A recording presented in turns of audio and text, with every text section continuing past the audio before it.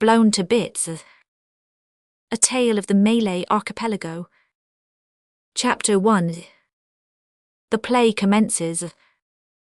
Blown to bits, bits so inconceivably, so ineffably, so microscopically small that, but let us not anticipate. About the darkest hour of a very dark night, in the year 1883, a large brig lay becalmed on the Indian Ocean, not far from that region of the eastern world which is associated in some minds with spices, volcanoes, coffee, and piratical junks, namely the Malay Archipelago. Two men slowly paced the brig's quarterdeck for some time in silence, as if the elemental quietude which prevailed above and below had infected them. Both men were broad and apparently strong. One of them was tall, the other short. More than this the feeble light of the binnacle lamp failed to reveal. "Father," said the tall man to the short one, "I do like to hear the gentle pattering of the reef points on the sails. It is so suggestive of peace and rest. Doesn't it strike you so?" "Can't say it does, lad," replied the short man, in a voice which, naturally mellow and hearty, had been rendered nautically harsh and gruff by years of persistent roaring in the teeth of wind and weather. "More suggestive to me of lost time and leeway." The son laughed lightly, a pleasant, kindly, soft laugh, in keeping with the scene and hour. "Why, father," he resumed after a brief pause, "you are so sternly practical that you drive all the sentiment out of a fellow. I had almost risen to the regions of poetry just now, under the pleasant influences of nature." "Glad I got hold of lad before you rose," growled the captain of the brig, for such the short man was. "When a young fellow like you gets up into the clouds, poetry, he's like a man in a balloon, scarce knows how he got there. Doesn't know very well how he's to get down, and has no more idea where he's goin' to, or what he's driven at, than the man in the moon. Take my advice, lad, and get out poetical regions as fast as he can. It don't suit a young fellow who has got to do duty as first mate of his father's brig and push his way in the world as a seaman. When I sent you to school and made you a far better scholar than myself, I had no notion they was goin' to teach you poetry." The captain delivered the last word with an emphasis which was meant to convey the idea of profound but not ill-natured scorn. "Why, father," returned the young man, in a tone which plainly told of a gleeful laugh within him, which was as yet restrained, "it was not school that put poetry into me, if indeed there be any in me at all." "What was it then?" "It was mother," returned the youth promptly, "and surely you don't object to poetry in her?" "Object," cried the captain as though speaking in the teeth of a nor'wester. "Of course not, but then, Nigel, poetry in your mother is poetry, and she can do it, lads, screeds of it, equal to anything that Dibdin, or that other fellow, I forget his name, ever put pen to. Why, your mother is herself a poem. Neatly made up, rounded off at the corners, French polished and all shipshape. You needn't go and shelter yourself under her wings, while you're inflated up in the clouds, reef point patterin, balloon-like nonsense." Well, father, don't get so hot about it, I won't offend again. Besides, I'm quite content to take a very low place so long as you give mother her right position. We won't disagree about that, but I suspect that we differ considerably about the other matter you mentioned." "What other matter?" demanded the sire. "My doing duty as first mate," answered the son. "It must be quite evident to you by this time, I should think, that I am not cut out for a sailor. After all your trouble, and my own efforts during this long voyage round the Cape, I'm no better than an amateur. I told you that a youth taken fresh from college, without any previous experience of the sea except in boats, could not be licked into shape in so short a time. It is absurd to call me first mate of the Sunshine. That is in reality Mr. Moore's position." "No, it isn't, Nigel, my son," interrupted the captain firmly. "Mr. Moore is second mate. I say so, and if I, the skipper and owner this brig, don't know it, I'd like to know who does. Now, look here, lad. You've always had a bad habit of under-ratting yourself and contradicting your father. I'm an old salt, and I tell 'ee that for the time you've been at sea and the opportunities you've had, you're a sort of walk-in miracle. You're no more an amateur than I am, and another voyage or two will make you quite fit to work your way all over the ocean, and finally to take command o' this here brig, and let your old father stay at home. Why? With the poetess, suggested Nigel. "Just so, why the equal o' Dibdin, not to mention the other fellow. Now it seems to me, how's head?" The captain suddenly changed the subject here. Nigel, who chanced to be standing next the binnacle, stooped to examine the compass, and the flood of light from its lamp revealed a smooth but manly and handsome face, which seemed quite to harmonize with the cheery voice that belonged to it. "Nor'eastern by east," he said. "Are ye sure, lad? Your doubting me, father, does not correspond with your lately expressed opinion of my seamanship, does it?" "Let me see," returned the captain, taking no notice of the remark and stooping to look at the compass with a critical eye. The flood of light in this case revealed a visage in which good nature had evidently struggled for years against the virulent opposition of wind and weather, and had come off victorious, though not without evidences of the conflict. At the same time it revealed features similar to those of the sun, though somewhat rugged and red, besides being smothered in hair. "Vulcan must be concocting a new brew," he muttered, as he gazed inquiringly over the bow, "or he's stirring up an old one." "What do you mean, father?" "I mean that there's something goin' on there away, in the neighbourhood o' Sunda Straits," answered the captain, directing attention to that point of the compass towards which the ship's head was turned. "Darkness like this don't happen without a cause. I've had some experience o' them seas before now, and depend upon it that Vulcan is stirring up some o' the fires that are always blazing away more or less around the Straits settlements." "By which you mean, I suppose, that one of the numerous volcanoes in the Malay archipelago has become active," said Nigel. "But are we not some 500 or 600 miles to the southwest of Sunda? Surely the influence of volcanic action could scarcely reach so far." "So far," repeated the captain, with a sort of humph which was meant to indicate mild contempt. "That shows how little you know, with all your book learning, about volcanoes." "I don't profess to know much, father," retorted Nigel in a tone of cheery defiance. "Why, boy," continued the other, resuming his perambulation of the deck, "explosions have sometimes been heard for hundreds of miles. I thought I heard one just now, but no doubt the unusual darkness works up my imagination and makes me suspicious, for it's wonderful what fools the imag. Hallo, 500, feel that?" He went smartly towards the binnacle light as he spoke, and holding an arm close to it, found that his sleeve was sprinkled with a thin coating of fine dust. "Didn't I say so?" he exclaimed in some excitement, as he ran to the cabin skylight and glanced earnestly at the barometer.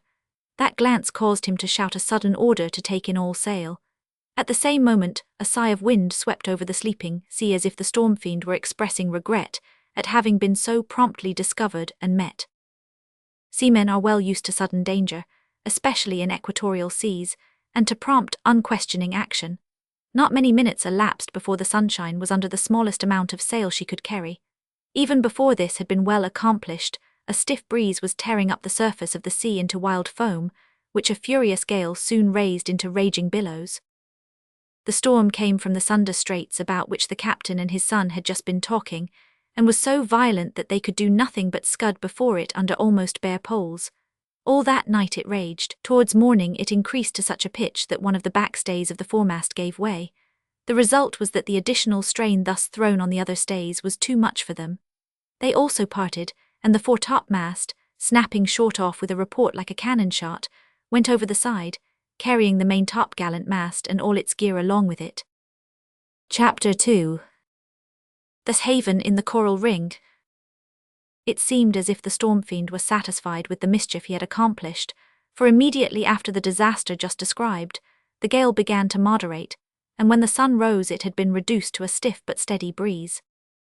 From the moment of the accident onward, the whole crew had been exerting themselves to the utmost with axe and knife to cut and clear away the wreck of the masts and repair damages.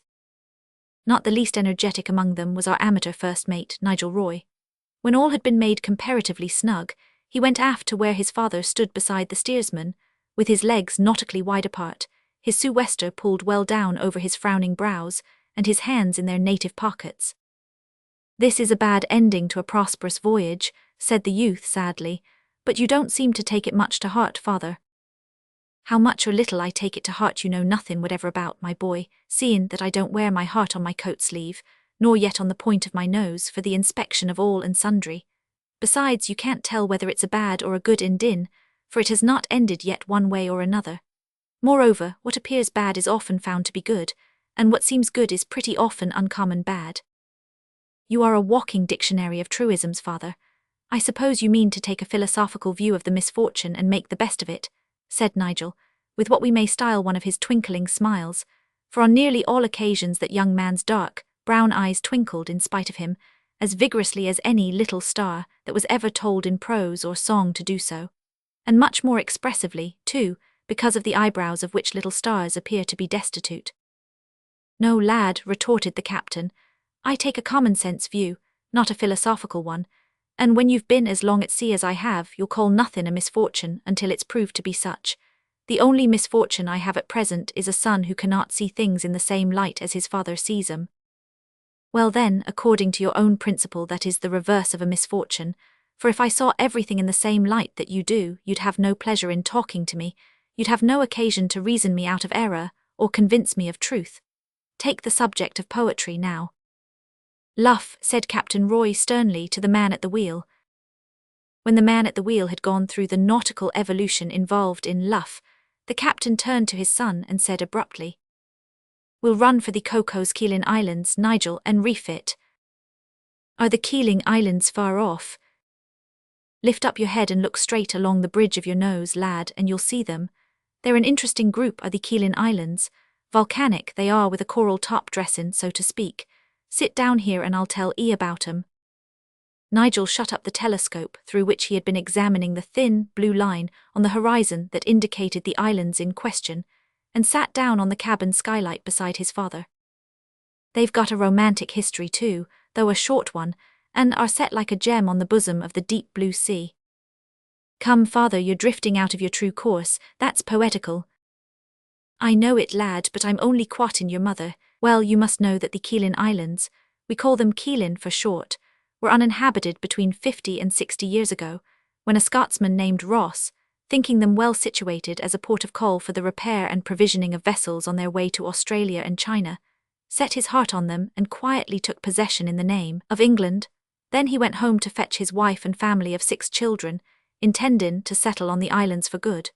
Returning in 1827 with the family and 14 adventurers, 12 of whom were English, one a Portuguese and one a Javanese, he found to his disgust that an Englishman named Hare had stepped in before him and taken possession. This Hare was a very bad fellow, a rich man who wanted to live like a Raja, with lots of native wives and retainers, and be a sort of independent prince.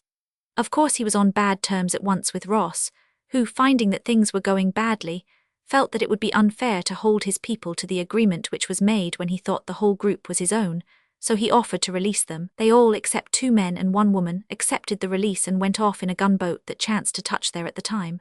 For a good while Hare and his rival lived there, the one trying to get the Dutch, the other to induce the English government to claim possession. Neither Dutch nor English would do so at first, but the English did it at long last, in 1878, and annexed the islands to the government of Ceylon. Long before that date, however, before 1836, Hare left and went to Singapore, where he died, leaving Ross in possession, the king of the Cocos Islands as he came to be called. In a few years, chiefly through the energy of Ross's eldest son, to whom he soon gave up the management of affairs, the group became a prosperous settlement.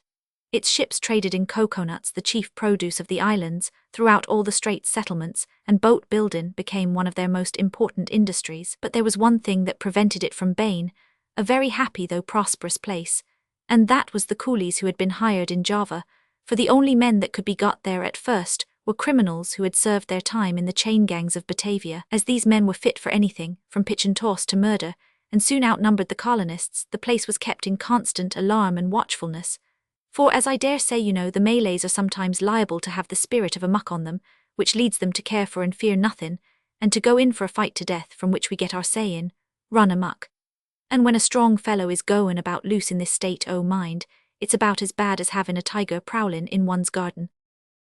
Well, sometimes 2 or 3 o' these coolies would mutiny and hide in the woods one o' the smaller uninhabited islands, and the colonists would have no rest till they hunted them down. So, to keep matters right, they had to be uncommon strict.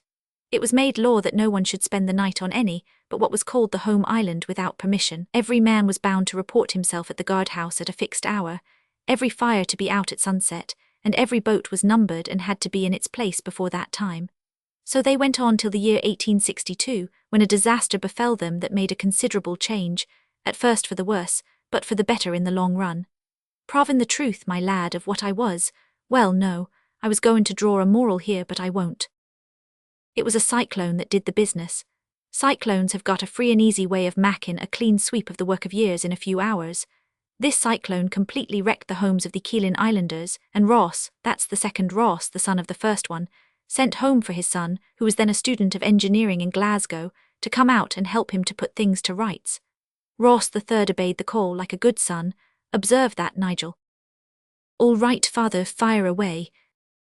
Like a good son, repeated the captain, and he turned out to be a first-rate man, which was lucky, for his poor father died soon after, leaving him to do the work alone. And well able was the young engineer to do it. He got rid o' the chain-gang men altogether, and hired none but men o' the best character in their place. He cleared off the forests and planted the ground with cocoa-nut palms, got out steam mills, circular saws, lathes, etc., and established a system of general education with a younger brother as headmaster, and tailmaster too, for I believe there was only one. He also taught the men to work in brass, iron and wood, and his wife, a Coco's girl that he married after Carmen, taught all the women and girls to sew, cook and manage the house. In short, everything went on in full swing of prosperity, till the year 1876, when the island-born inhabitants were about 500, as contented and happy as could be. In January of that year another cyclone paid them a visit. The barometer gave them warning, and, remembering the visit of 14 years before, they made ready to receive the new visitor. All the boats were hauled up to places of safety, and every other preparation was made. Down it came on the afternoon of the 28th, worse than they had expected. Many of the storehouses and mills had been lately renewed or built. They were all gutted and demolished. Everything movable was swept away like bits of paper. Lanes, hundreds of yards in length, were cleared among the palm trees by the whirling wind, which seemed to perform a demon dance of revelry among them. In some cases it snapped trees off close to the ground, in others it seemed to swoop down from above, lick up a patch of trees bodily and carry them clean away, leaving the surrounding trees untouched. Sometimes it would select a tree of 30 years' growth, seize it, spin it round, and leave it a permanent spiral screw. I was in these regions about the time, and had the account from a native who had gone through it all and couldn't speak of it, except with glaring eyeballs and gasping breath. About midnight of the 28th the gale was at its worst, darkness that could be felt between the flashes of lightning, thunder that was nearly drowned by the roaring of the wind, and the crashing of everything all round. To save their lives, the people had to fling themselves into ditches and hollows of the ground. Mr. Ross and some of his people were lying in the shelter of a wall near his house. There had been a schooner lying not far off. When Mr. Ross raised his head cautiously above the wall to have a look to windward, he saw the schooner Carmen, straight for him on the top of a big wave. "Hold on," he shouted, fell flat down and laid hold o' the nearest bush. Next moment the wave burst right over the wall, roared on up to the garden, 150 yards above high-water mark, and swept his house clean away. By good fortune the wall stood the shock, and the schooner stuck fast just before reaching it, but so near that the end of the jib-boom passed right over the place where the household lay holding on for dear life and half drowned. It was a tremendous night, concluded the captain, and nearly everything on the islands was wrecked, but they've survived it, as you'll see.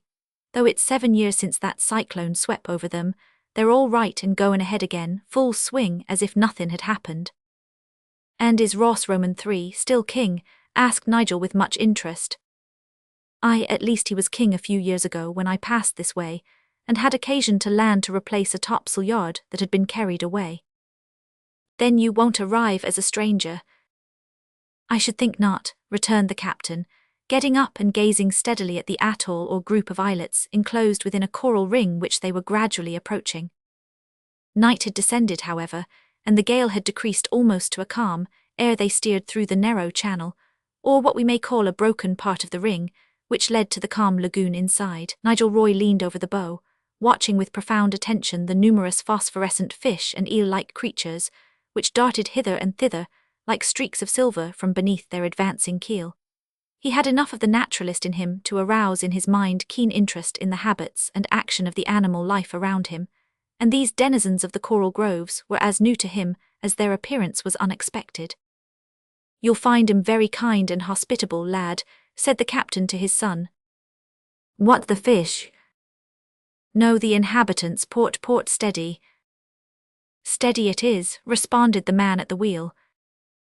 "Let go," shouted the captain.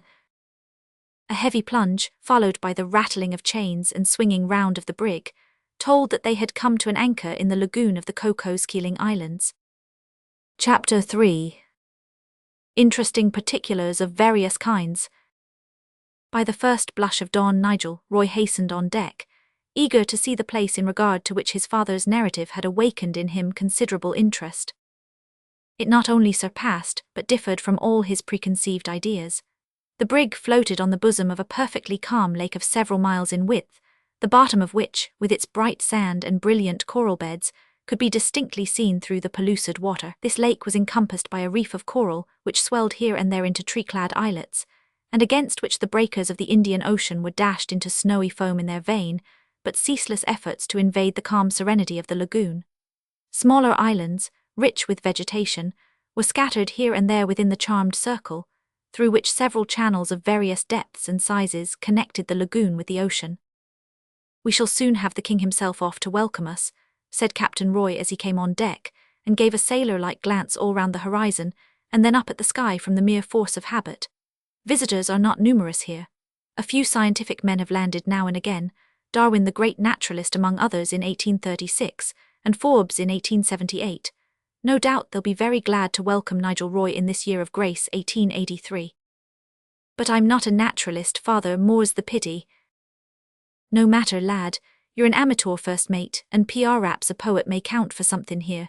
They lead poetical lives and are fond o' poetry." "Perhaps that accounts for the fondness you say they have for you, father." "Just so, lad, see, there's a boat puttin' off already, the king no doubt." He was right. Mr. Ross, the appointed governor and king of the Cocos Islands, was soon on deck, heartily shaking hands with and welcoming Captain Roy as an old friend. He carried him and his son off at once to breakfast in his island home, introduced Nigel to his family, and then showed them round the settlement, assuring them at the same time that all its resources were at their disposal for the repair of the Sunshine. "Thank ye kindly," said the captain in reply, "but I'll only ask for a stick to rig up a foretopmast to carry us to Batavia, where we'll give the old craft a regular overhaul, for it's just possible she may have received some damage below the waterline bumpin' on the mast and yards." The house of the king was a commodious, comfortable building in the midst of a garden, in which there were roses in great profusion, as well as fruit trees and flowering shrubs. Each Keeling family possessed a neat, well-furnished plank cottage enclosed in a little garden, besides a boat-house at the water edge on the inner or lagoon side of the reef, and numerous boats were lying about on the white sand. The islanders, being almost born sailors, were naturally very skillful in everything connected with the sea. There was about them a good deal of that kindly innocence which one somehow expects to find associated with a mild paternal government and a limited intercourse with the surrounding world, and Nigel was powerfully attracted by them from the first. After an extensive ramble, during which Mr. Ross plied the captain with eager questions as to the latest news from the busy centres of civilization, especially with reference to new inventions connected with engineering, the island king left them to their own resources till dinner time, saying that he had duties to attend to connected with the kingdom. "Now, boy," said the captain when their host had gone, "what'll 'ee do? Take a boat and have a pull over the lagoon, or go with me to visit a family I'm particularly fond of, and who are uncommon fond o' me?" "Visit the family, of course," said Nigel. "I can have a pull any day." "Come along then." He led the way to one of the neatest of the plank cottages, which stood on the highest ridge of the island, so that from the front windows it commanded a view of the great blue ocean with its breakers that fringed the reef as with a ring of snow, while on the opposite side lay the peaceful waters and islets of the lagoon. A shout of joyful surprise was uttered by several boys and girls at sight of the captain, for during his former visit he had won their hearts by telling them wild stories of the sea, one half of each story being founded on fact and personal experience, the other half on a vivid imagination. "We are rejoiced to see you," said the mother of the juveniles, a stout woman of mixed nationality, that of Dutch apparently predominating. She spoke English, however, remarkably well, as did many of the Cocos people, though Malay is the language of most of them. The boys and girls soon hauled the captain down on a seat, and began to urge him to tell them stories, using a style of English that was by no means equal to that of the mother. Stop, let me see Sister Cathy first. I can't begin without her. Where is she?" "Somewhere, I suppose," said the eldest boy. "No doubt of that. Go fetch her," returned the captain.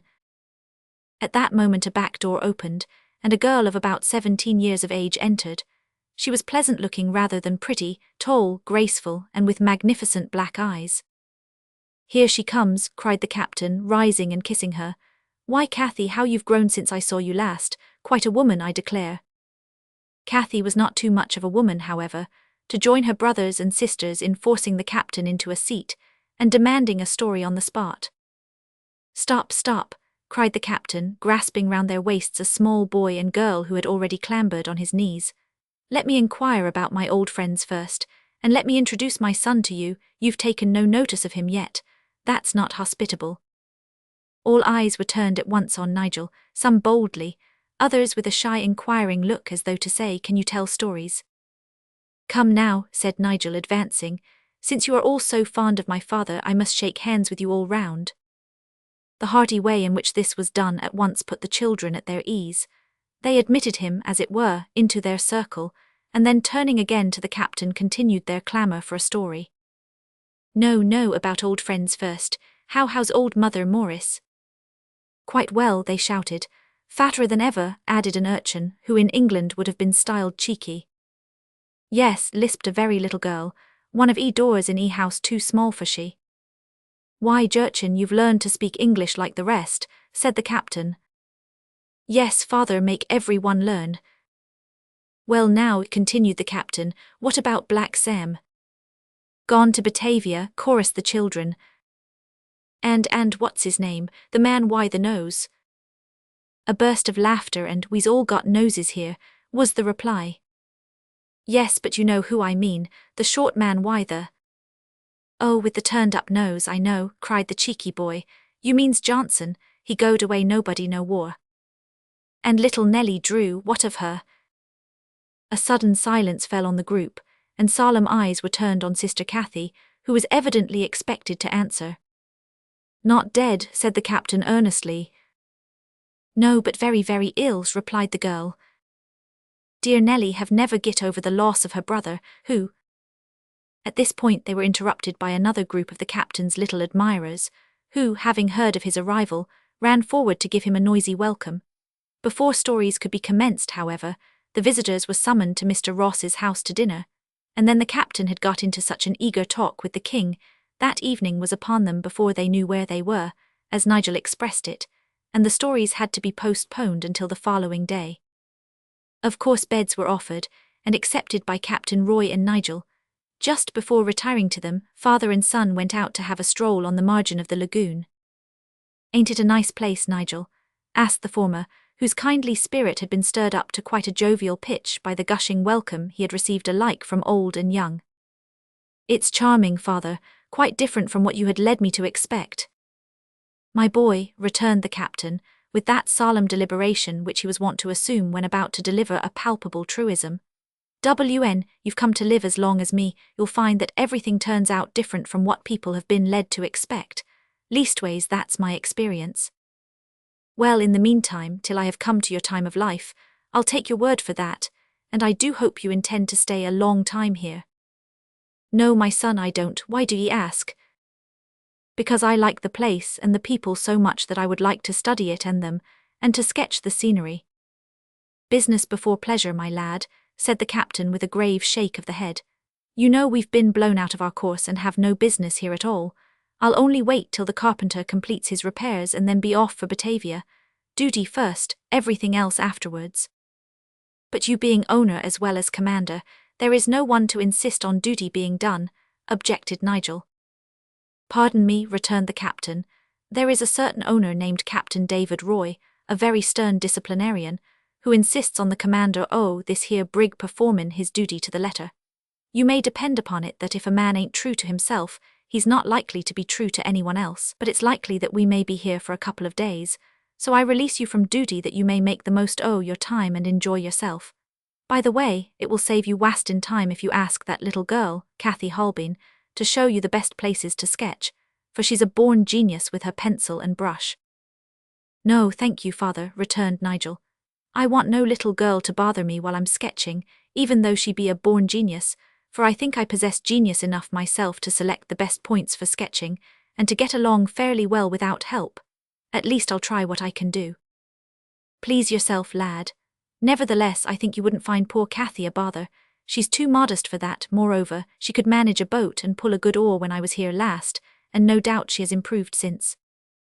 "Nevertheless, I'd rather be alone," persisted Nigel. "But why do you call her poor Cathy? She seems to be quite as strong and as jolly as the rest of her brothers and sisters." "Ah, poor thing, these are not her brothers and sisters," returned the captain in a gentler tone. "Cathy is only an adopted child and an orphan. Her name, Kathleen, is not a Dutch one. She came to these islands in a somewhat curious way. Sit down here and I'll tell the little I know about her." Father and son sat down on a mass of coral rock that had been washed up on the beach during some heavy gale, and for a few minutes gazed in silence on the beautiful lagoon, in which not only the islets, but the brilliant moon and even the starry hosts were mirrored faithfully. "About 13 years ago," said the captain, "2 pirate junks in the Sunda Straits attacked a British bark, and after a fight captured her. Some the crew were killed in action, some were taken on board the junks to be held to ransom, I suppose, and some, jumping into the sea to escape if possible by swimming, were probably drowned, for they were a considerable distance from land. It was one these fellows, however, who took to the water that managed to land on the Java shore, more dead than alive. He gave information about the affair, and was the cause of a gunboat that was in these waters at the time, Bain, sent off in chase the pirate junks. This man who swam ashore was a Lascar. He said that the chief the pirates, who seemed to own both junks, was a big ferocious Malay with only one eye. He might have added with no heart at all, if what he said the scoundrel was true, for he behaved with horrible cruelty to the crew the bark. After talking all he wanted out of his prize, he scuttled her, and then divided the people that were saved alive between the 2 junks. There were several passengers in the vessel, among them a young man, a widower with a little daughter 4-year-old or so. He was bound for Calcutta. Being a very powerful man, he fought like a lion to beat the pirates off, but he was surrounded and at last knocked down by a blow from behind. Then his arms were made fast and he was sent the rest into the biggest junk. This poor fellow recovered his senses about the time the pirates were dividing the prisoners among them. He seemed dazed at first, so said the Lascar, but as he must have been in a considerable funk himself, I suspect his observations couldn't have been very correct. Anyhow, he said he was sitting near the side the junk beside this poor man, whose name he never knew, but who seemed to be an Englishman from his language, when a wild scream was heard in the other junk. It was the little girl who had caught sight of her father, and began to understand that she was going to be separated from him. At the sound her voice he started up, and looking round like a wild bull, caught sight the little one on the deck the other junk, just as they were hoisting sail to take advantage of a breeze that had sprung up. Whether it was that they had bound the man with a piece of bad rope, or that the strength Samson had been given to him, the Lascar could not tell, but he saw the Englishman snap the rope as if it had been a bit of pack thread, and jump overboard. He swam for the junk where his little girl was. If he had possessed the strength of a dozen Samsons, it would have availed him nothing, for the big sail had caught the breeze and got way on her. At the same time the other junk lay over to the same breeze and the 2 separated. At first the one-eyed pirate jumped up with an oath and fired a pistol shot at the Englishman, but missed him. Then he seemed to change his mind and shouted in bad English with a diabolical laugh, "Swim away, swim hard, P-raps you kitch I am up." Of course the 2 junks were soon out of sight the poor swimmer, and that was the end of him, for of course he must have been drowned. "But what of the poor little girl?" asked Nigel, whose feelings were easily touched by the sorrows of children, and who began to have a suspicion of what was coming. "I'm just coming to that. Well, the gunboat that went to look for the pirates sighted the junks out in the Indian Ocean after a long search and captured her, but not a single the bark's crew was to be found in her, and it was supposed they had been all murdered and thrown overboard, shots tied to their feet to sink them. Enough the cargo the British bark was found, however, to convict her, and on a more careful search Bain made, the little girl was discovered, hid away in the hold. Bain, only about 4-year-old, the poor little thing was too frightened to understand the questions put to her. All she could say was that she wanted to go to father, and that her name was Cathy, probably short for Kathleen, but she could not tell. "Then that is the girl who is now here," exclaimed Nigel. "The same, lad. The gunboat ran in here like as we did to have some slight repairs done, and Cathy was landed. She seemed to take at once to motherly Mrs. Holbein, who offered to adopt her, and as the captain of the gunboat had no more notion than the man in the moon who the child belonged to or what to do with her, he gladly handed her over, so here she has been living ever since. Of course attempts have been made to discover her friends, but without success, and now all hope has been given up. The poor girl herself never speaks on the subject, but old Holbein and his wife tell me she is sure that Cathy has never forgotten her father. It may be so. Anyhow, she has forgotten his name, if she ever knew it. Next day Nigel made no objections to being guided to the most picturesque spots among the Coral Isles by the interesting orphan girl. If she had been older, he might even have fallen in love with her, an event which would have necessitated an awkward modification of the groundwork of our tale. As it was, he pitied the poor child sincerely, and not only, recognizing her genius, asked her advice a good deal on the subject of art, but, recognizing also her extreme youth and ignorance, volunteered a good deal of advice in exchange, quite in a paternal way. Chapter 4.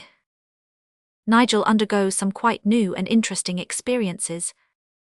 The arrangements made on the following day turned out to be quite in accordance with the wishes and tastes of the various parties concerned. The ship's carpenter having been duly set to work on the repairs, and being inspected in that serious piece of prosaic business by the second mate, our captain was set free to charm the very souls of the juveniles by wandering for miles along the coral strand, inventing, narrating, exaggerating to his heart's content, pausing now and then to ask questions irrelevant to the story in hand, like a wily actor. For the purpose of intensifying the desire for more, he would mount a block of coral, and thence, sometimes as from a throne or platform or pulpit, impress some profound piece of wisdom, or some thrilling point, or some exceedingly obvious moral on his followers, open-mouthed and open-eyed. These were by no means idlers, steeped in the too common business of having nothing to do. No, they had regularly sought and obtained a holiday from work or school, for all the activities of social and civilized life were going on full swing, fuller indeed than the average swing, in that remote, scarcely known and beautiful little gem of the Indian Ocean. Meanwhile Nigel and Cathy, with sketchbooks under their arms, went down to where the clear waters of the lagoon rippled on the white sand, and launching a cockle-shell of a boat, rowed out toward the islets. "Now, Cathy, you must let me pull," said Nigel, pushing out the sculls, "for although the captain tells me you are very good at rowing, it would never do for a man, you know, to sit lazily down and let himself be rowed by a girl." "Very well," said Cathy with a quiet and most contented smile, for she had not yet reached the self-conscious age, at least as ages go in the Cocos-Keeling Islands. Besides, Cathy was gifted with that charming disposition which never objects to anything, of course, that does not involve principle. But it was soon found that, as the cockle-shell had no rudder, and the intricacies they had to wind among were numerous, frequent directions and corrections were called for from the girl. 500, you know," said Nigel at last. "As I don't know where you want me to go to, it may be as well, after all, that you should row." "Very well," said Cathy with another of her innocent smiles. "I think it will be better so at first." Nigel could not help laughing at the way she said this as he handed her the sculls. She soon proved herself to be a splendid boatwoman, and although her delicate and shapely arms were as mere pipe stems to the great brawny limbs of her companion, yet she had a deft, mysterious way of handling the sculls that sent the cockle-shell faster over the lagoon than before. "Now we go ashore here," said Cathy, turning the boat, with a prompt backwater of the left scull and a vigorous pull of the right one, into a little cove just big enough to hold it.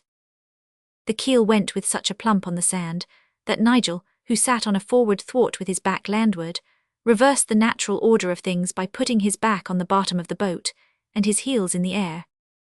To this day it is an unsettled question whether this was done on purpose by Cathy. Certain it is that she did not tumble, but burst into a hearty fit of laughter, while her large lustrous eyes half shut themselves up and twinkled. "Why, you don't even apologize, you dreadful creature," exclaimed Nigel, joining in the laugh as he picked himself up. "Why should I apologize?" asked the girl in the somewhat broken English acquired from her adopted family. "Why you not look out?" "Right, Cathy, right. I'll keep a sharp lookout next time. Meanwhile I will return good for evil by offering my hand to help you a hallow." While he spoke, the girl had sprung past him like a grasshopper and alighted on the sand like a butterfly. A few minutes later and this little jesting fit had vanished, and they were both engaged with pencil and book, eagerly, for both were enthusiastic, sketching one of the most enchanting scenes that can well be imagined. We will not attempt the impossible. Description could not convey it. We can only refer the reader's imagination to the one old, hackneyed but expressive word, fairyland. One peculiarly interesting point in the scene was that on the opposite side of the lagoon, the captain could be seen holding forth to his juvenile audience. Art on the Keeling Islands. Art on the Keeling Islands. When a pretty long time had elapsed in absolute silence, each sketcher being totally oblivious of the other, Nigel looked up with a long sigh and said, "Well, you have chosen a most exquisite scene for me. The more I work at it, the more I find to admire. May I look now at what you have done?" "Oh yes, but I have done not much. I am slow," said the girl as Nigel rose and looked over her shoulder. "Why, how beautiful, but what do you mean?" exclaimed the youth. "I don't understand you," said the girl, looking up in surprise. "Why, Kathy, I had supposed you were drawing that magnificent landscape all this time, and you've only been drawing a group of shells. Splendidly done, I admit, but why?" He stopped at that moment, for her eyes suddenly filled with tears. "Forgive me, dear child," said Nigel hurriedly. "I did not intend to hurt your feelings. I was only surprised at your preference."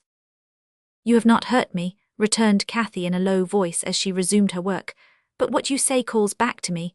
My father was very fond of shells." She stopped, and Nigel, blaming himself for having inadvertently touched some tender chord, hastened, somewhat clumsily, to change the subject. "You draw landscape also, I doubt not." "Oh yes, plenty. If you come home to me tonight I will show you some." "I shall be only too happy," returned the youth, sitting down again to his sketch. "And perhaps I may be able to give you a hint or two, especially in reference to perspective, for I've had regular training, you know, Kathy, and I dare say you have not had that here." "Not what you will think much, perhaps, yet I have studied a little in school, and very much from nature." "Well, you have been under the best of masters," returned Nigel, "if you have studied much from nature. And who has been your other teacher?" "A brother of Mr. Ross. I think he must understand very much. He was an engineer and has explained to me the rules of perspective and many other things which were at first very hard to understand. But I do see them now." "Perhaps then, Kathleen," said Nigel, in that drawling, absent tone in which artists are apt to indulge when busy at work, "perhaps you may be already too far advanced to require instruction from me." "Perhaps, but I think no, for you seems to understand a great deal. But why you call me Kathleen just now?" "Because I suppose that is your real name, Kathy being the short for it. Is it not so?" "Well, perhaps it is. I have heard Mother Holbein say so once. I like Kathleen best." "Then may I call you Kathleen?" "If you like." At this point, both artists had become so engrossed in their occupation that they ceased to converse, and for a considerable time profound silence reigned, at least on their part, though not as regarded others, for every now and then the faint sound of laughter came floating over the tranquil lagoon from that part of the coral strand, where Captain Roy was still tickling the fancies, and expanding the imaginations, and harrowing or soothing the feelings of the Coco's Keeling juveniles. Inferior animal life was also in ceaseless activity around the sketchers, filling the air with those indescribably quiet noises which are so suggestive of that general happiness which was originally in terrestrial paradise, and is ultimately to be the lot of redeemed creation. Snipe and curlews were wading with jaunty step and absorbed inquiring gaze in the shallow pools. Hermit crabs of several species and sizes were scuttling about, searching for convenient shells in which to deposit their naturally homeless and tender tails. Overhead there was a sort of sea rookery, the trees being tenanted by numerous gannets, frigate birds and terns, the first gazing with a stupid yet angry air, the last, one beautiful little snow-white species in particular, hovering only a few feet above the sketchers' heads, while their large black eyes scanned the drawings with the owlish look of wisdom peculiar to connoisseurs. Noddies also were there, and on the ground, lizards and spiders and innumerable ants engaged in all the varied activities connected with their several domestic arrangements. Altogether, it was a scene of bright, peaceful felicity, which seemed to permeate Nigel's frame right inward to the spinal marrow, and would have kept him entranced there at his work for several hours longer if the cravings of a healthy appetite had not warned him to desist. "Now, Kathleen," he said, rising and stretching himself as one is apt to do after sitting long in a constrained position, "it seems to me about time to, by the way, we've forgotten to bring something to eat." His expression as he said this made his companion look up and laugh. "Plenty coconuts," she said, pointing with her pencil to the overarching trees. True, but I doubt my ability to climb these long straight stems. Besides, I have got only a small clasp knife, which would be but a poor weapon with which to attack the thick outer husk of the nuts. But I have got a few without the husks in the boat, said the girl, rising and running to the place where the cockle-shell had been left. She returned immediately with several nuts divested of their thick outer covering, and in the condition with which we are familiar in England. Some of them were already broken, so that they had nothing to do but sit down to lunch. Here is one, said Cathy, handing a nut to Nigel, that has got no meat yet in it, only milk. Bore a hole in it and drink, but see you bore in the right hole. The right hole, echoed the youth, are some of them wrong ones? Oh yes, only one of the three will do. One of our crabs knows that and has claws that can bore through the husk and shell. We calls him coconut crab. Indeed, that is strange. I never heard before of a crab that fed on coconuts. This one do, he is very big and also climbs trees. It goes about most at night. Perhaps you see one before you go away.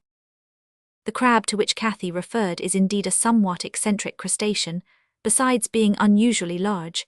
It makes deep tunnels in the ground larger than rabbit burrows, which it lines with coconut fiber. One of its claws is developed into an organ of extraordinary power with which it can break a coconut shell, and even, it is said, a man's limb. It never takes all the husk off a coconut. That would be an unnecessary trouble, but only enough off the end where the three eyelets are, to enable it to get at the inside. Having pierced the proper eye with one of its legs, it rotates the nut round it until the hole is large enough to admit the point of its great claw, with which it continues the work. This remarkable creature also climbs the palm trees, but not to gather nuts. That is certain, for its habits have been closely watched, and it has been ascertained that it feeds only on fallen nuts. Possibly it climbs for exercise, or to obtain a more extended view of its charming habitat, or simply for fun. Why not? All this and a great deal more was told to Nigel by Kathleen, who was a bit of a naturalist in her tendencies, as they sat there under the graceful fronds of the palm trees, admiring the exquisite view, eating and drinking coconuts. I suppose you have plenty of other kinds of food besides this, said Nigel. Oh yes, plenty. Most of the fish in our lagoon be good for eating, and so also the crabs, and we have turtle too. Indeed, how do you catch the turtle? Another nut, please, thank you. The way we gets turtle is by the men diving for them and catching them in the water. We has pigs too, plenty, and the wild birds are some very nice. When the artists had finished, they proceeded to the shore, and to their surprise and amusement, found the cockle-shell in possession of a piratical urchin of about 4 years of age in a charmingly light state of clothing. He was well known to Kathleen, and it turned out that, having seen the cockle start at too great a distance to be hailed, and having set his heart on joining in the excursion, he had watched their movements, observed their landing on the islet, which was not far from the main circlet of land, and running round till he came opposite to it, swam off and got into the boat. Being somewhat tired, he had lain down to rest and fallen sound asleep. On the way home, this urchin's sole delight was to lean over the bow and watch the fish and coral groves over which they skimmed. In this he was imitated by Nigel, who, ungallantly permitting his companion to row, also leaned over the side and gazed down into the clear crystal depths with unwearying delight. For the wonderful colours displayed in those depths must be seen to be believed. Not only is the eye pleased with the ever-varying formations of the coral bowers, but almost dazzled with the glittering fish, blue, emerald, green, scarlet, orange, banded, spotted and striped, that dart hither and thither among the rich-toned seaweed and the variegated anemones which spread their tentacles upwards as if inviting the gazer to come down. Among these, crabs could be seen crawling with undecided motion, as if unable to make up their minds, while in out-of-the-way crevices clams of a gigantic size were gaping in deadly quietude, ready to close with a snap on any unfortunate creature that should give them the slightest touch. Nigel was sharply awakened from his dream by a sudden splash. Looking up, he observed that the small boy was gone. With a bound he stood erect, one foot on the gunwale and hands clasped ready to dive, when a glance revealed the fact that Cathy was smiling broadly. "Don't jump," she said, "he is only after a fish." Even while she spoke, Nigel saw the brown little fellow shooting about like a galvanized tadpole, with a small harpoon in his hand. Next moment he appeared on the surface shouting and spluttering, with a splendid fish on the end of his harpoon. Both were hauled into the boat, and very soon after they drew near to land. In the shallow water Nigel observed some remarkable creatures which resembled hedgehogs, having jaws armed with formidable teeth to enable them to feed, Kathy said, on coral insects. Filefishes also drew his attention particularly. These were magnificently striped and coloured, and apparently very fearless. "What convenient tails they have to lay hold of," remarked our hero as they slowly glided past one. "I believe I could catch it with my hand." Stooping swiftly as he spoke, he dipped his arm into the water, and actually did grasp the fish by its tail, but dropped it again instantly, to the shrieking delight of the urchin and Kathy, for the tail was armed with a series of sharp spines which ran into his hand like lancets. This was an appropriate conclusion to a day that would have been otherwise too enjoyable. Poor Nigel's felicity was further diluted when he met his father. "We'll have to sleep aboard tonight," said the captain, "for there's a fair breeze outside which seems likely to hold, and the mast has been temporarily rigged up, so we'll have to up anchor and away by break of day tomorrow." Nigel's heart sank. "Tomorrow, father?" "Aye, tomorrow, business first, pleasure afterwards." "Well, I suppose you are right, but it seems almost a shame to leave such a heaven upon earth as this in such a hurry. Besides, is it not unkind to such hospitable people to bolt off after you've got all that you want out of them?" "Can't help that, lad. Duty first and fun to follow. That's what beats creation hollow." "Come, father, don't say that you quote that from mother." "No more I do, my boy, it's my own homemade. I put it together last night when I couldn't sleep for your snoring." "Don't tell fibs, father, you know I never snore, but really are we to start at daylight?" "We are if the wind holds, but you may stay as late as you choose on shore tonight." Nigel availed himself of the opportunity to see as much of the place and people as was possible in the limited time. Next morning, the good though damaged brig was running in the direction of Sunda Straits before a stiff and steady breeze. Chapter 5. Captain Roy surprises and gratifies his son, who surprises a Negro, and suddenly forms an astonishing resolve.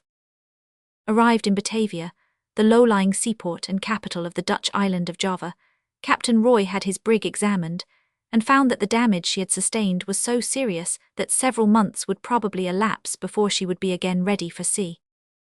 "Now, Nigel, my lad," said the old gentleman on the morning after the examination had been made, "come down below with me. I want to have a confabulation with E." "Why, father," said the youth when seated at the small cabin table opposite his rugged parent, "you seem to be in an unusually solemn frame of mind this morning.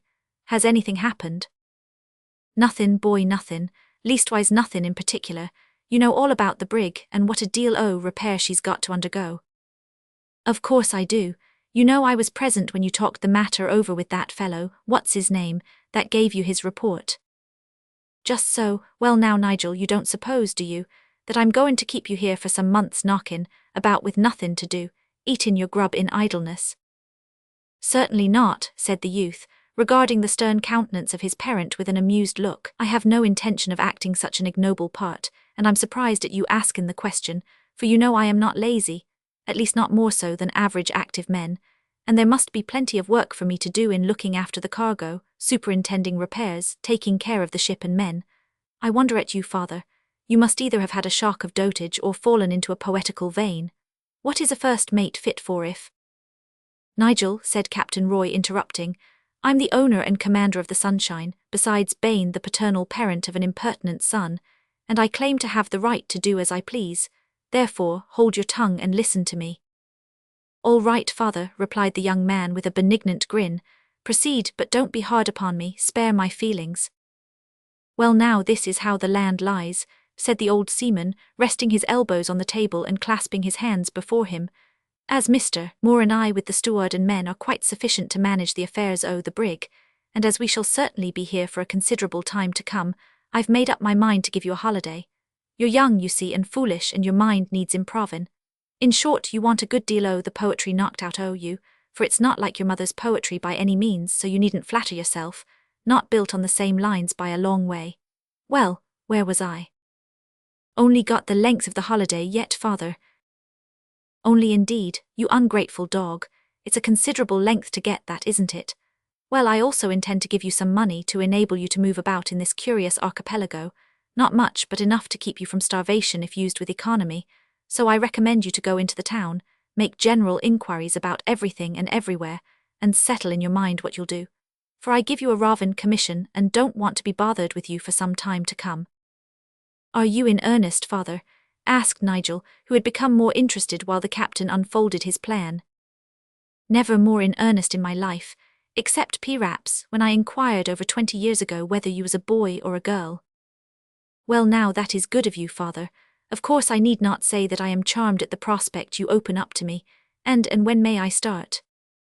"At once, up anchor and away tonight if you choose." "But where?" "Anywhere, everywhere, Java, Sumatra, Borneo, all Malaysia before you were to choose. Now be off and think over it, for I've got too much to do to waste time on you at present," said the captain, rising, "and stay, Nigel."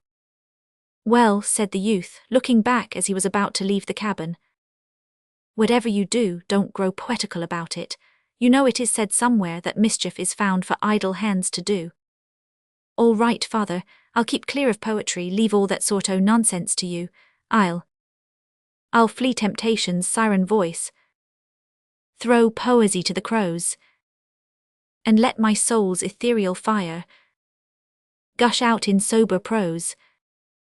It need scarcely be said that our hero was not slow to take advantage of the opportunity thus thrown in his way. He went off immediately through the town, armed with the introduction of his father's well-known name, and made inquiries of all sorts of people as to the nature, the conditions, the facilities, and the prospects of travel in the Malay archipelago.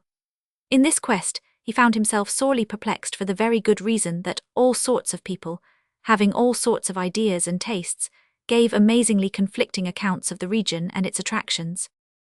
Wearied at last with his researches, he sauntered towards afternoon in the direction of the port, and began in a listless sort of way to watch the movements of a man who was busily engaged with a boat, as if he were making preparations to put to sea.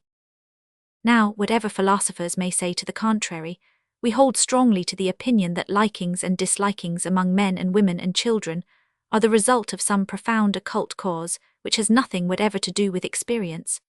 No doubt experience may afterwards come in to modify or intensify the feelings, but it is not the originating cause. If you say it is, how are we to account for love at first sight?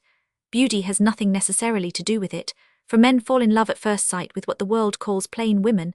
Happily, character is not the cause, for love assails the human breast oft times before the loved object has uttered a word, or perpetrated a smile, or even fulminated a glance to indicate character.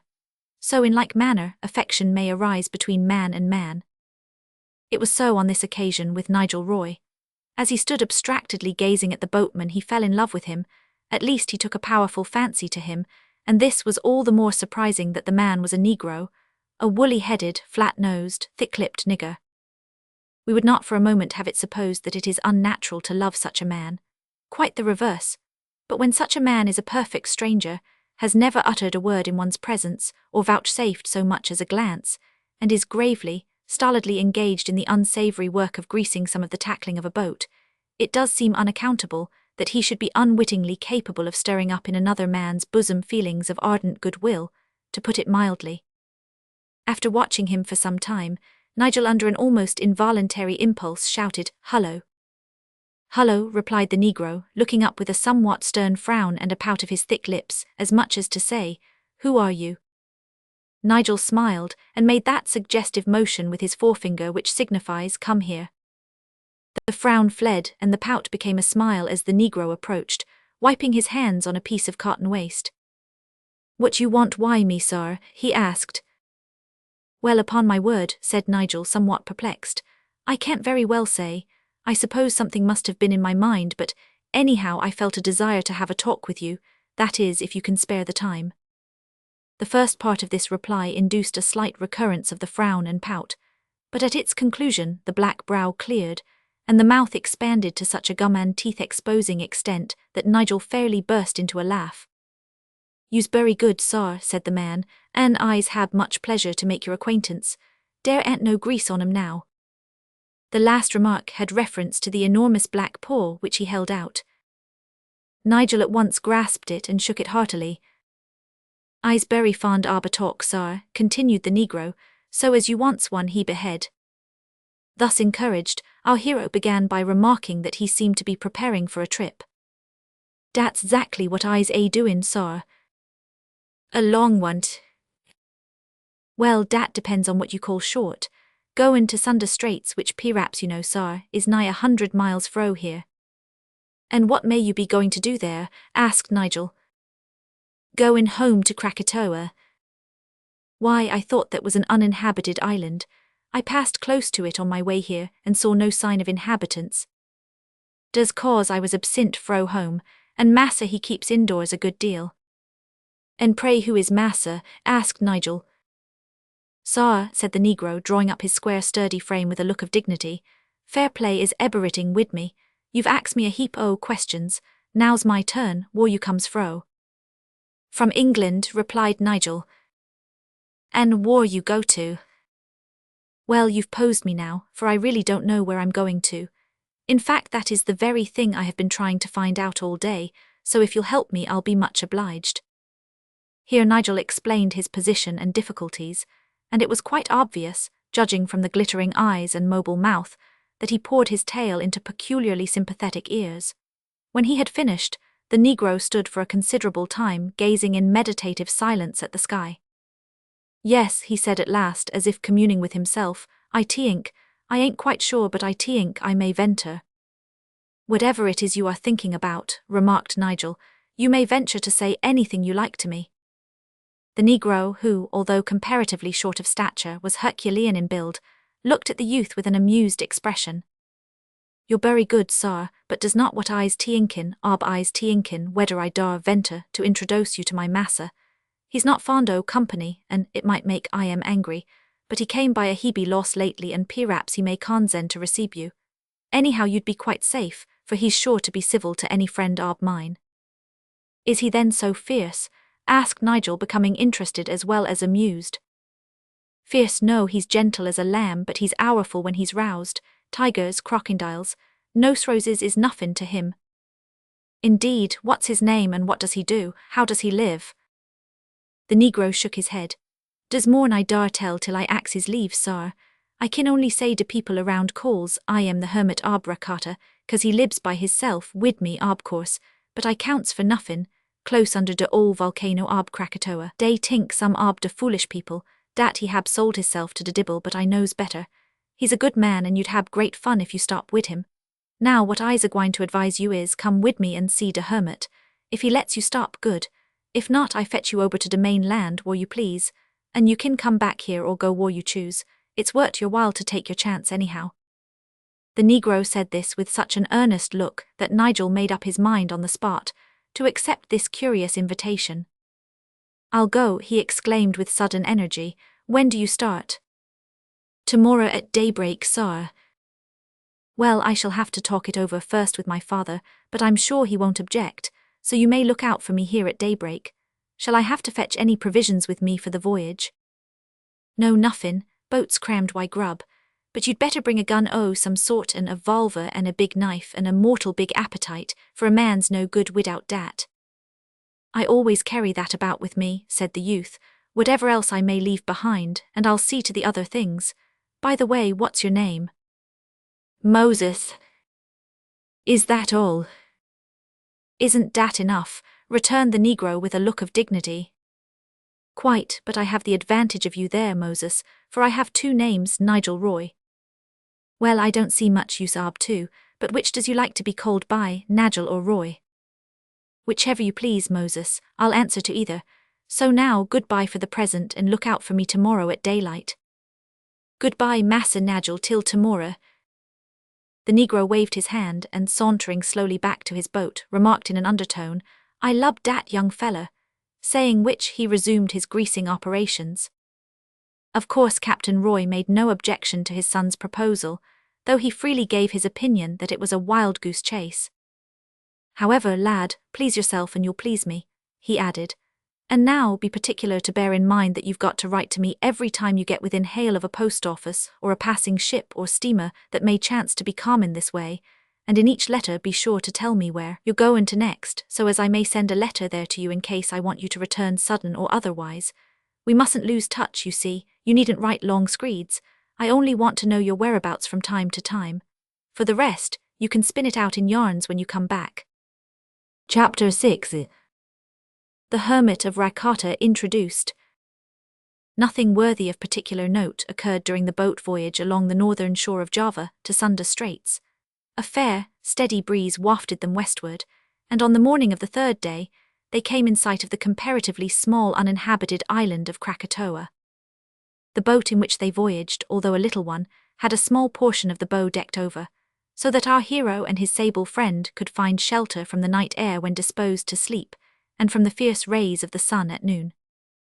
By the advice of his father, Nigel had changed his sailor costume for the shore-going toggery, in which he had landed on the Keeling Islands, as being more suitable to his new character as a traveller, namely, a white cloth cap with a peak in front and a curtain behind to protect his neck, a light grey tunic belted at the waist, and a pair of strong canvas trousers.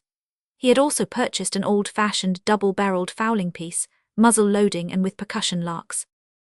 For you see, Nigel, the captain had said, it's all very well to use breech-loaders when you've got towns and railways and such like to supply you wi' cartridges, but when you've got to cruise in out-o'-the-way waters, there's nothing like the old style. It's not difficult to carry a few thousand percussion caps and a bullet mould about you wherever you go. As to powder, why you'll come across that most everywhere and lead too. And for the matter that, if your life depended on it, you could shove a handful of gravel or a penknife or toothpick into your gun and blaze away. But with a breech-loader, if you run out cartridges, where are you? So, as Nigel could not say where he was, the percussion gun had been purchased. The peak of Rakata, the highest in the island, a little over 2,600 feet, came in sight first. Gradually the rest of the island rose out of the horizon, and ere long the rich tropical verdure became distinguishable. Krakatoa, destined so soon to play a thrilling part in the world's history, to change the aspect of the heavens everywhere, to attract the wondering gaze of nearly all nations, and to devastate its immediate neighbourhood, is of volcanic origin, and at the time we write of 1883, was beginning to awaken from a long, deep slumber of 200 years. Its last explosion occurred in the year 1680. Since that date it had remained quiet, but now the tremendous subterranean forces which had originally called it into being were beginning to reassert their existence and their power. Vulcan was rousing himself again and beginning once more to blow his bellows. So said some of the sailors who were constantly going close past the island and through Sunda Straits, which may be styled the narrows of the world's highway to the China Seas. Subterranean forces, however, are so constantly at work more or less violently in those regions that people took little notice of these indications in the comparatively small island of Krakatoa, which was between 5 and 6 miles long by 4 broad. As we have said, it was uninhabited, and lying as it does between Sumatra and Java, about 16 miles from the former and over 20 miles from the latter, it was occasionally visited by fishermen. The hermit whom Nigel was about to visit might in some sort be counted an inhabitant, for he had dwelt there many years, but he lived in a cave which was difficult of access, and held communication with no one. How he spent his time was a mystery, for although his Negro servant went to the neighbouring town of Anger in Java for supplies, and sometimes to Batavia as we have seen, no piece of inanimate ebony from the forest could have been less communicative than he. Indeed, our hero was the first to unlock the door of his lips, with that key of mysterious sympathy to which reference has already been made. Some of the bolder of the young fishermen of the neighbouring coasts had several times made futile efforts to find out where and how the hermit lived, but the few who got a glimpse of him at a distance brought back such a report that a kind of superstitious fear of him was generated, which kept them at a respectful distance. He was 10 feet high, some romancers said, with shoulders 4 feet broad, a chest like a sugar hogshead, and a countenance resembling a compound of orangutan and tiger.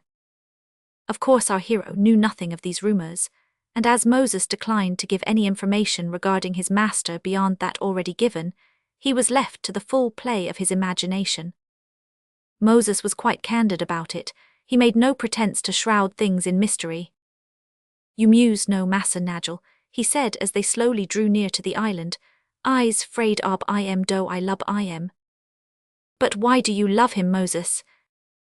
"'Cause he saved my life and set me free." "Indeed, well that is good reason, and why do you fear him?" "'Tis what I darn know, massa," replied the Negro with a puzzled look. "Is he harsh then?" "No." "Passionate?" "No, gentle as a lamb." "Strong?" Yes, oh, mighty strong and big. Surely you're not afraid of his giving you a licking, Moses? Oh no, returned the Negro with a smile of expansive benignity. I's not 'fraid ob dat. I's been a slave once, got used to lickins. Don't care nuffin at all for a lickin'. Then it must be that you're afraid of hurting his feelings, Moses, for I know of no other kind of fear. PR raps does it, said the Negro with a bright look. Now I wouldn't wonder if you's right, Massa Nagel. It never come into my head in dat light before. I used to be teinkin ob nights, when I's tired ob countin' my fingers and toes, but I couldn't make nuffin ob it. Now I knows, it's 'fraid I am ob hurtin' his feelin's. In the excess of his satisfaction at the solution of this long-standing puzzle, Moses threw back his head, shut his eyes, opened his enormous mouth and chuckled.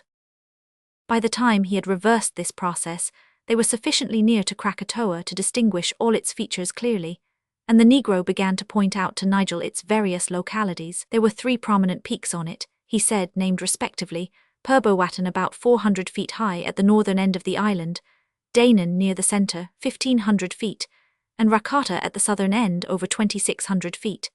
It was high up on the sides of the last cone that the residence of the hermit was situated. And you won't tell me your master's name, said Nigel. Moses shook his woolly head. No sar, no, I's 'fraid ob him, he, 'fraid ob hurtin' his feelin's. Well, never mind, I'll find it out from himself soon. By the way, what were you telling me about explosions yesterday when that little white gull came to admire your pretty face and took off our attention? Well, I dun know. Not got much to tell, only dar's been rumblin' and grumblin's and heavens lately and de mountains as didn't used to be, and cracks like sometin bustin' down below, and massa he shook his head 2 or 3 times and look solemn. He don't often do dat, shook his head I mean, for he mostly always looks solemn. A few minutes later the boat, running through a narrow opening among the rocks into a small circular harbour not more than 50 yards in diameter, rested its keel gently on a little bed of pure yellow sand. The shore there was so densely covered with bushes that the harbour might easily have been passed without being observed. Jumping ashore, Moses made the painter fast to a tree. What a quiet, cosy place, said Nigel as he sprang on the beach and looked admiringly round. Yes, and not easy to find if you don't knows. We will leave de boat here. No danger ob bane tooked away, and den go up to de cave. Is it far? Asked Nigel. A good bit near de top ob de mountain, answered the Negro, who looked at his companion somewhat uneasily. Why, what's the matter, Moses? Nuffin, oh, nuffin, but when massa axes you who you is, and what you been up to and where you're a-gwine to, and what wages you want, just you answer I am in a sorter promiscuous way, and don't be too particular. Wages, man, what do ye mean? Well, you'll excuse me, sir, returned the Negro with an air of profound humility, but my massa lost a old sarvant, a nigger like myself, only last month, and he wants to go on one ob his usual expeditions juice now, so he sends me to Batavia to get anoder man, a good one, you know, says massa, and as you, sir, was good enough to ax me what you should do, and you looked a pretty smart man, You scoundrel, cried Nigel, interrupting him, do you really mean to tell me that you've brought me here as a hired servant? Well, not zactly, returned Moses with solemn simplicity. You needn't ax no wages unless you like. But what if I don't want to take service? Demanded our hero with a savage frown. You kin go home again, answered Moses humbly. Nigel could contain himself no longer. As he observed the man's deprecatory air and thought of his own position, he burst into a fit of hearty laughter, whereupon the Negro recovered himself and smiled the smile of the guiltless. Come, said Nigel at last, lead on, you rascal, when I see your master I shall know what to say. All right, Massa Nagel, but mind what you say, else I won't answer for de consequences. Foller me and look arter your feet, for de road is roughish. The Negro's last remark was unquestionably true, for the road, if a mere footpath merits the name, was rugged in the extreme, here winding round the base of steep cliffs, there traversing portions of luxuriant forest, elsewhere skirting the margin of the sea. Moses walked at such a pace that Nigel, young and active though he was, found it no easy matter to keep up with him. Pride, however, forbade him to show the slightest sign of difficulty, and made him even converse now and then in tones of simulated placidity. At last the path turned abruptly towards the face of a precipice, and seemed to terminate in a small shallow cave. Anyone following the path out of mere curiosity would have naturally imagined that the cave was the termination of it, and a very poor termination too, seeing that it was a rather uninteresting cave, the whole of the interior of which could be seen at a single glance from its mouth. But this cave served in reality as a blind. Climbing by one or two projecting points, the Negro, closely followed by Nigel, reached a narrow ledge and walked along it a short distance. On coming to the end of the ledge, he jumped down into a mass of undergrowth, where the track again became visible, winding among great masses of weather-worn lava. Here the ascent became very steep, and Moses put on what sporting men call a spurt, which took him far ahead of Nigel, despite the best efforts of the latter to keep up. Still, our hero scorned to run or call out to his guide to wait, and thereby admit himself beaten. He pushed steadily on, and managed to keep the active Moses in view. Presently the Negro stepped upon a platform of rock high up on the cliffs, where his form could be distinctly seen against the bright sky.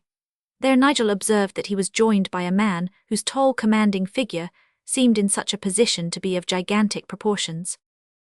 The two stood engaged in earnest conversation while watching Nigel. The latter immediately slackened his pace, in order at once to recover breath and approach with a leisurely aspect. The wild man of the island, I suppose, he thought as he drew near.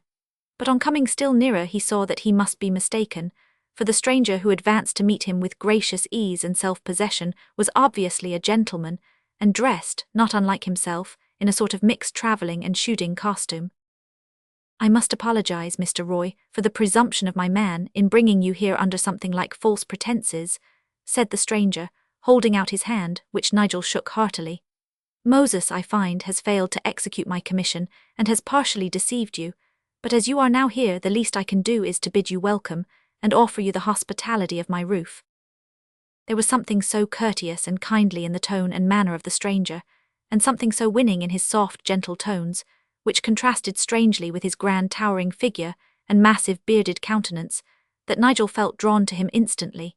Indeed, there was a peculiar and mysterious something about him which quite fascinated our hero as he looked up at him, for bordering on 6 feet though Nigel was, the stranger stood several inches above him. "You are very kind," said the visitor, "and I don't think that Moses can fairly be charged with deceiving me, although he has been somewhat unwise in his way of going about this business, for I had told him I wanted to see something of these regions, and perhaps it may be to my advantage to travel in your service, that is, if I can be of any use to you, but the time at my disposal may be too limited." "How much time have you to spare?" asked the stranger. "Well, say perhaps 3 months. "That will do," returned his questioner, looking thoughtfully at the ground. "We will talk of this hereafter." "But excuse me," said Nigel, "your man spoke of you as a hermit, a sort of forgive me, a wild man of the island, if I may." "No, I didn't, Massa Nigel," said the Negro, the edge of whose flat contradiction was taken off by the extreme humility of his look. "Well," returned Nigel with a laugh, "you at least gave me to understand that other people said something of that sort." "Does right, Massa Nigel, kite right, you're correct now." "People have indeed got some strange ideas about me, I believe," interposed the hermit, with a grave, almost sad expression and tone. "But come, let me introduce you to my hermitage and you shall judge for yourself." So saying, this singular being turned, and led the way further up the rugged side of the peak of Rakata. After about 5 minutes' walk in silence, the trio reached a spot where there was a clear view over the tree-tops, revealing the blue waters of the strait, with the Java shores and mountains in the distance. Behind them there yawned, dark and mysterious, a mighty cavern, so black and high that it might well suggest a portal leading to the regions below, where Vulcan is supposed to stir those tremendous fires which have moulded much of the configuration of the world, and which are ever seething, an awful inferno, under the thin crust of the globe on which we stand. Curiously formed and large-leaved trees of the tropics, with their pendant parasites, as well as rank grasses, sprouting from below and hanging from above, partially concealed this cavern from Nigel when he first turned towards it, but a few steps further on he could see it in all its rugged grandeur. "My home," said the hermit with a very slight smile and the air of a prince, as he turned towards his visitor and waved his hand towards it. "A magnificent entrance at all events," said Nigel, returning the smile with something of dubiety, for he was not quite sure that his host was in earnest. "Follow me," said the hermit, leading the way down a narrow, well-worn path which seemed to lose itself in profound darkness. After being a few minutes within the cavern, however, Nigel's eyes became accustomed to the dim light, and he perceived that the roof rapidly lowered, while its walls narrowed until they reached a spot which was not much wider than an ordinary corridor. Here, however, it was so dark that it was barely possible to see a small door in the right-hand wall before which they halted. Lifting a latch, the hermit threw the door wide open, and a glare of dazzling light almost blinded the visitor. Passing through the entrance, Nigel followed his guide, and the Negro let the heavy door shut behind him with a clang that was depressingly suggestive of a prison. "Again I bid you welcome to my home," said the hermit, turning round and extending his hand, which Nigel mechanically took and pressed, but without very well knowing what he did, for he was almost dumbfounded by what he saw, and for some minutes gazed in silence around him. And truly there was ground for surprise. The visitor found himself in a small but immensely high and brilliantly lighted cavern or natural chamber, the walls of which were adorned with drawings of scenery and trees and specimens of plants, while on various shelves stood innumerable stuffed birds, and shells, and other specimens of natural history. A table and 2 chairs stood at one end of the cave, and strangest of all, a small but well-filled bookcase ornamented the other end. Arabian Nights, thought Nigel, I must be dreaming. His wandering eyes travelled slowly round the cavern until they rested at last on the door by which they had entered, beside which stood the Negro with a broad grin on his sable visage. Chapter 7. Wonders of the Hermit's Cave and Island. The thing that perhaps surprised Nigel most in this strange cavern was the blaze of light with which it was filled, for it came down direct through a funnel-shaped hole in the high roof, and bore a marvellous resemblance to natural sunshine. He was well aware that unless the sun was shining absolutely in the zenith, the laws of light forbade the entrance of a direct ray into such a place, yet there were the positive rays, although the sun was not yet high in the heavens, blinding him while he looked at them, and casting the shadows of himself and his new friends on the floor. There was the faintest semblance of a smile on the hermit's face as he quietly observed his visitor, and waited till he should recover self-possession. As for Moses, words are wanting to describe the fields of teeth and gum which he displayed, but no sound was suffered to escape his magnificent lips, which closed like the slide of a dark lantern when the temptation to give way to feeling became too strong. "My cave interests you," said the hermit at last. "It amazes me," returned our hero, recovering himself and looking earnestly at his host, "for you seem not only to have all the necessaries of life around you in your strange abode, but many of the luxuries, among them the cheering presence of sunshine, though how you manage to get it is beyond my powers of conception." "It is simple enough, as you shall see," returned the hermit. "You have heard of the saying, no doubt, that all things are possible to well-directed labour."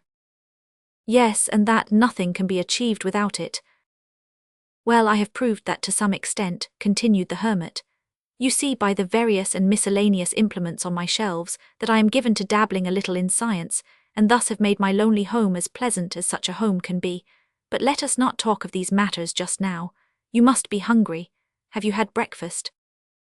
"No, we have not, unless, at least, you count a sea biscuit dipped in salt water a breakfast. After all, that may well be the case, for hermits are noted for the frugality of their fare."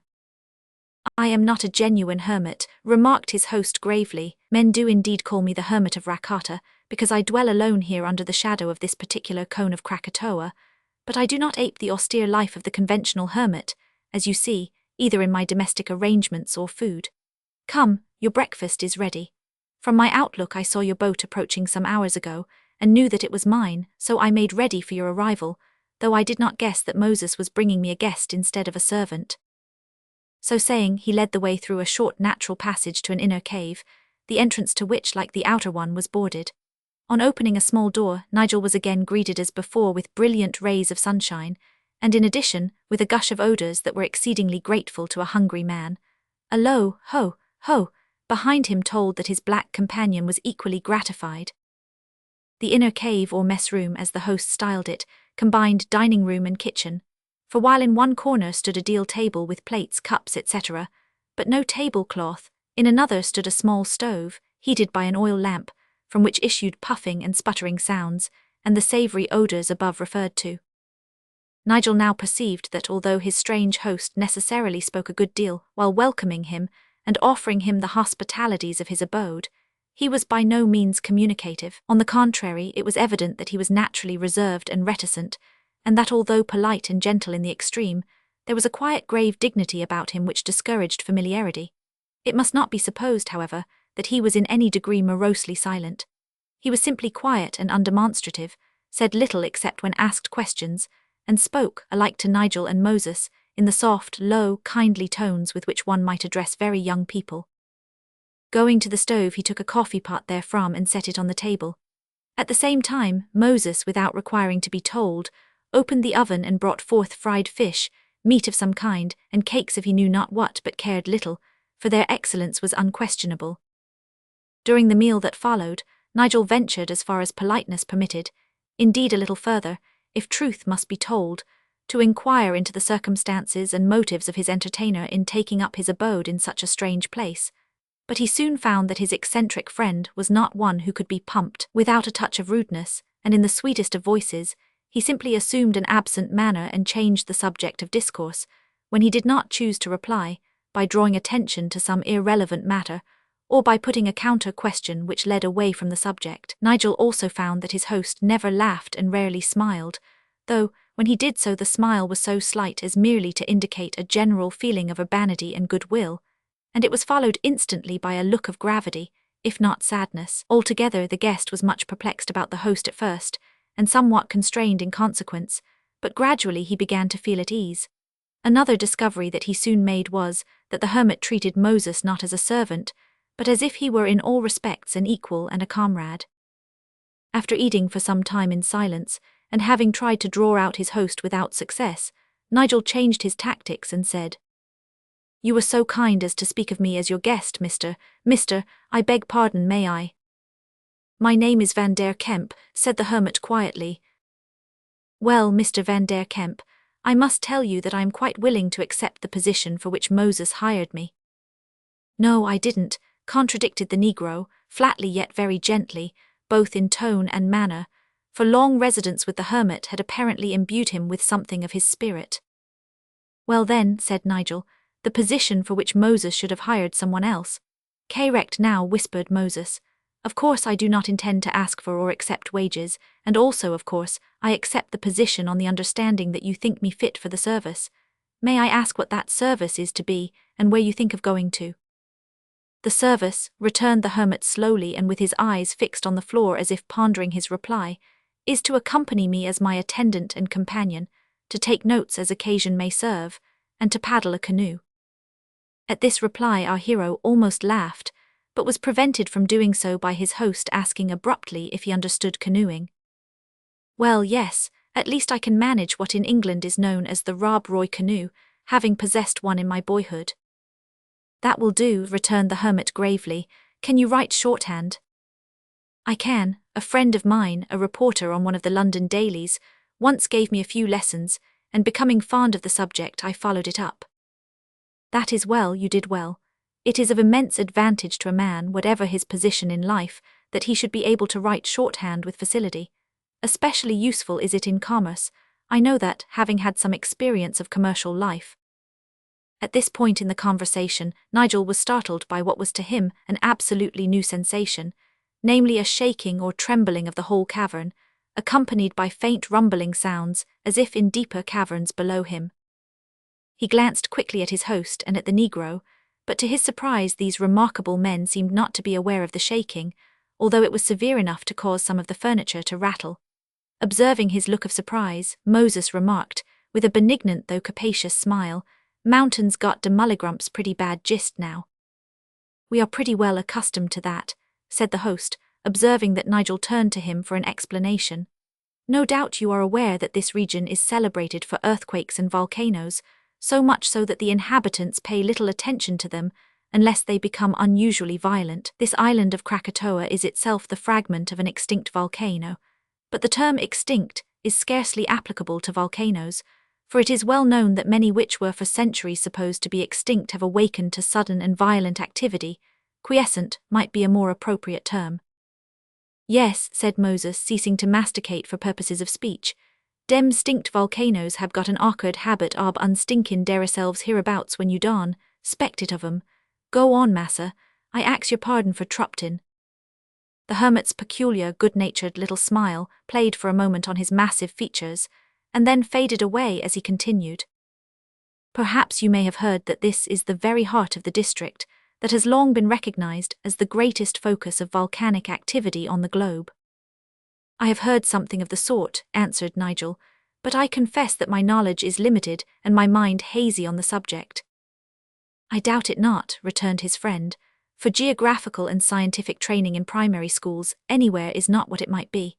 The island of Java, with an area about equal to that of England, contains no fewer than 49 great volcanic mountains, some of which rise to 12,000 feet above the sea level. Many of these mountains are at the present time active.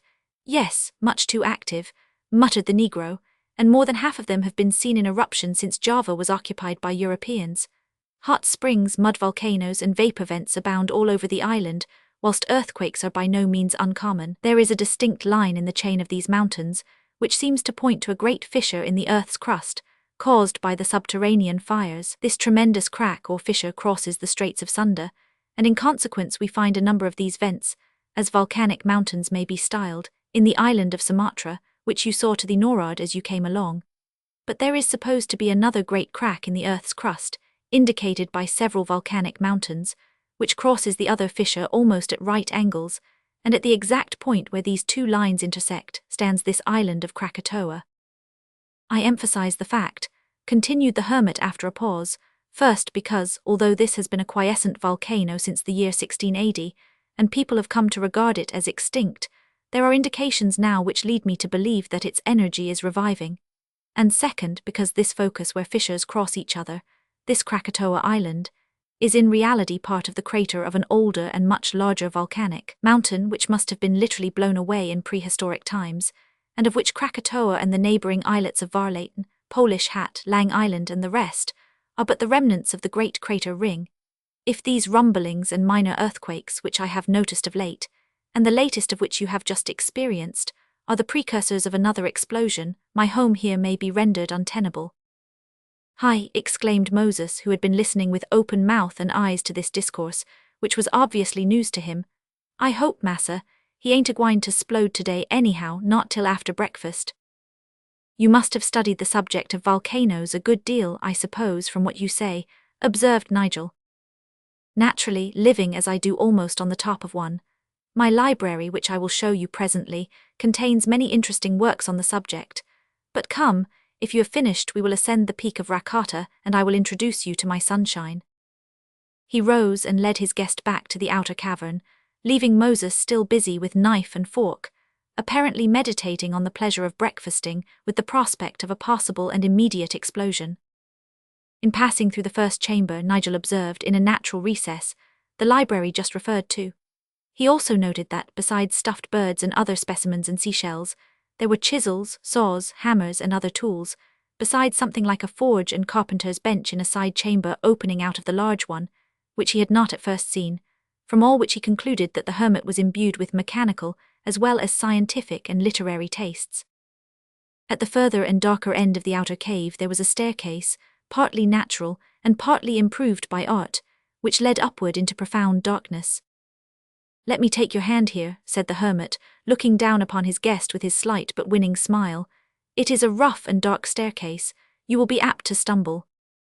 Nigel placed his hand in that of his host with perfect confidence, and with a curious feeling, aroused probably by the action, of having returned to the days of childhood. The stair was indeed rugged as well as winding, and so pitchy dark that the youth could not have advanced at all without stumbling, unless his host had held him all the way. At last a glimmer of light was seen in the distance. It seemed to increase suddenly, and in a few moments the two emerged from total darkness into dazzling sunshine. When Nigel looked round him, he saw that they had gained a plateau, high up on the very summit of the mountain, which appeared to be absolutely inaccessible by any means save that by which they had reached it. This is what I call my observatory, said the hermit, turning to his guest. We have passed right through the peak of Rakata and reached its northern side, which commands, as you see, a view of all the northern part of the island. I come here often in the night to study the face of the heavens, the moon and stars, and meditate on their mysterious maker, whose ways are indeed wonderful and past finding out. but all which must in the nature of things be right. As this was the first mention that the hermit had made of the Creator, and the reference was one requiring more thought than Nigel had yet bestowed on it, he made no rejoinder. "Have you studied astronomy, Mr. Roy?" "No, at least not more of it than was needful for navigation. But pray, sir, do not call me Mr. Roy," said the youth with a somewhat embarrassed air. "If I am to be your assistant and familiar companion for 2 or 3 months, I hope that you will agree to call me Nigel. Your man has done so already without asking leave." "I will on one condition." "And that is?" "That you also dispense with the Mr. and Sir, and call me Van der Kemp." "Agreed," said Nigel, "though it does not seem so appropriate in me as in you, considering the difference of our years." "Look here," said the hermit, turning abruptly to a small wooden shed which had hitherto escaped the youth's observation, so covered was it with overhanging boughs and tropical creeping plants. "These are my astronomical instruments." He pointed to a table in the hut on which stood several telescopes, and microscopes as well, one of the former being a large instrument, certainly not less than 6 feet long, with a diameter of apparently 6 or 8 inches. "Here, you see, I have the means of investigating the wonders of nature in her grandest as well as her minutest scales. And there," he added, pointing to a couple of large reflecting mirrors in strong wooden frames, erected on joints in such a way that they could be turned in any direction, "there you have the secret of my sunshine. One of these mirrors catches the sunshine direct and reflects it on the other, which, as you see, is so arranged that it transmits the rays down the natural funnel or chimney into the cave. By means of chains connected with the mechanism, and extending below, I can change the direction of the mirrors as the sun changes its place in the sky, without requiring to come up here." "Very ingenious," said Nigel, "but how do you manage when the mountain comes between you and the sun, as I see it cannot fail to do during some part of the day?" "Simply enough," returned the hermit, pointing to a distant projecting cliff or peak. "On yon summit I have fixed 4 mirrors similar to these. When the sun can no longer be reflected from this pair, the first of the distant mirrors takes it up and shoots a beam of light over here. When the sun passes from that, the second mirror is arranged to catch and transmit it, and so on to the fourth. After that I bid goodbye to the sun and light my lamp." Nigel felt an almost irresistible tendency to smile at this, but the grave simplicity of the man forbade such familiarity. "Look yonder," continued the hermit, sweeping one of his long arms towards Sumatra. "In that direction runs the line of volcanic disturbance, the fissure of which I have already spoken. Focus this telescope to suit your sight. Now, do you see the little island away there to the northwest?" "Yes." "Well, that is Varlaten. I mentioned it when at breakfast. Sweep your glass round to the nor'ard. The little island there is Polish Hat, and you see Lang Island in the northeast. These, with Krakatoa, are merely the higher parts still remaining above water of the ring or lip of the ancient crater. This will give you some idea what an enormous mountain the original of this old volcano must have been. This island mountain is estimated to have been 25 miles in circumference and 0 to 12,000 feet high. It was blown into the air in 1680, and this island with the few islets I have pointed out is all that remains of it. Now, cast your eye down the center of the island on which we stand. You see several cones of various sizes. These are ancient vents supposed to be extinct." "But one of them, the one furthest away," interrupted Nigel, steadying his telescope on the branch of a tree, "seems to be anything but extinct, for I see a thin column of white smoke or steam rising from it." "That is just what I was going to point out. They call that Purbawatan. It is the lowest peak on the island, about 400 feet high, and stands, I should say, in the very center of the ancient crater, where are the 2 fissures I have mentioned. For 200 years Purbawatan has not smoked like that, and slight though it is at present, I cannot help thinking that it indicates an impending eruption, especially when I consider that earthquakes have become more numerous of late years, and there was one in 1880 which was so violent as to damage seriously the lighthouse on Java's first point." "Then you have resided here for some time," said Nigel. "Yes, for many years," replied the hermit, in a low, sad tone. "But is it wise in you to stay if you think an explosion so likely? Don't you needlessly run considerable risk?" "I do not fear to die."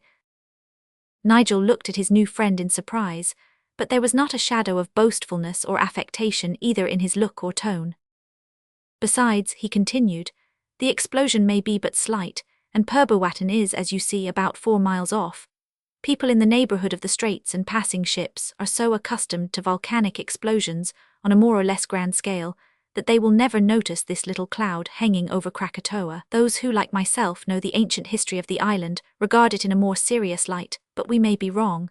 Come now, we will descend again and have a ramble over part of the island. It will interest you. Not many men have penetrated its luxuriant forests or know their secrets. I have wandered through them in all directions and can guide you. Indeed, Moses could do that as well as I, for he has lived with me many years. Come. Returning to the cavern, they found that the active Negro had not only finished his breakfast, but had washed the dishes and cleared up the kitchen, so that he was quite ready to shoulder a wallet and a gun when his master bade him prepare for a day in the forest. It is not, however, our intention to follow the trio thither. Matters of greater interest, if not importance, claim our attention at present. Let it suffice to say, therefore, that after a most delightful day, spent in wandering amongst the luxuriant tropical vegetation with which the island was densely covered, visiting one of the extinct craters, bathing in one of the numerous hot springs, and collecting many objects of interest to the hermit, in the shape of botanical and geological specimens, they returned in the evening to their cavern house, not only ready but eager for sustenance and repose. Chapter 8. Perbowatin becomes moderately violent. The cave was enshrouded in almost total darkness when they entered it, but this was quickly dispelled, to Nigel's no little surprise, by the rays of a magnificent oil lamp, which Moses lighted and placed on the table in the larger cave.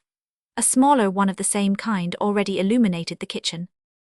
Not much conversation was indulged in during the progress of the supper that was soon spread upon the rude table. The three men, being uncommonly hungry and powerfully robust, found in food a sufficient occupation for their mouths for some time. After supper they became a little, but not much, more sociable, for, although Nigel's active mind would gladly have found vent in conversation, he experienced some difficulty in making headway against the discouragement of Van der Kemp's very quiet disposition, and the cavernous yawns with which Moses displayed at once his desire for slumber and his magnificent dental arrangements. "We always retire early to rest after a day of this sort," said the hermit at last, turning to his guest. "Do you feel disposed for bed?" "Indeed I do," said Nigel with a half-suppressed yawn that was irresistibly dragged out of him by the sight of another earthquake on the Negro's face. "Come then, I will show you your berth. We have no bedrooms here," said the hermit with a sort of deprecatory smile, as he led the way to the darker end of the cavern, where he pointed to a little recess in which there was a pile of something that smelt fresh and looked like heather, spread on which there was a single blanket. "Sailors are said to be indifferent to sheets. You won't miss them, I dare say." "Not in the least," returned Nigel with a laugh. "Good night," he added, shaking hands with his host and suppressing another yawn, for Moses' face, even in the extreme distance, was irresistibly infectious. Our hero was indifferent not only to sheets, but also, in certain circumstances, to the usual habiliments of night. Indeed, while travelling in out-of-the-way regions, he held it to be a duty to undress but partially before turning in, so that he might be ready for emergencies. On lying down, he found his mattress, whatever it was, to be a springy, luxurious bed, and was about to resign himself to slumber when he observed that, from the position in which he lay, he could see the cavern in all its extent. Opening his half-closed eyes, therefore, he watched the proceedings of his host, and in doing so, as well as in speculating on his strange character and surroundings, he became somewhat wakeful. He saw that Van der Kemp, returning to the other end of the cave, sat down beside the lamp, the blaze of which fell full on his fine, calm countenance. A motion of his head brought Moses to him, who sat down beside him and entered into earnest conversation, to judge from his gestures, for nothing could be heard where Nigel lay save the monotonous murmur of their voices. The hermit did not move, except for an occasional inclination of the head. He appeared to be a grand classic statue, but it was otherwise with the Negro. His position in front of the lamp caused him to look, if possible, even blacker than ever, and the blackness was so uniform that his entire profile became strongly pronounced, thus rendering every motion distinct, and the varied pouting of his huge lips remarkably obvious.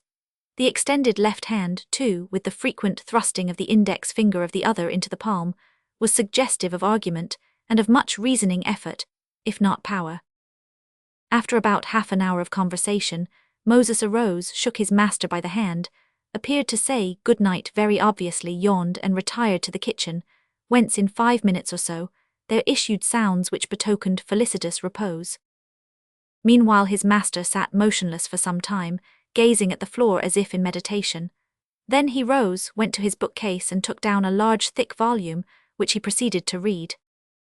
Nigel had by that time dropped into a drowsy condition, yet his interest in the doings of his strange entertainer was so great that he struggled hard to keep awake, and partially succeeded.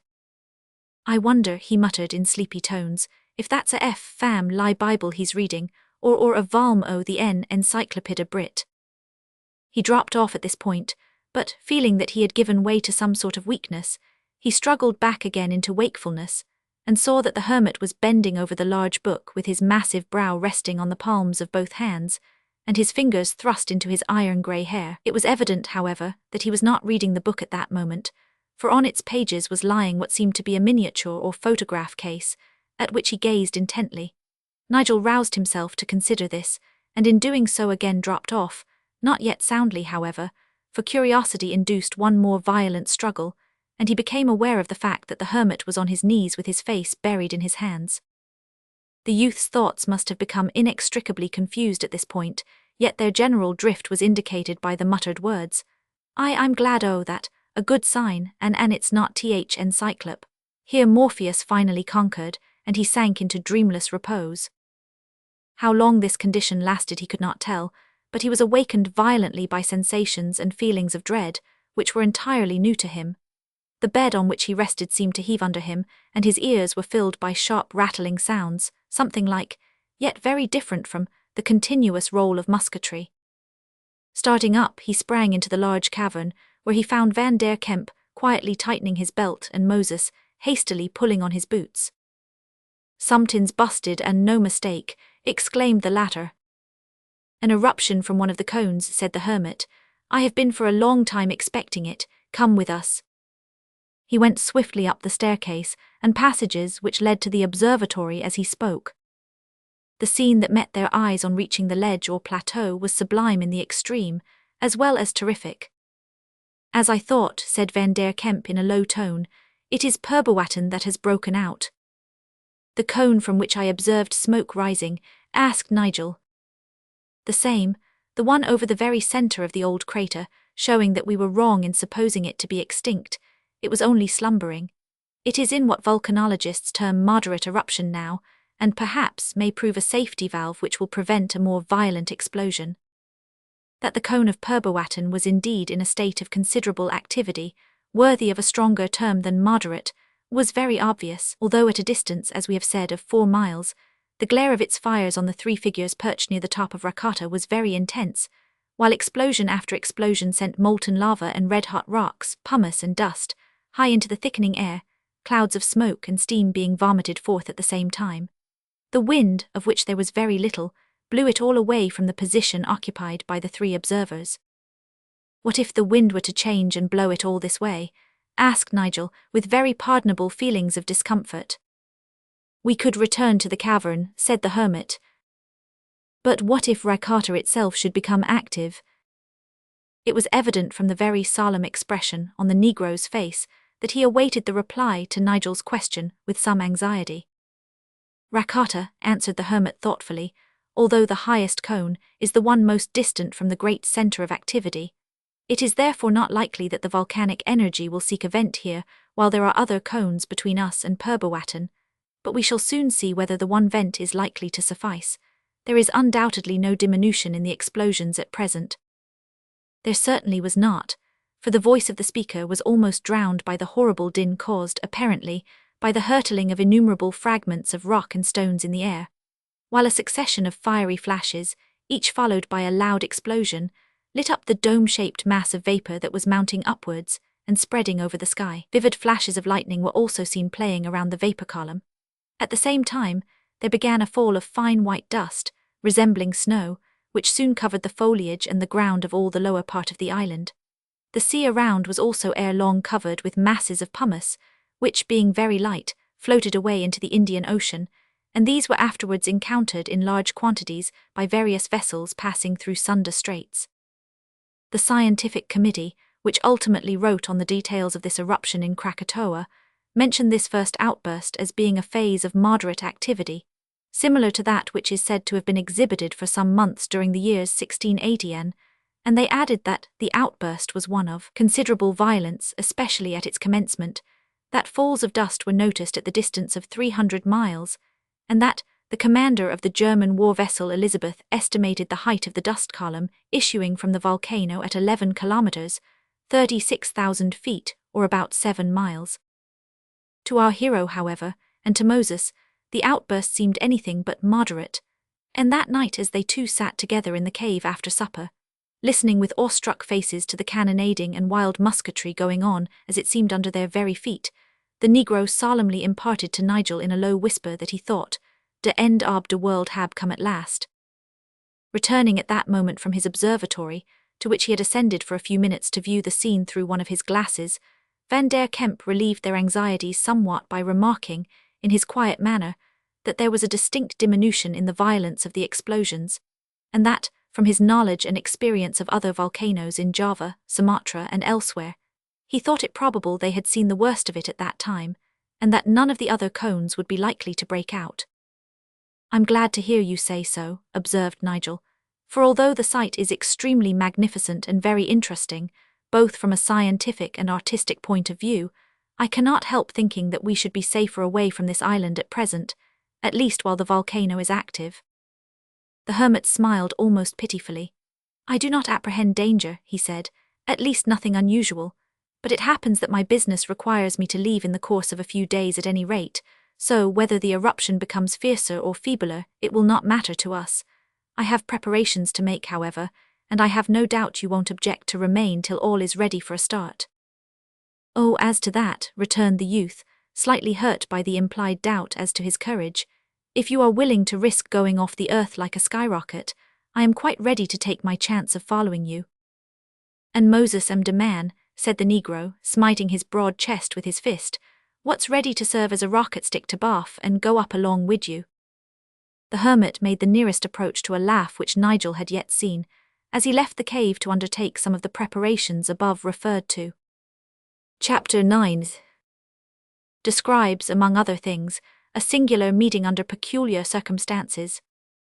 There is unquestionably a class of men, especially Englishmen, who are deeply imbued with the idea that the universe in general, and our world in particular, has been created with a view to afford them what they call fun. "It would be great fun," said an English commercial man to a friend who sat beside him, "to go and have a look at this eruption. They say it is Krakatoa which has broken out after a sleep of 2 centuries, and as it has been bursting away now for nearly a week, it is likely to hold on for some time longer. What would you say to charter a steamer and have a grand excursion to the volcano?" The friend said he thought it would indeed be capital fun. We have never been able to ascertain who these Englishmen were, but they must have been men of influence, or able to move men of influence, for they at once set to work and organized an excursion. The place where this excursion was organized was Batavia, although that city was situated in Java, nearly 100 miles distant from Krakatoa. The inhabitants had not only heard distinctly the explosions of the volcano, but had felt some quakings of the earth and much rattling of doors and windows, besides a sprinkling of ashes, which indicated that the eruption, even in that eruptive region, was of unusual violence. They little imagined to what mighty throes the solid rocks of Krakatoa were yet to be subjected before those volcanic fires could find a vent. Meanwhile, as we have said, there was enough of the unusual in it to warrant our merchants in their anticipation of a considerable amount of fun. A steamer was got ready, a number of sightseeing enthusiasts were collected, and they set forth on the morning of the 26th of May. Among these excursionists was our friend Captain David Roy. Not that he was addicted to running about in search of fun, but, being unavoidably thrown idle at the time, and having a poetical turn of mind, derived from his wife, he thought he could not do better than take a run to the volcano and see how his son was getting along.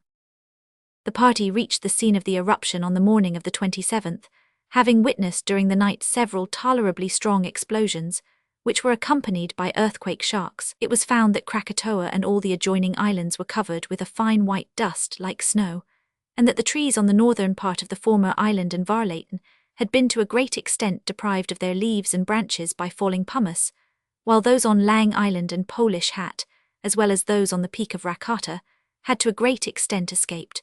no doubt owing to the prevailing direction of the wind. It was soon seen that Purbowatan on Krakatoa was the cone in active eruption, and the steamer made for its neighborhood, landing her party within a short distance of its base. Explosions were occurring at intervals of from 5 to 10 minutes, each explosion being accompanied by an uncovering of the molten lava in the vent. The overhanging steam cloud was lighted up with a grand glow for a few seconds. Some of the party, who seemed to be authorities on such matters, estimated that the vapor column rose to a height of nearly 10,000 feet, and that fragments of pumice were shot upwards to a height of 600 feet. "That's a sign that the violence of the eruption is diminished," remarked the young merchant, who was in search of fun, as he prepared to wade ankle-deep in the loose pumice up the slopes of the cone. "Diminished," repeated our captain, who had fraternized much with this merchant during their short voyage. "If that's what you call diminishing, I shouldn't like to be here when it's increasing." "Pooh," exclaimed the merchant, "that's nothing.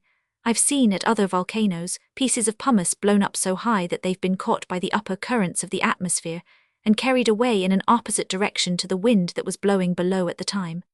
I believe that dust is sometimes blown miles up into the air."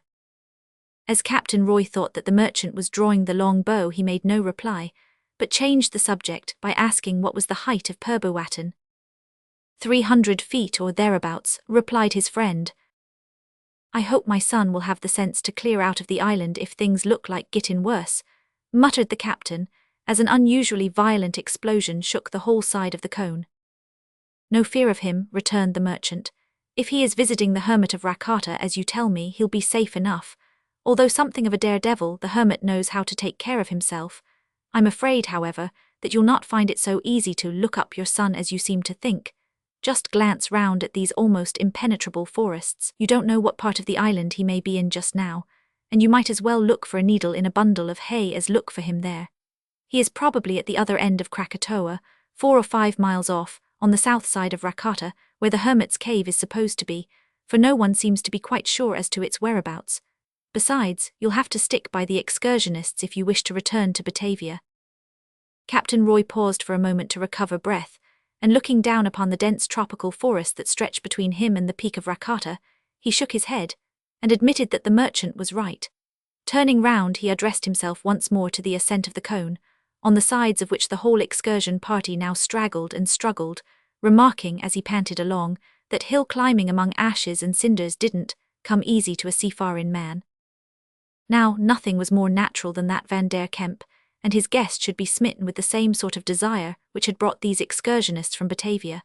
The only thing that we do not pretend to account for is the strange coincidence that they should have been so smitten, and had so arranged their plans, that they arrived at Purbowatan almost at the same time with the excursionists, only about half an hour before them. Their preliminary walk, however, through the tangled, almost impassable, forest had been very slow and toilsome, and having been involved in its shadow from daybreak, they were, of course, quite unaware of the approach of the steamer or the landing of the excursion party. "If the volcano seems quieting down," said Nigel to his host, "shall you start tomorrow?" "Yes, by daybreak. Even if the eruption does not quiet down, I must set out for my business presses."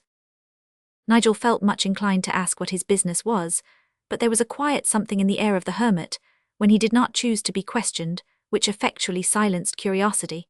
Falling behind a little, till the Negro came up with him, Nigel tried to obtain information from him, for he felt that he had a sort of right to know at least something about the expedition in which he was about to act a part. "Do you know, Moses, what business your master is going about?" he asked in a low voice.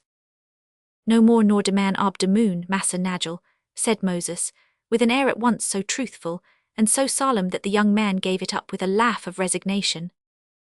On arriving at Purbowatan and ascending its sides, they at last became aware of the approach of the excursion steamer. "Strange," muttered the hermit, "vessels don't often touch here." "Perhaps they have run short of water," suggested Nigel. "Even if they had, it would not be worth their while to stop here for that," returned the hermit, resuming the ascent of the cone after an intervening clump of trees had shut out the steamer from view. It was with feelings of profound interest and considerable excitement that our hero stood for the first time on the top of a volcanic cone and gazed down into its glowing vent. The crater might be described as a huge basin of 3,000 feet in diameter, From the rim of this basin on which the visitors stood, the sides sloped so gradually inward that the flat floor at the bottom was not more than half that diameter. This floor, which was about 150 feet below the upper edge, was covered with a black crust, and in the center of it was the tremendous cavity, between 100 and 200 feet in diameter, from which issued the great steam cloud. The cloud was mixed with quantities of pumice and fragments of what appeared to be black glass. The roar of this huge vent was deafening and stupendous. If the reader will reflect on the wonderful hubbub that can be created even by a kitchen kettle when superheated, and on the exasperating shrieks of a steamboat's safety valve in action, or the bellowing of a foghorn, he may form some idea of the extent of his incapacity to conceive the thunderous roar of Krakatoa when it began to boil over.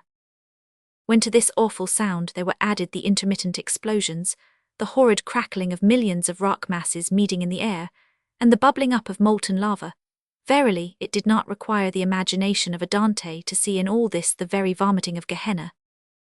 So amazed and well-nigh stunned was Nigel at the sights and sounds that he neither heard nor saw the arrival of the excursionists, until the equally awe-stricken Moses touched him on the elbow and drew his attention to several men who suddenly appeared on the crater brim not 50 yards off, but who, like themselves, were too much absorbed with the volcano itself to observe the other visitors.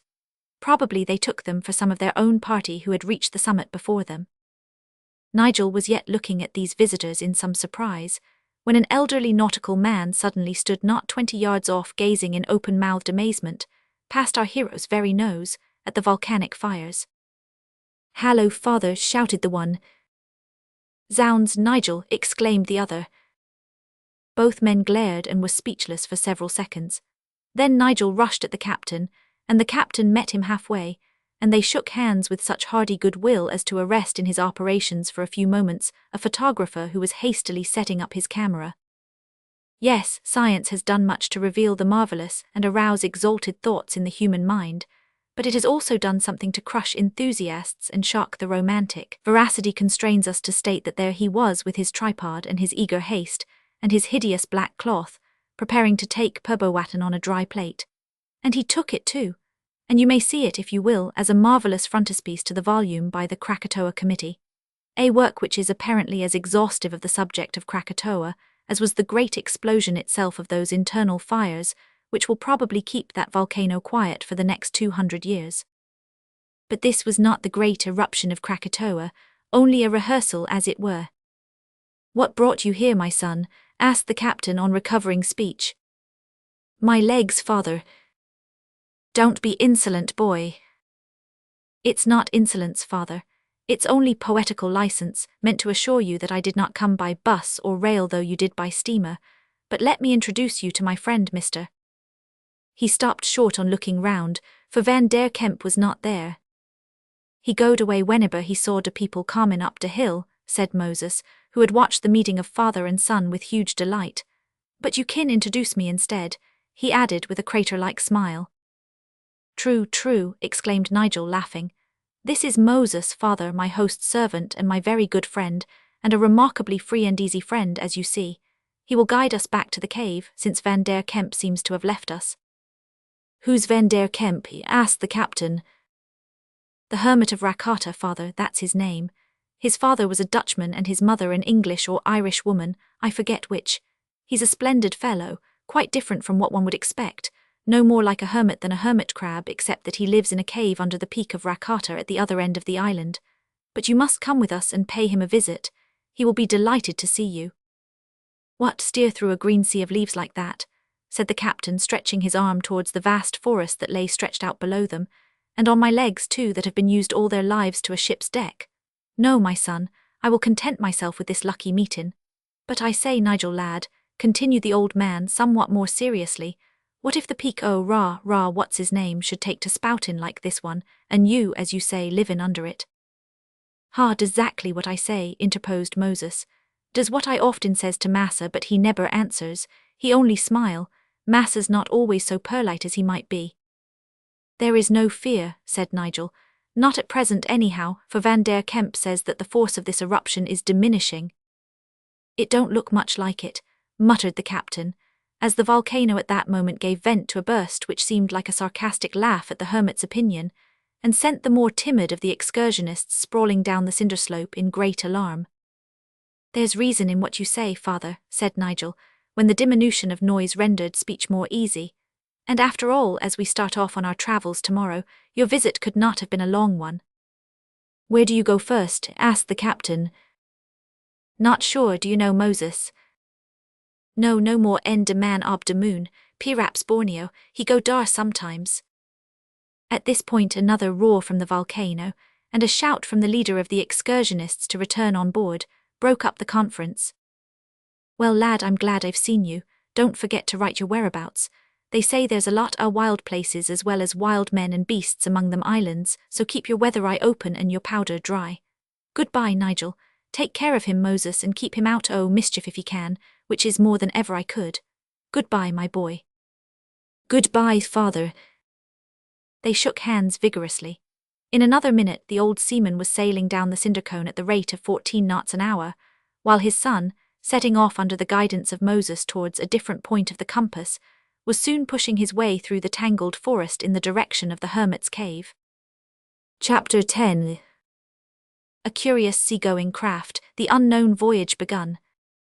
It was early next morning when Van der Kemp and his man left their couches and descended to the shore, leaving their visitor enjoying the benefit of that profound slumber which bids defiance to turmoil and noise, however stupendous, and which seems to be the peculiar privilege of healthy infants and youthful seamen. Powhatan had subsided considerably towards morning, and had taken to that internal rumbling which in the feline species indicates mitigated indignation. The hermit had therefore come to the conclusion that the outburst was over, and went with Moses to make arrangements for setting forth on his expedition after breakfast. They had scarcely left the cave when Nigel awoke. Feeling indisposed for further repose, he got up and went out in that vague state of mind which is usually defined as having a look at the weather. Whether or not he gathered much information from the look we cannot tell, but taking up his short gun, which stood handy at the entrance of the cave, he sauntered down the path which his host had followed a short time before. Arrived at the shore, he observed that a branch path diverged to the left, and appeared to run in the direction of a high precipice. He turned into it, and after proceeding through the bushes for a short way, he came quite unexpectedly on a cavern, the mouth of which resembled, but was much higher and wider than that which led to the hermit's home. Just as he approached it, there issued from its gloomy depths a strange rumbling sound, which induced him to stop and cock his gun. A curious feeling of serio-comic awe crept over him as the idea of a fiery dragon leaped into his mind. At the same time, the fancy that the immense abyss of darkness might be one of the volcanic vents diminished the comic and increased the serious feeling. Ere long, the sound assumed the definite tone of footsteps, and the dragon fancy seemed about to become a reality when he beheld a long, narrow thing of uncertain form emerging from the darkness. "It must be coming out tail foremost," he muttered with a short laugh at his semi-credulity. Another instant and the hermit emerged into the blazing sunshine, and stood pictured against the intense darkness like a being of supernatural radiance, with the end of a long narrow canoe on his shoulder. As Nigel passed round a bush to reach him, he perceived the dark form of Moses emerging from the depths and supporting the body of the canoe. "I see you are active and an early riser," said the hermit with a nod of approval on seeing our hero.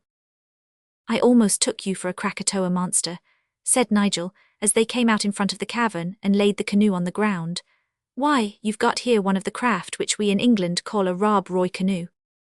"It is fashioned on the same pattern," said the hermit, "but with one or two alterations of my own devising and an improvement, as I think, founded on what I have myself seen when travelling with the Eskimos of Greenland." Van der Kemp here pointed out that the canoe was not only somewhat broader than the kind used in England, but was considerably longer, and with 3 openings or manholes in the deck, so that it was capable of holding 3 persons. Also, that there was a large rounded mass of wood fixed in front of the 3 manholes. "These saddles, as I call them," said the hermit, "have been suggested to me by the Eskimos, who, instead of wearying their arms by supporting the double-bladed paddle continuously, rest it on the saddle and let it slide about thereon while being used. Thus they are able to carry a much longer and heavier paddle than that used in the Rob Roy canoe, the weight of which, as it rests on the saddle, is not felt. Moreover, it does not require nearly so much dip to put it in the water. I have heard of a sort of upright with a universal joint being applied to the English canoe, but it seems to me a much more clumsy and much less effective, because rigid, contrivance than the Eskimo saddle. Inside, under the deck, as I will show you by and by, I have lighter and shorter paddles for use when in narrow rivers, but I prefer the long heavy paddle when traversing great stretches of ocean. You don't mean to say you ever go to sea in an eggshell like that, exclaimed Nigel in surprise. Indeed we do, returned the hermit, and we are fitted out for longish voyages and rough weather. Besides, it is not so much of an eggshell as you suppose. I made it myself, and took care that it should be fit for the work required of it. The wood of which it is made, although light, is very tough, and it is lined with a skin of strong canvas which is fixed to the planks with tar. This makes the craft watertight as well as strong. The ribs also are very light and close together, and every sixth rib is larger and stronger than the others and made of tougher wood. All these ribs are bound together by longitudinal pieces, or laths of very tough wood, yet so thin that the whole machine is elastic without being weak. Besides this, there are 2 strong old canvas partitions, which divide the canoe into 3 watertight compartments, any 2 of which will float it if the third should get filled. Is this then the craft in which you intend to voyage? Asked Nigel. It is. We shall start in an hour or 2. I keep it in this cave because it is near the landing place. But come, you will understand things better when you see us making our arrangements. Of course you understand how to manage sails of every kind. If I did not, it would ill become me to call myself a sailor, returned our hero. That is well, because you will sit in the middle, from which position the sail is partly managed. I usually sit in the bow to have free range for the use of my gun, if need be, and Moses steers. Van der Kemp proceeded down the track as he said this, having, with the Negro, again lifted the canoe on his shoulder. A few minutes' walk brought them to the beach at the spot where Nigel had originally landed. Here a quantity of cargo lay on the rocks ready to be placed in the canoe. There were several small bags of pemmican, which Van der Kemp had learned to make while travelling on the prairies of North America among the Red Indians, for this singular being seemed to have visited most parts of the habitable globe during his not yet very long life. There were 5 small casks of fresh water, 2 or 3 canisters of gunpowder, a small box of tea and another of sugar, besides several bags of biscuits. There were also other bags and boxes which did not by their appearance reveal their contents, and all the articles were of a shape and size which seemed most suitable for passing through the manholes, and being conveniently distributed and stowed in the 3 compartments of the canoe. There was not very much of anything, however, so that when the canoe was laden and ready for its voyage, the hermit and his man were still able to raise and carry it on their shoulders without the assistance of Nigel. There was one passenger whom we have not yet mentioned, namely, a small monkey which dwelt in the cave with the canoe, and which, although perfectly free to come and go when he pleased, seldom left the cave except for food, but seemed to have constituted himself the guardian of the little craft. Spinky, as Moses had named him, was an intensely affectionate creature, with a countenance of pathetic melancholy which utterly belied his character, for mischief and fun were the dominating qualities of that monkey.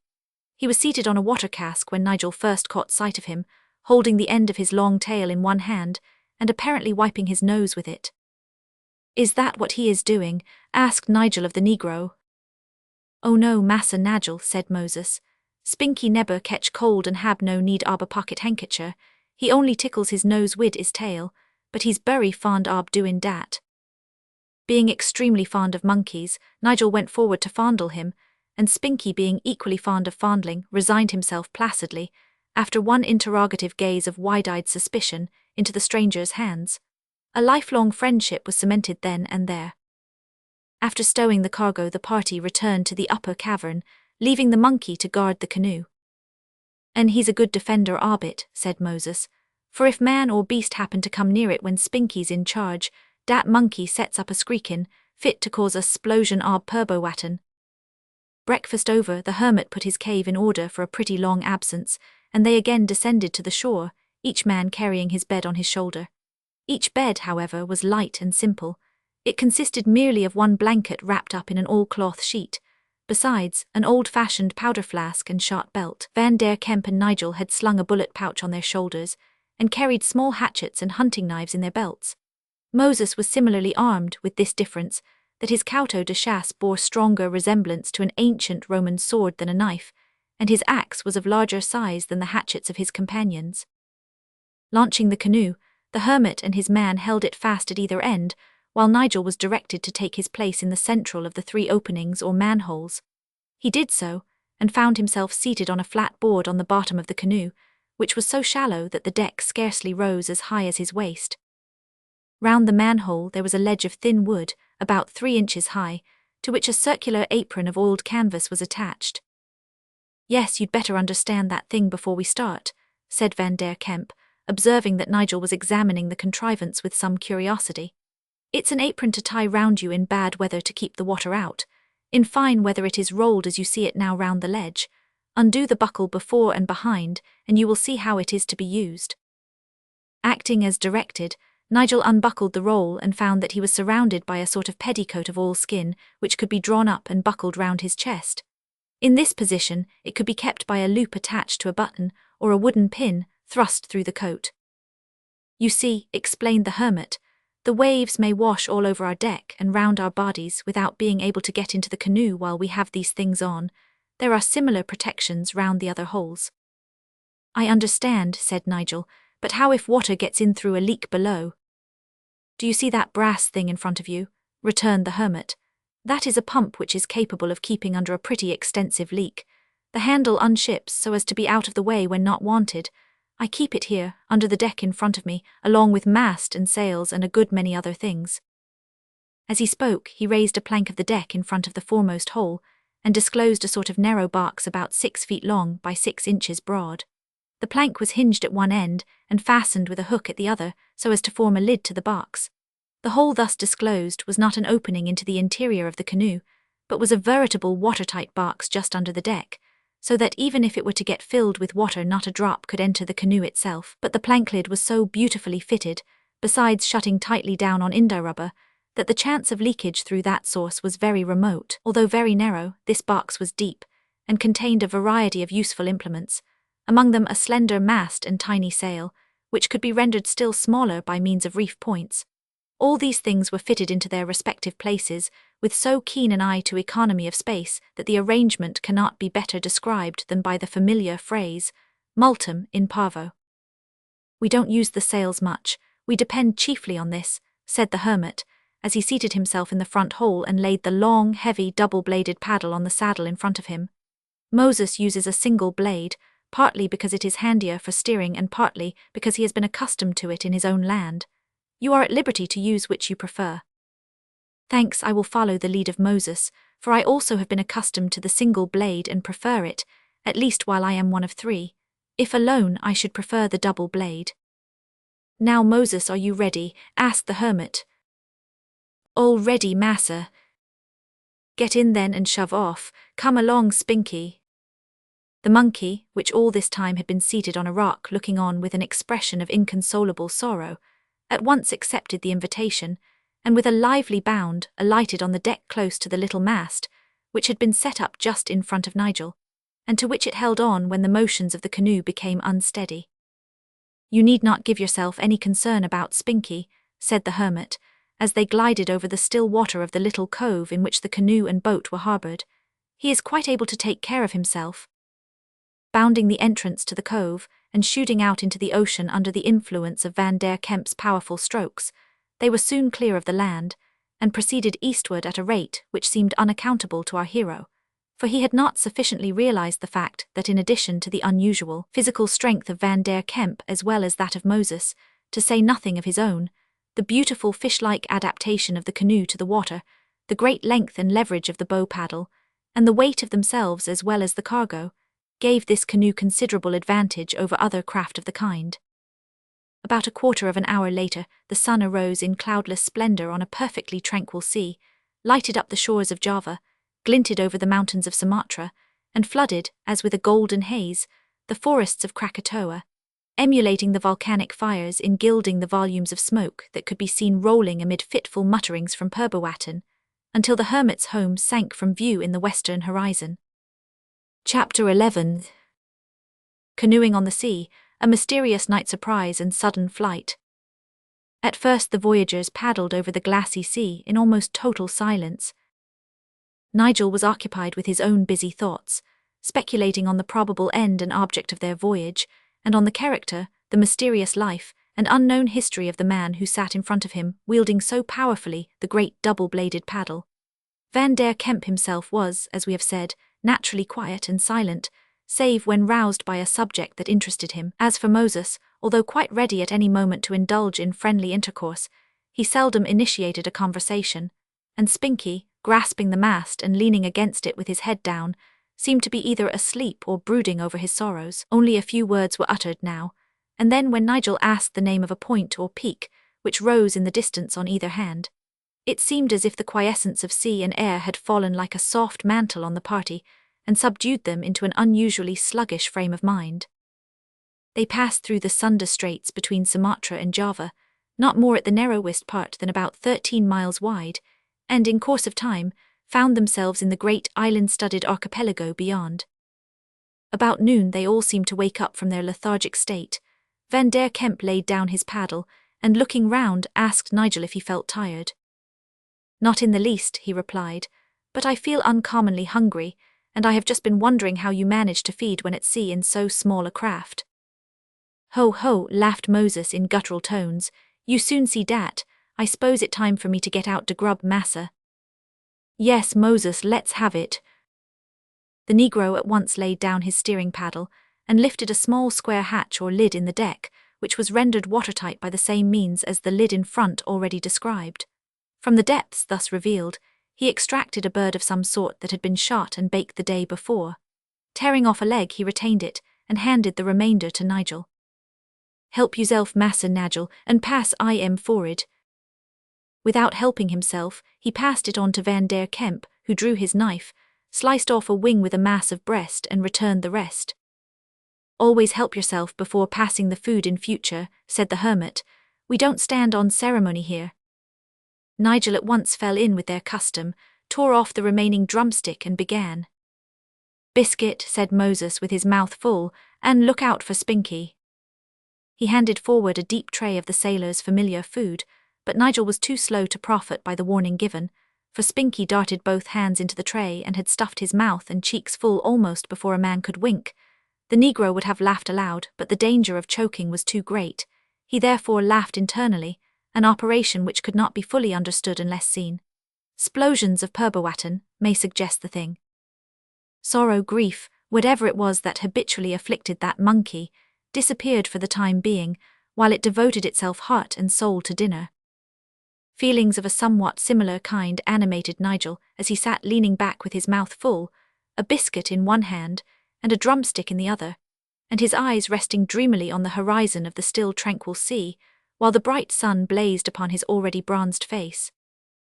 To many men the fierce glare of the equatorial sun might have proved trying, but Nigel belonged to the salamander type of humanity and enjoyed the great heat.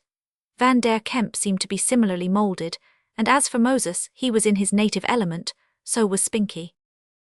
Strange as it may seem, seabirds appeared to divine what was going on, for several specimens came circling round the canoe with great outstretched and all but motionless wings, and with solemn sidelong glances of hope which Van der Kemp evidently could not resist, for he flung them scraps of his allowance from time to time.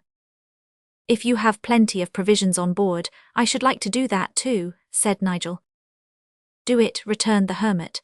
"We have plenty of food for some days, and our guns can at any time replenish the store. I like to feed these creatures," he added. "They give themselves over so thoroughly to the enjoyment of the moment, and seem to be grateful. Whether they are so or not, of course, is matter of dispute. Cynics will tell us that they only come to us and fawn upon us because of the memory of past favors and the hope of more to come. I don't agree with them." "Neither do I," said Nigel warmly.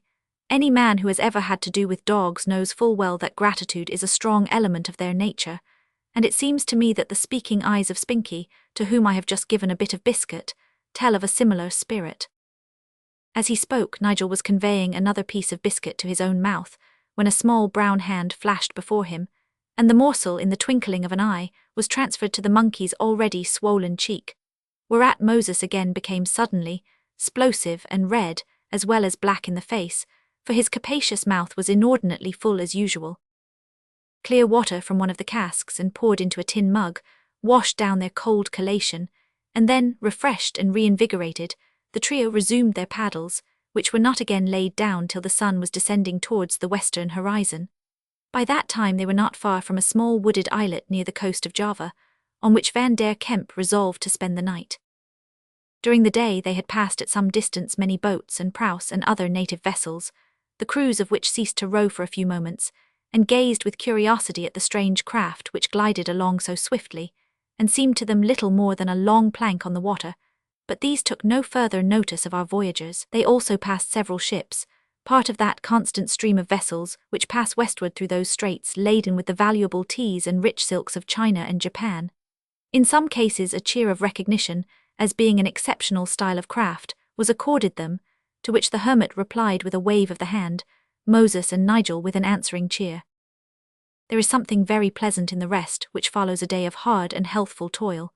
Our Maker has so ordained it as well as stated it, for is it not written, the sleep of the labouring man is sweet, and our travellers experience the truth of the statement that night in very romantic circumstances.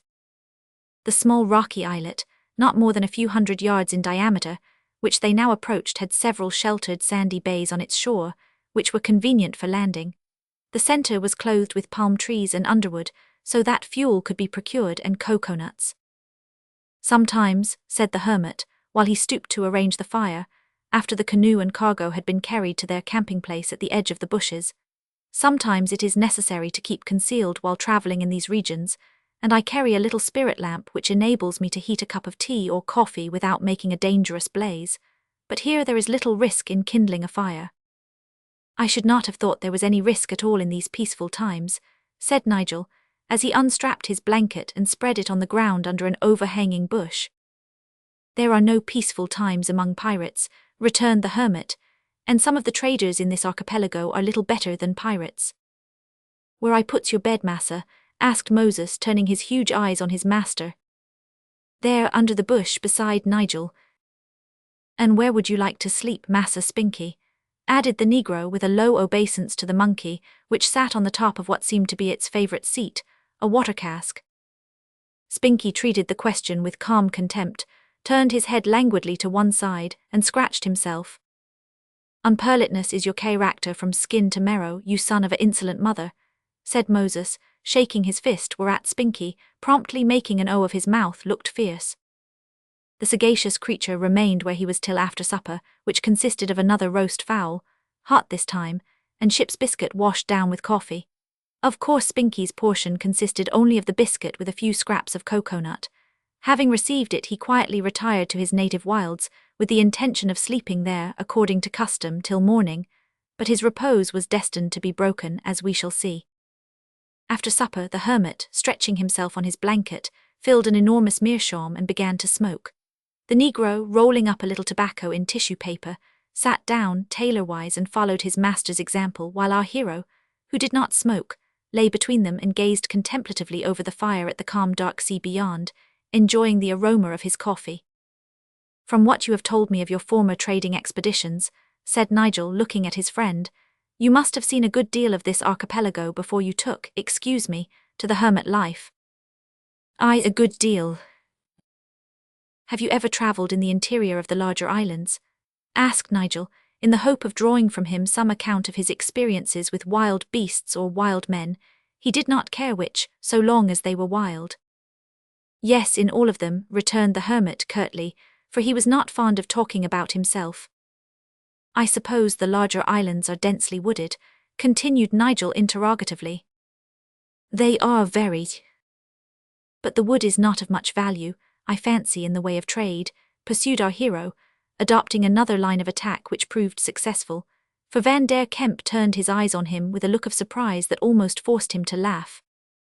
Not of much value in the way of trade, he repeated. Forgive me if I express surprise that you seem to know so little about us, but after all the world is large, and one cannot become deeply versed in everything. Having uttered this truism, the hermit resumed his meerschaum, and continued to gaze thoughtfully at the embers of the fire. He remained so long silent that Nigel began to despair, but thought he would try him once again on the same lines. I suppose, he said in a careless way, that none of the islands are big enough to contain many of the larger wild animals. My friend, returned Van der Kemp with a smile of urbanity as he refilled his pipe, it is evident that you do not know much about our archipelago. Borneo, to the woods and wild animals of which I hope ere long to introduce you, is so large that if you were to put your British islands, including Ireland, down on it they would be engulfed and surrounded by a sea of forests. New Guinea is perhaps larger than Borneo. Sumatra is only a little smaller. France is not so large as some of our islands. Java, Luzon and Celebes are each about equal in size to Ireland. 18 more islands are, on the average, as large as Jamaica. More than 100 are as large as the Isle of Wight, and the smaller isles and islets are innumerable. In short, our archipelago is comparable with any of the primary divisions of the globe, being 2 miles in length from east to west, and about 1,300 in breadth from north to south, and would in extent more than cover the whole of Europe. It was evident to Nigel that he had at length succeeded in opening the floodgates. The hermit paused for a few moments and puffed at the meerschaum, while Moses glared at his master with absorbed interest, and pulled at the cigarette with such oblivious vigour that he drew it into his mouth at last, spat it out, and prepared another. Nigel sat quite silent and waited for more. As to trade, continued Van der Kemp, resuming his discourse in a lower tone, why, of gold, the great representative of wealth, we export from Sumatra alone over 26,000 ounces annually, and among other gold regions we have a Mount Ophir in the Malay Peninsula from which there is a considerable annual export.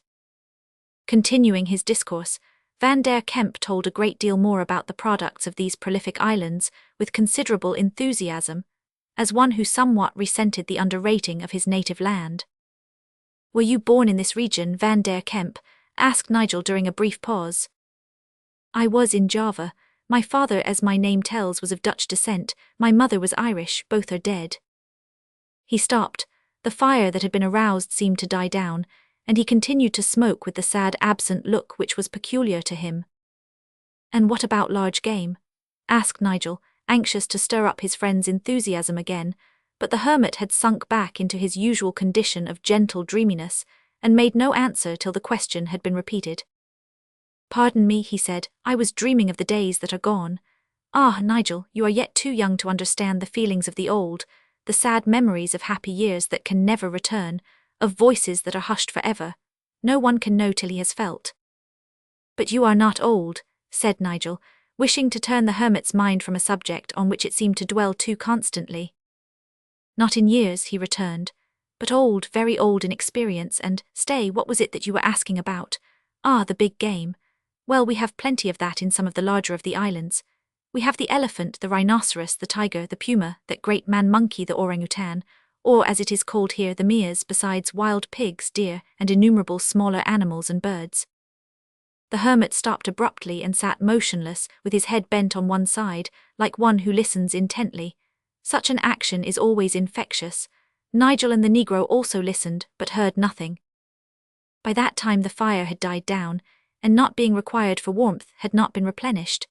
The faint light of the coming moon, which, however, was not yet above the horizon, only seemed to render darkness visible, so that the figure of Moses was quite lost in the shadow of the bush behind him, though the whites of his solemn eyes appeared like 2 glowworms. "Do you hear anything?" asked Nigel in a low tone.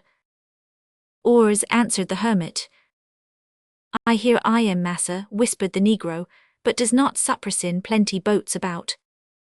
"This boat approaches the island, and I can tell by the sound that it is a large prow. If it touches here it will be for the purpose of spending the night, and Malay boatmen are not always agreeable neighbours. However, it is not likely they will ramble far from where they land, so we may escape observation if we keep quiet." As he spoke, he emptied the remains of the coffee on the dying fire, and effectually put it out. Meanwhile the sound of oars had become quite distinct, and, as had been anticipated, the crew ran their boat into one of the sandy bays and leaped ashore with a good deal of shouting and noise. Fortunately they had landed on the opposite side of the islet, and as the bush on it was very dense there was not much probability of anyone crossing over. Our voyagers therefore lay close, resolving to be off in the morning before the unwelcome visitors were stirring. As the 3 lay there wrapped in their blankets and gazing contemplatively at the now risen moon, voices were heard as if of men approaching. It was soon found that 2 of the strangers had sauntered round by the beach and were slowly drawing near the encampment. Nigel observed that the hermit had raised himself on one elbow and seemed to be again listening intently. The 2 men halted on reaching the top of the ridges of rock which formed one side of the little bay, and their voices became audible though too far distant to admit of words being distinguishable. At the same time, their forms were clearly defined against the sky. Nigel glanced at Van der Kemp and was startled by the change that had come over him. The moonbeams, which had by that time risen above some intervening shrubs, shone full on him and showed that his usually quiet, gentle countenance was deadly pale and transformed by a frown of almost tiger-like ferocity. So strange and unaccountable did this seem to our hero that he lay quite still, as if spellbound. Nor did his companions move until the strangers, having finished their talk, turned to retrace their steps and finally disappeared.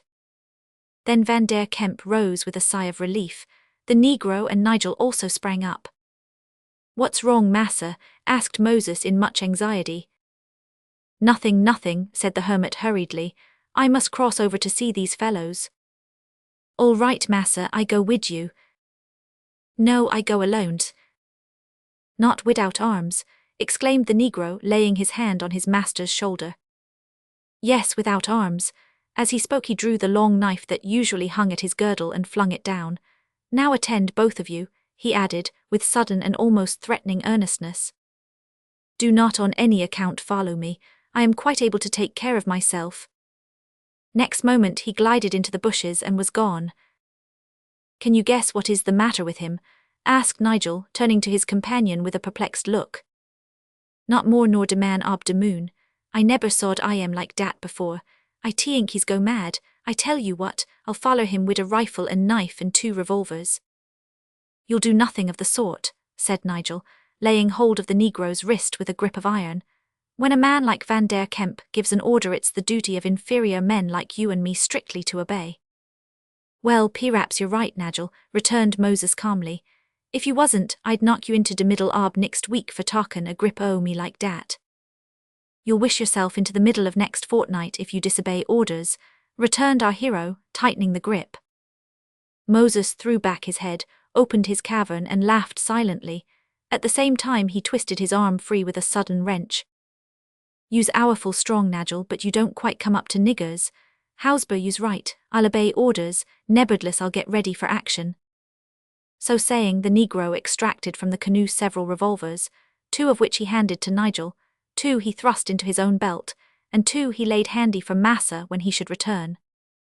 "Now if you're smart at arithmetic, you'll see dat 6 times 6 36, and 2 double guns does 40 dead men's more'n enough, besides de knives." Moses had barely finished these deadly preparations when Van der Kemp returned as quietly as he had gone. His face was still fierce and haggard, and his manner hurried though quite decided. "I have seen him," he said in a low voice. "Seen who?" asked Nigel. "Him whom I had hoped and prayed never more to see. My enemy. Come, quick, we must leave at once and without attracting their notice." He gave his comrades no time to put further questions, but laid hold of one end of the canoe.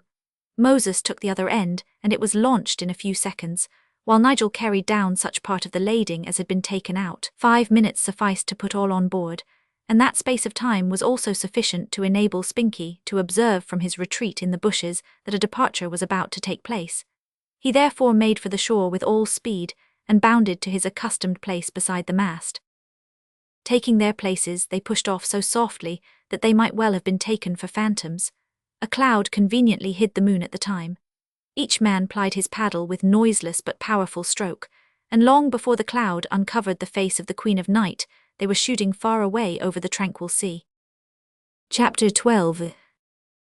Weathering a storm in the open sea. In profound silence they continued to paddle until there was no chance of their being seen by the party on the islet. Then Van der Kemp rested his paddle in front of him and looked slowly round the horizon and up at the sky, as if studying the weather.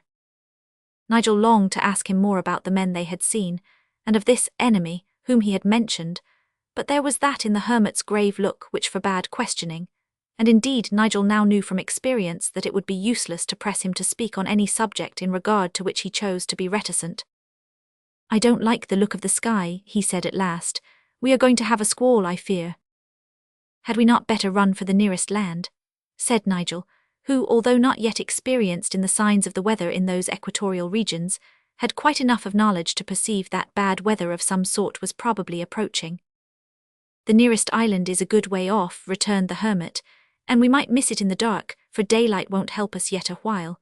No, we will continue our course and accept what God sends. This remark seemed to our hero to savour of unreasoning contempt of danger, for the facing of a tropical squall in such an eggshell appeared to him the height of folly. He ventured to reply, therefore, in a tone of remonstrance. God sends us the capacity to appreciate danger, Van der Kemp, and the power to take precautions. He does, Nigel, therefore I intend to use both the capacity and the power. There was a tone of finality in this speech which effectually sealed Nigel's lips, and in truth, his ever-increasing trust in the wisdom, power, and resource of his friend indisposed him to further remark. The night had by this time become intensely dark, for a bank of black cloud had crept slowly over the sky and blotted out the moon. This cloud extended itself slowly, obliterating, ere long, most of the stars also, so that it was scarcely possible to distinguish any object more than a yard or two in advance of them. The dead calm, however, continued unbroken, and the few of heaven's lights which still glimmered through the obscurity above were clearly reflected in the great black mirror below. Only the faint gleam of Krakatoa's threatening fires was visible on the horizon, while the occasional boom of its artillery sounded in their ears. It was impossible for any inexperienced man, however courageous, to avoid feelings of awe, almost amounting to dread, in the circumstances, and Nigel, as he tried to penetrate the darkness around him and glanced at the narrow craft in which he sat and over the sides of which he could dip both hands at once into the sea, might be excused for wishing with all his heart that he were safely on shore or on the deck of his father's brig. His feelings were by no means relieved when Van der Kemp said, in a low soliloquizing tone, "The steamers will constitute our chief danger tonight. They come on with such a rush that it is not easy to make out how they are steering, so as to get out of their way in time." "But should we not hear them coming a long way off?" asked Nigel.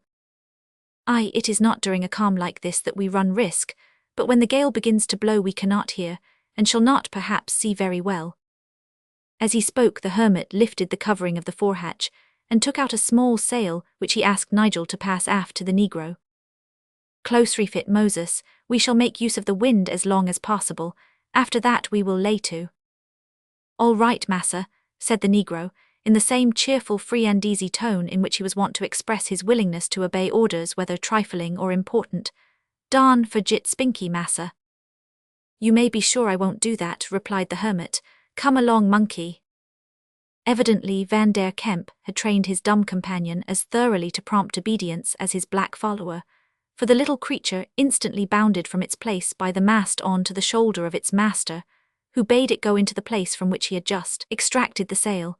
Nigel could not see this, not only because of the darkness but because of the intervention of the hermit's bulky person, but he understood what had taken place by the remark, "That's a good little fellow. Keep your head down now while I shut you in." From the same place, Van der Kemp had drawn a small triangular foresail, which he proceeded to attach to the bow of the canoe, running its point out by means of tackle laid along the deck, while Moses was busy reefing the mainsail. From the same repository were extracted 3 waterproof coats, which when put on by the canoemen, the tails thrust below deck, and the aprons drawn over them and belted round their waists, protected their persons almost completely from water. "Now, Nigel," said the hermit, "unship the mast, reeve the halyard of this foresail through the top and then reship it. Moses will give you the mainsail when ready, and you can hook the halyards on to it.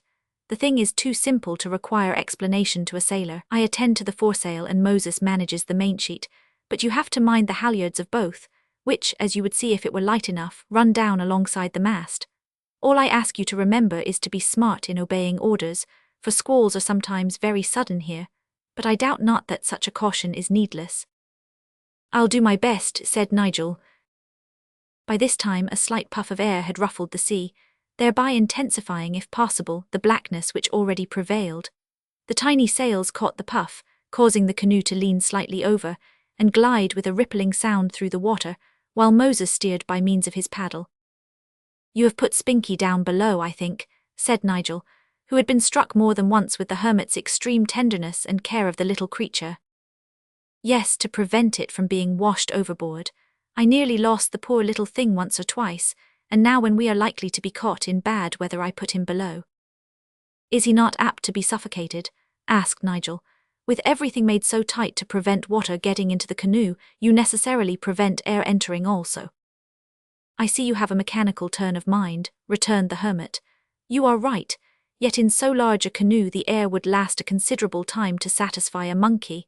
Nevertheless, I have made provision for that. There is a short tube alongside the mast, and fixed to it, which runs a little below the deck and rises a foot above it so as to be well above the wash of most waves, and in the deck near the stern there is a small hole with a cap fitted so as to turn the water but admit the air. Thus free circulation of air is established below deck. Suddenly a hissing sound was heard to windward. "Look out, Moses," said Van der Kemp. "There it comes, let go the sheet, keep good hold of your paddle, Nigel." The warning was by no means unnecessary, for as the canoe's head was turned to meet the blast, a hissing sheet of white water swept right over the tiny craft, completely submerging it, insomuch that the 3 men appeared to be sitting more than waist deep in the water. "Lower the mainsail," shouted the hermit, for the noise of wind and sea had become deafening. Nigel obeyed and held on to the flapping sheet. The hermit had at the same moment let go the foresail, the flapping of which he controlled by a rope tackle arranged for the purpose. He then grasped his single-blade paddle and aided Moses in keeping her head to wind and sea. For a few minutes this was all that could be done. Then the first violence of the squall passed off, allowing the deck of the little craft to appear above the tormented water. Soon the waves began to rise. The mere keeping of the canoe's head to wind required all the attention of both master and man, while Nigel sat waiting for orders and looking on with mingled feelings of surprise and curiosity. Of course they were all 3 wet to the skin, for the water had got up their sleeves and down their necks.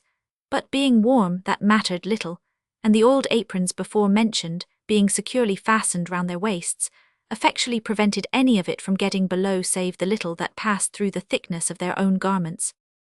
No word was spoken for at least a quarter of an hour, during which time, although they rose buoyantly on the water, the waves washed continually over the low-lying deck. As this deck was flush with the gunwale, or rather, had no gunwale at all, the water ran off it as it does off a whale's back. Then there came a momentary lull. "Now Moses bout ship," shouted Van der Kemp. "Stand by, Nigel." "Aye, aye, sir." Although the canoe was long, and therefore unfitted to turn quickly, the powerful strokes of the 2 paddles in what may be called counteracting harmony brought the little craft right round with her stern to the waves. "Hoist away, Nigel, we must run right before it now." Up went the mainsail, the tiny foresail bulged out at the same moment, and away they went like the driving foam, appearing almost to leap from wave to wave. All sense of danger was now overwhelmed in Nigel's mind by that feeling of excitement and wild delight which accompanies some kinds of rapid motion.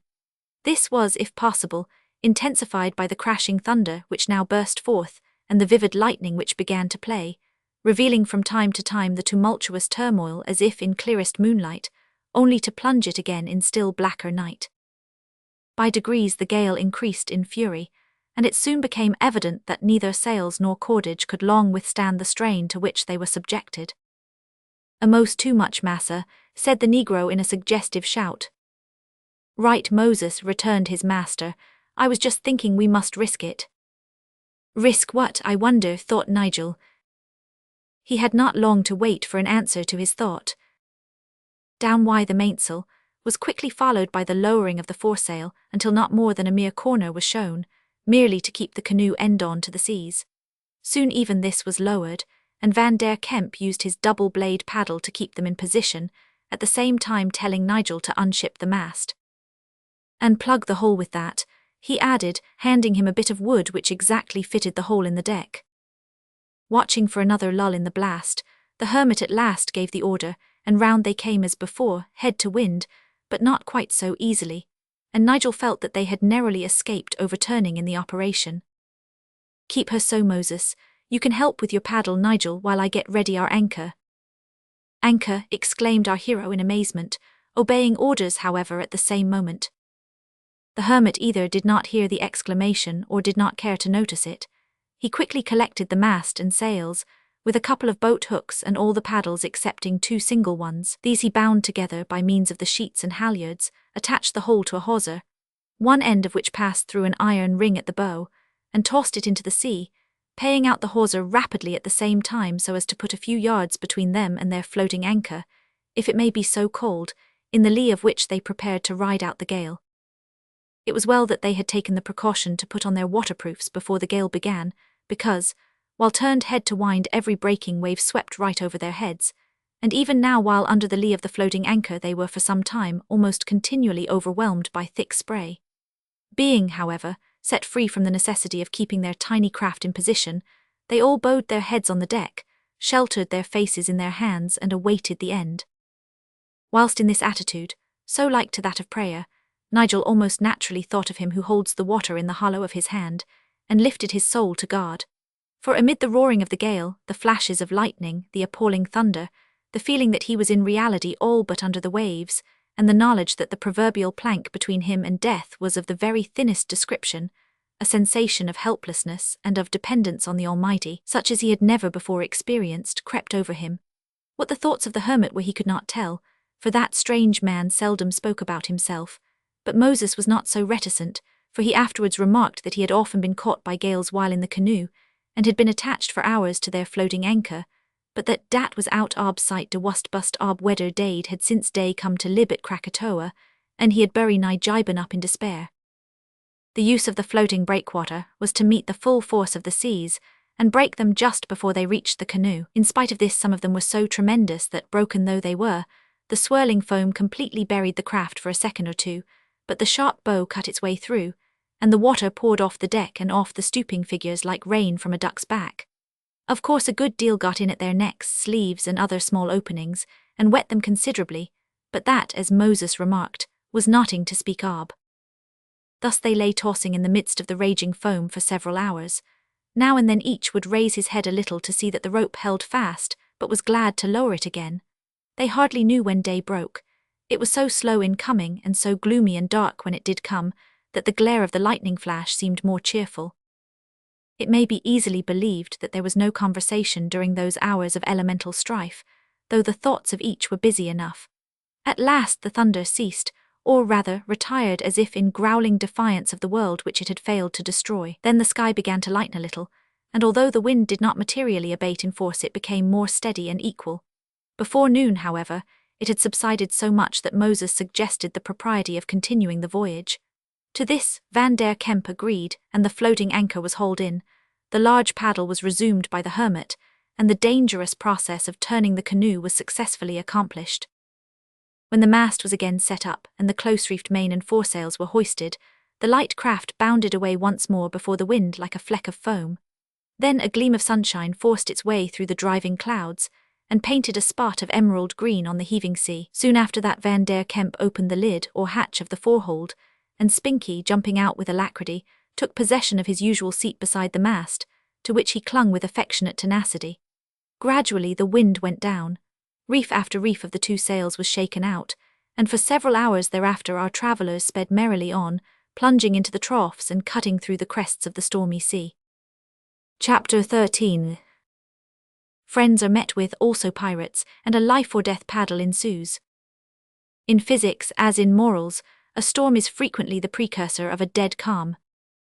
Much to the monkey's joy, to say nothing of the men, the sun ere long asserted its equatorial power, and, clearing away the clouds, allowed the celestial blue to smile on the turmoil below. The first result of that smile was that the wind retired to its secret chambers, leaving the ships of men to flap their idle sails.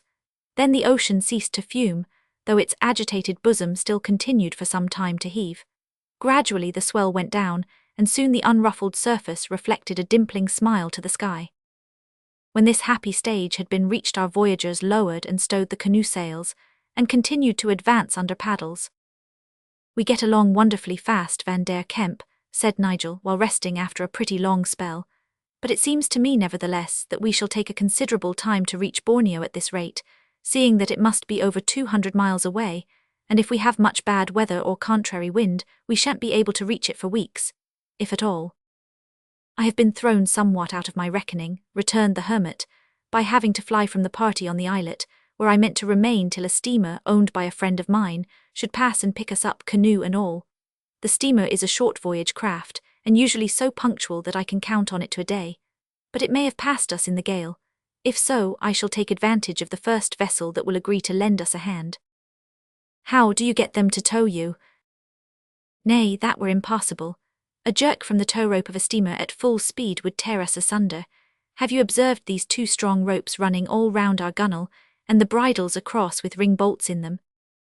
I have, and did not ask their use, as I thought they were merely meant to strengthen the canoe. So they are, continued the hermit, but they have other uses besides. Massa, cried Moses at this point, you'll excuse me for truptin you, but it's my opinion dat Spinky's sufferin' juice now from a empty stomach. The hermit smiled and Nigel laughed. Laying down his paddle, the former said, I understand, Moses. That speech means that you are suffering from the same complaint. Well, get out the biscuit. Juice de way o de world, muttered the negro with a bland smile. If a poor man observes and feels for de sorrows ob anoder, he allers gets credit for tinkin ob hisself. Never mind, I's used to it. Evidently, the unjust insinuation did not weigh heavily on the negro's spirit, for he soon began to eat with the appetite of a healthy alligator. While he was thus engaged, he chanced to raise his eyes towards the southwestern horizon, and there saw something which caused him to splutter, for his mouth was too full to speak, but his speaking eyes and pointing finger caused his companions to turn their faces quickly to the quarter indicated. A steamer, exclaimed the hermit and Nigel in the same breath. The vessel in question was coming straight towards them, and a very short time enabled Van der Kemp to recognize with satisfaction the steamer owned by his friend. Look here, run that to the masthead, said Van der Kemp, handing a red flag to Nigel. We lie so low in the water that they might pass quite close without observing us if we showed no signal.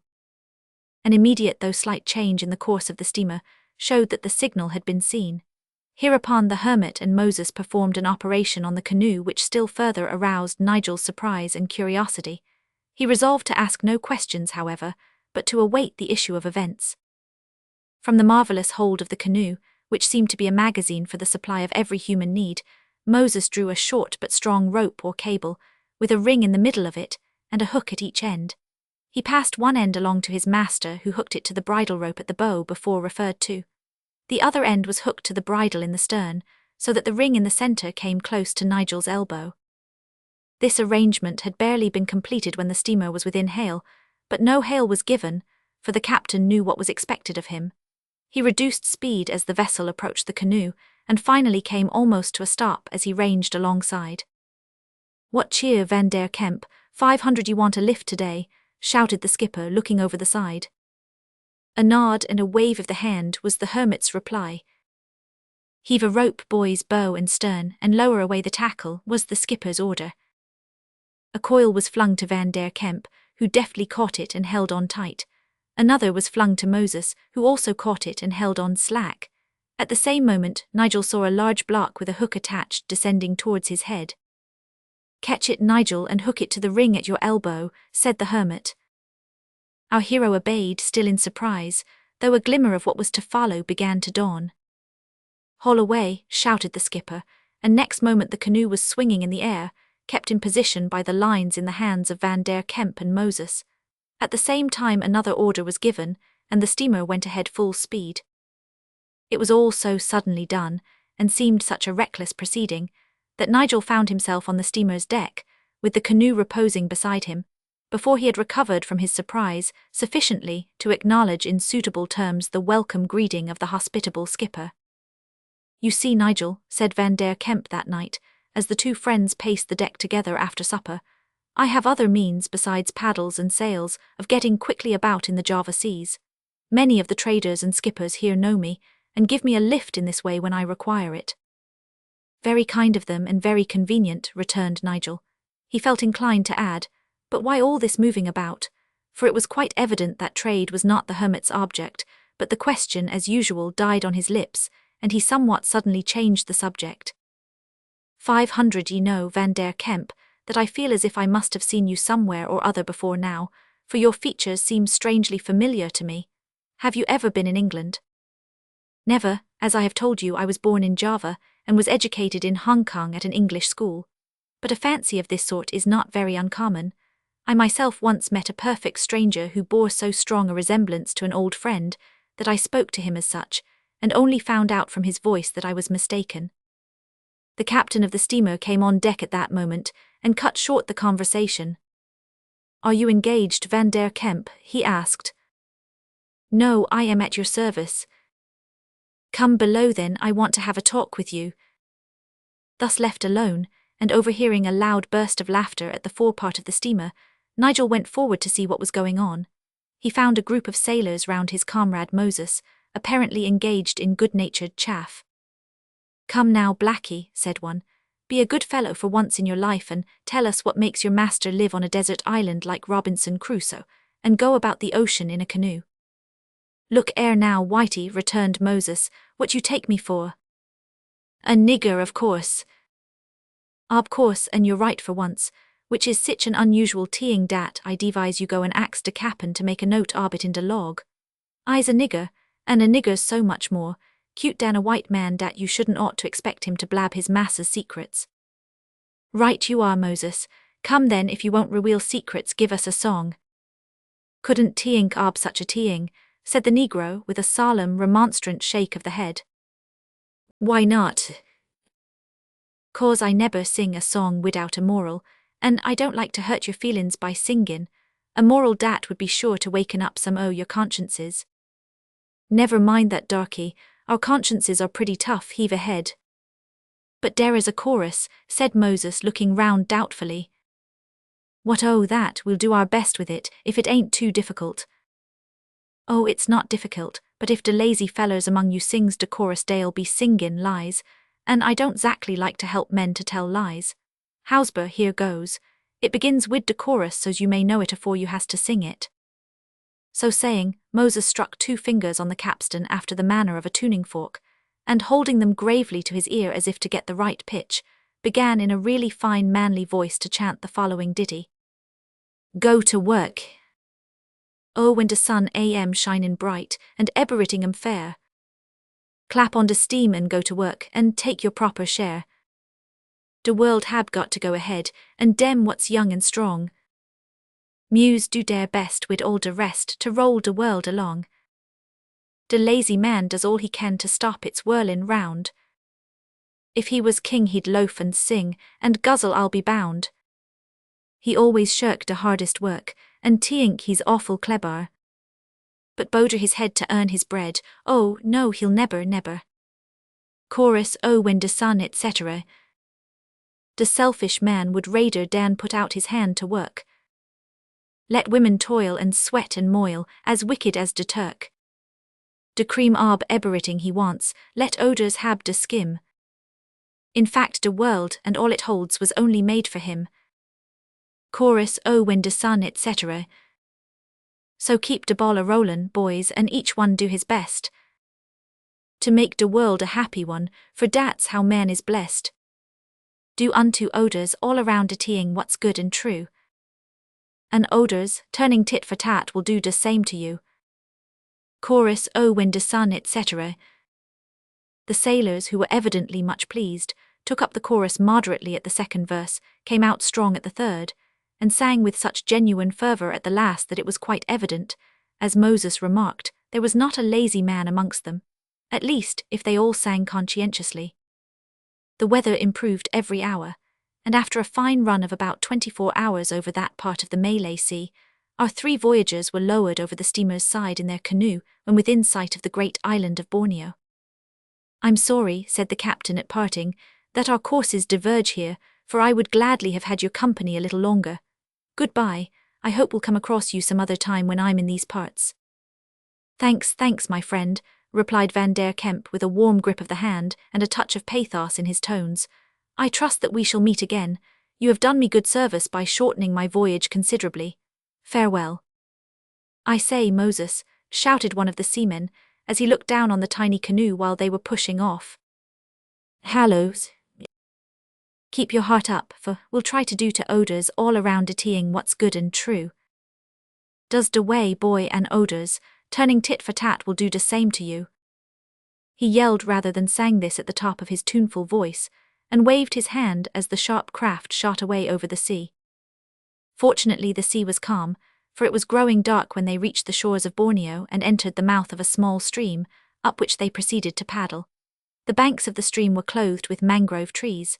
We have said the banks, But in truth the mouth of that river had no distinguishable banks at all, for it is the nature of the mangrove to grow in the water, using its roots as legs with which, as it were, to wade away from shore. When darkness fell suddenly on the landscape, as it is prone to do in tropical regions, the gnarled roots of those mangroves assumed the appearance of twining snakes in Nigel's eyes. Possessing a strongly imaginative mind, he could with difficulty resist the belief that he saw them moving slimily about in the black water, and in the dim mysterious light, tree stems and other objects assumed the appearance of hideous living forms, so that he was enabled to indulge the uncomfortable fancy that they were traversing some terrestrial Styx into one of Dante's regions of horror. In some respects this was not altogether a fancy, for they were unwittingly drawing near to a band of human beings whose purposes, if fully carried out, would render the earth little better than a hell to many of their countrymen. It is pretty well known that there is a class of men in Borneo called head-hunters.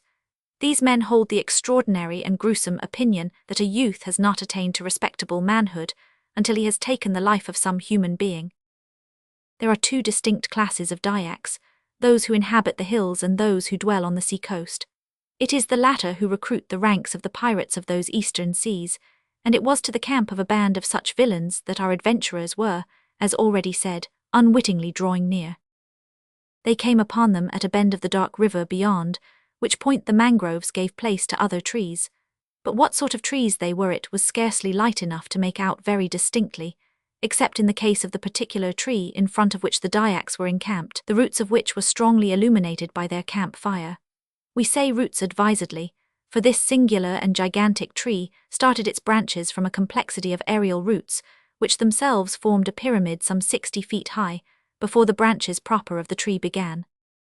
If our voyagers had used oars, the sharp ears of the pirates would have instantly detected them. As it was, the softly moving paddles and the sharp cutwater of the canoe made no noise whatever. The instant that Van der Kemp, from his position in the bow, observed the camp, he dipped his paddle deep and noiselessly backed water. There was no need to give any signal to his servant. Such a thorough understanding existed between them that the mere action of the hermit was sufficient to induce the Negro to support him by a similar movement on the opposite side, and the canoe glided as quickly backward as it had previously advanced. When under the deep shadow of the bank Moses thrust the canoe close in, and his master, laying hold of the bushes, held fast and made a sign to him to land and reconnoitre. Creeping forward to an opening in the bushes close at hand, Moses peeped through. Then he turned and made facial signals of a kind so complicated that he could not be understood, as nothing was visible save the flashing of his teeth and eyes. Van der Kemp therefore recalled him by a sign, and stepping ashore, whispered Nigel to land. They discover a pirate's bivouac. They discover a pirate's bivouac.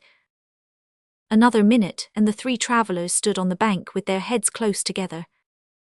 Wait here for me, said the hermit in the lowest possible whisper. I will go and see who they are. Strange, said Nigel when he was gone. Strange that in so short a time your master should twice have to stalk strangers in this way. History repeats itself, they say. It appears to do so rather fast in these regions. Does he not run a very great risk of being discovered? Not the smallest, replied the Negro, with as much emphasis as was possible in a whisper. Massa hab ride wid de vaquiros ob Americi and hunt wid de Injuns on de Rockies. No more fear ob dare catchin him dan ob catchin a streak o' lightnin'. He come back very soon wid all de news. Moses was a true prophet. Within half an hour Van der Kemp returned as noiselessly as he had gone. He did not keep them long in uncertainty. I have heard enough, he whispered, to assure me that a plot of which I had already heard a rumour has nearly been laid. We fell in with the chief plotters on the islet the other night. The band here is in connection with them, and awaits their arrival before carrying out their dark designs. There is nothing very mysterious about it. One tribe plotting to attack another, that is all. But as a friend of mine dwells just now with the tribe to be secretly attacked, it behoves me to do what I can to save him. I am perplexed, however. It would seem sometimes as if we were left in perplexity for wise purposes which are beyond our knowledge. Perhaps to test our willingness to do right, suggested Nigel. I know not, returned the hermit, as if musing, but never raising his voice above the softest whisper. My difficulty lies here. I must go forward to save the life of my friend. I must not leave you at the mouth of a mangrove river to die or be captured by pirates, and yet I have no right to ask you to risk your life on my account. You may dismiss your perplexities then, said Nigel promptly, for I decline to be left to die here or to be caught by pirates, and I am particularly anxious to assist you in rescuing your friend. Besides, am I not your hired servant? The risk we run is only at the beginning, said Van der Kemp. If we succeed in passing the Dyaks unseen, all will be well. If they see us, they will give chase, and our lives under guard will depend on the strength of our arms, for I am known to them and have thwarted their plans before now. If they catch us, death will be our certain doom. Are you prepared? Ready, whispered Nigel. Without another word, the hermit took his place in the bow of the canoe. Moses stepped into the stern, and our hero sat down in the middle. Before pushing off, the hermit drew a revolver and a cutlass from his storeroom in the bow and handed them to Nigel, who thrust the first into his belt and fastened the other to the deck by means of a strap, fixed there on purpose to prevent its being rolled or swept off. This contrivance, as well as all the other appliances in the canoe, had previously been pointed out and explained to him. The hermit and Negro, having armed themselves in similar way, let go the bushes which held them close to the bank and floated out into the stream. They let the canoe drift down a short way so as to be well concealed by the bend in the river and a mass of bushes. Then they slowly paddled over to the opposite side and commenced to creep up as close to the bank as possible, under the deep shadow of overhanging trees, and so noiselessly that they appeared in the darkness like a passing phantom. But the sharp eyes of the pirates were too much accustomed to phantoms of every kind to be easily deceived. Just as the canoe was about to pass beyond the line of their vision, a stir was heard in their camp. Then a stern challenge rolled across the river and awoke the slumbering echoes of the forest, perchance to the surprise and scaring away of some prowling beast of prey. No need for concealment now, said Van der Kemp quietly. We must paddle for life.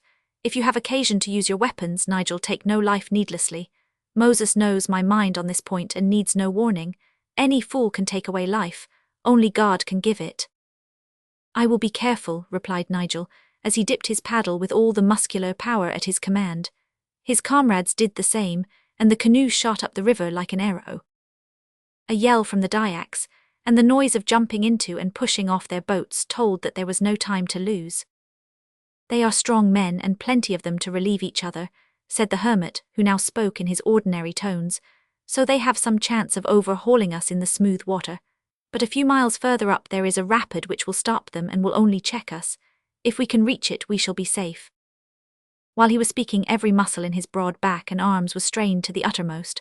So also were the muscles of his companions, and the canoe seemed to advance by a series of rapid leaps and bounds. Yet the sound of the pursuers' oars seemed to increase, and soon the proverb, "It is the pace that kills," received illustration, for the speed of the canoe began to decrease a little, very little at first, while the pursuers, with fresh hands at the oars, gradually overhauled the fugitives. Put on a spurt, said the hermit, setting the example. The pirates heard the words and understood either them or the action that followed, for they also put on a spurt, and encouraged each other with a cheer. Moses heard the cheer, and at the same time heard the sound of the rapid to which they were by that time drawing near.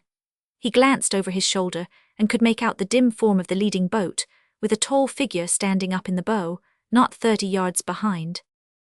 Shall we manage it, Moses? Asked Van der Kemp in that calm, steady voice which seemed to be unchangeable either by anxiety or peril. No, massa, unpossible without dis. The Negro drew the revolver from his belt, slewed round, took rapid aim and fired. The tall figure in the bow of the boat fell back with a crash and a hideous yell. Great shouting and confusion followed, and the boat dropped behind. A few minutes later and the canoe was leaping over the surges of a shallow rapid.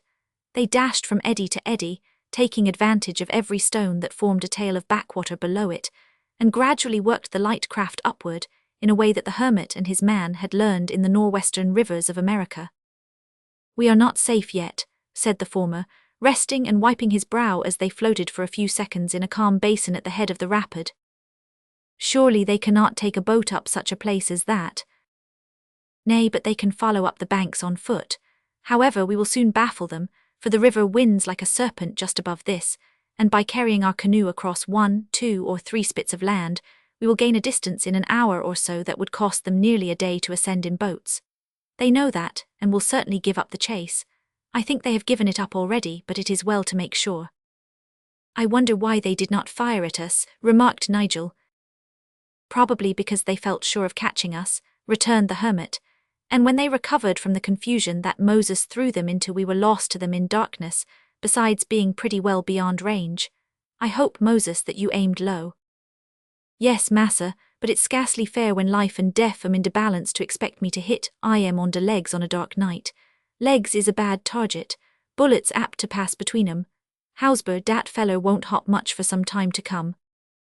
A couple of hours later, having carried the canoe and baggage across the spits of land above referred to, and thus put at least half a day's journey between themselves and their foes, they came to a halt for the night. It won't be easy to find a suitable place to camp on, remarked Nigel, glancing at the bank, where the bushes grew so thick that they overhung the water, brushing the faces of our travellers and rendering the darkness so intense that they had literally to feel their way as they glided along. We will encamp where we are, returned the hermit. I'll make fast to a bush and you may get out the victuals, Moses. Does de bury best word you've said dis day, massa, remarked the negro with a profound sigh. I's pretty well tired now, and de bury teot ob grub comforts me. Do you mean that we shall sleep in the canoe? Asked Nigel. Aye, why not? Returned the hermit, who could be heard though not seen, busying himself with the contents of the fore-locker. You'll find the canoe a pretty fair bed. You have only to slip down and pull your head and shoulders through the manhole and go to sleep. You won't want blankets in this weather, and see, there is a pillow for you and another for Moses. I cannot see but I can feel, said Nigel with a soft laugh as he passed the pillow aft. Tiank Nigel, said Moses. Here, feel behind you and you'll find grub for yourself and some to pass forward to massa. Mind when you slip down for go to sleep dat you don't dig your heels into massa's skull. Dera's no bulkhead to protect it. I'll be careful, said Nigel, beginning his invisible supper with keen appetite. But how about my skull, Moses? Is there a bulkhead between it and your heels? No, but you don't need to mind, for I allers sleeps doubled up wid my knees agin my chin. It makes de arms and legs feel more sociable like. With this remark Moses ceased to encourage conversation, his mouth being otherwise engaged. Thereafter they slipped down into their respective places, laid their heads on their pillows and fell instantly into sound repose, while the dark waters flowed sluggishly past, and the only sound that disturbed the universal stillness was the occasional cry of some creature of the night, or the flap of an alligator's tail. Chapter 14. A new friend found, new dangers encountered and new hopes delayed. When grey dawn began to dispel the gloom of night, Nigel Roy awoke with an uncomfortable sensation of having been buried alive. Stretching himself as was his wont, he inadvertently touched the head of Van der Kemp, an exclamation from whom aroused Moses, who, uncoiling himself, awoke Spinky. It was usually the privilege of that affectionate creature to nestle in the negro's bosom. With the alacrity peculiar to his race, Spinky sprang through the manhole and sat down in his particular place to superintend, perhaps to admire, the work of his human friends, whose dishevelled heads emerged simultaneously from their respective burrows. Dawn is a period of the day when the spirit of man is calmly reflective. Speech seemed distasteful that morning, and as each knew what had to be done, it was needless. The silently conducted operations of the men appeared to arouse fellow feeling in the monkey, for its careworn countenance became more and more expressive as it gazed earnestly and alternately into the faces of its comrades. To all appearance it seemed about to speak, but it didn't. Pushing out from the shore they paddled swiftly upstream, and soon put such a distance between them and their late pursuers that all risk of being overtaken was at an end. All day they advanced inland without rest, save at the breakfast hour, and again at midday to dine.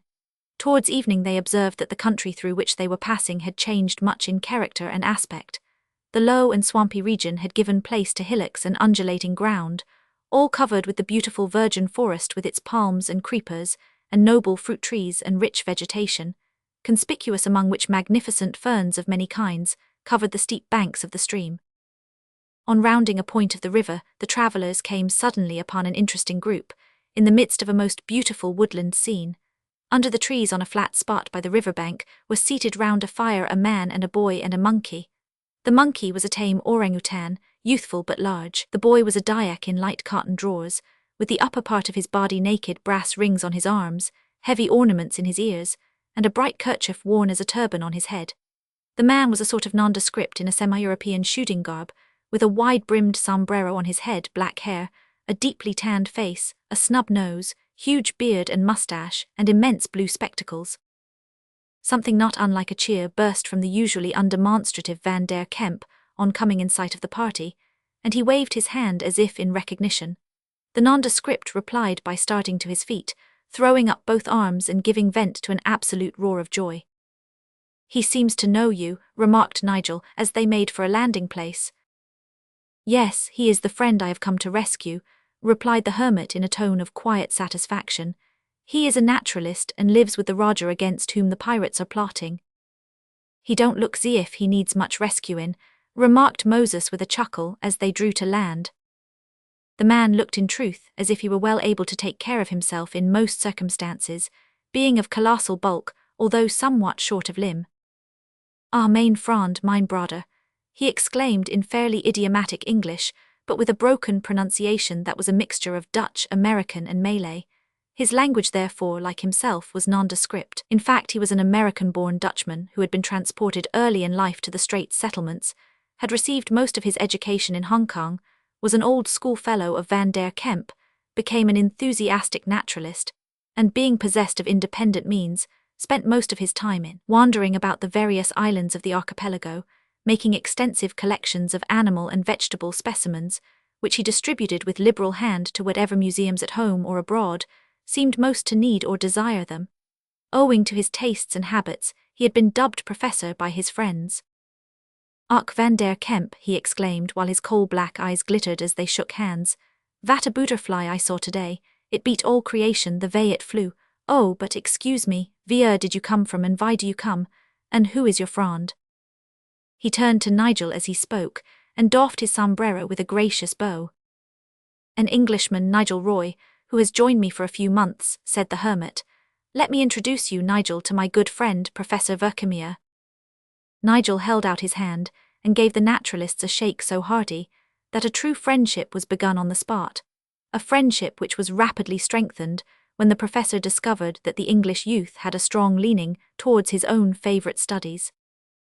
"Wie will Hont and Schott Togeser, mein Freund," he said on making this discovery, "and I will show you where the best butterflies are to be found. Oh, such a one as I saw to, but excuse me, Van der Kemp, why you come here just now?" "To save you," said the hermit, with a scintillation of his half-pitiful smile. "To save me," exclaimed Verkemeier, with a look of surprise which was greatly intensified by the rotundity of the blue spectacles. "Well, I don't feel to vant safing juiced at present." "It is not that danger threatens you so much as your friend the Raja," returned the hermit. "But if he falls, all under his protection fall along with him. I happen to have heard of a conspiracy against him, on so large a scale that certain destruction would follow if he were taken by surprise, so I have come on in advance of the conspirators to warn him in time. You know I have received much kindness from the Raja, so I could do no less than warn him of impending danger, and then the fact that you were with him made me doubly anxious to reach you in time." While the hermit was saying this, the naturalist removed his blue glasses and slowly wiped them with a corner of his coat tails. Replacing them, he gazed intently into the grave countenance of his friend till he had finished speaking. "Are ze rascals near?" he asked sternly. "No, we have come on many days ahead of them, but we found a party at the river's mouth awaiting their arrival." "And they cannot arrive, you say, for several weeks?" "Probably not, even though they had fair and steady winds." A sigh of satisfaction broke through the naturalist's mustache on hearing this. "Then we will you and I, Mr. Roy, go after the butterflies tomorrow." "But we must push on," remonstrated Van der Kemp, "for preparations to resist an attack cannot be commenced too soon." "You may push on, mein Freund, go ahead if you will, but I will not leave the butterflies. You know well that I will die if need be for the Raja. We must all die once at least, and I should like to die if I must die in a good cause. What cause better than friendship? But you say just now there is no danger. Well, I will go and see the butterflies tomorrow. After that I will go and die, if it must be, with the Raja." "I heartily applaud your sentiment," said Nigel with a laugh, as he helped himself to some of the food which the Dyak youth and Moses had prepared. "And if Van der Kemp will give me leave of absence, I will gladly keep you company." "Thank you, pass round the victuals, my appetite is strong, it always vas more or less strong. Vat say you, Van der Kemp?" "I have no objection. Moses and I can easily take the canoe up the river, There are no rapids and it is not far to the Raja's village, so you are welcome to go, Nigel. Does de most extraordinary craze I ever knowed men inflicted wid, said Moses that night as he sat smoking his pipe beside the Dyak boy. It passes my comprehension what fun day find runnin' like child'n arter butterflies and beetles and sich like varmint. My masser am de wisest man on earth, yet he go a little wild dat way too, sometimes. Moses looked at the Dyak boy with a puzzled expression, but as the Dyak boy did not understand English, he looked intently at the fire and said nothing. Next morning Nigel entered the forest under the guidance of Verkhemir and the Dyak youth, and the orangutan, which followed like a dog, and sometimes even took hold of its master's arm and walked with him as if it had been a very small human being. It was a new experience to Nigel to walk in the sombre shade beneath the tangled arches of the wilderness. In some respects it differed entirely from his expectations, and in others it surpassed them. The gloom was deeper than he had pictured it, but the shade was not displeasing in a land so close to the equator. Then the trees were much taller than he had been led to suppose, and the creeping plants more numerous, while, to his surprise, the wild flowers were comparatively few and small. But the scarcity of these was somewhat compensated by the rich and brilliant colouring of the foliage. The abundance and variety of the ferns also struck the youth particularly. "Ah, they are magnificent," exclaimed Verkhemir with enthusiasm. "Look at that tree fern, you have nothing like that in England. I have found nearly 100 specimens of ferns. Then look at the fruit trees. We have here you see the lancet, mangosteen, rambutan, jack, jamban, blimming ant many others, but the queen of fruits is the durian. Have you tasted the durian?" "No, not yet." "Ha, a new sensation is before you. Stay, you will eat von by ant by. Look, that is a durian tree before you." He pointed as he spoke to a large and lofty tree, which Mr. A.R. Wallace, the celebrated naturalist and traveller, describes as resembling an elm in general character, but with a more smooth and scaly bark. The fruit is round, or slightly oval about the size of a man's head, of a green colour, and covered all over with short spines which are very strong and so sharp that it is difficult to lift the fruit from the ground. Only the experienced and expert can cut the tough outer rind. There are 5 faint lines extending from the base to the apex of the fruit, through which it may be divided with a heavy knife and a strong hand, so as to get to the delicious creamy pulp inside. There is something paradoxical in the descriptions of this fruit by various writers, but all agree that it is inexpressibly good. Says one writing of the 16th century, "It is of such an excellent taste that it surpasses in flavour all the other fruits of the world." Another writes, "This fruit is of a hot and humid nature. To those not used to it, it seems at first to smell like rotten onions, but immediately they have tasted it they prefer it to all other food." Wallace himself says of it, "When brought into the house, the smell is so offensive that some persons can never bear to taste it. This was my own case in Malacca, but in Borneo I found a ripe fruit on the ground, and, eating it out of doors, I at once became a confirmed durian eater." This was exactly the experience of Nigel Roy that day, and the way in which the fruit came to him was also an experience, but of a very different sort. It happened just as they were looking about for a suitable spot on which to rest and eat their midday meal. Verkhemir was in front with the orangutan reaching up to his arm and hobbling affectionately by his side, for there was a strong mutual affection between them. The Dyak youth brought up the rear, with a sort of game bag on his shoulders. Suddenly Nigel felt something graze his arm, and heard a heavy thud at his side. It was a ripe durian which had fallen from an immense height and missed him by a hairbreadth. "Thank God you have escaped," exclaimed the professor, looking back with a solemn countenance. "I have indeed escaped what might have been a severe blow," said Nigel, stooping to examine the fruit, apparently forgetful that more might follow. "Come, Ave, my boy will bring it. Men are sometimes killed by this fruit. Here now we will dine." They sat down on a bank which was canopied by ferns. While the boy was arranging their meal, Verkhemir drew a heavy hunting knife from his belt, and applying it with an unusually strong hand to the durian laid it open. Nigel did not at all relish the smell, but he was not fastidious or apt to be prejudiced. He tasted, and like Mr. Wallace, became a confirmed durian eater from that day. "We draw near to the region where we shall find the butterflies," said the naturalist, during a pause in their luncheon. "I hope we shall be successful," said Nigel, helping himself to some more of what may be styled durian cream. "To judge from the weight and hardness of this fruit, I should think a blow on one's head from it would be fatal." "Sometimes, not always. I suppose that Dyak skulls are strong. But Z wound is terrible, for Z spikes tear Z flesh dreadfully. Z Dayak chief Raja with whom I dwell juiced now was flawed once by one, and he expected to die, but he did not. He is a life ant vel, as you shall see. As he spoke, a large butterfly fluttered across the scene of their festivities. With all the energy of his enthusiastic spirit and strong muscular frame, the naturalist leaped up, overturned his dinner, rushed after the coveted specimen, tripped over a root, and measured his length on the ground. "That comes of too much hoary," he remarked as he picked up his glasses and returned humbly to continue his dinner. "Mine frond, learn a lesson from a foolish man." "I shall learn 2 lessons," said Nigel, laughing. "First, to avoid your too eager haste, and second, to copy if I can your admirable enthusiasm." "You are very good. Some more chicken, if you please. Thanks. We most make haste viz our meal ant go to work."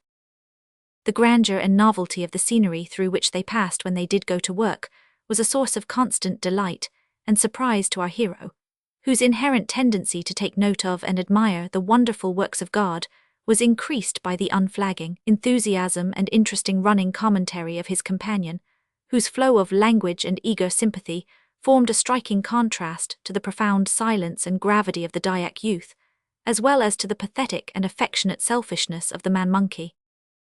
It must not, however, be supposed that the young orangutan was unworthy of his victuals, for, besides being an amusing and harmless companion, he had been trained to use his natural capacity for climbing trees in the service of his master. Thus he ascended the tall durian trees, when ordered, and sent down some of the fruit in a few minutes, an operation which his human companions could not have accomplished without tedious delay, and the construction of an ingenious ladder having slender bamboos for one of its sides, and the tree to be ascended for its other side, with splinters of bamboo driven into it by way of rounds.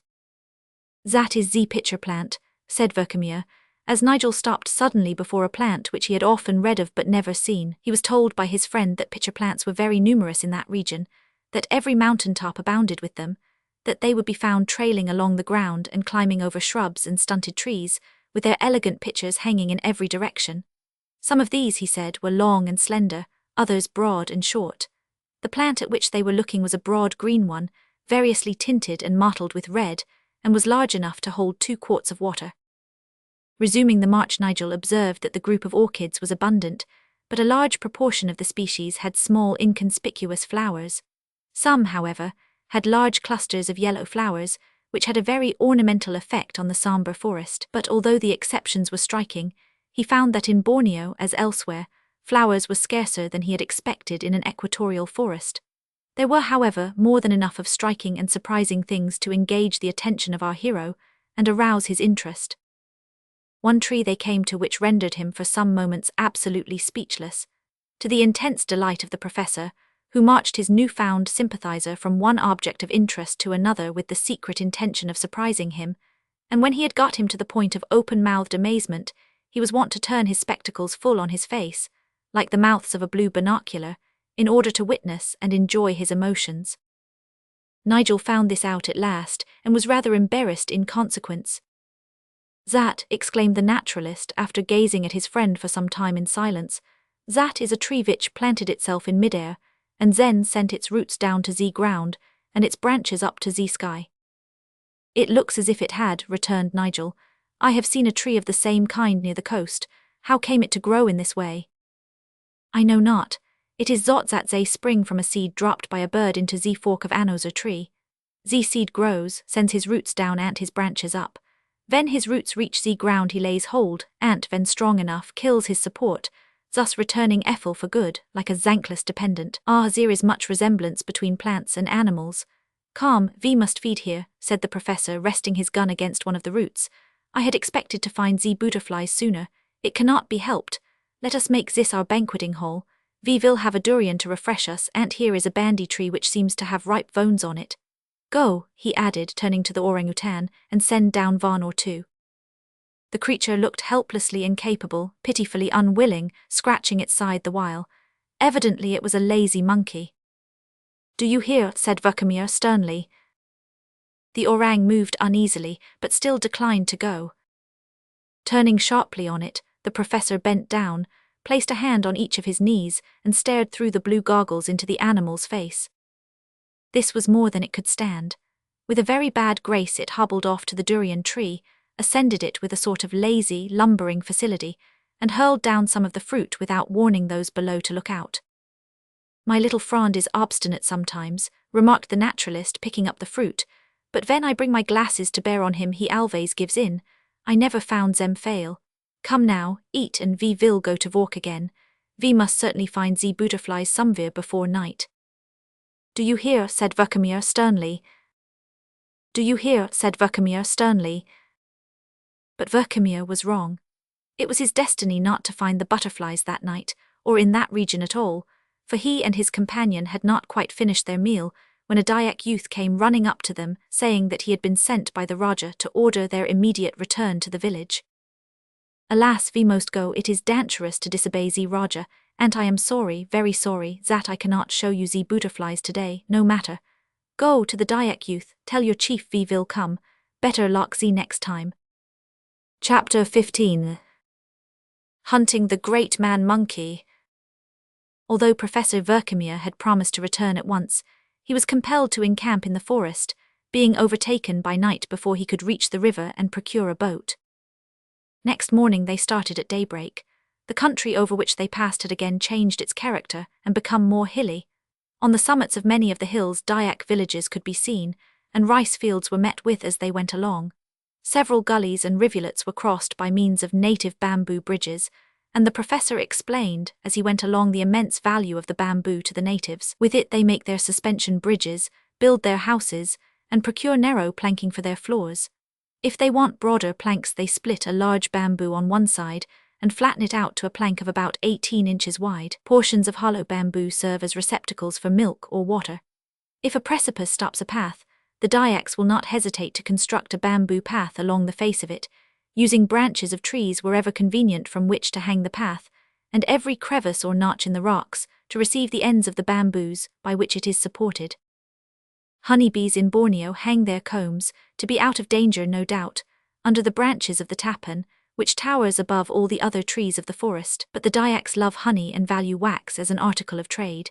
They therefore erect their ingenious bamboo ladder, which can be prolonged to any height on the smooth branchless stem of the tapan, and storm the stronghold of the bees with much profit to themselves, for beeswax will purchase from the traders the brass wire, rings, gold-edged kerchiefs and various ornaments with which they decorate themselves. When travelling, the Dayaks use bamboos as cooking vessels in which to boil rice and other vegetables, as jars in which to preserve honey, sugar, etc., or salted fish and fruit.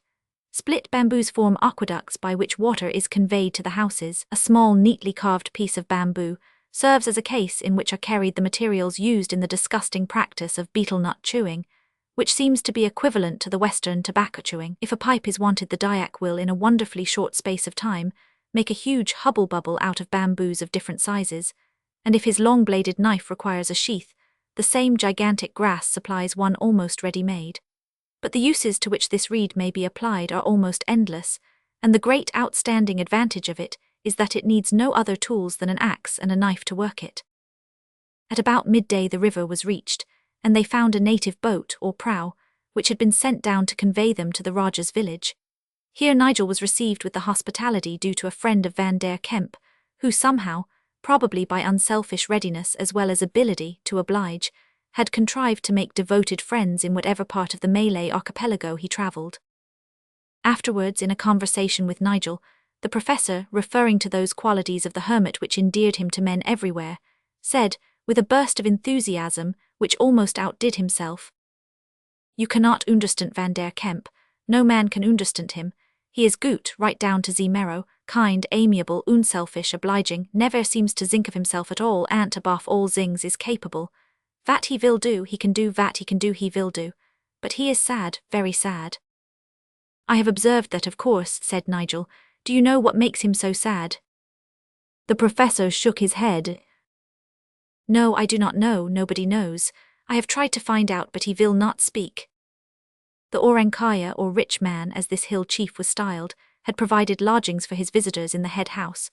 This was a large circular building erected on poles. There is such a house in nearly all Dayak villages. It serves as a trading place, a stranger's room, a sleeping room for unmarried youths, and a general council chamber. Here Nigel found the hermit and Moses enjoying a good meal when he arrived, to which he and the professor sat down after paying their respects to the chief. "The Orankaya hopes that we will stay with him some time and help to defend the village," said Van der Kemp, when they were all seated. "Of course you have agreed," said Nigel. "Yes, I came for that purpose. We's allers ready to fight in a good cause," remarked Moses, just before filling his mouth with rice. "Or to die in it," added Verkemir, engulfing the breast of a chicken at a bite. "But as ze pirates are not expected for some days, we may as well go after ze meers. That is what ze natives call ze orangutan. It is a better word being short." Moses glanced at the professor out of the corners of his black eyes, and seemed greatly tickled by his enthusiastic devotion to business. "I am also," continued the professor, "extremely anxious to go at ze butterflies before you die," suggested Nigel, venturing on a pleasantry, whereat Moses opened his mouth in a soundless laugh, but observing the professor's goggles levelled at him, he transformed the laugh into an astounding sneeze, and immediately gazed with pouting innocence and interest at his plate. "Do you always sneeze like that?" asked Verkemir. "Not allers," answered the Negro simply. "Sometimes I jibs way a good deal wuss. Depends on de inside ob my nose and de state ob de weather." What the professor would have replied we cannot say, for just then a Dyak youth rushed in to say that an unusually large and gorgeous butterfly had been seen just outside the village. No application of fire to gunpowder could have produced a more immediate effect. The professor's rice was scattered on the floor, and himself was outside the head house before his comrades knew exactly what was the matter. "He's always like that," said the hermit with a slight twinkle in his eyes. "Nothing discourages, nothing subdues him. Twice I pulled him out of deadly danger into which he had run in his eager pursuit of specimens, and he has returned the favour to me, for he rescued me once when Emirs had got me down and would certainly have killed me, for my gun was empty at the moment, and I had dropped my knife." "Is then the orangutan so powerful and savage?" "Truly yes, when wounded and driven to bay," returned the hermit. "You must not judge of the creature by the baby that Verkemir has tamed. A full-grown male is quite as large as a man, though very small in the legs in proportion, so that it does not stand high. It is also very much stronger than the most powerful man. You would be quite helpless in its grip, I assure you." "I hope with the professor," returned Nigel, "that we may have a hunt after them, either before or after the arrival of the pirates.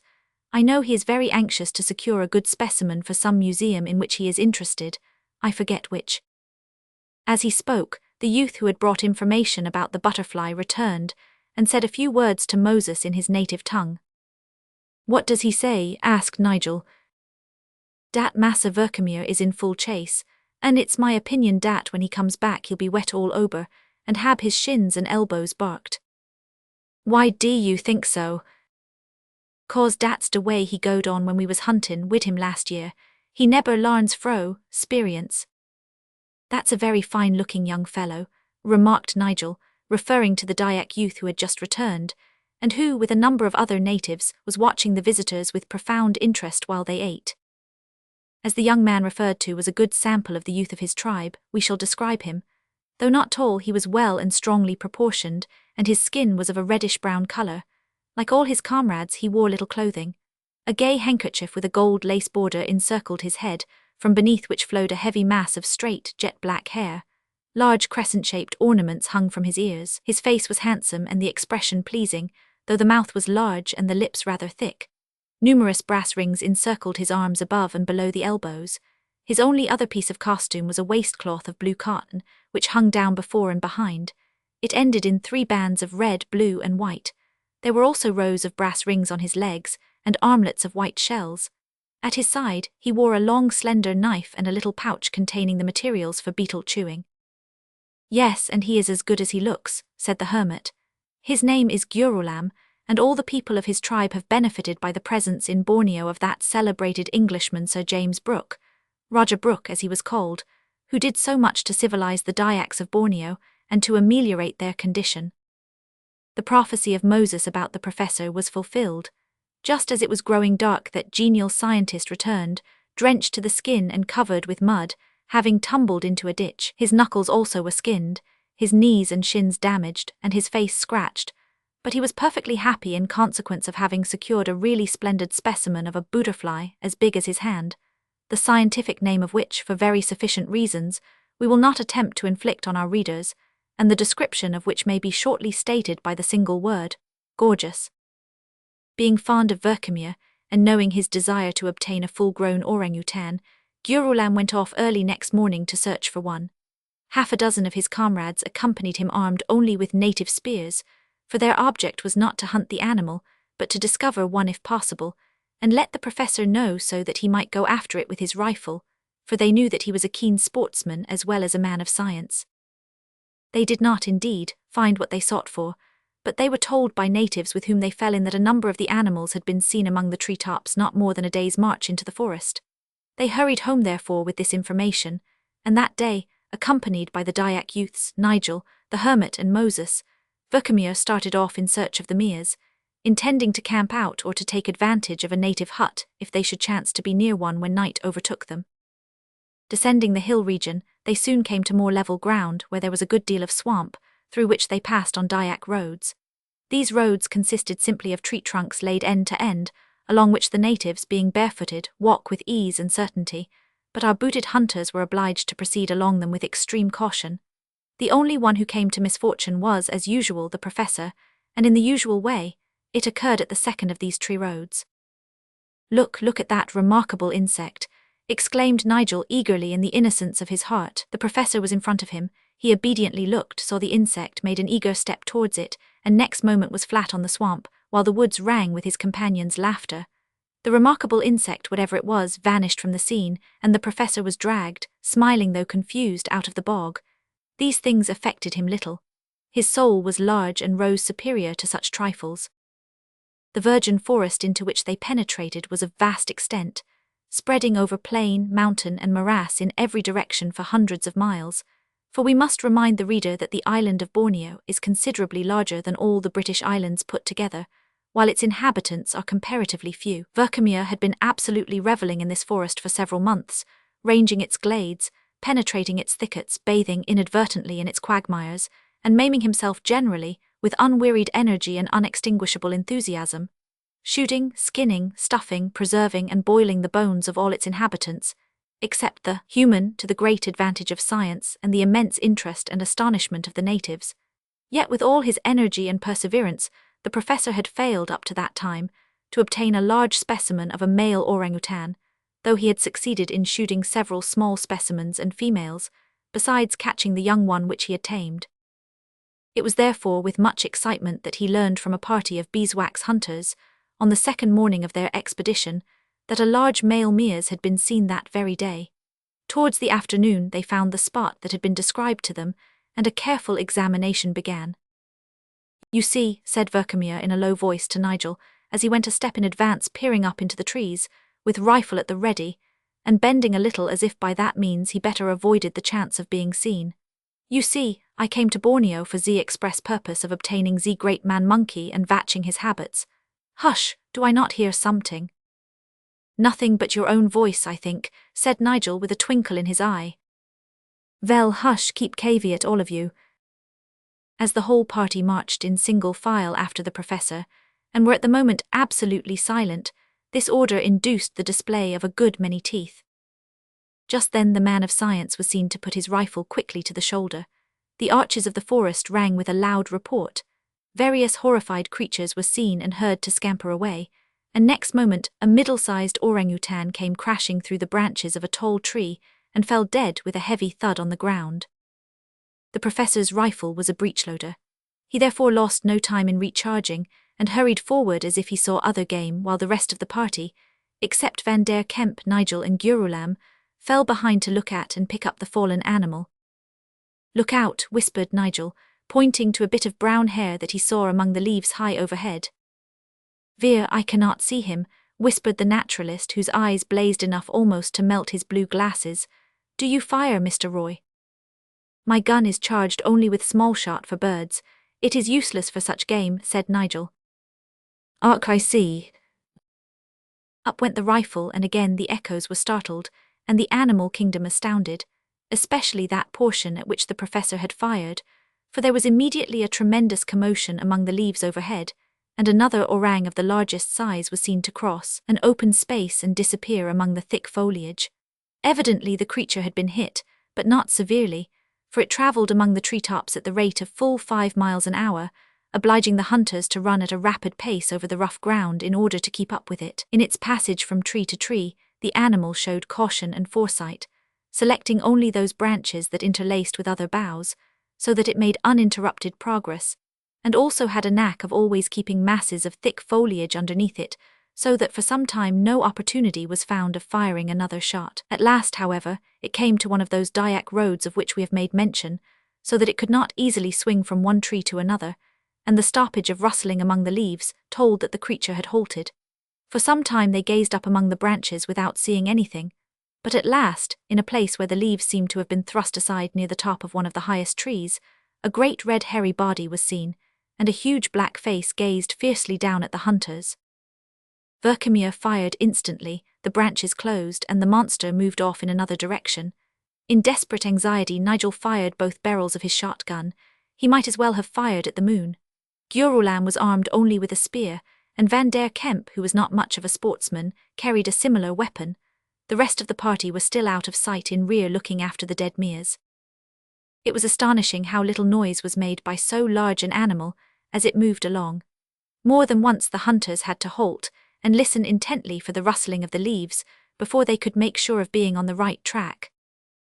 At last they caught sight of him again on the top of a very high tree, and the professor got 2 more shots but without bringing him down.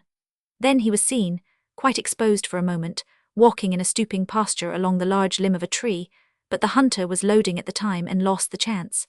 Finally he got onto a tree whose top was covered with a dense mass of creepers which completely hid him from view. Then he halted, and the sound of snapping branches was heard. "You've not much chance of him now," remarked the hermit, as they all stood in a group gazing up into the tree top. "I have often seen the Mears act thus when severely wounded. He is making a nest to lie down and die in." "Zenvi must shoot again," said the professor, moving round the tree and looking out for a sign of the animal. At last he seemed to have found what he wanted, for raising his rifle he took a steady aim and fired. A considerable commotion of leaves and fall of broken branches followed. Then the huge red body of the Mears appeared falling through, but it was not dead, for it caught hold of branches as it fell and hung on as long as it could. Then it came crashing down, and alighted on its face with an awful thud. After firing the last shot, Verkemir had not reloaded, being too intent on watching the dying struggles of the creature, and when it fell with such violence he concluded that it was dead. For the same reason Nigel had neglected to reload after firing. Thus it happened that when the enormous brute suddenly rose and made for a tree with the evident intention of climbing it, no one was prepared to stop it, except the Dyak youth Gurulam. He chanced to be standing between the Mears and the tree. Boldly he levelled his spear and made a thrust that would probably have killed the beast, if it had not caught the point of the spear and turned it aside. Then with its left paw it caught the youth by the neck, seized his thigh with one of its hind paws, and fixed its teeth in his right shoulder. Never was man rendered more suddenly and completely helpless, and death would have been his sure portion before the hunters had reloaded, if Van der Kemp had not leaped forward, and, thrusting his spear completely through the animal's body, killed it on the spot. Chapter 16 begins with a terrible fight and ends with a hasty flight. The hunt, we need scarcely say, was abruptly terminated, and immediate preparations were made for conveying the wounded man and the 2 orangs to the Dyak village. This was quickly arranged, for the convenient bamboo afforded ready-made poles wherewith to form a litter on which to carry them. The huge creature which had given them so much trouble and so nearly cost them 1 human life was found to be indeed of the largest size. It was not tall but very broad and large. The exact measurements taken by the professor, who never travelled without his tape measure, were as follows. Height from heel to top of feet 2 inches. Outstretched arms across chest 7 feet 8 inches. Width of face 1 foot 2 inches. Girth of foot 3 inches. Girth of wrist 8 inches. The muscular power of such a creature is of course immense, as Nigel and the professor had a rare chance of seeing that very evening, of which more presently. On careful examination by Nigel, who possessed some knowledge of surgery, it was found that none of Gurulam's bones had been broken, and that although severely lacerated about the shoulders and right thigh, no very serious injury had been done, thanks to the promptitude and vigor of the hermit's spear thrust. The poor youth, however, was utterly helpless for the time being, and had to be carried home. That afternoon, the party reached a village in a remote part of the forest, where they resolved to halt for the night, as no other resting place could be reached before dark. While a supper of rice and fowl was being cooked by Moses, Van der Kemp attended to the wounded man, and Nigel accompanied the professor along the banks of the stream on which the village stood.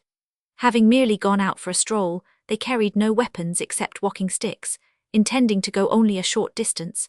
Interesting talk, however, on the character and habits of various animals, made them forget time until the diminution of daylight warned them to turn. They were about to do so when they observed, seated in an open place near the stream, the largest orang they had yet seen. It was feeding on succulent shoots by the waterside, a fact which surprised the professor, for his inquiries and experience had hitherto taught him that orangs never eat such food except when starving. The fat and vigorous condition in which this animal was forbade the idea of starvation. Besides, it had brought a durian fruit to the banks of the stream and thrown it down, so that either taste or eccentricity must have induced it to prefer the shoots. Perhaps its digestion was out of order, and it required a tonic. Anyhow, it continued to devour a good many young shoots while our travellers were peeping at it in mute surprise through the bushes. That they had approached so near without being observed was due to the fact that a brawling rapid flowed just there, and the Mears was on the other side of the stream.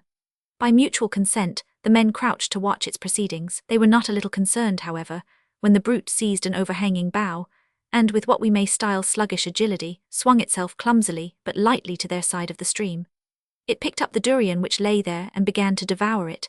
Biting off some of the strong spikes with which that charming fruit is covered, it made a small hole in it, and then with its powerful fingers tore off the thick rind and began to enjoy a feast.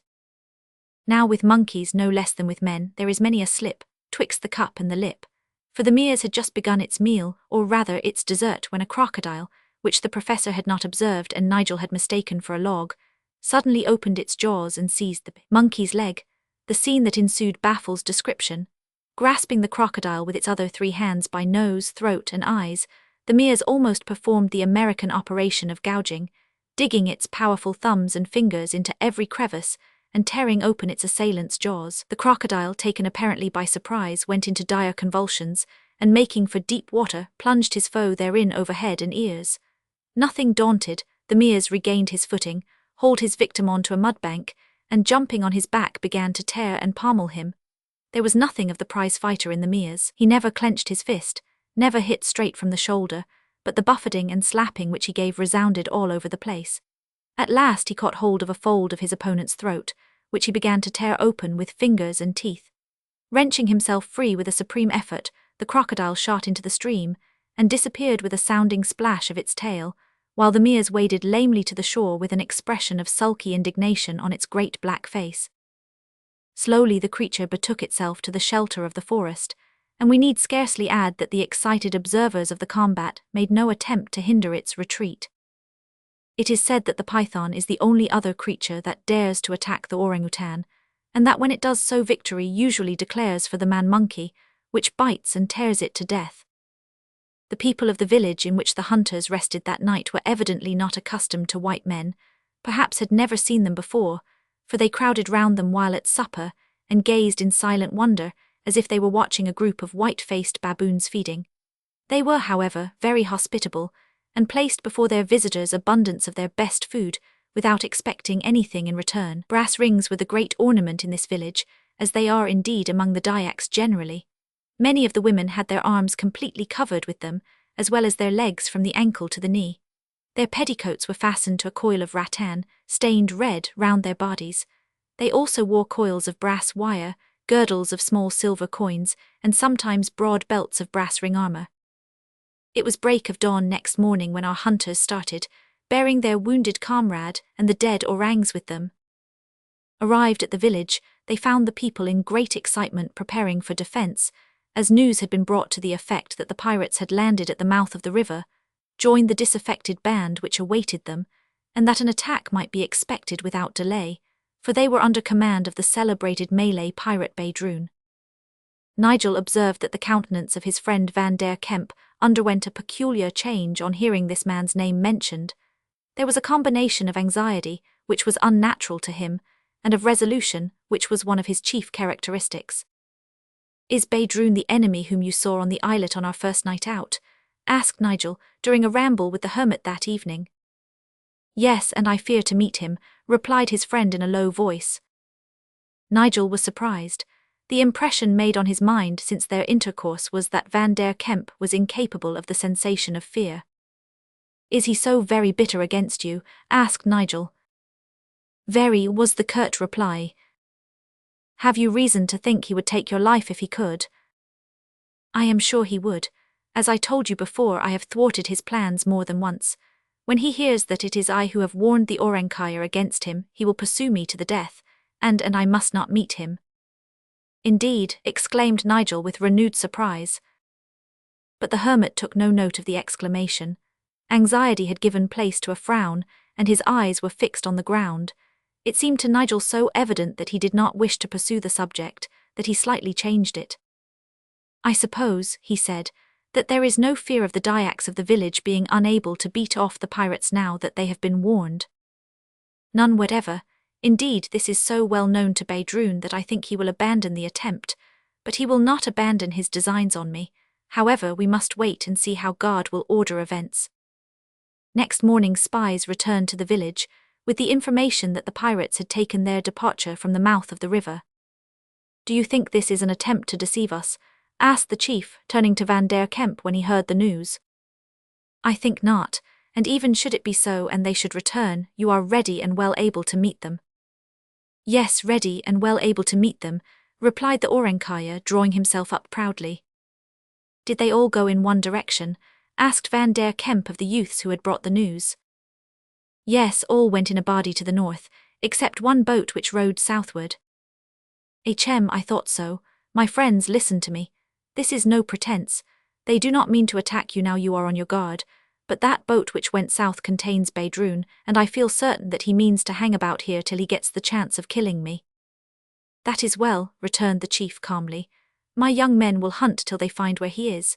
Then they will bring us the information and Van der Kemp will go out with a band and slay his enemy." "No, my friend," said the hermit firmly. "That shall not be. I must get out of his way, and in order to do so will leave you at once, for there will be no further need for my services here." The chief looked at his friend in surprise. "Well," he said, "you have a good judgment and understand your own affairs, but you have already rendered me good service and I will help you to fly, though such is not the habit of the Dyaks. There is a trader's vessel to start for Sumatra by the first light of day. Will my friend go by that?" "I am grateful," answered the hermit, "but I need no help, save some provisions, for I have my little canoe which will suffice." As this colloquy was conducted in the native tongue, it was unintelligible to Nigel, but after the interview with the chief, the hermit explained matters to him, and bade Moses get ready for a start several hours before dawn. "You see, we must do the first part of our trip in the dark, for Baydroon has a keen eye and ear. Then we will land and sleep all day where the sharpest eye will fail to find us, and luckily, pirates have been denied the power of scenting out their foes. When night comes, we will start again and get out of sight of land before the next dawn." "Mein Freund," said the professor, turning his moonlike goggles full on the hermit, "I will go with you."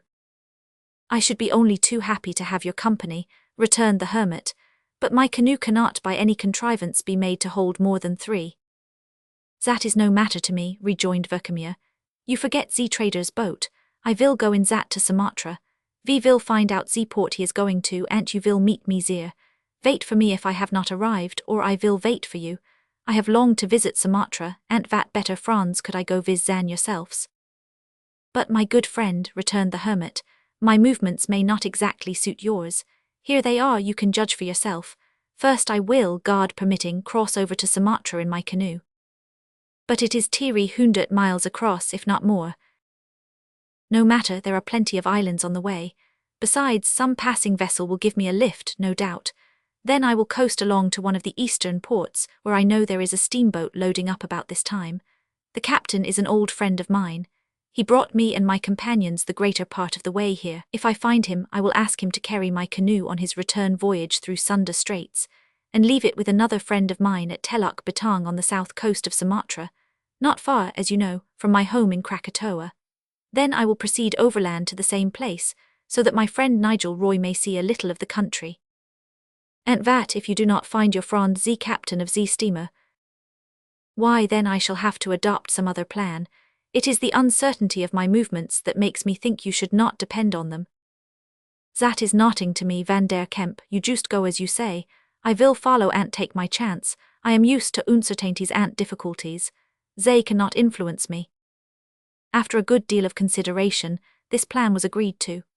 The professor spent part of the night in giving directions about the preserving of his specimens, which he meant to leave at the village in charge of a man whom he had trained to assist him, while Van der Kemp with his companions lay down to snatch a little sleep before setting out on their voyage, or, as the Dyak chief persisted in calling it, their flight. When Nigel had slept about 5 minutes, as he thought, he was awakened by Moses. "Don't make a noise, Massa Nigel. Dere may be spies into camp for all we knows, so we muse git off like mice. Canoes ready and Massa waitin', we jib you to the last moment." In a few minutes our hero was sleepily following the Negro through the woods to the spot where the canoe was in waiting. The night was very dark. This was in their favour, at least as regarded discovery. "But how shall we ever see to make our way downstream?" asked Nigel of the hermit in a whisper on reaching the place of embarkation. "The current will guide us. Besides, I have studied the river with a view to this flight. Be careful in getting in. Now, Moses, are you ready?" "All right, massa." "Shove off, then." There was something so eerie in the subdued tones, and stealthy motions, and profound darkness, that Nigel could not help feeling as if they were proceeding to commit some black and criminal deed. Floating with the current with as little noise as possible, and having many a narrow escape of running against points of land and sandbanks, they flew swiftly towards the sea, so that dawn found them among the mud flats and the mangrove swamps. Here they found a spot where mangrove roots and bushes formed an impenetrable screen, behind which they spent the day, chiefly in sleep, and in absolute security. When darkness set in they again put forth, and cautiously clearing the river's mouth, were soon far out on the open sea, which was fortunately calm at the time, the slight air that blew being in their favour. "We are safe from pursuit now," said Van der Kemp in a tone of satisfaction, as they paused for a breathing spell. "Oh, massa," exclaimed Moses at that moment in a voice of consternation, "we's forgotten Spinky." "So we have," returned the hermit in a voice of regret, so profound that Nigel could scarce restrain a laugh in spite of his sympathy. But Spinky had not forgotten himself. Observing probably that these night expeditions were a change in his master's habits, he had kept an unusually watchful eye on the canoe, so that when it was put in the water, he had jumped on board unseen in the darkness, and had retired to the place where he usually slept under hatches when the canoe travelled at night. Awakened from refreshing sleep at the sound of his name, Spinky emerged suddenly from the stern manhole, right under the Negro's nose, and with a sleepy "ooh, ooh," gazed up into his face. "Ho, there you is, you miserable hypocrite," exclaimed Moses, kissing the animal in the depth of his satisfaction. "He's here, massa, all right. Now you go to bed again, you small bundle of hair." The creature retired obediently to its place, and laying its little cheek on one of its small hands, committed itself to repose. Van der Kemp was wrong when he said they were safe. A pirate scout had seen the canoe depart. Being alone and distant from the rendezvous of his commander, some time elapsed before the news could be conveyed to him. When Baydroon was at length informed and had sailed out to sea in pursuit, returning daylight showed him that his intended victim had escaped. Chapter 17 tells of the joys, etc., of the professor in the Sumatran forests, also of a catastrophe averted. Fortunately the weather continued fine at first, and the light wind fair, so that the canoe skimmed swiftly over the wide sea that separates Borneo from Sumatra. Sometimes our travellers proceeded at night, when the distance between islets compelled them to do so. At other times, they landed on one of these isles when opportunity offered to rest and replenish the water casks. We will not follow them step by step in this voyage, which occupied more than a week, and during which they encountered without damage several squalls in which a small open boat could not have lived, beaching at last the great island of Sumatra, which, like its neighbour Borneo, is larger in extent than the British Islands. They coasted along southwards, without further delay than was absolutely necessary for rest and refreshment, until they reached a port where they found the steamer of which they were in search just about to start on its return voyage. Van der Kemp committed his little craft to the care of the captain, who, after vainly advising his friend to take a free passage with him to the Straits of Sunda, promised to leave the canoe in passing at Telok Betong. We may add that Spinky was most unwillingly obliged to accompany the canoe. "Now we must remain here till our friend Verkemir arrives," said the hermit, turning to Nigel after they had watched the steamer out of sight. "I suppose we must," said Nigel, who did not at all relish the delay. "Of course we must," he added with decision. "I sees no obcourse about it, Massa Nigel," observed Moses, who never refrained from offering his opinion from motives of humility or of respect for his employer. "My device is to go on and let de professor follow." "But I promised to wait for him," said the hermit, with one of his kindly, half-humorous glances, "and you know I never break my promises." "Does true, massa, but you didn't promise to wait for him for eber and eber." "Not quite, but of course I meant that I would wait a reasonable time." The Negro appeared to meditate for some moments on the extent of a reasonable time, for his huge eyes became huger as he gazed frowningly at the ground. Then he spoke. "A reasonable time, massa, is such an uncertain time, variable so to speak according to the mind that tinks upon it. Howsever, if you's promised, ob course dat's an end ob it, for when a man promises he's bound to stick to it." Such devotion to principle was appropriately rewarded the very next day by the arrival of the trading prow in which the professor had embarked. "We did not expect you nearly so soon," said Nigel as they heartily shook hands. "It was because ze wind freshened soon after we set sail, and then we made a straight line for this port as you possibly crossed over, and then pushed down the coast." "Exactly so, and that accounts for your overtaking us," said the hermit. "Is that the lad Barso I see down there with the crew of the prow?" "It is. You must have some strange power of attracting friendship, Van der Kemp, for ze poor yout is so fond of you that he beg and entreat me to take him, and he says he will go on with ze traders if you refuse to let him follow you." "Well, he may come. Indeed, we shall be the better for his services, for I had intended to hire a man here to help to carry our things. Much of our journeying, you see, must be done on foot." Barso, to his great joy, thus became one of the party. We pass over the next few days, which were spent in arranging and packing their provisions, etc., in such a way that each member of the party should carry on his shoulders a load proportioned to his strength. In this arrangement, the professor, much against his will, was compelled to accept the lightest load in consideration of his liability to dart off in pursuit of creeping things and butterflies, at a moment's notice. The least damageable articles were also assigned to him in consideration of his tendency at all times to tumble into bogs and stumble over fallen trees, and lose himself, and otherwise get into difficulties. We also pass over part of the journey from the coast, and plunge with our travellers at once into the interior of Sumatra. One evening towards sunset they reached the brow of an eminence which, being rocky, was free from much wood, and permitted of a wide view of the surrounding country. It was covered densely with virgin forest, and they ascended the eminence in order that the hermit, who had been there before, might discover a forest road which led to a village some miles off, where they intended to put up for the night. Having ascertained his exact position, Van der Kemp led his followers down to this footpath, which led through the dense forest. The trees by which they were surrounded were varied and magnificent, some of them rising clear up 70 and 80 feet without a branch.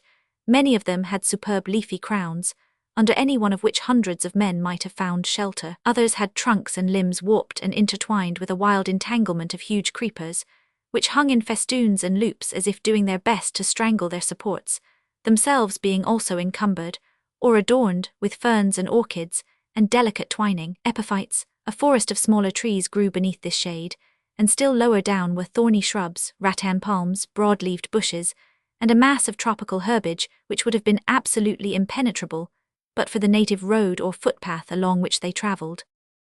"A most suitable abode for tigers, I should think," remarked Nigel to the hermit who walked in front of him, for they marched in single file. "Are there any in these parts?" "Aye, plenty. Indeed, it is because I don't like sleeping in their company that I am so anxious to reach a village." "Are they dangerous?" asked the professor, who followed close on Nigel. "Well, they are not safe," replied the hermit. I had an adventure with one on this very road only 2 years ago." "Indeed, what was it?" asked the professor, whose appetite for anecdote was insatiable. "Do tell us about it." "With pleasure. It was on a pitch-dark night that it occurred. I had occasion to go to a neighbouring village at a considerable distance, and borrowed a horse from a friend." "Anno's a frond," exclaimed the professor. "Wie van der Kemp, the country seems to be swarming with your fronds." "I have travelled much in it and made many friends," returned the hermit. "The horse that I borrowed turned out to be a very poor one and went lame soon after I set out. Business kept me longer than I expected, and it was getting dark before I started to return. Ere long the darkness became so intense that I could scarcely see beyond the horse's head, and could not distinguish the path. I therefore let the animal find his own way, knowing that he would be sure to do so, for he was going home. As we jogged along, I felt the horse tremble. Then he snorted and came to a dead stop, with his feet planted firmly on the ground. I was quite unarmed, but arms would have been useless in the circumstances. Suddenly and fortunately the horse reared, and next moment a huge dark object shot close past my face, so close that its fur brushed my cheek, as it went with a heavy thud into the jungle on the other side. I knew that it was a tiger, and felt that my life, humanly speaking, was due to the rearing of the poor horse." "Are we near to the spot?" asked the professor, glancing from side to side in some anxiety. "Not far from it," replied the hermit, "but there is not much fear of such an attack in broad daylight and with so large a party." "We are not a very large party," returned the professor. "I do not think I would fear much to face a tiger vid my good rifle, but I do not relish his chomping on me unawares. Push on, please." They pushed on and reached the village a little before nightfall. Hospitality is a characteristic of the natives of Sumatra.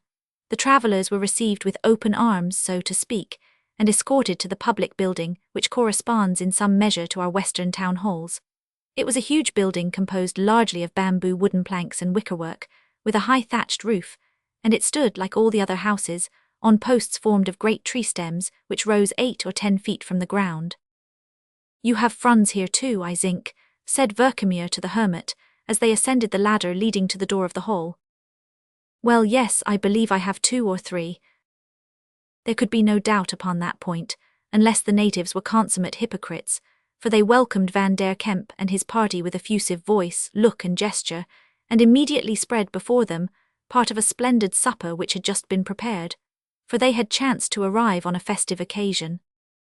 "I do believe," said Nigel in some surprise, "that they are lighting up the place with petroleum lamps."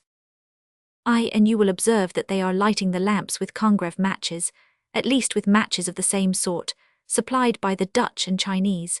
Many of their old customs have passed away, among others that of procuring fire by friction, and now we have the appliances of Western civilization to replace them." "No doubt steam is the cause of the change," remarked the professor. "That," said Nigel, "has a good deal to do with most things, from the singing of a tea kettle to the explosion of a volcano, though doubtless the commercial spirit which is now so strong among men is the proximate cause." "Surely de ces people muse be rich," said the professor, looking round him with interest. "They are rich enough, and well off in every respect, save that they don't know very well how to make use of their riches. As you see, much of their wealth is lavished on their women in the shape of ornaments, most of which are of solid gold and silver." There could be little doubt about that, for besides the ornaments proper, such as the bracelets and rings with which the arms of the young women were covered, and earrings, etc., all of solid gold and native-made, there were necklaces and collars composed of Spanish and American dollars and British half-crowns and other coins. In short, these Sumatran young girls carried much of the wealth of their parents on their persons, and were entitled to wear it until they should be relegated to the ranks of the married, the supposed to be unfrivolous, and the evidently unadorned. As this was a region full of birds, beasts, and insects of many kinds, it was resolved for the professor's benefit that a few days should be spent in it. Accordingly, the village chief set apart a newly built house for the visitors' accommodation, and a youth named Grogo was appointed to wait on them and act as guide when they wished to traverse any part of the surrounding forest.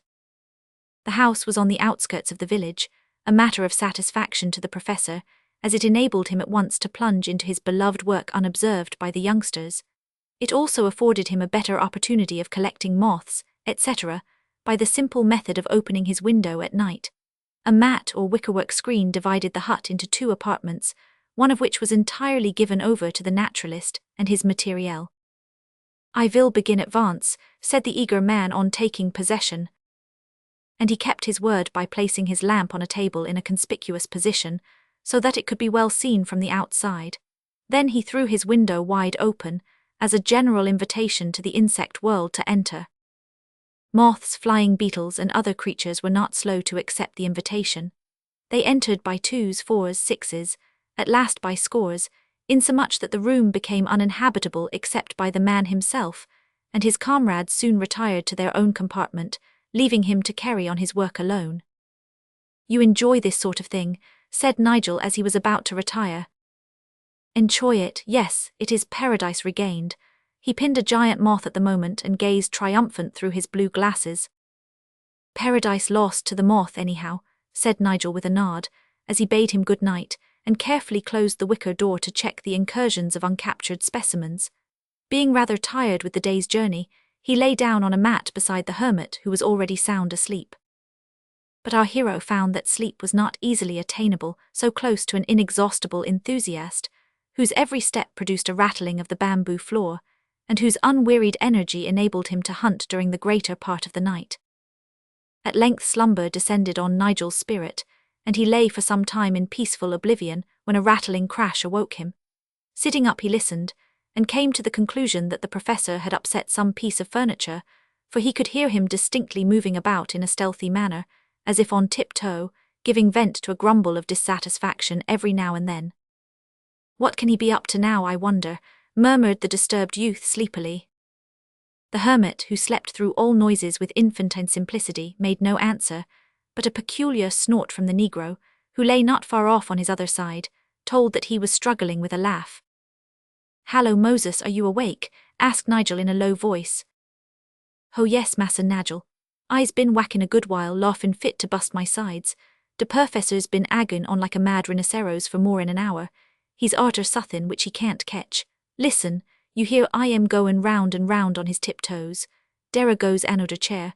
I only hope he won't smash de lamp and set de house afire. Vale, I've missed him 10th time. Never mind. Have it you once more, you aggravating little zing." Thus the unsuccessful man relieved his feelings, in a growling tone, as he continued to move about on tiptoe, rattling the bamboo flooring in spite of his careful efforts to move quietly. "Why, Verkemir, what are you after?" cried Nigel at last, loud enough to be heard through the partition. "Ah, I am sorry to wake you," he replied without, however, suspending his hunt. "I have tried my best to make no noise, but the bamboo floor is, I am at last." "What is it?" asked Nigel, becoming interested. "Van little bat, he come in vis a moss." "Eh, what?" "A moss, a big, beautiful moss." "Oh's a moth, well, I shut ze window, capture ze moss, and then I hunt ze bat with my butterfly net for an hour, but have only captured him this moment. And he is such a splendid specimen of a very rare species, ze Coleops frisii, gootness. There goes ze lamp." The crash that followed told too eloquently of the catastrophe, and broke the slumbers even of the hermit. The whole party sprang up, and entered the naturalist's room with a light, for the danger from fire was great. Fortunately the lamp had been extinguished in its fall, so that, beyond an overpowering smell of petroleum and the destruction of a good many specimens, no serious results ensued. After securing the Coleops frisii, removing the shattered glass, wiping up the oil, and putting chairs and tables on their legs, the professor was urged to go to bed, advice which, in his excitement, he refused to take until it was suggested that, if he did not, he would be totally unfit for exploring the forest next day. "Why, it is next day already," he exclaimed, consulting his watch. "Just so, now do turn in." "I will." And he did. Chapter 18. A trying ordeal, danger threatens and flight again resolved on. When the early birds are singing, and the early mists are scattering, and the early sun is rising to gladden, as with the smile of God, all things with life in earth and sea and sky, then it is that early rising man goes forth to reap the blessings which his lazy fellow man fails to appreciate or enjoy. Among the early risers that morning was our friend Moses. Gifted with an inquiring mind, the Negro had proceeded to gratify his propensities by making inquiries of a general nature, and thus had acquired, among other things, the particular information that the river on the banks of which the village stood was full of fish. Now, Moses was an ardent angler. "I love fishing," he said one day to Nigel when in a confidential mood. "I can't tell you how much I love it. Seems to me dat there's nuffin like it for proggin' a man." When Nigel demanded an explanation of what proggin meant, Moses said he wasn't quite sure. He could understand teeings easy enough, though he couldn't allers splain 'em. On the whole, he thought that prog had a compound meaning.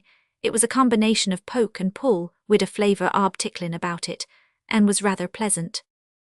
"You see," he continued, "when a leetle fish plays wid your hook, it progs your intellect and tickles up your fancy a leetle. When he grabs you, dat progs your hopes a good deal. When a big fish do de same, dat progs you deeper. And when a real walloper almost pulls you into de river, dat progs your heart up into your throat where it stick till you land him."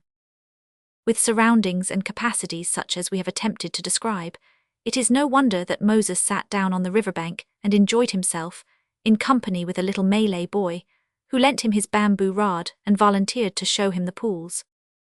But there were no particular pools in that river. It was a succession of pools, and fish swarmed in all of them.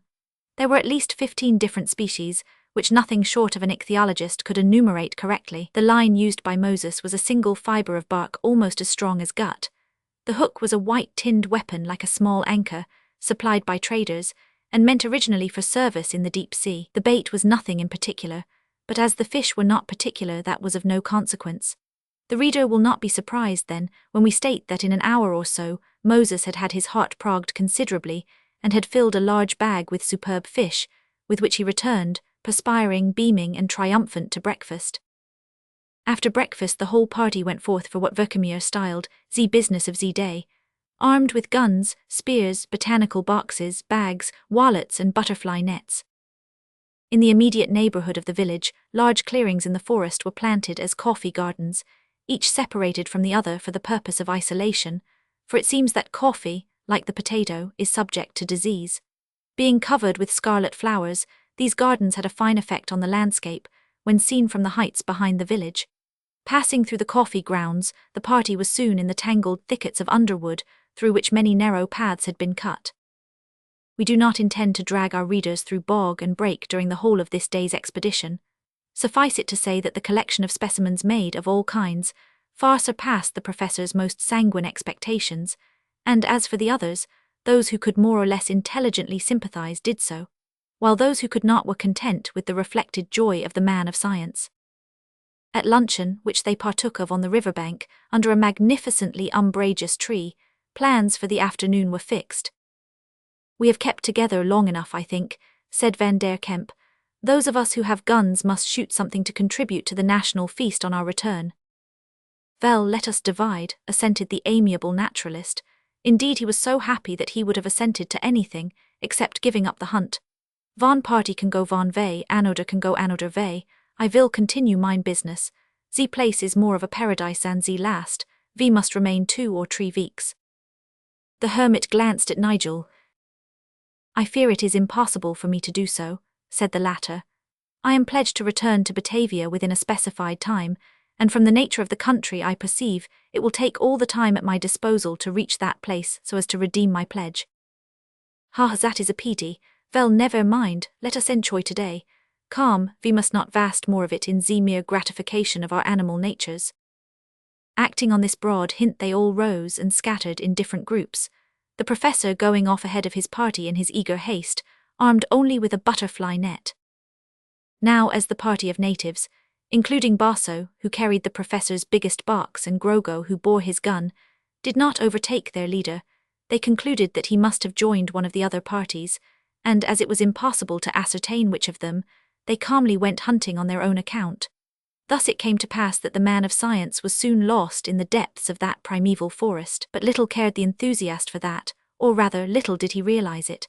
With perspiration streaming from every pore, except where the pores were stopped by mud, he dashed after butterflies with the wisdom of Solomon and the eagerness of a schoolboy, and not until the shades of evening began to descend did his true position flash upon him.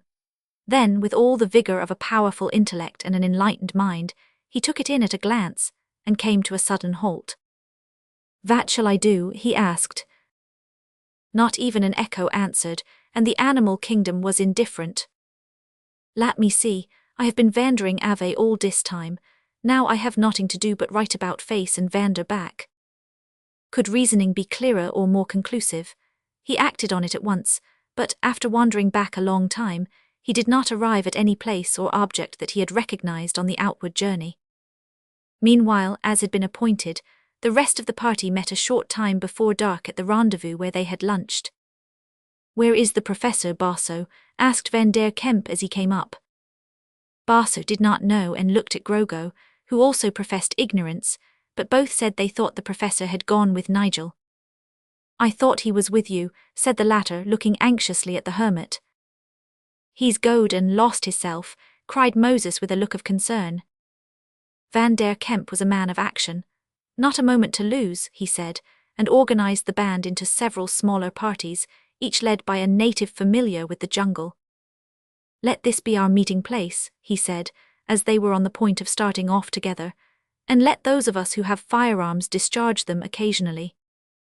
Meanwhile, the Professor was walking at full speed in what he supposed to be, and in truth was, back. He was not alone, however. In the jungle close beside him a tiger prowled along with the stealthy, lithe, sneaking activity of a cat. By that time it was not absolutely dark, but the forest had assumed a very somber appearance. Suddenly the tiger made a tremendous bound on to the track right in front of the man. Whether it had miscalculated the position of its intended victim or not we cannot say, but it crouched for another spring. The Professor, almost instinctively, crouched also, and being a brave man, stared the animal straight in the face without winking. And so the two crouched there, absolutely motionless and with a fixed glare, such as we have often seen in a couple of tomcats who were mutually afraid to attack each other.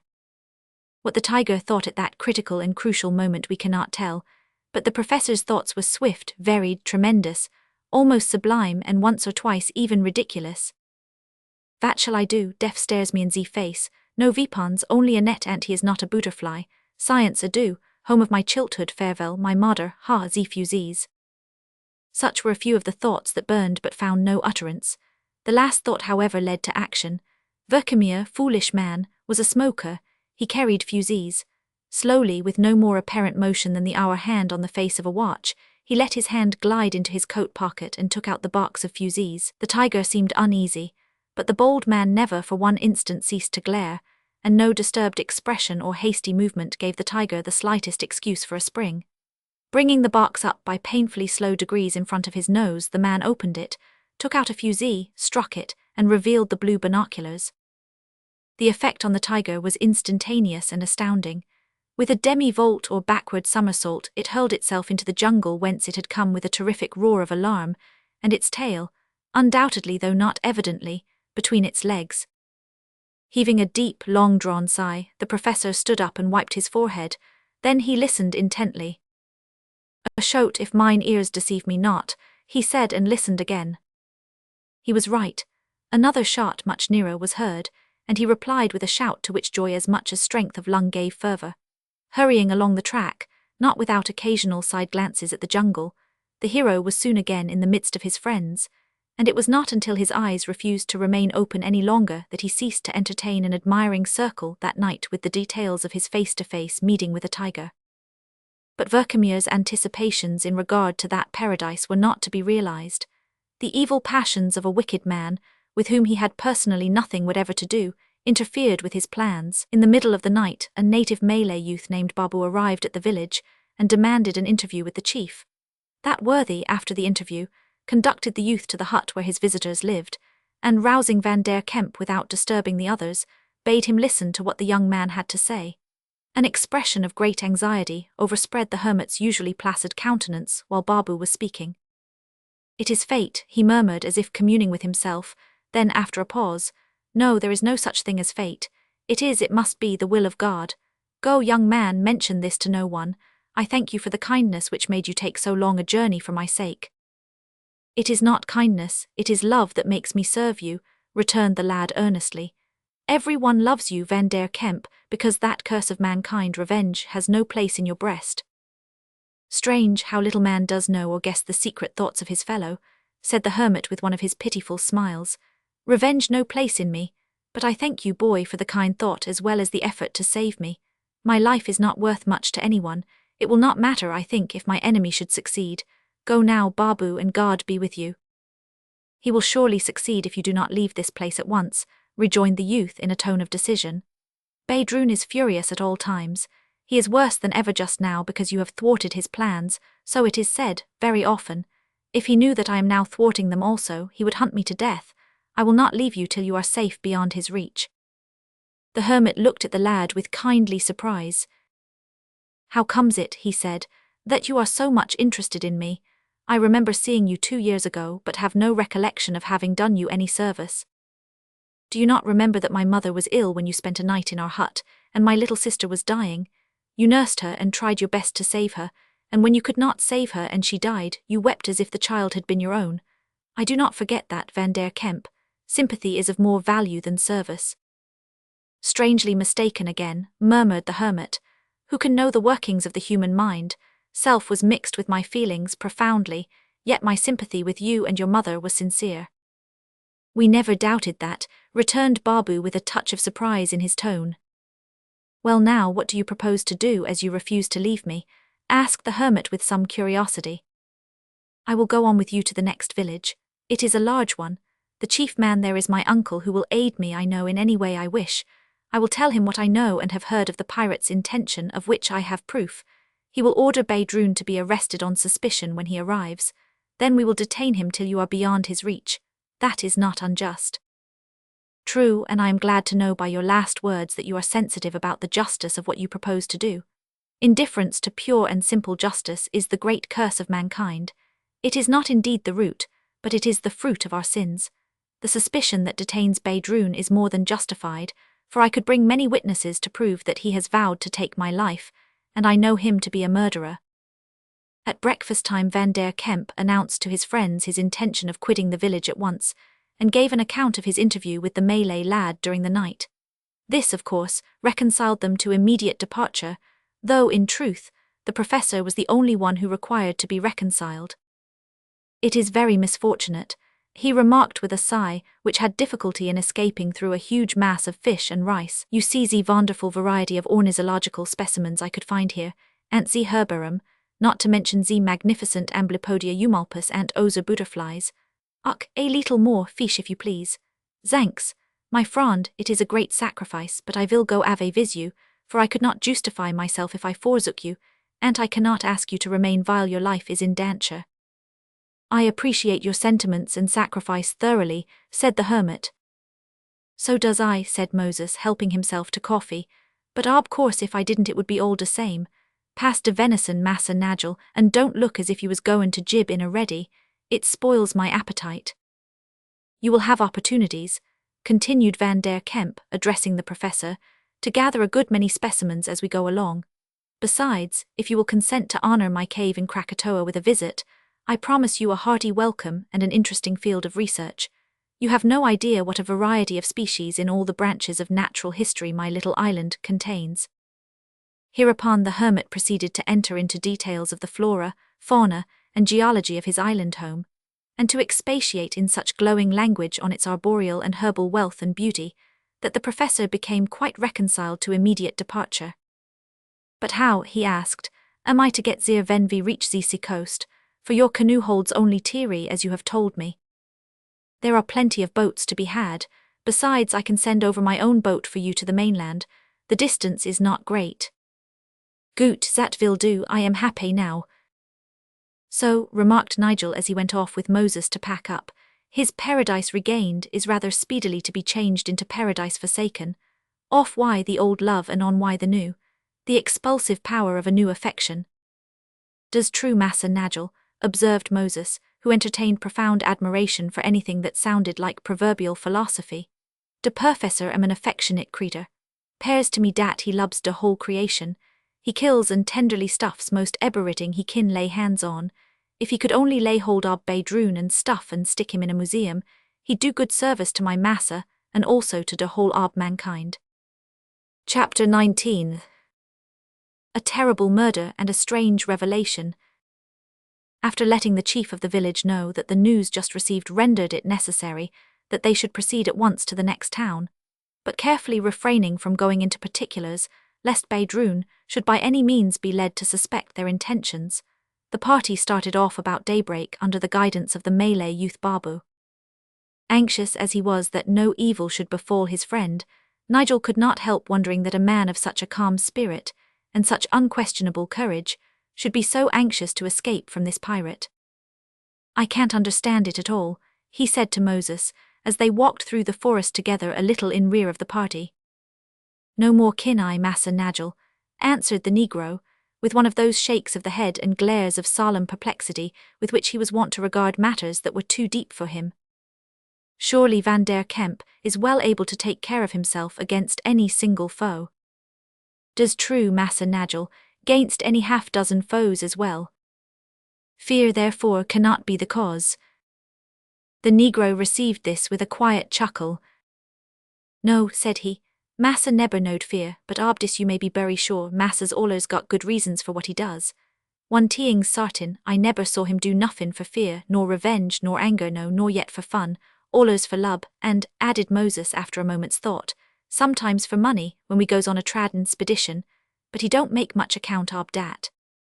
"Well, perhaps the mystery may be cleared up in time," said Nigel, as they closed up with the rest of the party, who had halted for a short rest and some refreshment.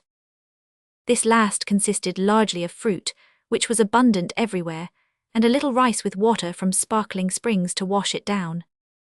In the afternoon they reached the town, a large one with a sort of marketplace in the centre, which at the time of their arrival was crowded with people.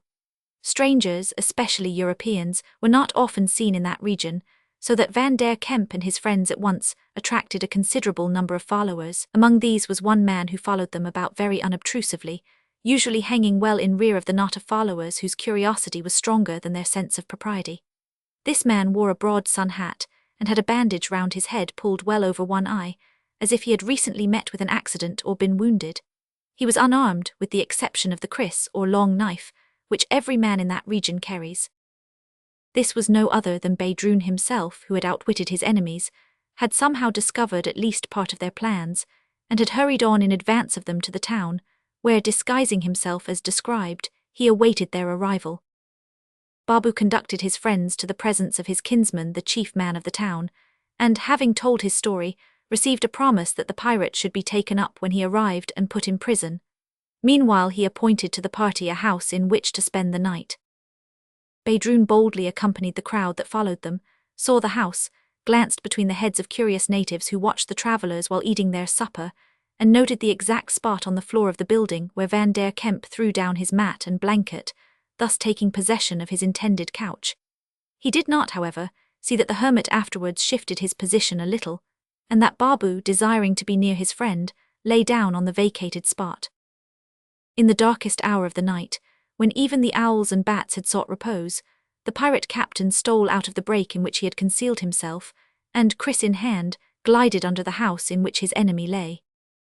Native houses, as we have elsewhere explained, are usually built on posts, so that there is an open space under the floors, which is available as a store or lumber room. It is also unfortunately available for evil purposes.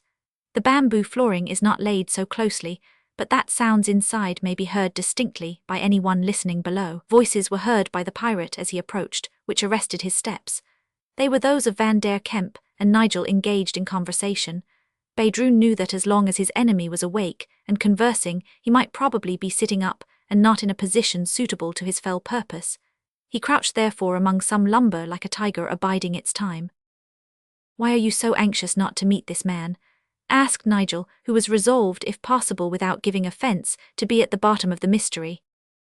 For some moments the hermit was silent, then in a constrained voice he said slowly, "Because revenge burns fiercely in my breast. I have striven to crush it but cannot. I fear to meet him lest I kill him." "Has he then done you such foul wrong?" "Aye, he has cruelly, fiendishly done the worst he could. He robbed me of my only child, but I may not talk of it. The unholy desire for vengeance burns more fiercely when I talk. Vengeance is mine, saith the Lord. My constant prayer is that I may not meet him. Good night." As the hermit thus put an abrupt end to the conversation, he lay down and drew his blanket over him. Nigel followed his example, wondering at what he had heard, and in a few minutes their steady regular breathing told that they were both asleep. Then Ballantyne advanced and counted the bamboo planks from the side towards the centre of the house. When looking between the heads of the people, he had counted the same planks above. Standing under one, he looked up, listened intently for a few seconds, and drew his kriss. The place was almost pitch dark, yet the blade caught a faint gleam from without, which it reflected on the pirate's face as he thrust the long, keen weapon swiftly, yet deliberately, between the bamboos. A shriek that filled those who heard it with a thrill of horror rang out on the silent night.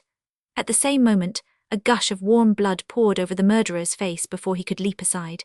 Instant uproar and confusion burst out in the neighbourhood and spread like wildfire until the whole town was aroused. When a light was procured and the people crowded into the hut where the strangers lay, Van der Kemp was found on his knees holding the hand of poor Babu, who was at his last gasp.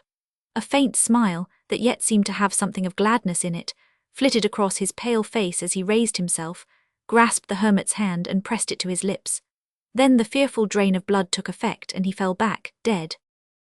One great convulsive sob burst from the hermit as he leaped up, drew his knife, and with a fierce glare in his blue eyes, rushed out of the room. Vengeance would indeed have been wreaked on Ballantyne at that moment if the hermit had caught him, but, as might have been expected, the murderer was nowhere to be found. He was hid in the impenetrable jungle, which it was useless to enter in the darkness of night.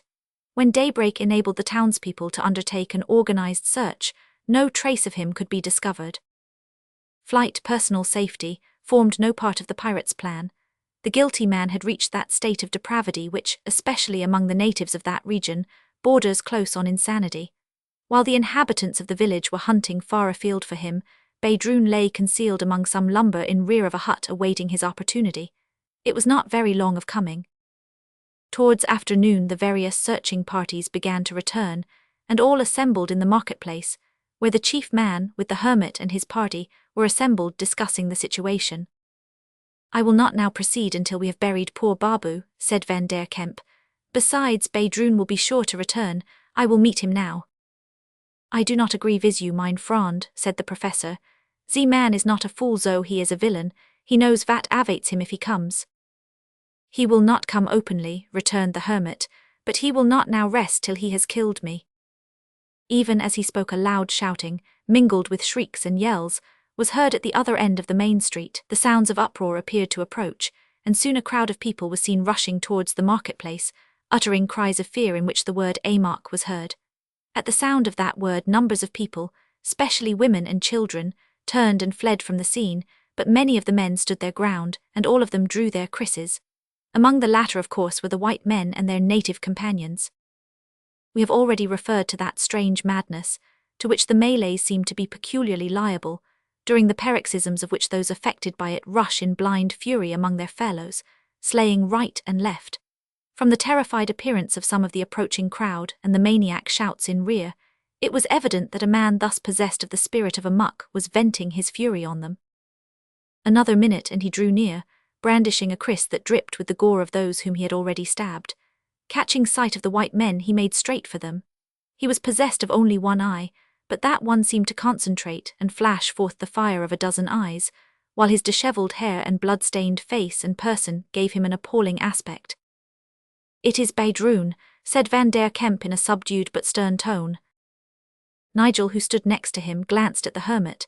His face was deadly pale, his eyes gleamed with a strange, almost unearthly light, and his lips were firmly compressed.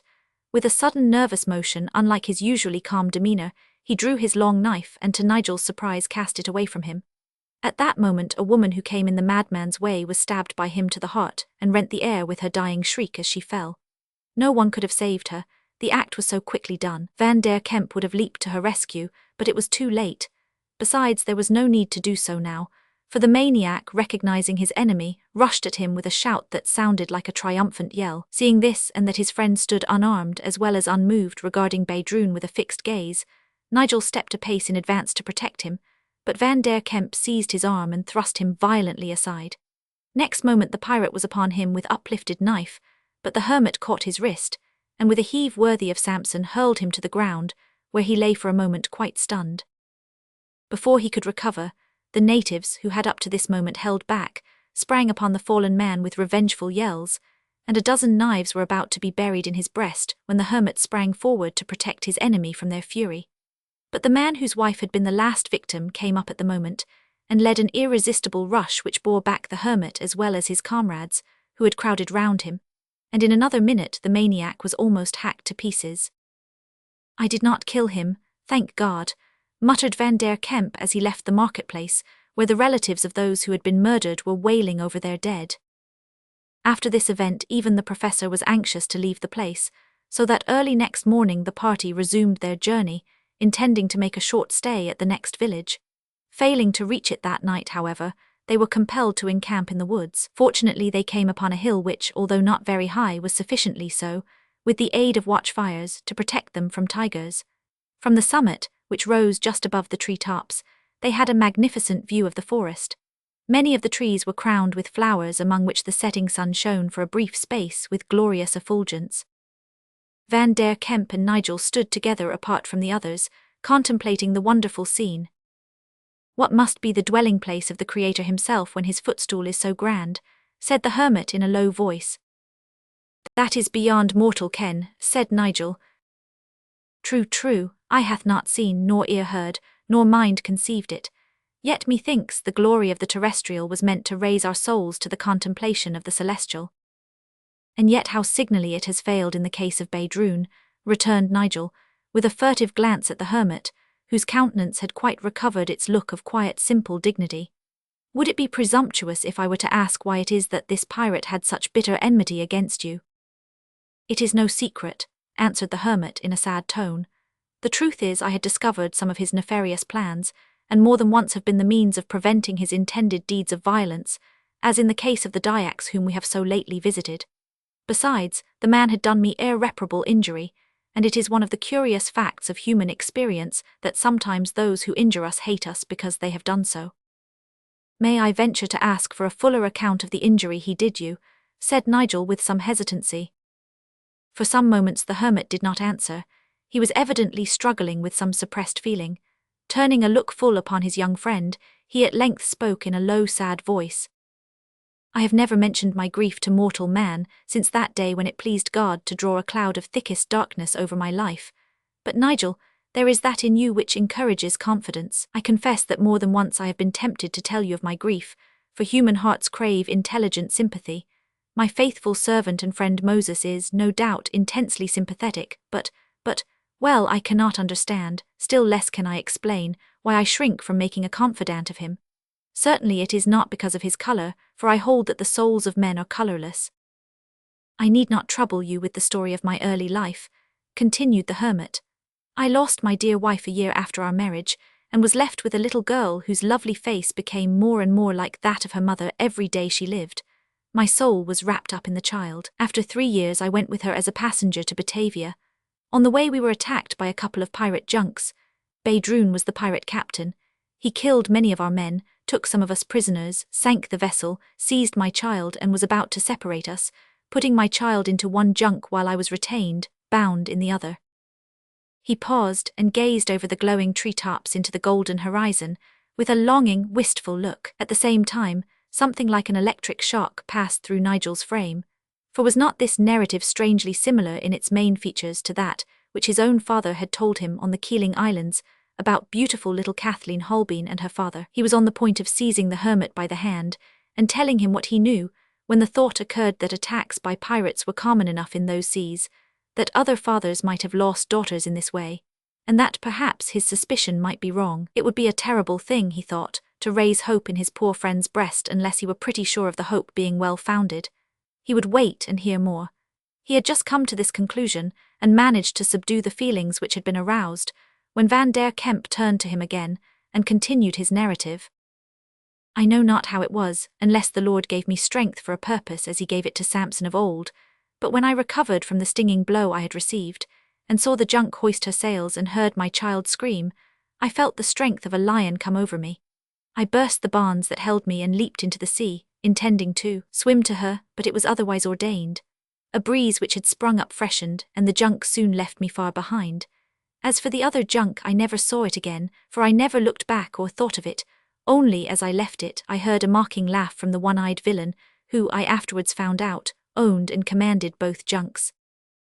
Nigel had no doubt now, but the agitation of his feelings still kept him silent. Need I say, continued the hermit, that revenge burned fiercely in my breast from that day forward. If I had met the man soon after that, I should certainly have slain him, but God mercifully forbade it. Since then he has opened my eyes to see the crucified one who prayed for his enemies, and up till now I have prayed most earnestly that Badroon and I might not meet. My prayer has not been answered in the way I wished, but a better answer has been granted, for the sin of revenge was overcome within me before we met. Van der Kemp paused again. Go on, said Nigel eagerly. How did you escape? Escape, where was I? Oh, I remember, said the hermit, awaking as if out of a dream. Well, I swam after the junk until it was out of sight, and then I swam on in silent despair until so completely exhausted that I felt consciousness leaving me. Then I knew that the end must be near and I felt almost glad, but when I began to sink, the natural desire to prolong life revived, and I struggled on. Just as my strength began a second time to fail, I struck against something. It was a dead coconut tree. I laid hold of it and clung to it all that night. Next morning I was picked up by some fishermen who were going to Teluk Batang by the outer passage round Sebesi Island, and were willing to land me there. But as my business connections had been chiefly with the town of Anjar, I begged of them to land me on the island of Krakatoa. This they did, and it has been my home ever since. I have been there many years.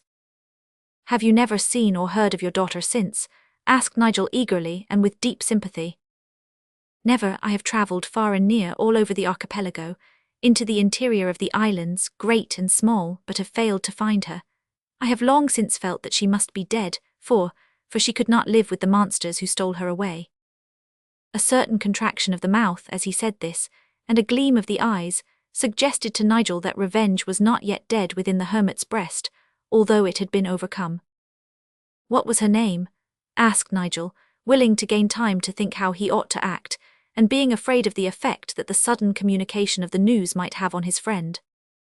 Winnie, darling Winnie, after her mother, said the hermit with deep pathos in his tone. A feeling of disappointment came over our hero. Winnie bore not the most distant resemblance to Kathleen. Did you ever, during your search, asked Nigel slowly, visit the Cocos-Keeling Islands? Never, they are too far from where the attack on us was made. And you never heard of a gunboat having captured a pirate junk and… Why do you ask and why pause? Said the hermit, looking at his friend in some surprise. Nigel felt that he had almost gone too far.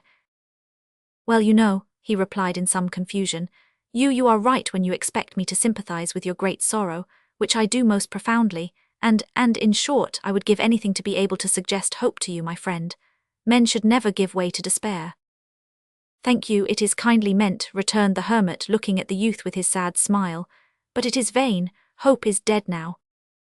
They were interrupted at this point by the announcement that supper was ready. At the same time the sun sank, like the hermit's hope, and disappeared beyond the dark forest. Chapter 20. Nigel makes a confidant of Moses, undertakes a lonely watch and sees something wonderful. It was not much supper that Nigel Roy ate that night. The excitement resulting from his supposed discovery reduced his appetite seriously, and the intense desire to open a safety valve in the way of confidential talk with someone induced a nervously absent disposition which at last attracted attention. You vant a good dose of K-vinine, remarked Verkemir, when, having satiated himself, he found time to think of others. Not that the professor was selfish by any means, only he was addicted to concentration of mind on all work in hand, inclusive of feeding. The hermit paid no attention to anything that was said. His recent conversation had given vent to a flood of memories and feelings that had been pent up for many years. After supper Nigel resolved to make a confidant of Moses. The Negro's fidelity to and love for his master would ensure his sympathy at least, if not wise counsel. Moses, he said when the professor had raised himself to the seventh heaven by means of tobacco fumes, come with me, I want to have a talk. Does what I's allers wantin', Massa Nigel, talkin's my strong point if I have a strong point at all. They went together to the edge of a cliff on the hilltop, whence they could see an almost illimitable stretch of tropical wilderness, bathed in a glorious flood of moonlight, and sat down. On a neighbouring cliff, which was crowned with a mass of grasses and shrubs, a small monkey also sat down, on a fallen branch, and watched them with pathetic interest, tempered, it would seem, by cutaneous irritation. "Moses, I am sorely in need of advice," said Nigel, turning suddenly to his companion with ill-suppressed excitement. "Well, Massa Nigel, you does look like it, but I'm sorry I ain't a doctor. P'raps de professor would help you better nor me." "You misunderstand me. Can you keep a secret, Moses?" "I kin try if he's not too difficult to keep." "Well then, listen." The Negro opened his eyes and his mouth as if these were the chief orifices for the entrance of sound, and advanced an ear. The distant monkey, observing, apparently, that some unusual communication was about to be made, also stretched out its little head, cocked an ear, and suspended its other operations. Then, in low earnest tones, Nigel told Moses of his belief that Van der Kemp's daughter might yet be alive and well, and detailed the recent conversation he had had with his master. "Now, Moses, what do ye think of all that?" Profundity unfathomable sat on the Negro's sable brow as he replied, "Massa Nigel, I don't very well know what to t'ink. But remember, Moses, before we go further, that I tell you all this in strict confidence. Not a word of it must pass your lips." The awful solemnity with which Nigel sought to impress this on his companion was absolutely trifling compared with the expression of that companion's countenance, as, with a long-drawn argumentative and remonstrative "oh," he replied, "Massa Nigel, does you really t'ink I would say or do any mortal t'ing whatsoever as would injure my massa?" "I'm sure you would not," returned Nigel quickly.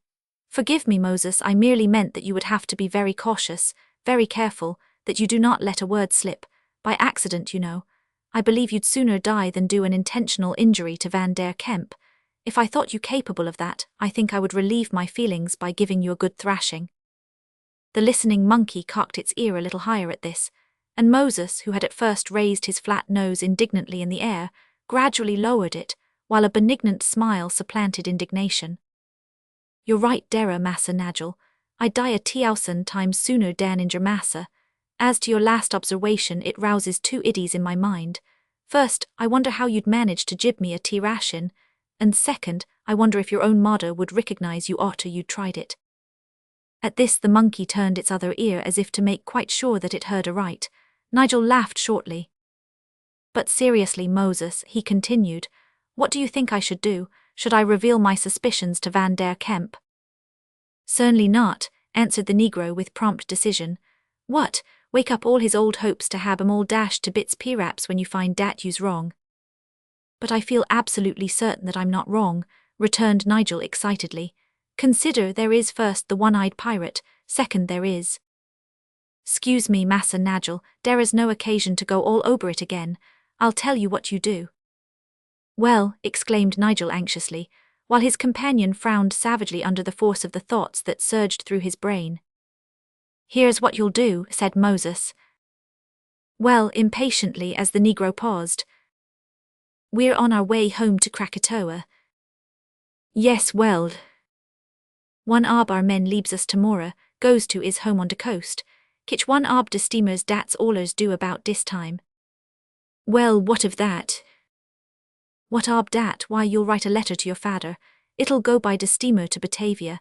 He gets it long before we gets home, so dere is plenty time for I to take action." "But what good will writing to my father do?" asked Nigel in a somewhat disappointed tone. "He can't help us." "Oh yes, he can," said Moses with a self-satisfied nod.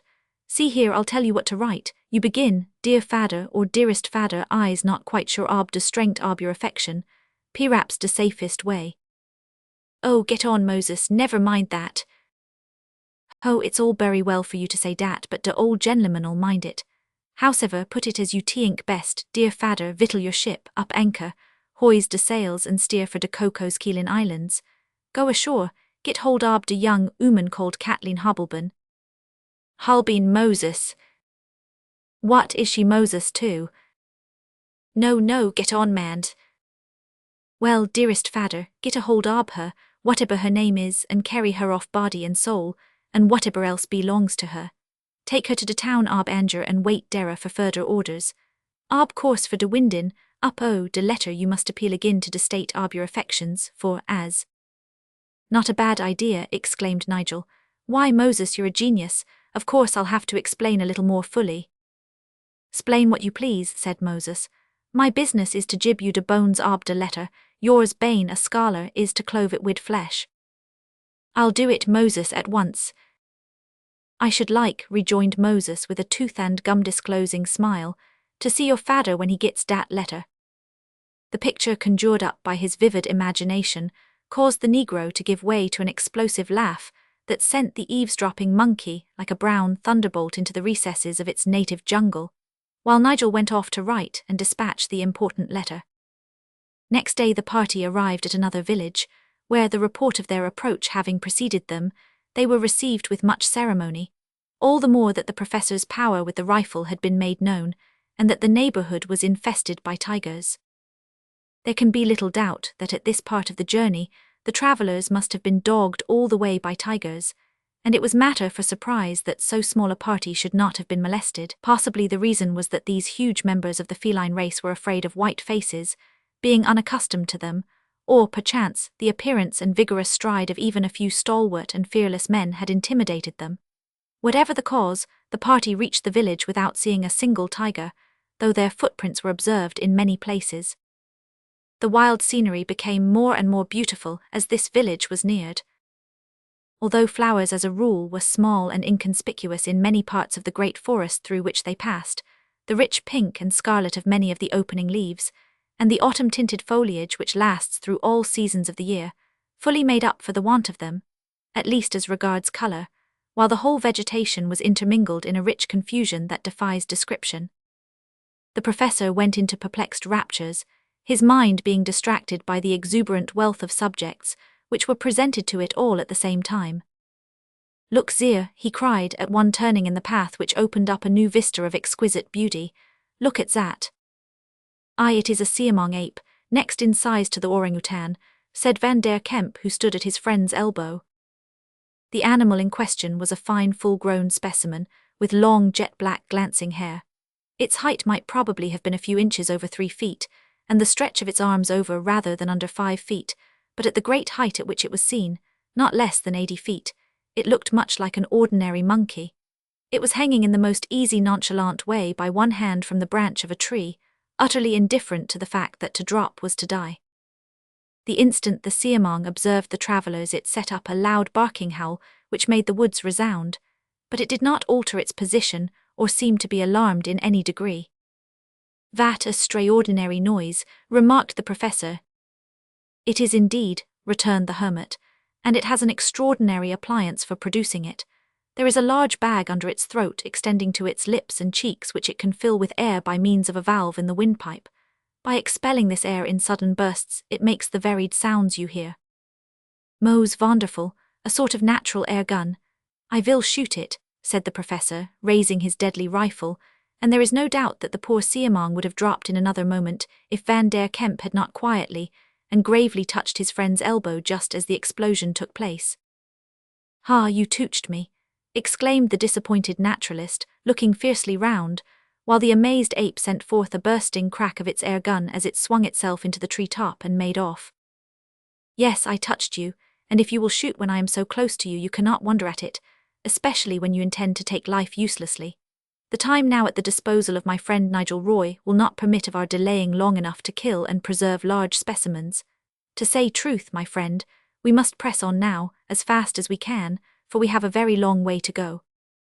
Verkemir was not quite pleased with this explanation, but there was a sort of indescribable power about the hermit, when he was resolved to have his way, that those whom he led found it impossible to resist. On arriving at the village they were agreeably surprised to find a grand banquet, consisting chiefly of fruit, with fowl, rice and Indian corn, spread out for them in the balai or public hall, where also their sleeping quarters were appointed. An event had recently occurred, however, which somewhat damped the pleasure of their reception. A young man had been killed by a tiger. The brute had leaped upon him while he and a party of lads were traversing a narrow path through the jungle, and had killed him with one blow of its paw. The other youths courageously rushed at the beast with their spears and axes, and driving it off, carried the body of their comrade away. "We have just buried the young man," said the chief of the village, and have set a trap for the tiger, for he will be sure to visit the grave. My friends would like to see this trap, said the hermit, who of course acted the part of interpreter wherever they went, being well acquainted with most of the languages and dialects of the archipelago. There will yet be daylight after you have finished eating, said the chief. Although anxious to go at once to see this trap, they felt the propriety of doing justice to what had been provided for them, and sat down to their meal, for which, to say truth, they were quite ready. Then they went with a large band of armed natives to see this curious tiger trap, the bait of which was the grave of a human being. The grave was close to the outskirts of the village, and on one side the jungle came up to within a few yards of it. The spot was surrounded by a strong and high bamboo fence, except at one point where a narrow but very conspicuous opening had been left. Here a sharp spear was so arranged beside the opening that it could be shot across it at a point corresponding with the height of a tiger's heart from the ground, as well, at least, as that point could be estimated by men who were pretty familiar with tigers. The motive power to propel this spear was derived from a green bamboo, so strong that it required several powerful men to bend it in the form of a bow. A species of trigger was arranged to let the bent bow fly, and a piece of fine cord passed from this across the opening about breast-high for a tiger. The intention was that the animal, in entering the enclosure, should become its own executioner, should commit unintentional suicide, if we may so put it. I have an ambition to shoot a tiger, said Nigel to Van der Kemp that evening. Do you think the people would object to my getting up into a tree with my rifle and watching beside the grave part of the night? I am sure that they would not, but your watch will probably be in vain, for tigers are uncommonly sagacious creatures and seem to me to have exceptional powers for scenting danger.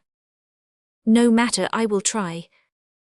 Accordingly, a little before dark that evening our hero borrowed the professor's double-barreled rifle, being more suitable for large game than his own gun, and sauntered with Moses down to the grave, where he ensconced himself in the branches of a large tree about 30 feet from the ground.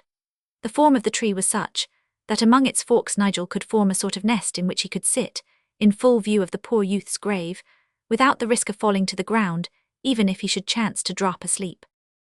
"Good night, Massa Nigel," said Moses as he turned to leave his companion to his solitary vigil. "See you not go to sleep." "No fear of that," said Nigel. "And whatever you do, don't miss." "I'll do my best, good night." While there was yet a little daylight, our hunter looked well about him, took note of the exact position of the fence, the entrance to the enclosure and the grave, judged the various distances of objects, and arranged the sights of the rifle, which was already loaded with a brace of hardened balls. Then he looked up through the tree-tops and wished for darkness. It came sooner than he expected. Night always descends more suddenly in tropical than in temperate regions. The sun had barely dipped below the horizon when night seemed to descend like a pall over the jungle, and an indescribable sensation of eeriness crept over Nigel's spirit. Objects became very indistinct, and he fancied that he saw something moving on the newly made grave. With a startled feeling he grasped his weapon, supposing that the tiger must have entered the enclosure with cat-like stealth. On second thoughts, however, he discarded the idea, for the entrance was between him and the grave and still seemed quite visible. Do what he would, however, the thought of ghosts insisted on intruding upon him. He did not believe in ghosts, oh no, had always scouted the idea of their existence. Why, therefore, did he feel uncomfortable? He could not tell. It must simply be the excitement natural to such a very new and peculiar situation. He would think of something else. He would devote his mind to the contemplation of tigers. In a short time the moon would rise, he knew, then he would be able to see better. While he was in this very uncomfortable state of mind, with the jungle wrapped in profound silence as well as gloom, there broke on the night air a wail so indescribable that the very marrow in Nigel's bones seemed to shrivel up. It ceased, but again broke forth louder than before, increasing in length and strength, until his ears seemed to tingle with the sound, and then it died away to a sigh of unutterable woe. "I have always," muttered Nigel, "believed myself to be a man of ordinary courage, but now I shall write myself a coward if not an ass." He attempted to laugh at this pleasantry, but the laugh was hollow and seemed to freeze in his gullet as the wail broke forth again, 10 times more hideous than at first. After a time the wail became more continuous, and the watcher began to get used to it. Then a happy thought flashed into his mind. This was perhaps some sort of mourning for the dead. He was right.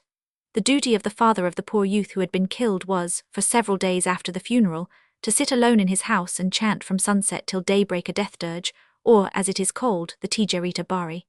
It was not till next day that this was told to him, but meanwhile the surmise afforded him instantaneous relief.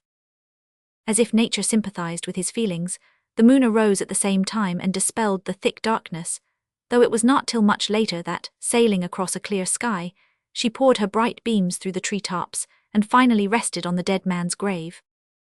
By that time Nigel had quite recovered his equanimity and mentally blotted out the writing of coward and ass which he had written against himself, but another trouble now assailed him. He became sleepy. Half a dozen times at least within half an hour he started wide awake under the impression that he was falling off the tree. "This will never do," he exclaimed, rising to his feet, resting his rifle in a position of safety, and then stretching himself to his utmost extent so that he became thoroughly awake. After this rouser, as he called it, he sat down again and almost immediately fell fast asleep. How long he sat in this condition it is impossible to say, but he opened his eyes at length with an indescribable sensation that something required attention, and the first thing they rested on, for daylight was dawning, was an enormous tiger not 40 yards away from him, gliding like a shadow and with cat-like stealth towards the opening of the enclosure. The sight was so sudden and so unexpected that for the moment he was paralyzed. Perhaps he thought it was a dream. Before he could recover presence of mind to seize his rifle, the breast of the animal had touched the fatal line, the trigger was drawn, the stout bamboo straightened with a booming sound, and the spear, or rather the giant arrow, was shot straight through the tiger's side. Then occurred a scene which might well have induced Nigel to imagine that he dreamt, for the transfixed creature bounded into the enclosure with a terrific roar that rang fearfully through the arches of the hitherto silent forest. Rushing across the grave, it sprang with one tremendous bound right over the high fence, carrying the spear along with it into the jungle beyond. By that time Nigel was himself again, with rifle in hand, but too late to fire. The moment he heard the thud of the tiger's descent, he slid down the tree, and, forgetful or regardless of danger, went crashing into the jungle, while the yells and shouts of hundreds of aroused natives suggested the peopling of the region with an army of fiends. But our hero had not to go far. In his haste he almost tumbled over the tiger. It was lying stone dead on the spot where it had fallen. A few minutes more and the natives came pouring round him, wild with excitement and joy. Soon he was joined by his own comrades. "Well, you've managed to shoot him, I see," said Van der Kemp as he joined the group. "Alas, no, I have not fired a shot," said Nigel with a half-disappointed look. "You's got to better ob him anyhow," remarked Moses as he pushed to the front. "The spear got the better of him, Moses. Vale now, that is a splendid animal. Let me see," said the professor, pulling out his tape measure. It was with difficulty that the man of science made and noted his measurements, for the people were pressing eagerly round the carcase to gratify their revenge by running their spears into the still warm body. They dipped the points in the blood and passed their krisses broadside over the creature that they might absorb the courage and boldness which were supposed to emanate from it. Then they skinned it, and pieces of the heart and brain were eaten raw by some of those whose relatives had been killed by tigers. Finally, the skull was hacked to pieces for the purpose of distributing the teeth, which are used by the natives as charms. Chapter 21, in which the professor distinguishes himself. Leaving this village immediately after the slaying of the tiger, the party continued to journey almost by forced marches, for not only was Nigel Roy very anxious to keep tryst with his father, and to settle the question of Kathleen's identity by bringing father and daughter together, but Van der Kemp himself, strange to say, was filled with intense and unaccountable anxiety to get back to his island home. "I don't know how it is," he said to Nigel as they walked side by side through the forest, followed by Moses and the professor, who had become very friendly on the strength of a certain amount of vacant curiosity displayed by the former in regard to scientific matters. "I don't know how it is, but I feel an unusually strong desire to get back to my cave. I have often been absent from home for long periods at a time, but have never before experienced these strange longings. I say strange, because there is no such thing as an effect without a cause." "May not the cause be presentiment?" suggested Nigel, who, knowing what a tremendous possibility for the hermit lay in the future, felt a little inclined to be superstitious. It did not occur to him just then that an equally, if not more, tremendous possibility lay in the future for himself, touching his recent discovery or suspicion. I do not believe in presentiments, returned the hermit. They are probably the result of indigestion or a disordered intellect, from neither of which complaints do I suffer, at least not consciously. But you have never before left home in such peculiar circumstances, said Nigel. Have you not told me that this is the first time for about 200 years that Krakatoa has broken out in active eruption? True, but that cannot be to me the cause of longings or anxieties, for I have seen many a long-dormant crater become active without any important result either to me or to anyone else. Stop, stop, cried Professor Verkemir in a hoarse whisper at that moment. Look at the monkeys. Monkeys are very abundant in Sumatra, but the nest of them which the travellers discovered at that time, and which had called forth the professor's admiration, was enough, as Moses said, to make a rhinoceros laugh. The trees around absolutely swarmed with monkeys, those of a slender form and with very long tails being most numerous. They were engaged in some sort of game, swinging by arms, legs, and tails from branches, holding on to or chasing each other, and taking the most astonishing leaps in circumstances where a slip would have no doubt resulted in broken limbs or in death. Stand still, oh, do stand still, like you vas petrified, said the professor in a low voice of entreaty. Being quite willing to humour him, the whole party stood immovable like statues, and thus avoided attracting the attention of the monkeys, who continued their game. It seemed to be a sort of follow my leader, for one big strong fellow led off with a bound from one branch to another which evidently tried the nerves of his more timid and less agile companions. They all succeeded, however, from the largest even to the smallest, which last was a very tiny creature with a pink face, a sad expression, and a corkscrew tail.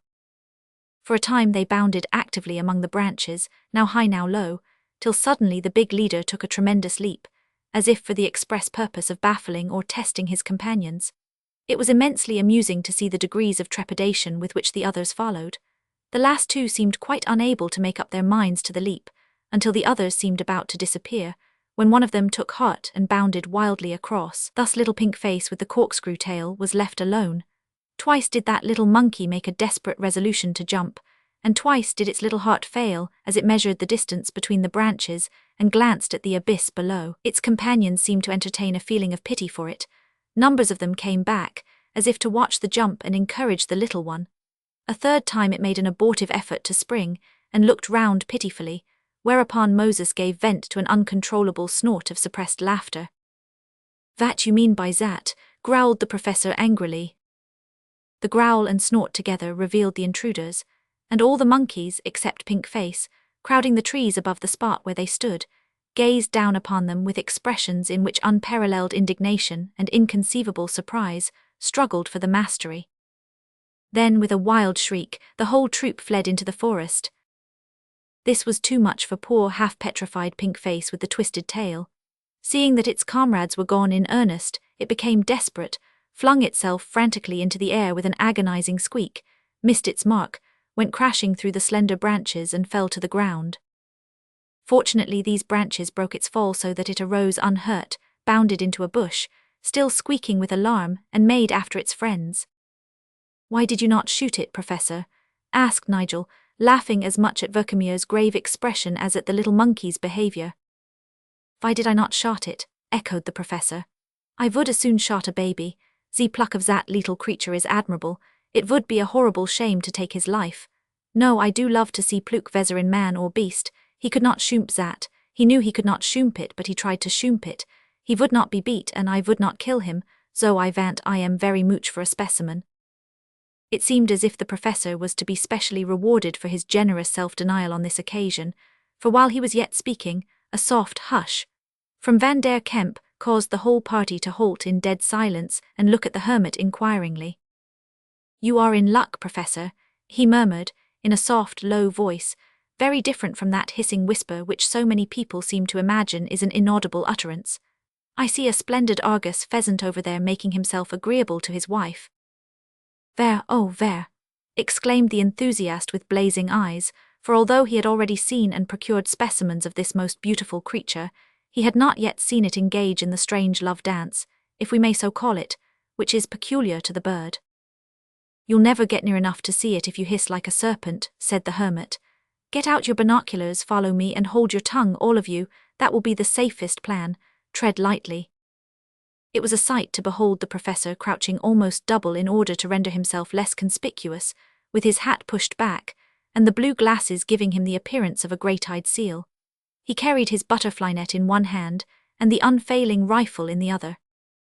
Fortunately, the hermit's sharp and practiced eye had enabled him to distinguish the birds in the distance before their advance had alarmed them, so that they were able to reach a mound topped with low bushes over which they could easily watch the birds.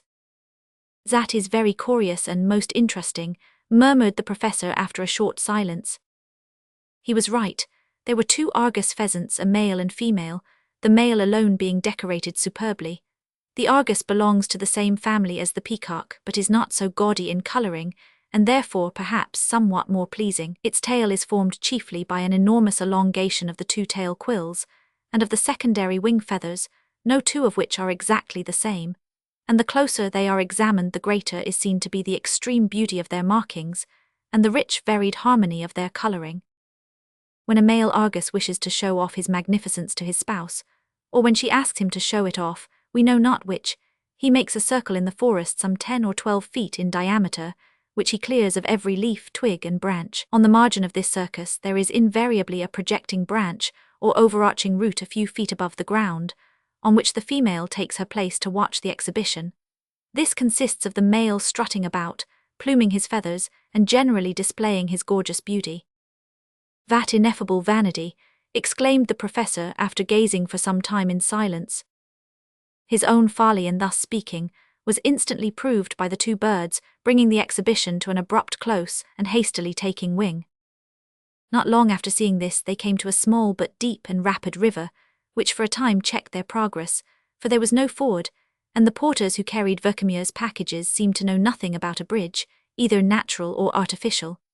After wandering for an hour or so along its banks, however, they found a giant tree which had fallen across the stream and formed a natural bridge. On the other side of the stream, the ground was more rugged, and the forest so dense that they had to walk in a sort of twilight, only a glimpse of blue sky being visible here and there through the tree-tops. In some places, however, there occurred bright little openings which swarmed with species of metallic tiger beetles and sand bees, and where sulphur, swallow-tailed, and other butterflies sported their brief life away over the damp ground by the water's edge. The native forest path which they followed was little better than a tunnel cut through a grove of low rattan palms, the delicate but exceedingly tough tendrils of which hung down in all directions. These were fringed with sharp hooks which caught their clothing and tore it, or held on unrelentingly, so that the only way of escape was to step quietly back and unhook themselves. This of itself would have rendered their progress slow as well as painful, but other things tended to increase the delay. At one place they came to a tree about 7 feet in diameter which lay across the path and had to be scrambled over, and this was done with great difficulty. At another, a gigantic mud bath, the wallowing hole of a herd of elephants, obstructed the way, and a yell from one of the porters told that in attempting to cross it he had fallen in up to the waist.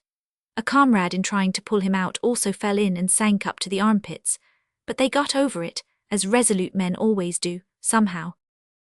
"This is horrible," exclaimed the professor, panting from his exertions and making a wild plunge with his insect net at some living creature. "Ha, the brute, I am." The man of science was flat on his stomach as he spoke, with arm outstretched and the net pressed close to the ground, while a smile of triumph beamed through the mud and scratches on his face. "What have you got?" asked Nigel, doing his best to restrain a laugh. "A splendid ornithoptera, a day-flying moss," said Verkemier as he cautiously rose, "which mimics the Trepsichrois mulciber, and this very morning I caught von Leptocircus virescens, which derives protection from mimicking the habits and appearance of a dragonfly." "What rubbish dat professor do talk," remarked Moses in an undertone to the hermit as they moved on again. "Not such rubbish as it sounds to you, Moses. These are the scientific names of the creatures, and you know as well as he does that many creatures think they find it advantageous to pretend to be what they are not. Man himself is not quite free from this characteristic. Indeed, you have a little of it yourself," said the hermit with one of his twinkling glances. "When you are almost terrified of your wits, don't you pretend that there's nothing the matter with you." "Neber, massa, neber," answered the negro with remonstrative gravity. "When I's nigh out ob my wits so's my innards feels like nuffin but warmish water, I gets whitey grey in de chops, so I's told, and blue in de lips, and I pretends nuffin. I don't care who sees it." The track for some distance beyond this point became worse and worse. Then the nature of the ground changed somewhat, became more hilly, and the path, if such it could be styled, more rugged in some places, more swampy in others, while, to add to their discomfort, rain began to fall, and night set in dark and dismal without any sign of the village of which they were in search. By that time the porters who carried Vercamer's boxes seemed so tired that the hermit thought it advisable to encamp, but the ground was so wet, and the leeches were so numerous that they begged him to go on, assuring him that the village could not be far distant. In another half-hour the darkness became intense, so that a man could scarcely see his fellow, even when within 2 paces of him. Ominous mutterings and rumblings like distant thunder also were heard, which appeared to indicate an approaching storm. In these circumstances encamping became unavoidable, and the order was given to make a huge fire to scare away the tigers, which were known to be numerous, and the elephants whose fresh tracks had been crossed and followed during the greater part of the day. The track of a rhinoceros and a tapir had also been seen, but no danger was to be anticipated from those creatures. "Shall we have a stormy night, think you?" asked Nigel as he assisted in striking a light. "It may be so," replied the hermit, flinging down one after another of his wet matches which failed to kindle. "What we hear may be distant thunder, but I doubt it. The sounds seem to me more like the mutterings of a volcano. Some new crater may have burst forth in the Sumatran ranges. This thick darkness inclines me to think so, especially after the new activity of volcanic action we have seen so recently at Krakatoa. Let me try your matches, Nigel, perhaps they have escaped. Mine are useless." But Nigel's matches were as wet as those of the hermit. So were those of the professor. Luckily Moses carried the old-fashioned flint and steel, with which and a small piece of tinder a spark was at last kindled, but as they were about to apply it to a handful of dry bamboo scrapings, an extra spurt of rain extinguished it. For an hour and more they made ineffectual attempts to strike a light. Even the cessation of the rain was of no avail. "What must we do now?" asked the professor in tones that suggested a woebegone countenance, though there was no light by which to distinguish it. "Grin and bear it," said Nigel, in a voice suggestive of a slight expansion of the mouth, though no one could see it.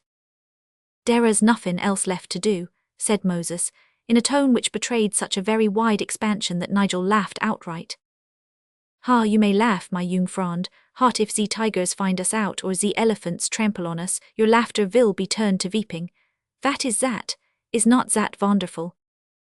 The question and exclamation were prompted by the sudden appearance of faint mysterious lights among the bushes.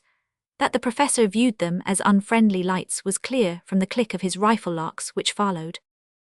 "It is only phosphoric light," explained Van der Kemp. "I have often seen it thus in electric states of the atmosphere.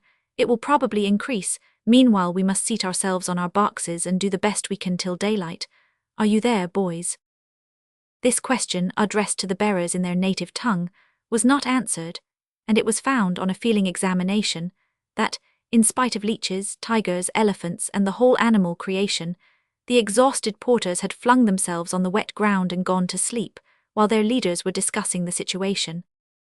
Dismal though the condition of the party was, the appearances in the forest soon changed the professor's woe into eager delight, for the phosphorescence became more and more pronounced, until every tree stem blinked with a palish green light, and it trickled like moonlight over the ground, bringing out thick dumpy mushrooms like domes of light. Glowing caterpillars and centipedes crawled about, leaving a trail of light behind them, and fireflies darting to and fro peopled the air and gave additional animation to the scene. In the midst of the darkness, thus made singularly visible, the white travellers sat dozing and nodding on their luggage, while the cries of metallic-toned horned frogs and other nocturnal sounds peculiar to that weird forest formed their appropriate lullaby. But Moses neither dozed nor nodded. With a pertinacity peculiarly his own, he continued to play a running accompaniment to the lullaby with his flint and steel, until his perseverance was rewarded with a spark which caught on a dry portion of the tinder and continued to burn. By that time the phosphoric lights had faded, and his spark was the only one which gleamed through intense darkness. How he cherished that spark! He wrapped it in swaddling clothes of dry bamboo scrapings with as much care as if it had been the essence of his life. He blew upon it tenderly as though to fan its delicate brow with the soft zephyrs of a father's affection. Again he blew more vigorously, and his enormous pouting lips came dimly into view. Another blow and his flat nose and fat cheeks emerged from darkness, still another with growing confidence, and his huge eyes were revealed glowing with hope. At last the handful of combustible burst into a flame and was thrust into a prepared nest of twigs. This, communicating with a heap of logs, kindled a sudden blaze which scattered darkness out of being, and converted 30 yards of the primeval forest into a chamber of glorious light, round which the human beings crowded with joy enhanced by the unexpectedness of the event, and before which the wild things of the wilderness fled away. When daylight came at last, they found that the village for which they had been searching was only 2 miles beyond the spot where they had encamped. Here, being thoroughly exhausted, it was resolved that they should spend that day and night, and we need scarcely add, they spent a considerable portion of both in sleep, at least such parts of both as were not devoted to food, and here the professor distinguished himself in a way that raised him greatly in the estimation of his companions, and caused the natives of the place to regard him as something of a demigod. Of course we do not vouch for the truth of the details of the incident, for no one save himself was there to see, and although we entertained the utmost regard for himself, we were not sufficiently acquainted with his moral character to answer for his strict truthfulness. As to the main event, there was no denying that. The thing happened thus. Towards the afternoon of that same day the travellers began to wake up, stretch themselves, and think about supper. In the course of conversation, it transpired that a tiger had been prowling about the village for some days, and had hitherto successfully eluded all attempts to trap or spear it. They had tethered a goat several times near a small pond, and watched the spot from safe positions among the trees, with spears, bows and arrows and blowpipes ready, but when they watched, the tiger did not come, and when they failed to watch, the tiger did come and carried off the goat. Thus they had been baffled. "Mein Freund," said the professor to the hermit on hearing this, "I will shot that tiger, I am resolved. Will you ask the chief to show me the place and then tell his people, on pain of death, not to go near it all night, for if they do I will certainly shot them, by accident of course." The hermit did as he was bid, but advised his sanguine friend against exposing himself recklessly. The chief willingly fell in with his wishes. "Won't you tell us what you intend to do, Professor?" asked Nigel, "and let us help you." "No, I will do it all by myself, or die. I will want a shovel or a spade of some sort." The chief provided the required implement, conducted his visitor a little before sunset to the spot, just outside the village, and left him there armed with his rifle, a revolver and a long knife or kris, besides the spade. When alone, the bold man put off his glasses, made a careful inspection of the ground, came to a conclusion, founded on scientific data no doubt, as to the probable spot whence the tiger would issue from the jungle when about to seize the goat, and just opposite that spot, on the face of a slope about 10 yards from the goat, he dug a hole deep enough to contain his own person. The soil was sandy, easy to dig, and quite dry. It was growing dusk when the professor crept into this rifle pit, drew his weapons and the spade in after him, and closed the mouth of the pit with moist earth, leaving only a very small eye hole through which he could see the goat standing innocently by the brink of the pool.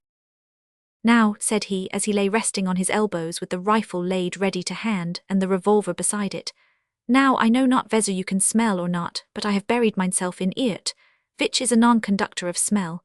We shall see." It soon became very dark, for there was no moon, yet not so dark but that the form of the goat could be seen distinctly reflected in the pond. Naturally, the professor's mind reverted to the occasion when Nigel had watched in the branches of a tree for another tiger. The conditions were different, and so, he thought, was the man. "Mein jung Freund," he said mentally, "is brave, undoubtedly, but his nerves have not been braced by experience like mine. It is well, for there is more danger here than in a tree. It matters not. I am resolved to shot that to grey or die." In this resolute and heroic frame of mind, he commenced his vigil. It is curious to note how frequently the calculations of men fail them, even those of scientific men. The tiger came indeed to the spot, but he came in precisely the opposite direction from that which the watcher expected, so that while Verkemir was staring over the goat's head at an opening in the jungle beyond the pond, the tiger was advancing stealthily and slowly through the bushes, exactly behind the hole in which he lay. Suddenly the professor became aware of something. He saw nothing consciously, he heard nothing, but there stole over him, somehow, the feeling of a dread presence. Was he asleep? Was it nightmare? No, it was night tiger, he knew it somehow, he felt it, but he could not see it. To face death is easy enough, according to some people, but to face nothing at all is at all times trying. Verkemir felt it to be so at that moment, but he was a true hero and conquered himself. "Come now," he said mentally, "don't be an ass, don't lose your chance by womanly fears, keep caveat." Another moment and there was a very slight sound right over his head. He glanced upwards, as far as the little hole would permit, and there, not a foot from him, was a tawny yellow throat, with a tremendous paw moving slowly forward, so slowly that it might have suggested the imperceptible movement of the hour hand of a watch, or of a glacier. There was indeed motion, but it was not perceptible. The professor's perceptions were quick.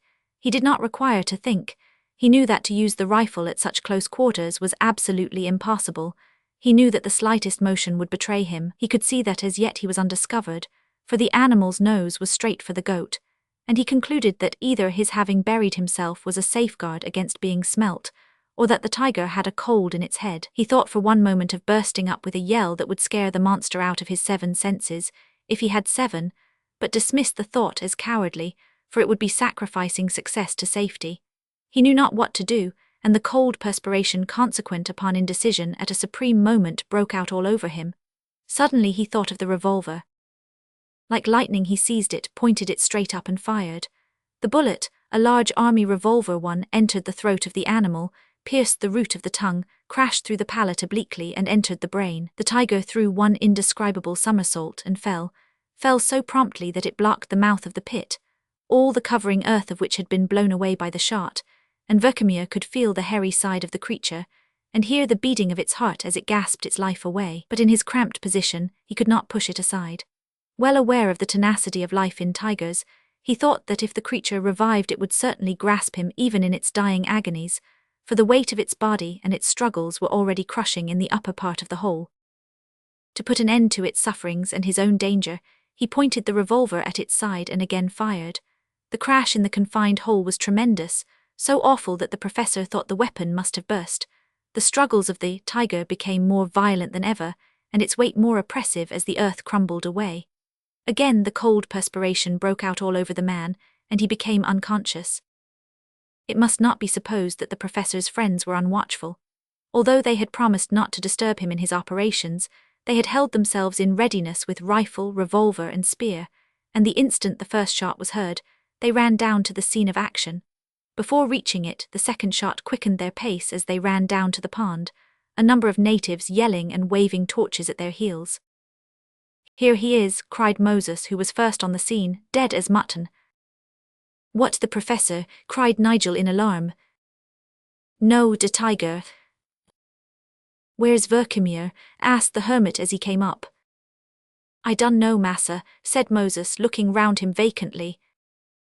"Search well, men, and be quick, he may have been injured," cried Van der Kemp, seizing a torch and setting the example.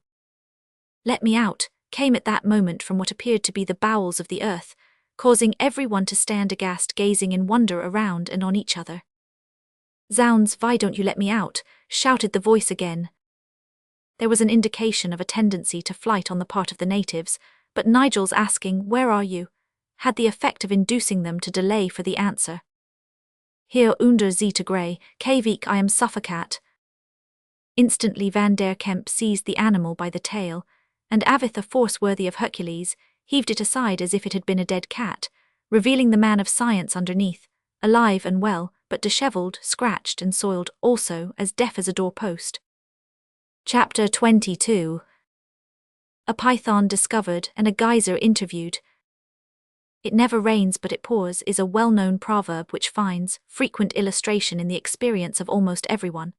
At all events, Verkhemir had reason to believe in the truth of it at that time, for adventures came down on him, as it were in a sort of deluge more or less astounding, insomuch that his enthusiastic spirit, bathing, if we may say so, in an ocean of scientific delight, pronounced Sumatra to be the very paradise of the student of nature. We have not room in this volume to follow him in the details of his wonderful experiences, but we must mention one adventure which he had on the very day after the tiger incident, because it very nearly had the effect of separating him from his travelling companions.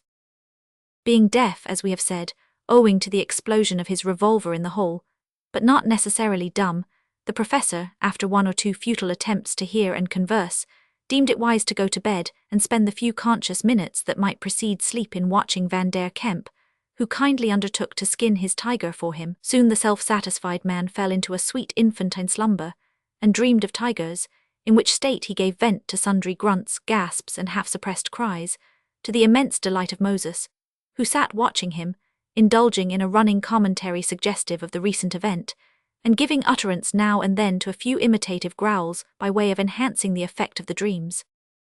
Look, Massa Nigel, he's twitchin' all over, de tiger's comin' to him now. Looks like it, Moses. Yes, and see he gripped de vulver no too soon or de tiger's goed away, for he stopped twitchin' dere. De tiger comes agin. A gasp and clenching of the right hand seemed to warrant this assumption. Then a yell rang through the hut. Moses displayed all and more than all his teeth, and the professor, springing up on one elbow, glared fearfully. Ain't it powerful? Inquired Moses in a low tone. The professor awoke mentally, recognized the situation, smiled an imbecile smile, and sank back again on his pillow with a sigh of relief. After that, when the skinning of the tiger was completed, the dreams appeared to leave him, and all his comrades joined him in the land of Nod. He was first to awake when daylight entered their hut the following morning, and, feeling in a fresh, quiescent state of mind after the excitement of the preceding night, he lay on his back, his eyes fixed contentedly on the grand tiger skin which hung on the opposite wall. By degrees his eyes grew wearied of that object, and he allowed them to travel languidly upwards and along the roof until they rested on the spot directly over his head, where they became fixed, and at the same time opened out to a glare, compared to which all his previous glaring was as nothing, for there in the thatch, looking down upon him, was the angular head of a huge python. The snake was rolled up in a tight coil, and had evidently spent the night within a yard of the professor's head. Being unable to make out what sort of snake it was, and fearing that it might be a poisonous one, he crept quietly from his couch, keeping his eyes fixed on the reptile as he did so. One result of this mode of action was that he did not see where he was going, and inadvertently thrust one finger into Moses' right eye, and another into his open mouth. The Negro naturally shut his mouth with a snap, while the professor opened his with a roar, and in another moment every man was on his feet blinking inquiringly. Look, the snake, cried the professor when Moses released him. We must get him out of that, remarked Van der Kemp as he quietly made a noose with a piece of rattan and fastened it to the end of a long pole. With the latter he poked the creature up, and when it had uncoiled sufficiently, he slipped the noose deftly over its head. Clear out, friends, he said, looking round. All obeyed with uncommon promptitude except the professor, who valiantly stood his ground. Van der Kemp pulled the python violently down to the floor, where it commenced a tremendous scuffle among the chairs and posts. The hermit kept its head off with the pole and sought to catch its tail, but failed twice. Seeing this, the professor caught the tail as it whipped against his legs, and springing down the steps so violently that he snapped the cord by which the hermit held it, and drew the creature straight out. A thick monster full 12 feet long, and capable of swallowing a dog or a child. Out of the way, shouted the professor, making a wild effort to swing the python against a tree, but the tail slipped from his grasp, the professor fell, and the snake went crashing against a log, under which it took refuge. Nigel, who was nearest to it, sprang forward, fortunately caught its tail, and swinging it and himself round with such force that it could not coil up at all, dashed it against a tree. Before it could recover from the shock, Moses had caught up a hatchet and cut its head off with one blow. The tail wriggled for a few seconds, and the head gaped once or twice, as if in mild surprise at so sudden a finale. That is strange, very strange, slowly remarked the professor, as still seated on the ground he solemnly noted these facts. Not so very strange after all, said Van der Kemp. I've seen the head of many a bigger snake cut off at one blow. Mein Freund, you mistake me. It is the working of physical law in the spiritual world that perplexes me. Moses has cut the brute in two. Physical fact, substance can be divided. The two parts are still a life, therefore the life, the spirit, has also been divided. It is indeed very strange, said Nigel with a laugh. Stranger still that you may cut a worm into several parts, and the life remains in each, but strangest of all, that you should sit on the ground, professor, instead of rising up while you philosophize. You are not hurt, I hope, are you? I razor zink I am, returned the philosopher with a faint smile. Mine uncle I zink is spraint. This was indeed true, and it seemed as if the poor man's wanderings were to be, for a time at least, brought to an abrupt close. Fortunately it was found that a pony could be procured at that village, and as they had entered the borders of the mountainous regions, and the roads were more open and passable than heretofore, it was resolved that the professor should ride until his ankle recovered. We must now pass over a considerable portion of time and space, and convey the reader by a forced march to the crater of an active volcano. By that time Verkemeer's ankle had recovered, and the pony had been dismissed. The heavy luggage with the porters had been left in the low grounds, for the mountain they had scaled was over 10,000 feet above the sea level. Only one native from the plain below accompanied them as guide, and 3 of their porters whose inquiring minds tempted them to make the ascent. At about 10,000 feet, the party reached what the natives called the dempo or edge of the volcano, whence they looked down into the sour or ancient crater, which was a level space composed of brown soil surrounded by cliffs, and lying like the bottom of a cup 200 feet below them. It had a sulphurous odour, and was dotted here and there with clumps of heath and rhododendrons. In the centre of this was a cone which formed the true, or modern, crater. On scrambling up to the lip of the cone, and looking down some 300 feet of precipitous rock, they beheld what seemed to be a pure white lake set in a central basin of 200 feet in diameter. The surface of this lakelet smoked, and although it reflected every passing cloud as if it were a mirror, it was in reality a basin of hot mud, the surface of which was about 30 feet below its rim. "You will soon see a change come over it," said the hermit, as the party gazed in silent admiration at the weird scene. He had scarcely spoken, when the middle of the lake became intensely black and scored with dark streaks. This, though not quite obvious at first from the point where they stood, was caused by the slow formation of a great chasm in the centre of the seething lake of mud. The lake was sinking into its own throat. The blackness increased, then a dull sullen roar was heard, and next moment the entire lake upheaved, not violently, but in a slow, majestic manner some hundreds of feet into the air, whence it fell back into its basin with an awful roar which reverberated and echoed from the rocky walls of the cauldron like the singing of an angry sea. An immense volume of steam, the motive power which had blown up the lake, was at the same time liberated and dissipated in the air. The wave circles died away on the margin of the lake, and the placid, cloud-reflecting surface was restored until the geyser had gathered fresh force for another upheaval. "Amazing," exclaimed Nigel, who had gazed with feelings of awe at this curious exhibition of the tremendous internal forces with which the Creator has endowed the earth. "Wonderful," exclaimed the professor, whose astonishment was such that his eyebrows rose high above the rim of his huge blue binoculars. Moses, to whom such an exhibition of the powers of nature was familiar, was, we are sorry to say, not much impressed, if impressed at all.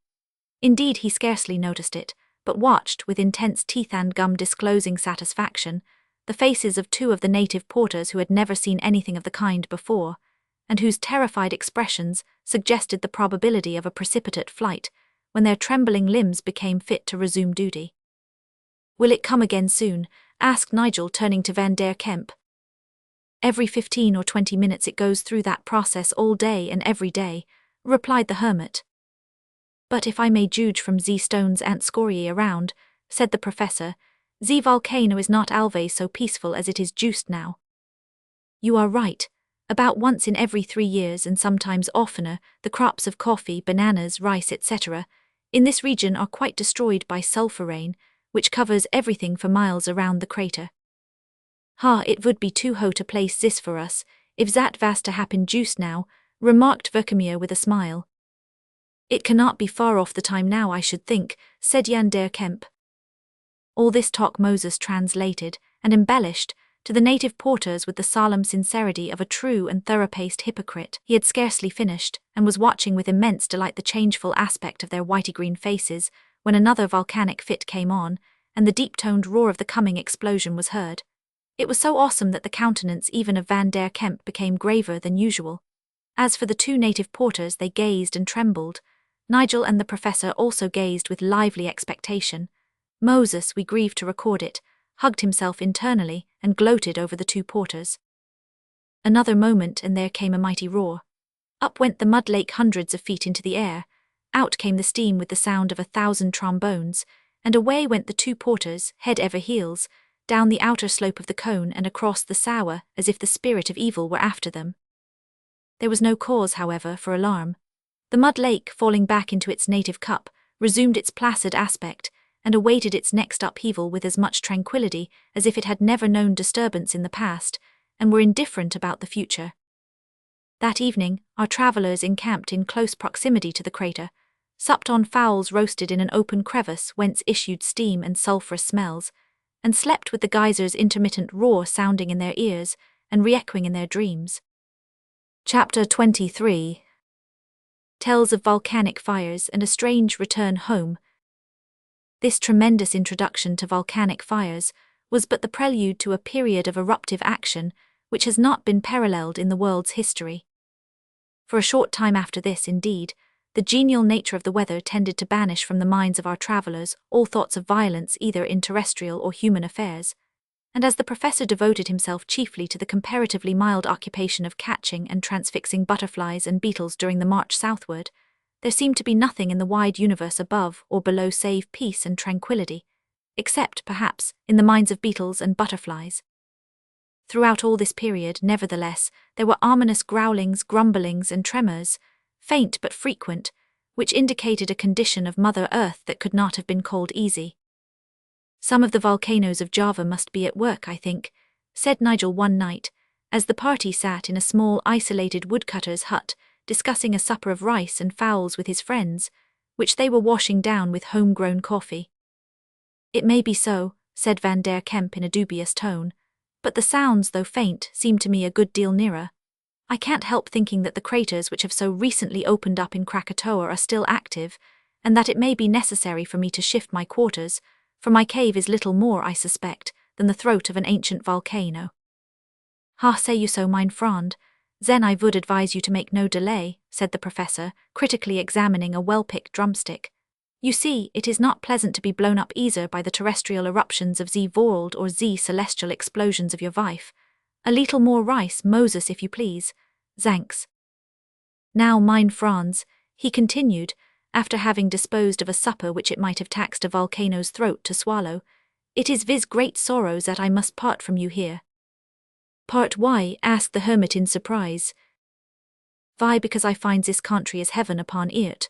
That is, of course, only in a scientific point of view. The woods are swarming, the air is teeming, and the waters are wallowing with life. I cannot tear myself away, but we shall meet again, at Teluk Betong or Krakatoa or Anger or Batavia." It was found that the man of science was also a man of decision. Nothing would persuade him to go a step further. The woodcutter's hut suited him, so did the woodcutter himself, and so, as he said, did the region around him. With much regret, therefore, and an earnest invitation from the hermit to visit his cave, and range the almost unexplored woods of his island, the travellers parted from him, and our three adventurers, dismissing all attendants and hiring 3 ponies, continued their journey to the southern shores of Sumatra.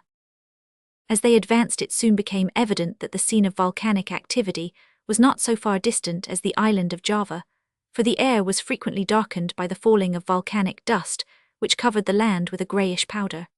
As, however, at least 16 volcanoes have been registered in the island of Sumatra, and there are probably many others, it was impossible to decide where the scene of eruption was that caused those signs.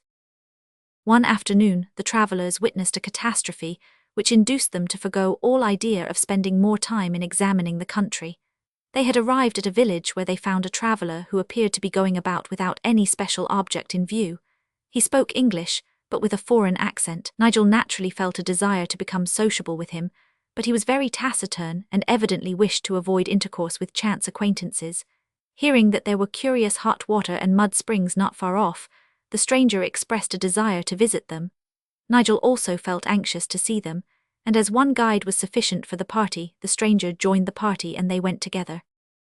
The spot they were led to was evidently a mere crust of earth covering fierce subterranean fires. In the centre of it, a small pond of mud was boiling and bubbling furiously, and round this, on the indurated clay, were smaller wells and craters full of boiling mud.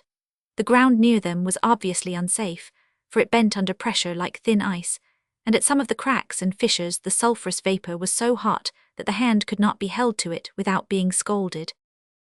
Nigel and the stranger walked close behind the native guide, both, apparently, being anxious to get as near as possible to the central pond. But the guide stopped suddenly, and looking back said to Van der Kemp that it was not safe to approach nearer. Nigel at once stopped, and looking at the stranger, was struck by the wild, incomprehensible expression of his face as he continued to advance. "Stop, stop, sir," cried the hermit on observing this, but the man paid no attention to the warning. Another instant and the crust on which he stood gave way, and he sank into a horrible gulf from which issued a gust of sulphurous vapour and steam. The horror which almost overwhelmed Nigel did not prevent him bounding forward to the rescue. Well was it for him at that time that a cooler head than his own was near. The strong hand of the hermit seized his collar on the instant, and he was dragged backward out of danger, while an appalling shriek from the stranger as he disappeared told that the attempt to succour him would have been too late. A terrible event of this kind has usually the effect of totally changing, at least for a time, the feelings of those who witness it, so as to almost incapacitate them from appreciating ordinary events or things. For some days after witnessing the sudden and awful fate of this unknown man, Nigel travelled as if in a dream, taking little notice of, or interest in, anything, and replying to questions in mere monosyllables. His companions seemed to be similarly affected, for they spoke very little. Even the volatile spirit of Moses appeared to be subdued, and it was not till they had reached nearly the end of their journey that their usual flow of spirits returned. Arriving one night at a village not very far from the southern shores of Sumatra, they learned that the hermit's presentiments were justified, and that the volcano which was causing so much disturbance in the islands of the archipelago was, indeed, the long-extinct one of Krakatoa. "I've heard a good deal about it from one of the chief men here," said the hermit as he returned to his friends that night about supper time. "He tells me that it has been more or less in moderate eruption ever since we left the island, but adds that nobody takes much notice of it, as they don't expect it to increase much in violence. I don't agree with them in that," he added gravely. "Why not?" asked Nigel. "Partly because of the length of time that has elapsed since its last eruption in 1680, partly from the fact that that eruption, judging from appearances, must have been a very tremendous one, and partly because my knowledge of volcanic action leads me to expect it, but I could not easily explain the reason for my conclusions on the latter point. I have just been to the brow of a ridge not far off whence I have seen the glow in the sky of the Krakatoa fires. They do not, however, appear to be very fierce at the present moment." As he spoke there was felt by the travellers a blow, as if of an explosion under the house in which they sat. It was a strong vertical bump which nearly tossed them all off their chairs. Van der Kemp and his man, after an exclamation or two, continued supper like men who were used to such interruptions, merely remarking that it was an earthquake. But Nigel, to whom it was not quite so familiar, stood up for a few seconds with a look of anxious uncertainty, as if undecided as to the path of duty and prudence in the circumstances. Moses relieved him. "Sot down, Massa Nigel," said that sable worthy, as he stuffed his mouth full of rice. "It's easier to sot down to stand when it's earthquaking." Nigel sat down with a tendency to laugh, for at that moment he chanced to glance at the rafters above, where he saw a small anxious-faced monkey gazing down at him. He was commenting on this creature when another prolonged shock of earthquake came. It was not a bump like the previous one, but a severe vibration which only served to shake the men in their chairs, but it shook the small monkey off the rafter, and the miserable little thing fell with a shriek and a flop into the rice dish. "Get out, oh dat, you scoundrel!" exclaimed Moses, but the order was needless, for the monkey bounced out of it like india rubber and sought to hide its confusion in the thatch, while Moses helped himself to some more of the rice which, he said, was none the worse for being monkified. At last our travellers found themselves in the town of Telok Bitong, where, being within 45 miles of Krakatoa, the hermit could both see and hear that his island home was in violent agitation, tremendous explosions occurring frequently, while dense masses of smoke were ascending from its craters. "I'm happy to find," said the hermit soon after their arrival in the town, "that the peak of Rakata on the southern part of the island where my cave lies is still quiet and has shown no sign of breaking out. And now I shall go and see after my canoe." "Do you think it safe to venture to visit your cave?" asked Nigel. "Well, not absolutely safe," returned the hermit with a peculiar smile, "but of course, if you think it unwise to run the risk of—" "I asked a simple question," Van der Kemp, without any thought of myself, interrupted the youth as he flushed deeply. "Forgive me, Nigel," returned the hermit quickly and gravely. "It is but my duty to point out that we cannot go there without running some risk." "And it is my duty to point out," retorted his hurt friend, "that when any man worthy of the name agrees to follow another, he agrees to accept all risks." To this the hermit vouchsafed no further reply than a slight smile and nod of intelligence. Thereafter he went off alone to inquire about his canoe, which, it will be remembered, his friend, the captain of the steamer, had promised to leave for him at this place.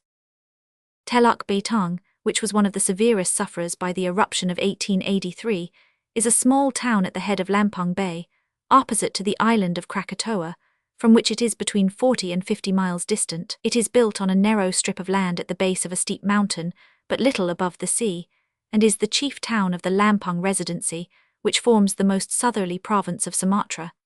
At the time we write of, the only European residents of the place were connected with government. The rest of the population was composed of a heterogeneous mass of natives, mingled with a number of Chinese, a few Arabs, and a large fluctuating population of traders from Borneo, Celebes, New Guinea, Siam, and the other innumerable isles of the archipelago. These were more or less connected with praus laden with the rich and varied merchandise of the eastern seas. As each man in the town had been permitted to build his house according to his own fancy, picturesque irregularity was the agreeable result. It may be added that, as each man spoke his own language in his own tones, babel and noise were the consequence. In a small hut by the waterside the hermit found the friend, a Malay to whom his canoe had been consigned, and in a long low shed close by, he found the canoe itself with the faithful Spinky in charge. "Don't go near the canoe till you've made friends with the monkey," said the Malay in his own tongue, as he was about to put the key in the door. "Why not?" asked the hermit. "Because it is the savagest brute I ever came across," said the man. "It won't let a soul come near the canoe. I would have killed it long ago if the captain of the steamer had not told me you wished it to be taken great care of. There, look out, the vixen is not tied up." He flung open the shed door and revealed Spinky seated in his old place, much deteriorated in appearance and scowling malevolently. The instant the poor creature heard its master's voice and saw his form, for his features must have been invisible against the strong light, the scowl vanished from its little visage. With a shriek of joy it sprang like an acrobat from a springboard and plunged into the hermit's bosom, to the alarm of the Malay, who thought this was a furious attack.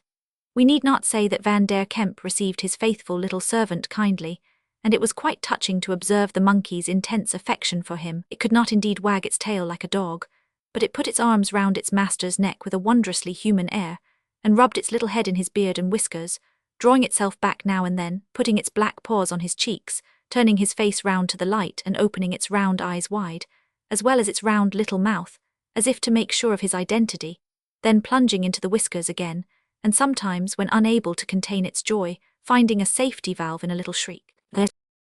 When the meeting and greeting were over, Van der Kemp explained that he would require his canoe by daybreak the following morning, ordered a few provisions to be got ready, and turned to leave. "You must get down, Spinky, and watch the canoe for one night more," said the hermit quietly. But Spinky did not seem to perceive the necessity, for he clung closer to his master with a remonstrative croak. "Get down, Spinky," said the hermit firmly, "and watch the canoe." The poor beast had apparently learned that Medo-Persic law was not more unchangeable than Van der Kemp's commands.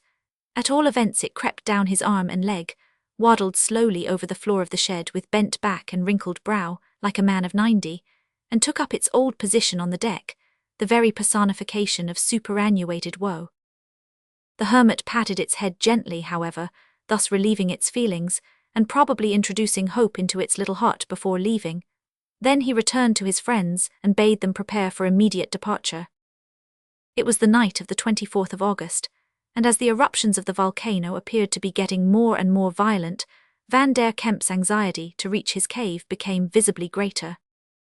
"I have been told," said the hermit to Nigel, as they went down with Moses to the place where the canoe had been left, "the history of Krakatoa since we left. A friend informs me that a short time after our departure the eruptions subsided a little, and the people here had ceased to pay much attention to them.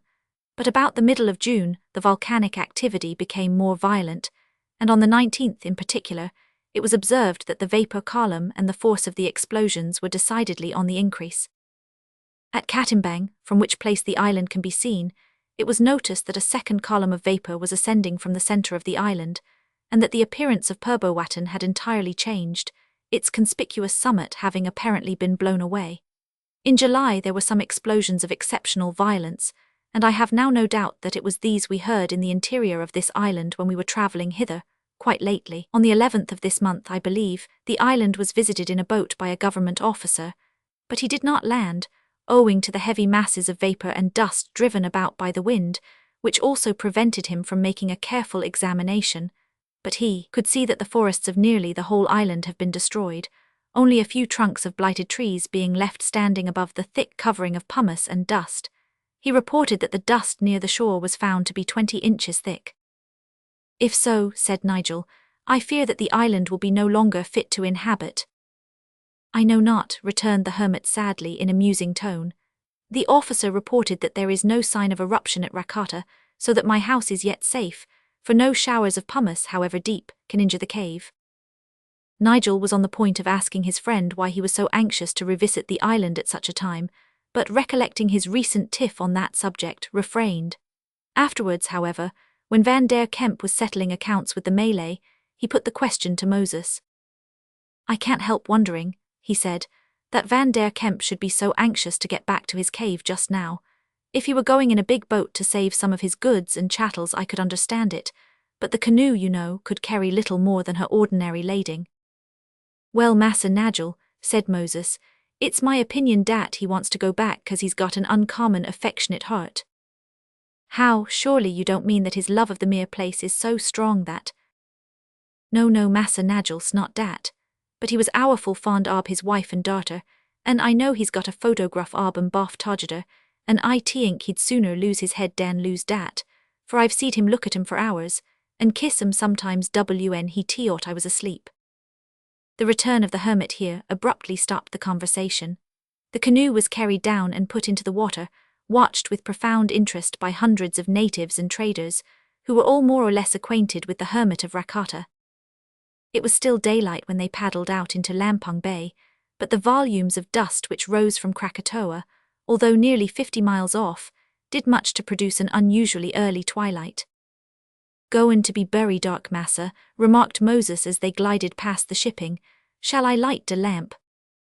"Do, Moses, but we shan't need it, for as we get nearer home the volcanic fires will light us on our way." "De volcanic dust is a-goin' to powder us on our way too, massa. Keep your hands out o' the way, Spinky," said the Negro as he fixed a small oil lamp to the mast and resumed his paddle.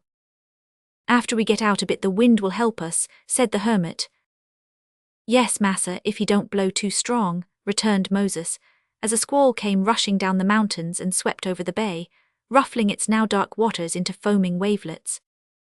Altogether, what with the increasing darkness and the hissing squall, and the night voyage before them, and the fires of Krakatoa which were now clearly visible on the horizon, Nigel Boy felt a more eerie sensation in his breast than he ever remembered to have experienced in all his previous life.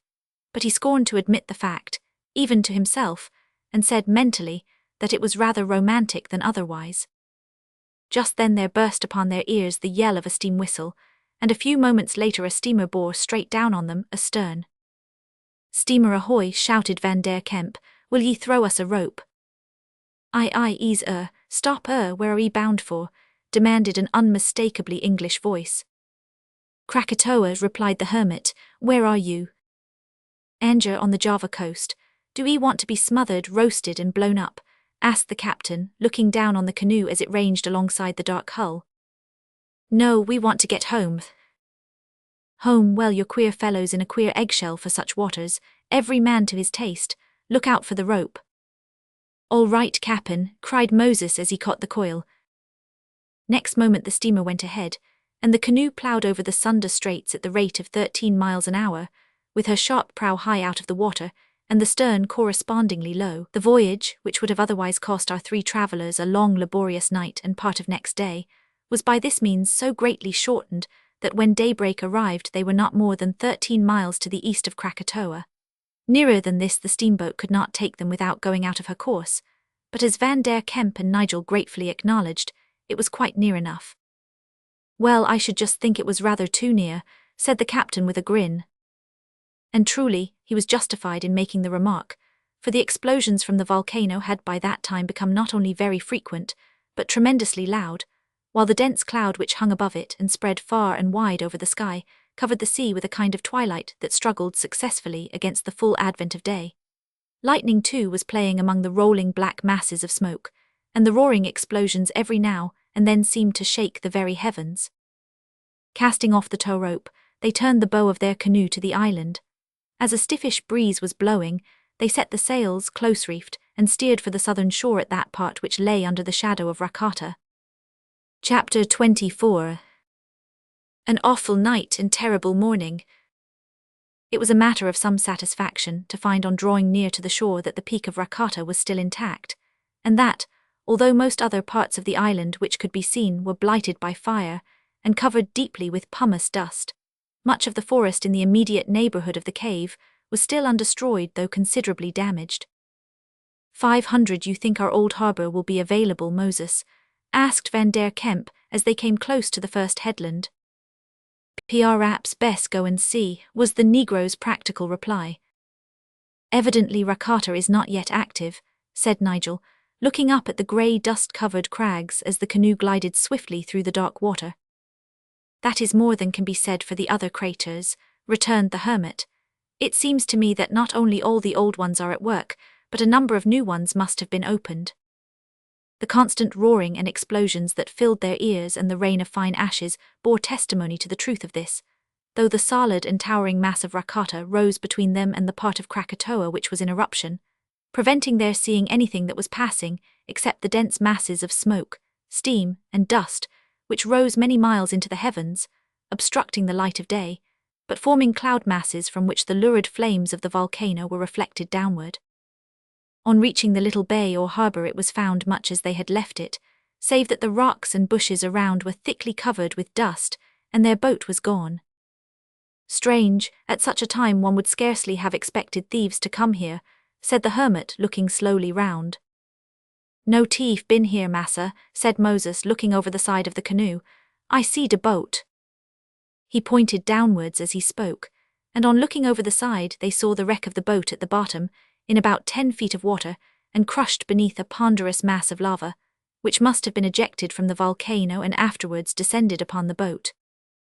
The destruction of the boat rendered it impossible to remove any of the property of the hermit, and Nigel now saw, from his indifference, that this could not have been the cause of his friend's anxiety and determination to reach his island home in spite of the danger that such a course entailed. That there was considerable danger soon became very obvious, for, having passed to some extent at this point beyond the shelter of the cliffs of Rakata, and come partly into view of the other parts of the island, the real extent of the volcanic violence burst upon Nigel and Moses as a new revelation. The awful sublimity of the scene at first almost paralyzed them, and they failed to note that not only did a constant rain of pumice dust fall upon them, but that there was also a pretty regular dropping of small stones into the water around them. Their attention was sharply aroused to this fact by the fall of a lump of semi-molten rock, about the size of a cannon shot, a short distance off, which was immediately followed by not less than a cubic yard of lava, which fell close to the canoe and deluged them with spray.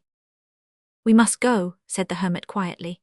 No need to expose ourselves here, though the watching of the tremendous forces that our Creator has at command does possess a wonderful kind of fascination.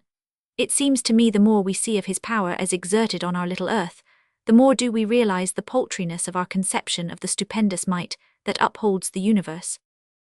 While he was speaking, Van der Kemp guided the canoe into its little haven, and in a few minutes he and Moses had carried it into the shelter of the cave, out of which Nigel had first seen it emerge. Then the lading was carried up, after which they turned into the track which led to the hermit's home. The whole operation may be said to have been performed under fire, for small masses of rock kept pattering continually on the dust-covered ground around them, causing cloudlets like smoke to spring up wherever they struck. Nigel and Moses could not resist glancing upward now and then as they moved quickly to and fro, and they experienced a shrinking sensation when a stone fell very near them, but each scorned to exhibit the smallest trace of anxiety, or to suggest that the sooner they got from under fire the better. As for Van der Kemp, he moved about deliberately as if there was nothing unusual going on, and with an absent look on his grave face as though the outbursts of smoke and fire and lava, which turned the face of day into lurid night, and caused the cliffs to reverberate with unwanted thunders, had no effect whatever on his mind. A short walk, however, along the track, which was more than ankle deep in dust, brought them under the sheltering sides of Rakata, up which they soon scrambled to the mouth of their cave. Here all was found as they had left it, save that the entrance was knee-deep in pumice dust.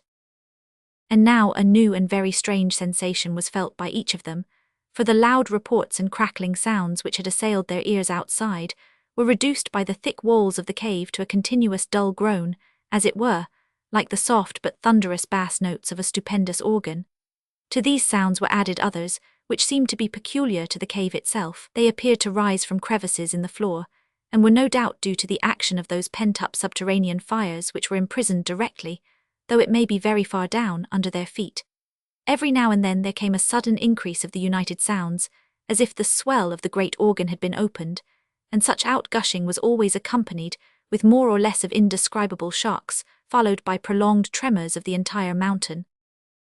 If the three friends had been outside to observe what was taking place, they would have seen that these symptoms were simultaneous, with occasional and extremely violent outbursts from the crater of Ballantyne and his compeers. Indeed, they guessed as much, and two of them at least were not a little thankful that, awesome as their position was, they had the thick mountain between them and the fiery showers outside. Of all this the hermit took no notice, but hastening into the inner cavern, opened a small box, and took therefrom a bundle of papers and a little object which, at a first glance, Nigel supposed to be a book, but which turned out to be a photograph case. These the hermit put carefully into the breast pocket of his coat, and then turned to his companions with a sigh as if of relief. "I think there is no danger of anything occurring at this part of the island," he remarked, looking round the cave, "for there is no sign of smoke and no sulphurous smell issuing from any of the crevices in walls or floor. This, I think, shows that there is no direct communication with Rakata and the active volcano, at least not at present." "Do you then think there is a possibility of an outbreak at some future period?" asked Nigel. "Who can tell? People here who don't study the nature of volcanoes much, though surrounded by them, will expect things ere long to resume their normal condition. I can never forget the fact that the greater part of Krakatoa stands, as you know, exactly above the spot where the two great lines of volcanic action cross, and right over the mouth of the immense crater to which Ballantyne and all the other craters serve as mere chimneys or safety valves. We cannot tell whether a great eruption similar to that of 1680 may not be in store for us. The only reason that I can see for the quiescence of this peak of Rakata is, as I said to you once before, that it stands not so much above the old crater as above and on the safe side of its lip." "I think, massa, if I may venture to speak," said Moses, "dat the sooner we get off his lip the better, lest we tumble into his mouth." "You may be right, Moses, and I have no objection to quit," returned the hermit, "now that I have secured the photograph and papers. At the same time I fear the rain of stones and lava is growing worse. It might be safer to stay till there is a lull in the violence of the eruption, and then make a dash for it. What say you, Nigel?" "I say that you know best, Van der Kemp. I'm ready to abide by your decision, whatever it be." "Well then, we will go out and have a look at the state of matters." The view from the entrance was not calculated to tempt them to forsake the shelter of the cave, however uncertain that might be. The latest explosions had enshrouded the island in such a cloud of smoke and dust that nothing whatever was visible beyond a few yards in front, and even that space was only seen by the faint rays of the lamp issuing from the outer cave.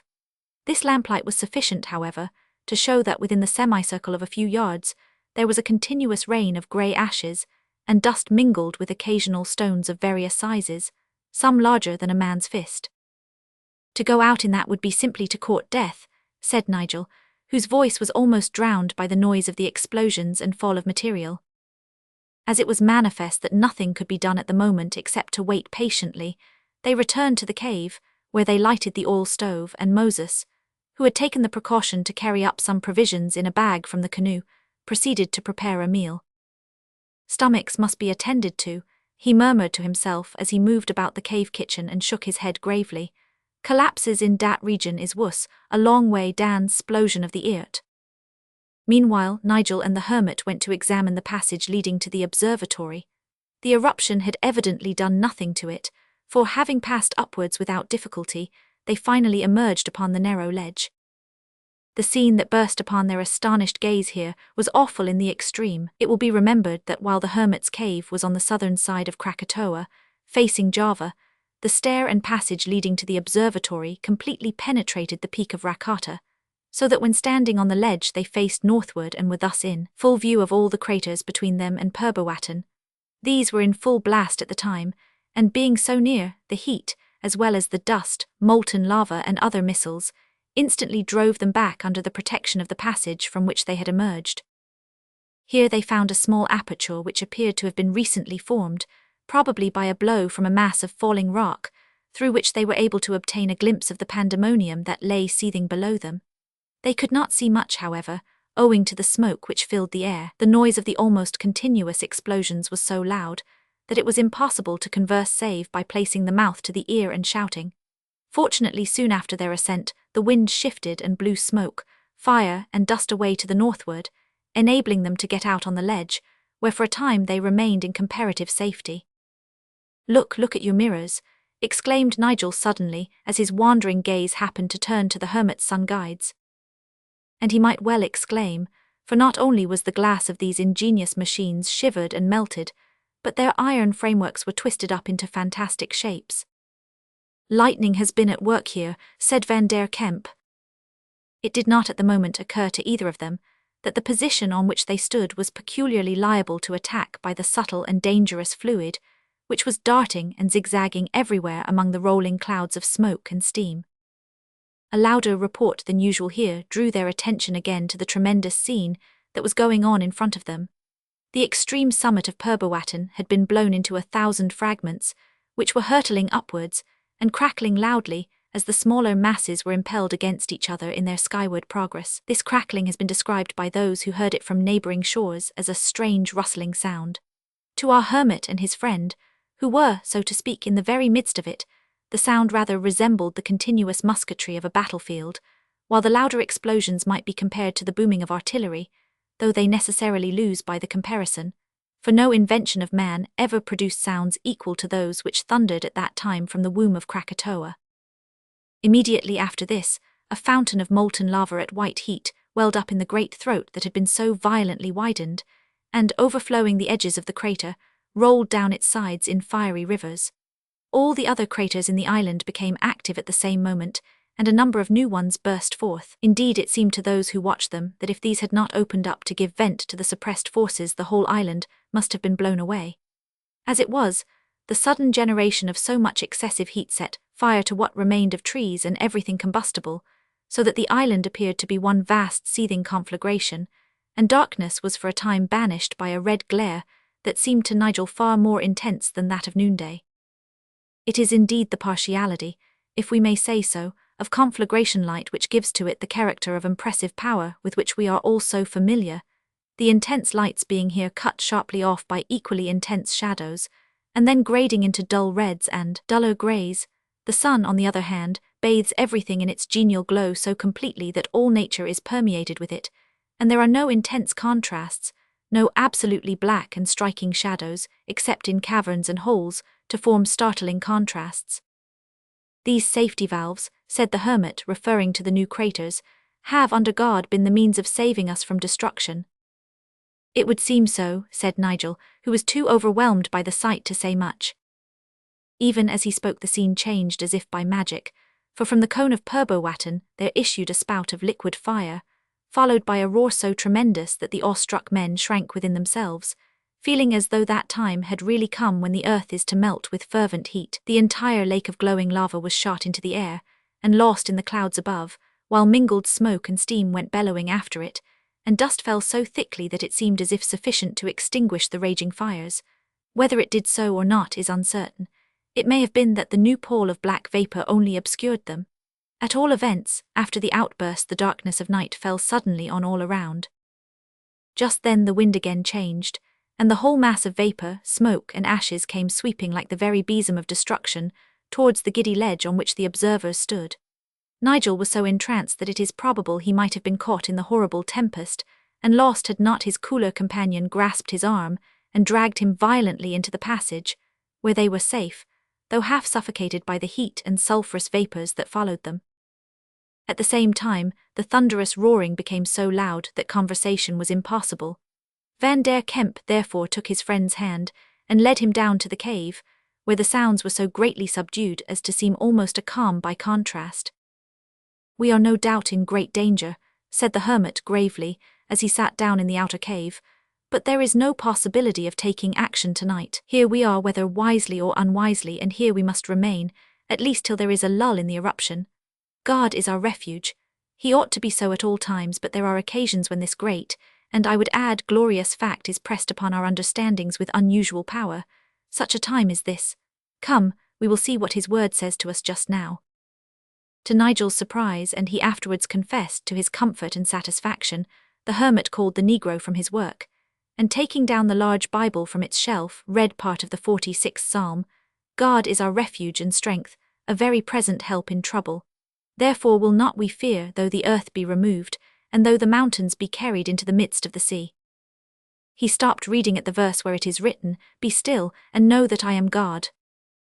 Then going down on his knees, without even the familiar formula, "Let us pray," he uttered a brief but earnest prayer for guidance and deliverance in the name of Jesus. Rising, he quietly put the Bible away, and with the calmness of a thoroughly practical man, who looks upon religion and ordinary matters as parts of one grand whole, ordered Moses to serve the supper.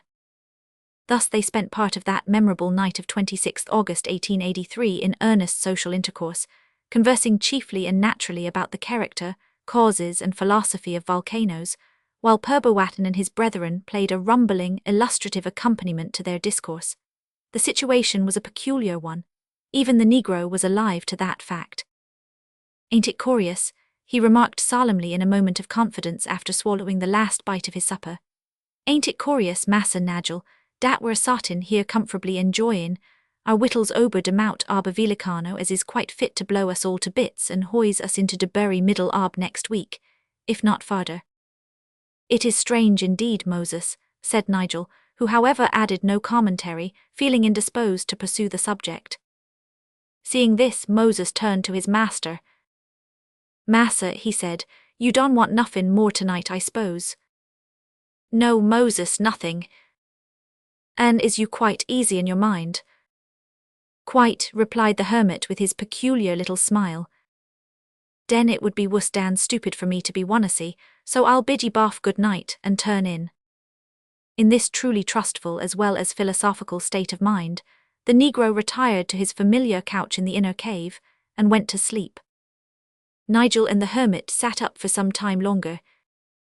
"Van der Kemp," said the former after a pause, I trust you won't think me actuated by impertinent curiosity if I venture to ask you about the photograph that I think you." "My young friend," interrupted the hermit, taking the case in question from his breast pocket, "I should rather apologize to you for having appeared to make any mystery of it, and yet," he added, pausing as he was about to open the case, "I have not shown it to a living soul since the day that, well, why should I hesitate?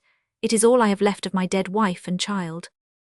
He placed the case in the hands of Nigel, who almost sprang from his seat with excitement as he beheld the countenance of a little child of apparently 3 or 4 years of age, who so exactly resembled Kathy Holbein, allowing of course for the difference of age, that he had now no doubt whatever as to her being the hermit's lost daughter. He was on the point of uttering her name, when uncertainty as to the effect the sudden disclosure might have upon the father checked him. "You seem surprised, my friend," said Van der Kemp gently. "Most beautiful," said Nigel, gazing intently at the portrait. "That dear child's face seems so familiar to me that I could almost fancy I had seen it." He looked earnestly into his friend's face as he spoke, but the hermit was quite unmoved, and there was not a shadow of change in the sad low tone of his voice as he said, "Yes, she was indeed beautiful like her mother. As to your fancy about having seen it, mankind is formed in groups and types. We see many faces that resemble others." The absent look that was so common to the solitary man here overspread his massive features, and Nigel felt crushed, as it were, back into himself. Thus, without having disclosed his belief, he retired to rest in a very anxious state of mind, while the hermit watched. "Don't take off your clothes," he said. "If the sounds outside lead me to think things are quieting down, I will rouse you and we shall start at once." It was very early on the morning of the 27th, when Van der Kemp roused our hero. "Are things quieter?" asked Nigel as he rose. "Yes, a little, but not much. Nevertheless, we must venture to leave." Is it daylight yet? No, there will be no daylight today, with which prophecy the hermit left him and went to rouse Moses. Massa, said the faithful negro, isn't you a-goin' to take nuffin wid you, none ob de books or teings? No, nothing except the old Bible, all the rest I leave behind. The canoe could not carry much, besides we may have little time. Get ready quick and follow me. Moses required no spur. The three men left the cave together. It was so intensely dark that the road could not be distinguished, but the hermit and his man were so familiar with it that they could have followed it blindfold. On reaching the cave at the harbour, some light was obtained from the fitful outbursts of the volcano, which enabled them to launch the canoe and push off in safety. Then, without saying a word to each other, they coasted along the shore of the island and, finally, leaving its dangers behind them, made for the island of Java, poor Spinky sitting in his accustomed place and looking uncommonly subdued. Scarcely had they pushed off into Sunda Straits when the volcano burst out afresh. They had happily seized on the only quiet hour that the day offered, and had succeeded, by the aid of the sails, in getting several miles from the island without receiving serious injury, although showers of stones and masses of rock of all sizes were falling into the sea around them. Van der Kemp was so far right in his prophecy that there would be no daylight that day. By that time there should have been light, as it was nearly 7 o'clock on the memorable morning of the 27th of August. But now, although the travellers were some miles distant from Krakatoa, the gloom was so impervious that Nigel, from his place in the centre of the canoe, could not see the form of poor Spinky, which sat clinging to the mast only 2 feet in front of him, save when a blaze from Purbawatan or one of the other craters lighted up island and ocean with a vivid glare. At this time the sea began to run very high, and the wind increased to a gale, so that the sails of the canoe, small though they were, had to be reduced. "Lower the foresail, Nigel," shouted the hermit. "I will close-reef it, do you the same to the mainsail." "Aye, aye, sir," was the prompt reply. Moses and Nigel kept the little craft straight to the wind, while the foresail was being reefed, Van der Kemp and the former performing the same duty while Nigel reefed the mainsail. Suddenly there came a brief but total cessation of the gale, though not of the tumultuous heaving of the waters. During that short interval there burst upon the world a crash and a roar so tremendous that for a few moments the voyagers were almost stunned. It is no figure of speech to say that the world heard the crash.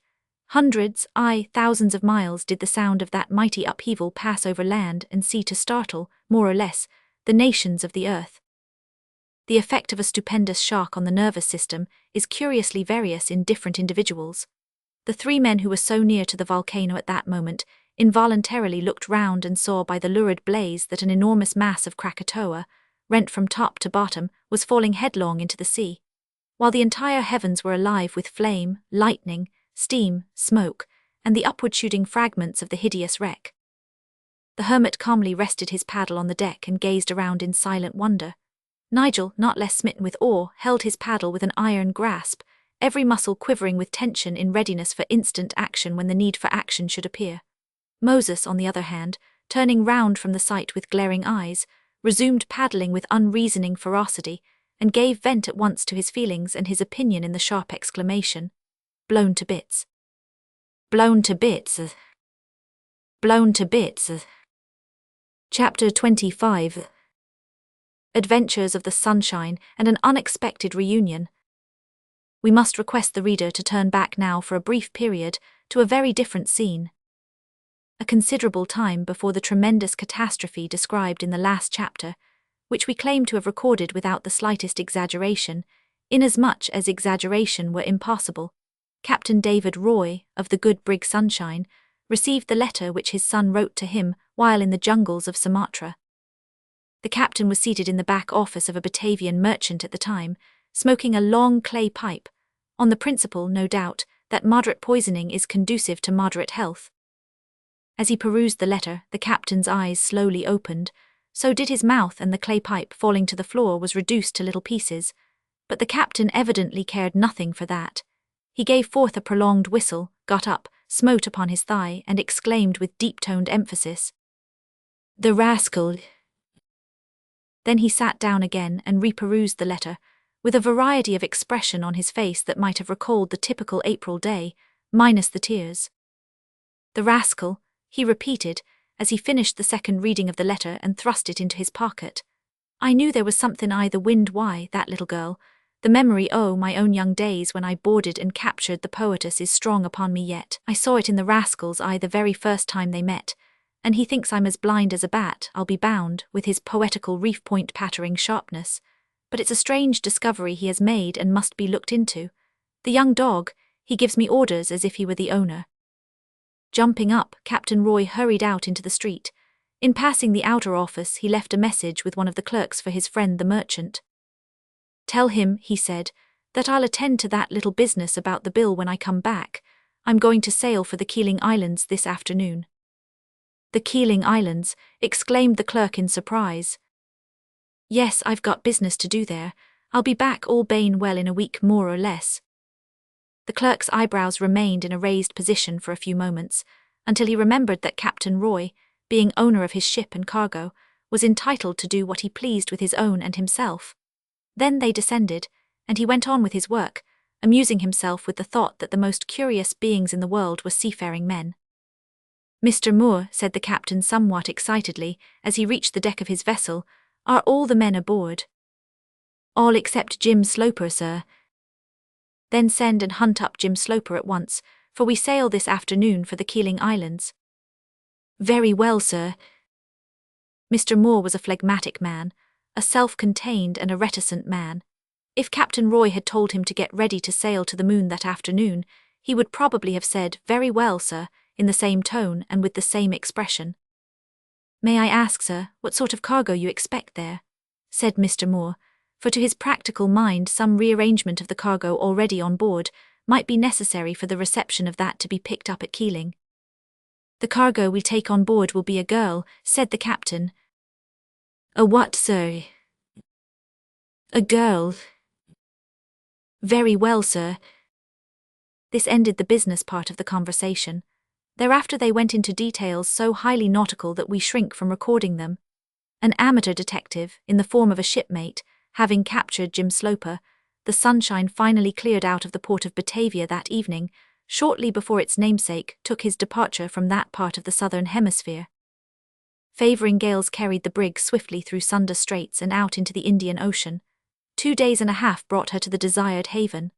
On the way, Captain Roy took note of the condition of Krakatoa, which at that time was quietly working up its subterranean forces with a view to the final catastrophe, opening a safety valve now and then to prevent, as it were, premature explosion. "My son's friend, the hermit of Rakata," said the captain to his second mate, "will find his cave too hot to hold him, I think, when he returns." "Looks like it, sir," said Mr. Moore, glancing up at the vast clouds which were at that time spreading like a black pall over the reawakened volcano. "Do you expect him back soon, sir?" "Yes, time's about up now. I shouldn't wonder if they reach Batavia before us." Arrived at the Keeling Islands, Captain Roy was received, as usual, with acclamations of joy, but he found that he was by no means as well fitted to act the part of a diplomatist as he was to sail a ship. It was, in truth, a somewhat delicate mission on which his son had sent him, for he could not assert definitely that the hermit actually was Kathleen Holbein's father, and her self-constituted parents did not relish the idea of letting slip, on a mere chance, one whom they loved as a daughter. "Why not bring this man who claims to be her father here?" asked the perplexed Holbein. Because p'raps he won't come," answered the puzzled mariner, who did not like to say that he was simply and strictly obeying his son's orders. "Besides," he continued, "the man does not claim to be anything at all. So far as I understand it, my boy has not spoken to him on the subject, for fear, I suppose, of raisin' hopes that ain't to be realized."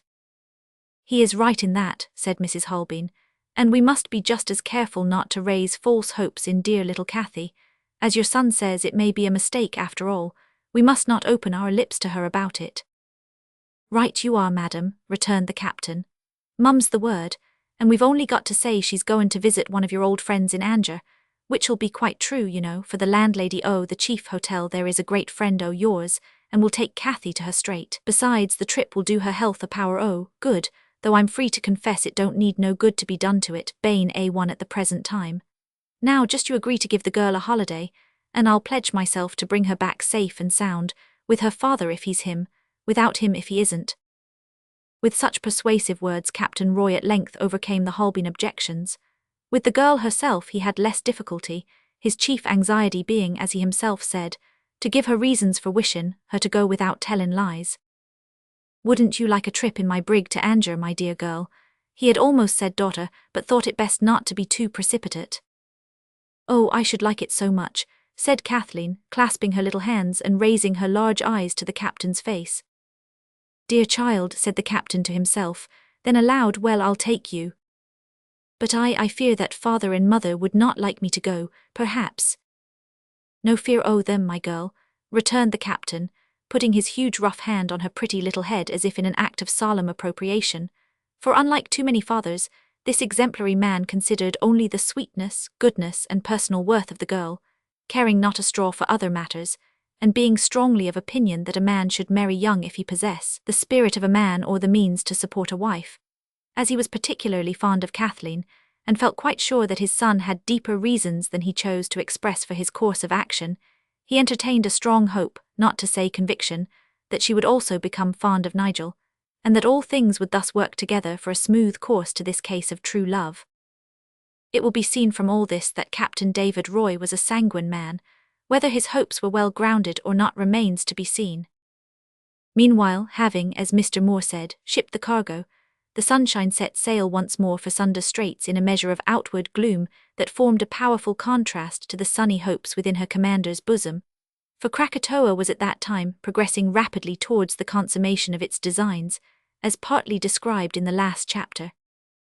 Short though that voyage was, it embraced a period of action so thrilling that ever afterwards it seemed a large slice of life's little day to those who went through it.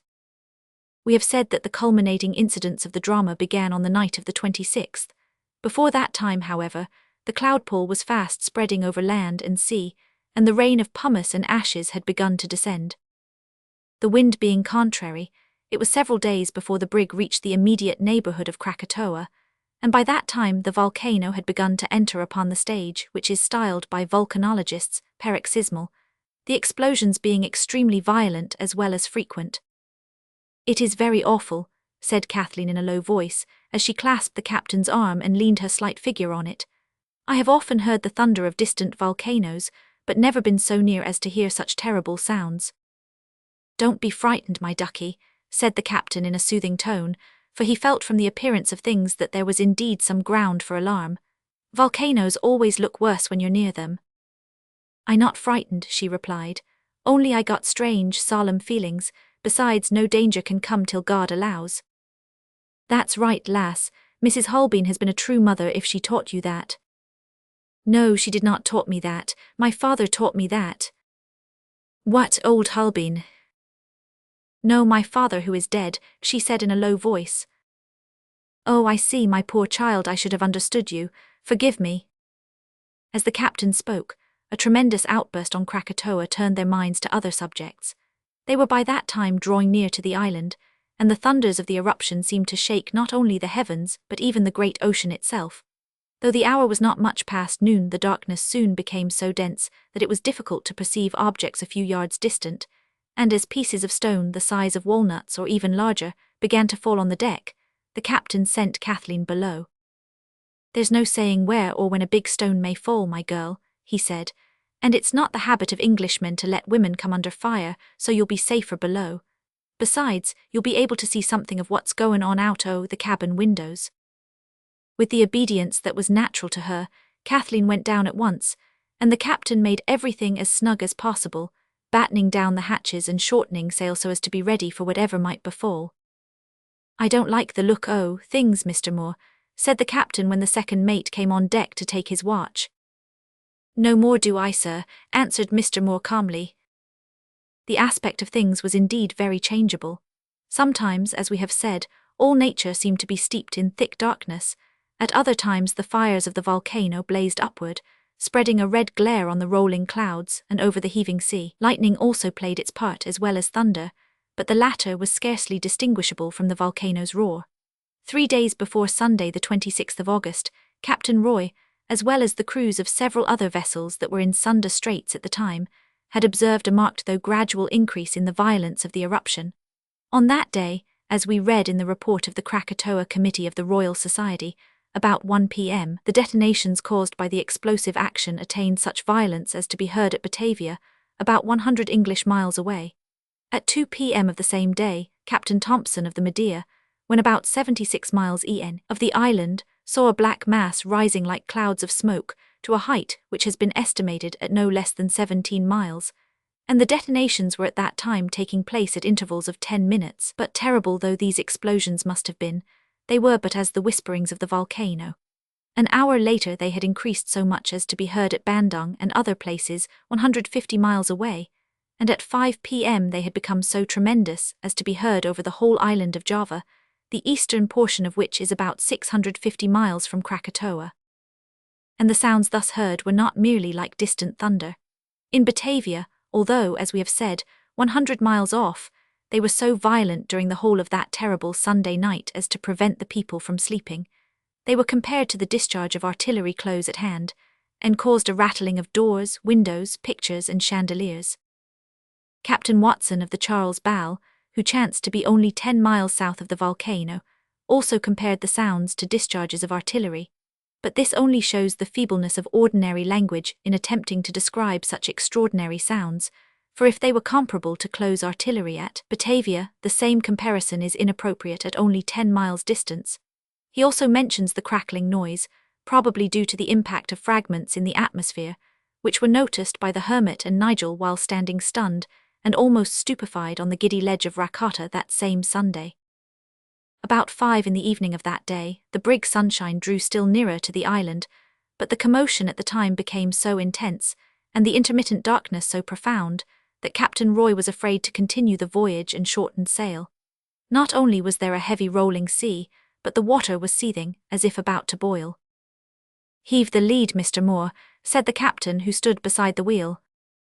"Yes, sir," answered the imperturbable second mate, who thereupon gave the necessary order, and when the depth was ascertained, the report was 10 fathoms sand with a hot bottom. "A hot bottom, what do you mean?"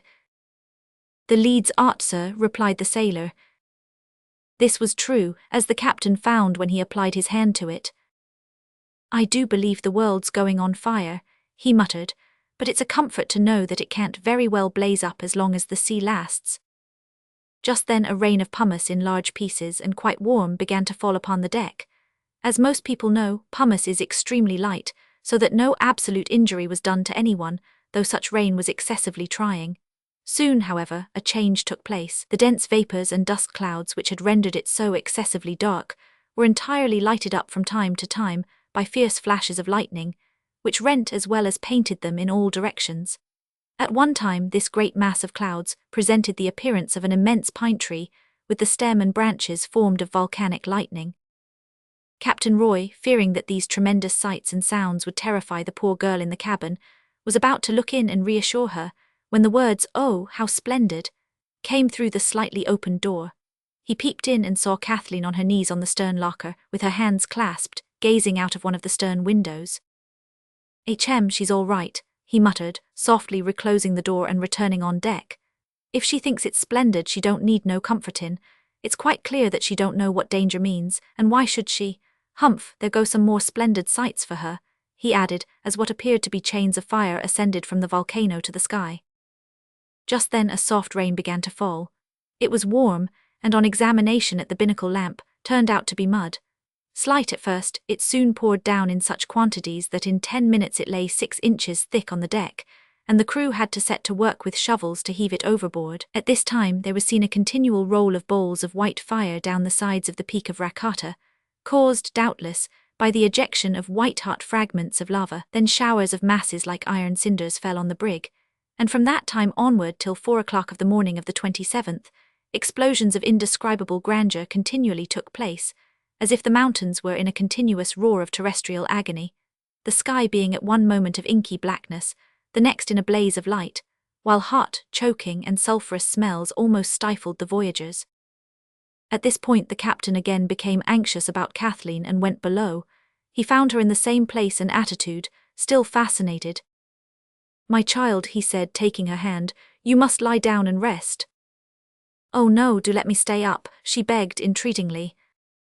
"But you must be tired, sleepy." Sleepy, who could sleep with such wonders going on around, pray don't tell me to go to bed. It was evident that poor Cathy had the duty of obedience to authority still strong upon her. Perhaps the memory of the Holby nursery had not yet been wiped out.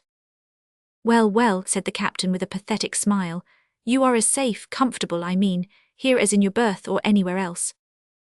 As there was a lull in the violence of the eruption just then, the captain left Kathleen in the cabin and went on deck.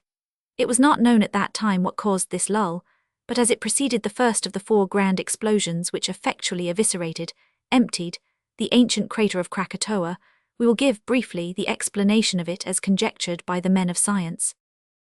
Lying as it did so close to the sea level, the Krakatoa volcano, having blown away all its cones and vents and safety valves, from Purbawatan southward, except the peak of Rakata, let the sea rush in upon its infernal fires.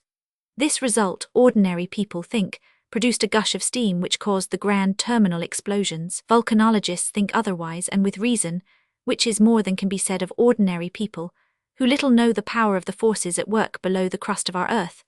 The steam thus produced, although on so stupendous a scale, was free to expand and therefore went upwards, no doubt in a sufficiently effective gust and cloud.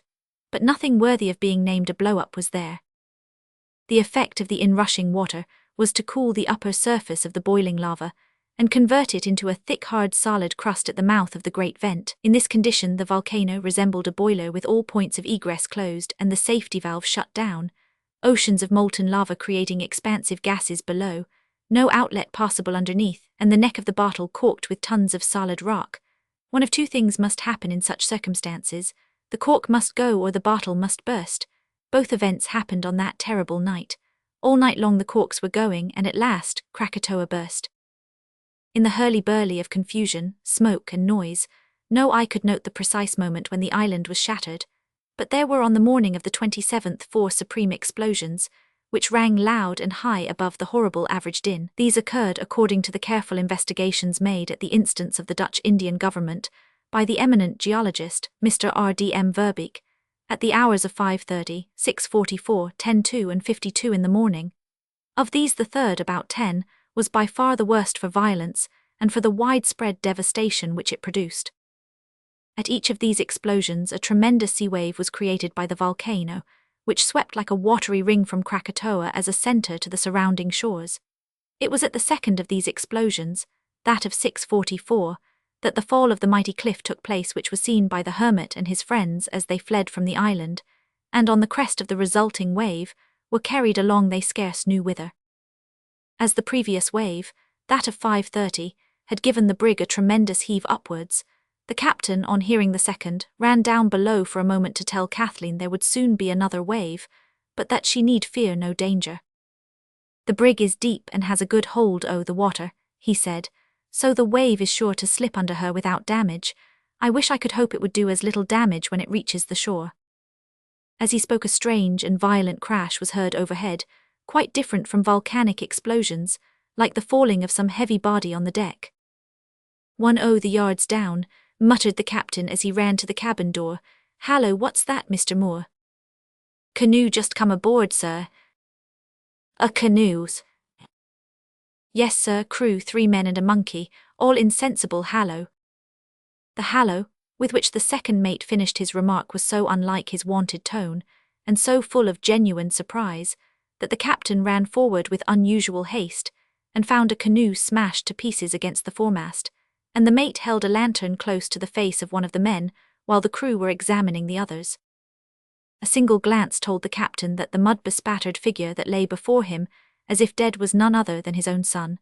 The great wave had caught the frail craft on its crest, and sweeping it along with lightning speed for a short distance, had hurled it on the deck of the Sunshine with such violence as to completely stun the whole crew.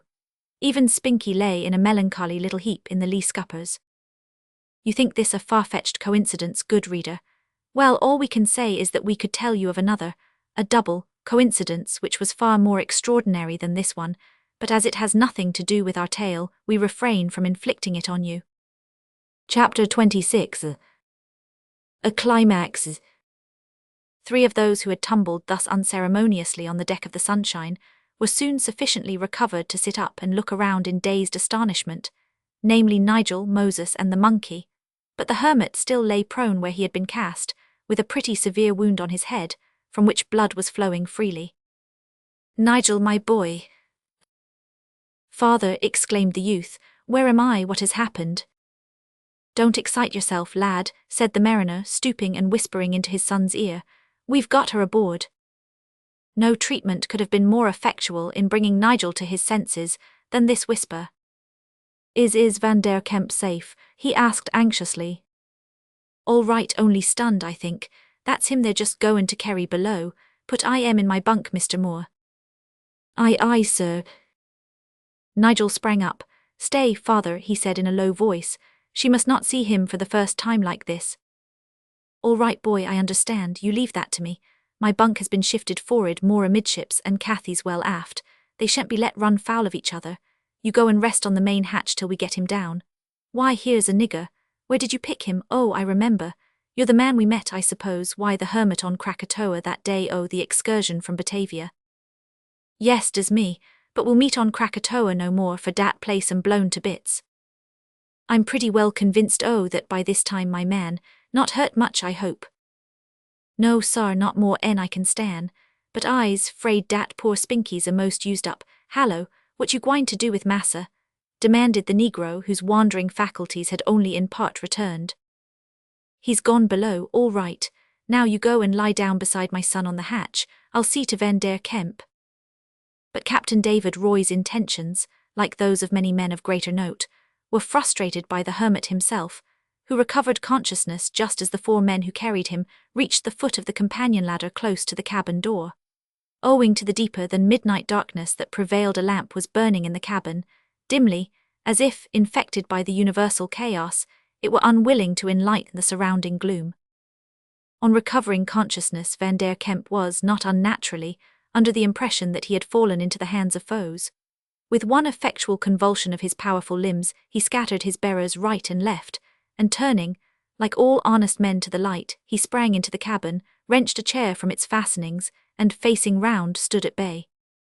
Kathleen, seeing this blood-stained giant in such violent action, naturally fled to her cabin and shut the door. As no worse enemy than Captain Roy presented himself at the cabin door, unarmed, and with an anxious look on his rugged face, the hermit set down the chair, and feeling giddy sank down on it with a groan. "I fear you are badly hurt, sir. Let me tie a handkerchief round your wounded head," said the captain soothingly. Thanks, your voice is not unfamiliar to me," returned the hermit with a sigh as he submitted to the operation. "I thought I had fallen somehow into the hands of pirates. Surely an accident must have happened. How did I get here? Where are my comrades, Nigel and the negro?" "My son Nigel is all right, sir, and so is your man Moses. Make your mind easy and pray don't speak while I'm working at you. I'll explain it all in good time. Stay, I'll be with you in a moment." The captain, fearing that Kathleen might come out from curiosity to see what was going on, and remembering his son's injunction, went to the girl's berth with the intention of ordering her to keep close until he should give her leave to come out. Opening the door softly and looking in, he was startled, almost horrified, to see Kathleen standing motionless like a statue, with both hands pressed tightly over her heart. The colour had fled from her beautiful face, her long hair was flung back, her large lustrous eyes were wide open and her lips slightly parted, as if her whole being had been concentrated in eager expectancy. "What's wrong, my girl?" asked the captain anxiously. "You've no cause for fear, I just looked into." "That voice," exclaimed Kathleen with something of awe in her tones. "Oh, I've heard it so often in my dreams." "Hush, my girl," said the captain in a low tone, looking anxiously round at the wounded man. But his precautions were unavailing. Van der Kemp had also heard a voice which he thought had long been silent in death. The girl's expression was almost repeated in his face. Before the well-meaning mariner could decide what to do, Kathleen brushed lightly past him and stood in the cabin gazing as if spellbound at the hermit. "Winnie," he whispered, as if scarcely daring to utter the name. "Father." She extended both hands towards him as she spoke. Then, with a piercing shriek, she staggered backward, and would have fallen had not the captain caught her and let her gently down. Van der Kemp vaulted the table, fell on his knees beside her, and raising her light form clasped her to his heart, just as Nigel and Moses, alarmed by the scream, sprang into the cabin. Come, away, why, you stupid grampuses. cried the captain, pushing the intruders out of the cabin, following them and closing the door behind him. "This is no place for bunglers like you and me. We might have known that nature would have her way, and didn't need no help from the like o' us. Let's on deck. There's enough work there to look after that's better suited to us." Truly there was enough, and more than enough, to claim the most anxious attention of all who were on board of the Sunshine that morning, for hot mud was still falling in showers on the deck, and the thunders of the great volcano were still shaking heaven, earth, and sea. To clear the decks and sails of mud occupied everyone for some time so earnestly that they failed to notice at first that the hermit had come on deck, found a shovel, and was working away like the rest of them. The frequent and prolonged blazes of intense light that ever and anon banished the darkness showed that on his face there sat an expression of calm, settled, triumphant joy, which was strangely mingled with a look of quiet humility. "I thank God for this," said Nigel, going forward when he observed him and grasping his hand. "You knew it," exclaimed the hermit in surprise. "Yes, I knew it, indeed, helped to bring you together, but did not dare to tell you till I was quite sure. I had hoped to have you meet in very different circumstances." "It is not in man that walketh to direct his steps," returned the hermit reverently. "God bless you, Nigel. If you have even aimed at bringing this about, I owe you more than my life." "You must have lost a good deal of blood, Van der Kemp. Are you much hurt?" asked Nigel, as he observed the bandage round his friend's head. "Somewhat, not much, I hope, but joy as well as blood gives strength, Nigel." A report from a man who had just been ordered to take soundings induced the captain at this time to lay to. "It seems to me," he said to Nigel and the hermit who stood close beside him, "that we are getting too near shore. But in cases o' this kind the bottom o' the sea itself can't be depended on." "What part of the shore are we near, do you think, father?" "Stand by to let go the anchor," roared the captain instead of answering the question. "Aye, aye, sir," replied the second mate, whose cool, sing-song, business-like tone at such a moment actually tended to inspire a measure of confidence in those around him. Another moment, and the rattling chain caused a tremor through the vessel, which ceased when the anchor touched bottom and they rode head to wind. Coruscations of bluish light seemed to play about the masts, and bowls of electric fire tipped the yards, throwing for a short time a ghastly sheen over the ship and crew, for the profound darkness had again settled down, owing, no doubt, to another choking of the Krakatoa vent. Before the light referred to went out, Moses was struck violently on the chest by something soft, which caused him to stagger. It was Spinky. In the midst of the unusual horrors that surrounded him, while clinging to the unfamiliar mizzen shrouds on which in desperation the poor monkey had found a temporary refuge, the electric fire showed him the dark figure of his old familiar friend standing not far off. With a shriek of not quite hopeless despair, and an inconceivable bound, Spinky launched himself into space. His early training in the forest stood him in good stead at that crisis. As already said, he hit the mark fairly, and clung to Moses with a tenacity that was born of mingled love and desperation. Finding that nothing short of cruelty would unfix his little friend, Moses stuffed him inside the breast of his cotton shirt. In this haven of rest the monkey heaved a sigh of profound contentment, folded his hands on his bosom, and meekly went to sleep. Two of the excessively violent paroxysms of the volcano above referred to had by that time taken place, but the third and worst, that which occurred about 10 a.m., was yet in store for them, though they knew it not, and a lull in the roar, accompanied by thicker darkness than ever, was its precursor. There was not, however, any lull in the violence of the wind. "I don't like these lulls," said Captain Roy to the hermit as they stood close to the binnacle in the feeble light of its lamp. "What is that striking against our sides, Mr. Moore?" "Looks like floating pumice, sir," answered the second mate, "and I think I see palm trees amongst it." "Aye, I thought so. We must be close to land," said the captain. "We can't be far from Anger, and I fear the big waves that have already passed us have done some damage. Lower a lantern over the side. No, fetch an empty tar barrel and let's have a flare. That will enable us to see things better." While the barrel was being fastened to a spar so as to be thrust well out beyond the side of the brig, Van der Kemp descended the companion and opened the cabin door. "Come up now, Winnie, darling." "Yes, father," was the reply, as the poor girl, who had been anxiously awaiting the summons, glided out and clasped her father's arm with both hands. "Are things quieting down?" "They are a little. It may be temporary, but our Father directs it all." "True, father, I'm so glad of that." Mind the step, we shall have more light on deck. There is a friend there who has just told me he met you on the Cocos Keeling Island, Nigel Roy. You start, Winnie. Why, yes, father, I am so surprised, for it is his father who sails this ship, and I cannot imagine how he or you came on board. Well, I was going to say that I believe it is partly through Nigel that you and I have been brought together, but there is mystery about it that I don't yet understand. Much has to be explained, and this assuredly is not the time or place. Here, Nigel, is your old Keeling friend. "Aye, friend, humph," said old Roy softly to himself. "My dear child," said young Roy paternally to the girl as he grasped her hand, "I cannot tell you how thankful I am that this has been brought about, and that I have had some little hand in it." "There's more than pumice floating about in the sea, sir," said Mr. Moore, coming aft at the moment and speaking to the captain in a low tone. "You'd better send the young lady below, or get someone to take up her attention just now. Here, Nigel, sit down under the lee of the companion and tell Cathy how this all came about," said the captain promptly, as if issuing nautical orders. "I want you here, Van der Kemp." So saying, the captain, followed by the hermit, went with the second mate to the place where the flaming tar barrel was casting a lurid glare upon the troubled sea. Chapter 27. Blown to bits. The sight that met their eyes was well calculated to shock and sadden men of much less tender feeling than Van der Kemp and Captain Roy. The water had assumed an appearance of inky blackness, and large masses of pumice were floating past, among which were numerous dead bodies of men, women, and children, intermingled with riven trees, fences, and other wreckage from the land, showing that the great waves which had already passed under the vessel had caused terrible devastation on some parts of the shore. To add to the horror of the scene, large sea snakes were seen swimming wildly about, as if seeking to escape from the novel dangers that surrounded them. The sailors looked on in awe-stricken silence for some time. "Perhaps some of 'em may be alive yet," whispered one. "Couldn't we lower a boat?"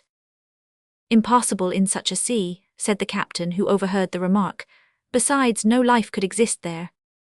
"Captain Roy," said Van der Kemp earnestly, "let me advise you to get your foresail ready to hoist at a moment's notice, and let them stand by to cut the cable."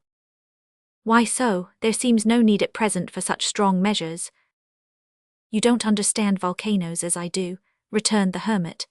"This lull will only last until the imprisoned fires overcome the block in the crater, and the longer it lasts the worse will be the explosion. From my knowledge of the coast, I feel sure that we are close to the town of Anger. If another wave like the last comes while we are here, it will not slip under your brig like the last one. It will tear her from her anchor and hurl us all to destruction. You have but one chance, that is, to cut the cable and run in on the top of it, a poor chance at the best, but if God wills, we shall escape." "If we are indeed as near shore as you think," said the captain, "I know what you say must be true, for in shoal water such a wave will surely carry all before it. But are you certain there will be another explosion?" "No man can be sure of that. If the last explosion emptied the crater, there will be no more. If it did not, another explosion is certain. All I advise is that you should be ready for whatever is coming, and ready to take your only chance." "Right you are, sir. Send men to be ready to cut the cable, Mr. Moore, and stand by the topsail halyards." "Aye, aye, sir." During the anxious minutes that followed, the hermit rejoined Winnie and Nigel on the quarterdeck, and conversed with the latter in a low voice, while he drew the former to his side with his strong arm. Captain Roy himself grasped the wheel, and the men stood at their various stations ready for action. "Let no man act without orders, whatever happens," said the captain in a deep, powerful voice which was heard over the whole ship, for the lull that we have mentioned extended in some degree to the gale, as well as to the volcano. Every one felt that some catastrophe was pending. "Winnie, darling," said the hermit tenderly, as he bent down to see the sweet face that had been restored to him, "I greatly fear that there is sure to be another explosion, and it may be his will that we shall perish, but comfort yourself with the certainty that no hair of your dear head can fall without his permission, and in any event he will not fail us." "I know it, father, I have no fear, at least only a little." "Nigel," said the hermit, "stick close to us if you can. It may be that if anything should befall me, your strong arm may succor Winnie. Mine has lost somewhat of its vigour," he whispered. "Trust me, nothing but death shall sunder us," said the anxious youth in a burst of enthusiasm. It seemed as if death were indeed to be the immediate portion of all on board the Sunshine. For a few minutes later there came a crash, followed by a spout of smoke, fire, steam and molten lava, compared to which all that had gone before seemed insignificant. The crash was indescribable. As we have said elsewhere, the sound of it was heard many hundreds of miles from the seat of the volcano, and its effects were seen and felt right round the world. The numerous vents which had previously been noticed on Krakatoa must at that moment have been blown into one, and the original crater of the old volcano, said to have been about 6 miles in diameter, must have resumed its destructive work. All the eyewitnesses who were near the spot at the time, and sufficiently calm to take note of the terrific events of that morning, are agreed as to the splendor of the electrical phenomena displayed during this paroxysmal outburst. One who, at the time, was 40 miles distant speaks of the great vapor cloud looking like an immense wall or blood-red curtain with edges of all shades of yellow, and bursts of forked lightning at times rushing like large serpents through the air. Another says that Krakatoa appeared to be alight with flickering flames rising behind a dense black cloud. A third recorded that the lightning struck the mainmast conductor 5 or 6 times, and that the mud rain which covered the decks was phosphorescent, while the rigging presented the appearance of St. Elmo's fire. It may be remarked here in passing that giant steamjets rushing through the orifices of the Earth's crust constitute an enormous hydroelectric engine, and the friction of ejected materials striking against each other in ascending and descending also generates electricity, which accounts to some extent for the electrical condition of the atmosphere. In these final and stupendous outbursts, the volcano was expending its remaining force in breaking up and ejecting the solid lava which constituted its framework, and not in merely vomiting forth the lava froth or pumice which had characterized the earlier stages of the eruption. In point of fact, as was afterwards clearly ascertained by careful soundings and estimates, taking the average height of the missing portion at 700 feet above water, and the depth at 300 feet below it, 2/3 of the island were blown entirely off the face of the earth. The mass had covered an area of nearly 6 miles, and is estimated as being equal to 11.8 cubic miles of solid matter, which, as Moses expressed it, was blown to bits. If this had been all, it would have been enough to claim the attention and excite the wonder of the intelligent world. But this was not nearly all, as we shall see, for saddest of all the incidents connected with the eruption is the fact that upwards of 36,000 human beings lost their lives. The manner in which that terrible loss occurred shall be shown by the future adventures of the Sunshine. Chapter 28. The fate of the Sunshine. Stunned at first for a few minutes by the extreme violence of the explosion, no one on board the Sunshine spoke, though each man stood at his post ready to act. "Strange," said the captain at last, "there seems to be no big wave this time."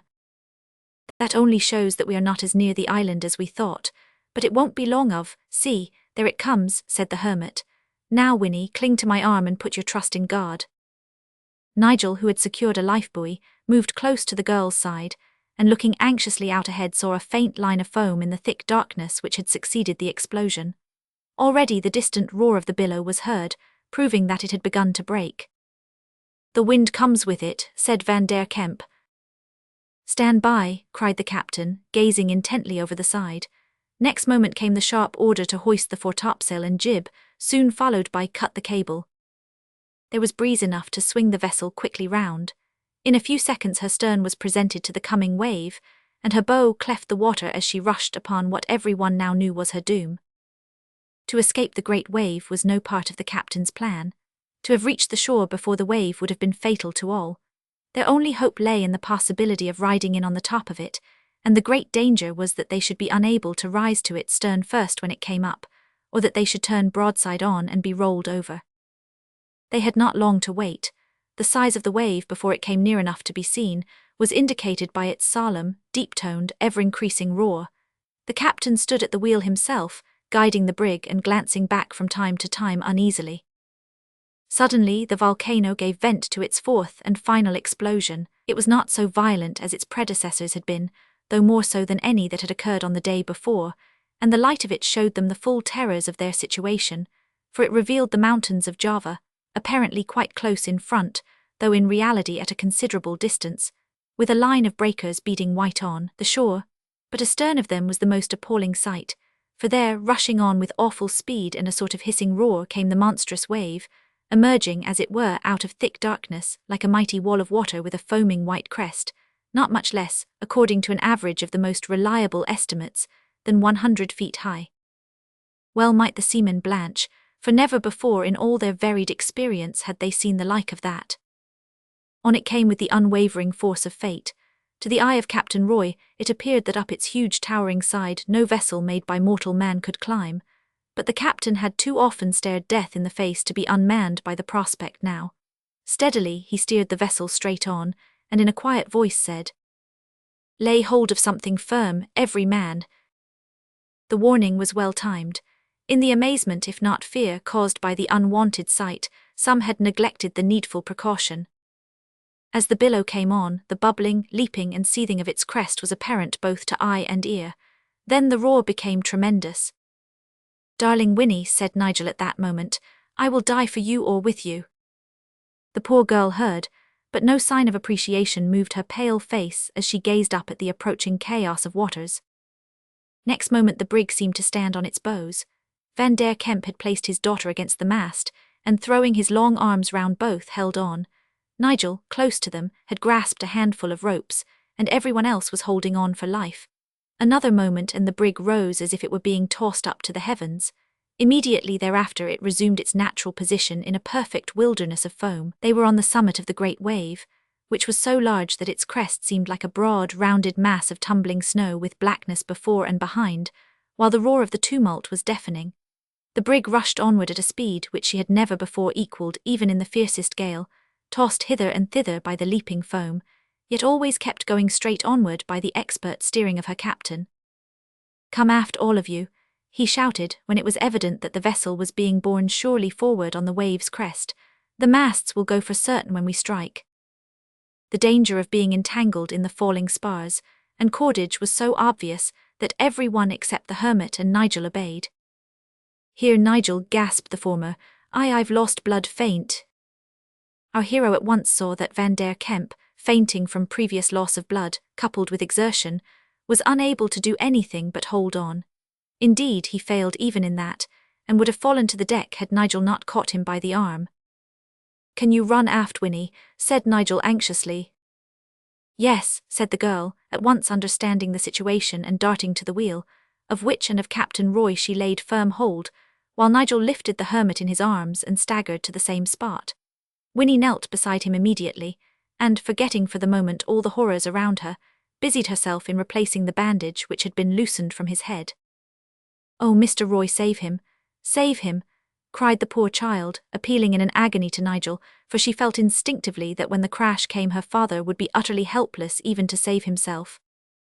Nigel had barely time to answer when a wild shout from the crew caused him to start up and look round. A flare from the volcano had cast a red light over the bewildering scene, and revealed the fact that the brig was no longer above the ocean's bed, but was passing in its wild career right through, or rather over, the demolished town of Anger. A few of the houses that had been left standing by the previous waves were being swept, hurled away by this one, but the mass of rolling, rushing, spouting water was so deep that the vessel had as yet struck nothing save the tops of some palm trees which bent their heads like straws before the flood.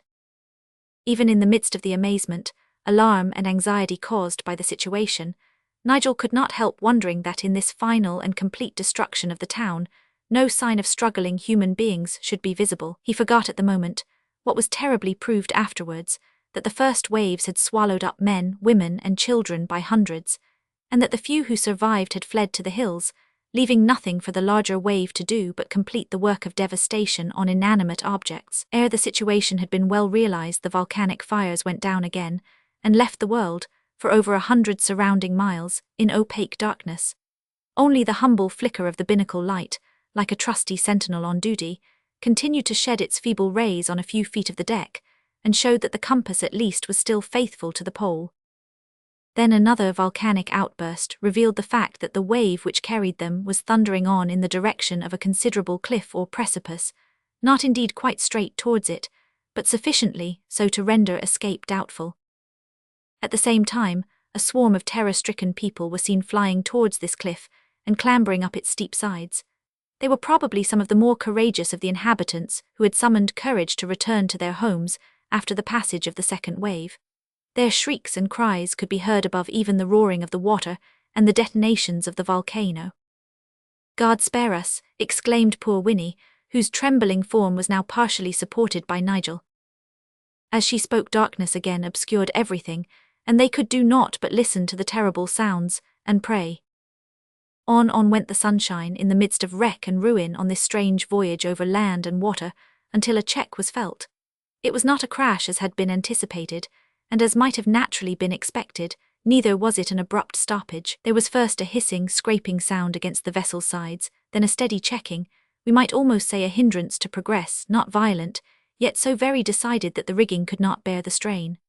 One and another of the backstays parted, the foretopsail burst with a cannon-like report, after which a terrible rending sound, followed by an indescribable crash, told that both masts had gone by the board. Then all was comparatively still. Comparatively, we say, for water still hissed and leaped beneath them like a rushing river, though it no longer roared, and the wind blew in unfamiliar strains and laden with unwanted odours. At that moment another outburst of Krakatoa revealed the fact that the great wave had borne the brig inland for upwards of a mile, and left her embedded in a thick grove of cocoa-nut palms. Chapter 29 tells chiefly of the wonderful effects of this eruption on the wood at large. The great explosions of that morning had done more damage, and had achieved results more astounding than lies in the power of language adequately to describe, or of history to parallel. Let us take a glance at this subject in passing. An inhabitant of Anger, owner of a hotel, a ship chandler's store, 2 houses and a dozen boats, went down to the beach about 6 on the morning of that fateful of August. He had naturally been impressed by the night of the 26th, though, accustomed as he was to volcanic eruptions, he felt no apprehensions as to the safety of the town. He went to look to the moorings of his boats, leaving his family of 7 behind him. While engaged in this work, he observed a wave of immense size approaching. He leaped into one of his boats, which was caught up by the wave and swept inland, carrying its owner there in safety. But this was the wave that sealed the doom of the town and most of its inhabitants, including the hotel keeper's family and all that he possessed. This is one only out of thousands of cases of bereavement and destruction. A lighthouse keeper was seated in his solitary watchtower, speculating doubtless on the probable continuance of such a violent outbreak, while his family and mates, accustomed to sleep in the midst of elemental war, were resting peacefully in the rooms below, when one of the mighty waves suddenly appeared, thundered past, and swept the lighthouse with all its inhabitants away.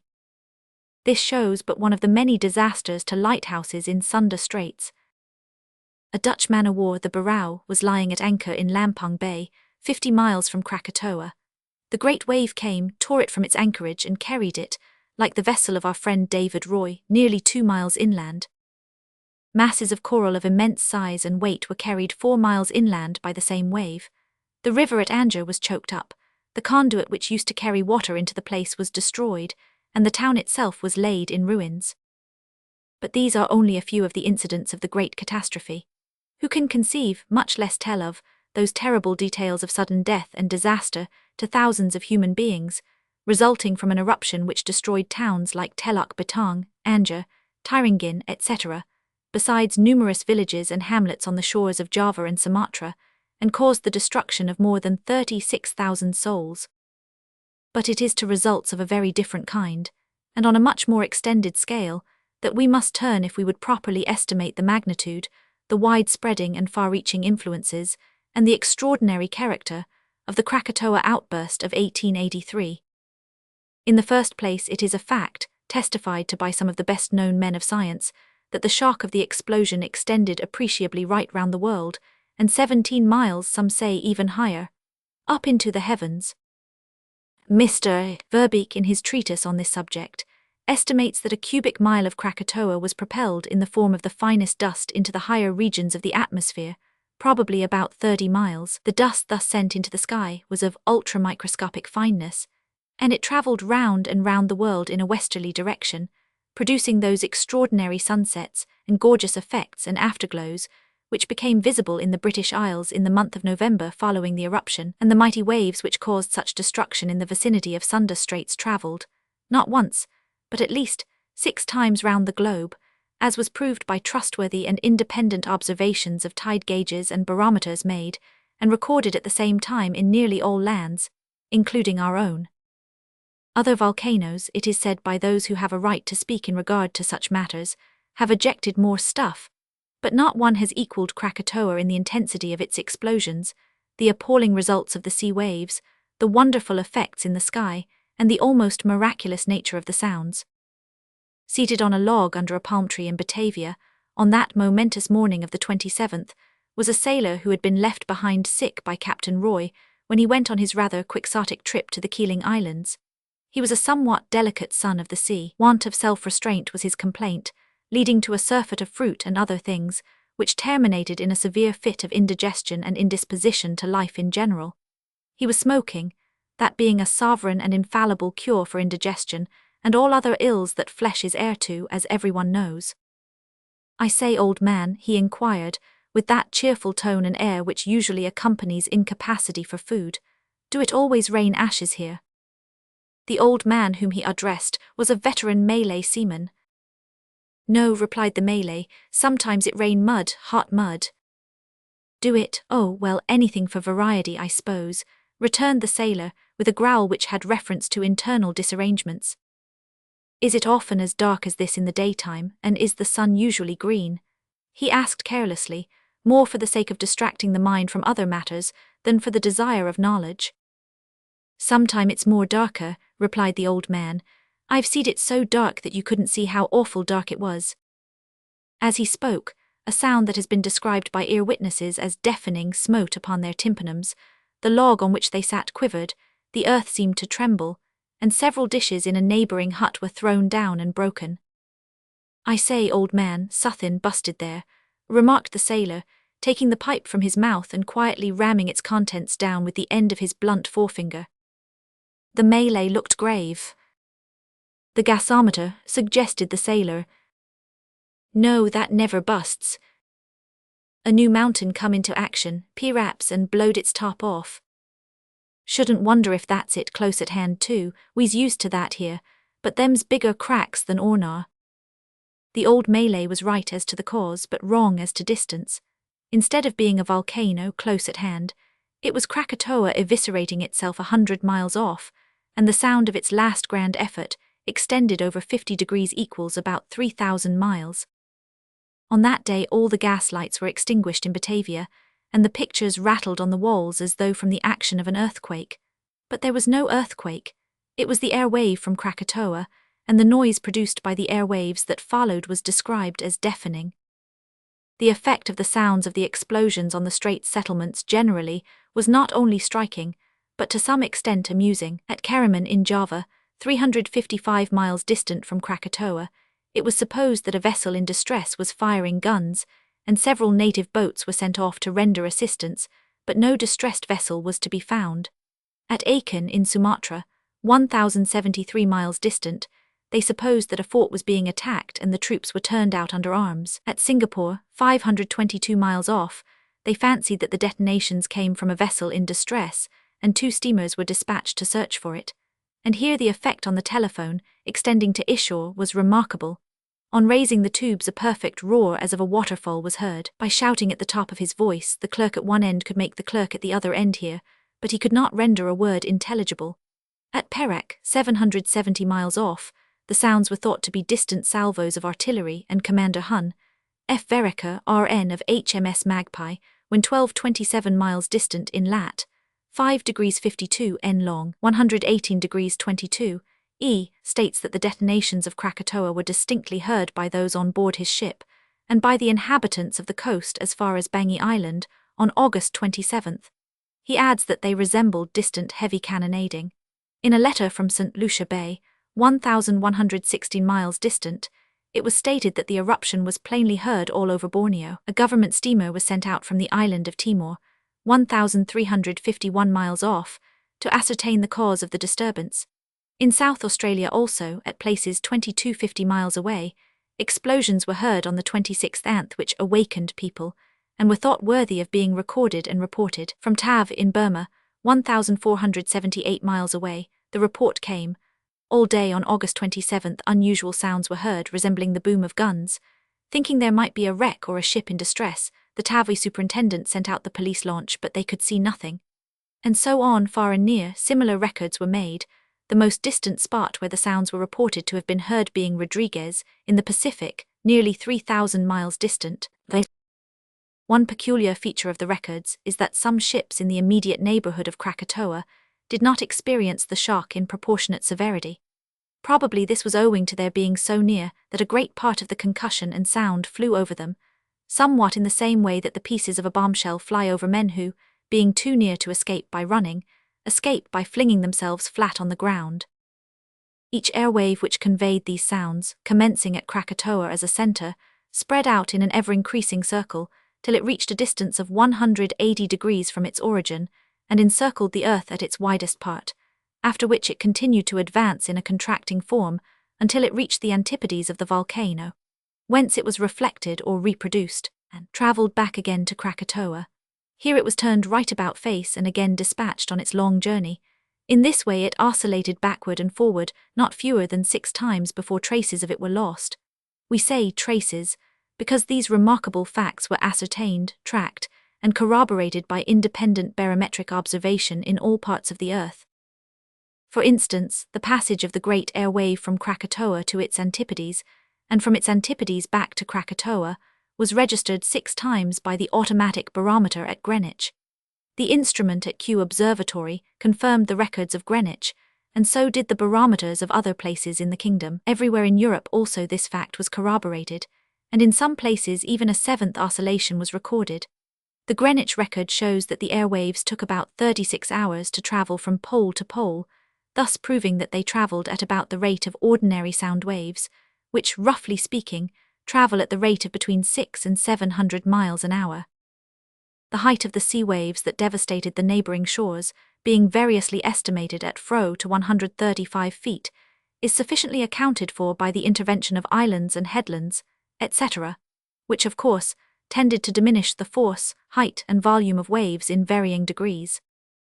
These, like the air waves, were also registered, by self-acting tide gauges and by personal observation, all over the world, and the observations coincided as to date with the great eruptions of the 26th of August. The influence of the sea waves was observed and noted in the Java Sea, which is shallow and where there are innumerable obstructions, as far as 450 miles, but to the west they swept over the deep waters of the Indian Ocean on to Cape Horn, and even, it is said, to the English Channel.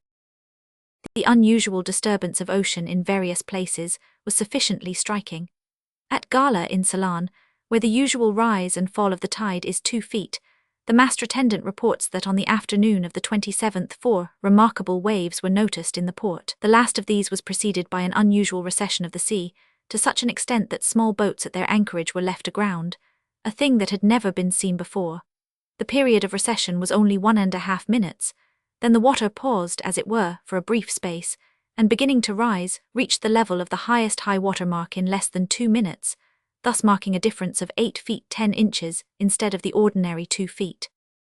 At one place there was an ebb and flood tide, of unusual extent, within half an hour. At another, a belt of land, including a burying ground, was washed away, so that according to the observer it appeared as if the dead had sought shelter with the living in a neighbouring cocoa-nut garden. Elsewhere the tides were seen to advance and recede 10 or 12 times, in one case even 20 times, on the 27th. At Trincomalee the sea receded 3 times and returned with singular force, at one period leaving part of the shore suddenly bare, with fish struggling in the mud. The utilitarian tendency of mankind was at once made manifest by some fishermen who, seizing the opportunity, dashed into the struggling mass and began to reap the accidental harvest, when, alas for the poor fishermen, the sea rushed in again and drove them all away. In the Mauritius, however, the fishers were more fortunate, for when their beach was exposed in a similar manner, they succeeded in capturing a good many fish before the water returned. Even sharks were disturbed in their sinister and slimy habits of life by this outburst of Krakatoa, and no wonder, when it is recorded that in some places the sea looked like water boiling heavily in a pot, and that the boats which were afloat were swinging in all directions. At one place, several of these monsters were flung out of their native home into pools, where they were left struggling till their enemy man terminated their career. Everywhere those great waves produced phenomena which were so striking as to attract the attention of all classes of people, to ensure record in most parts of the world, and to call for the earnest investigation of the scientific men of many lands, and the conclusion to which such men have almost universally come is, that the strange vagaries of the sea all over the earth, the mysterious sounds heard in so many widely distant places, and the wonderful effects in the skies of every quarter of the globe, were all due to the eruption of the Krakatoa volcano in 1883. With reference to these last, the sky effects, a few words may not be out of place here. The superfine, ultramicroscopic dust, which was blown by the volcano in quantities so enormous to such unusual heights, was, after dropping its heavier particles back to earth, caught by the breezes which always blow in the higher regions from east to west, and carried by them for many months round and round the world. The dust was thickly and not widely spread at first, but as time went on it gradually extended itself on either side, becoming visible to more and more of Earth's inhabitants, and at the same time becoming necessarily less dense. Through this medium the sun's rays had to penetrate. In so far as the dust particles were opaque, they would obscure these rays.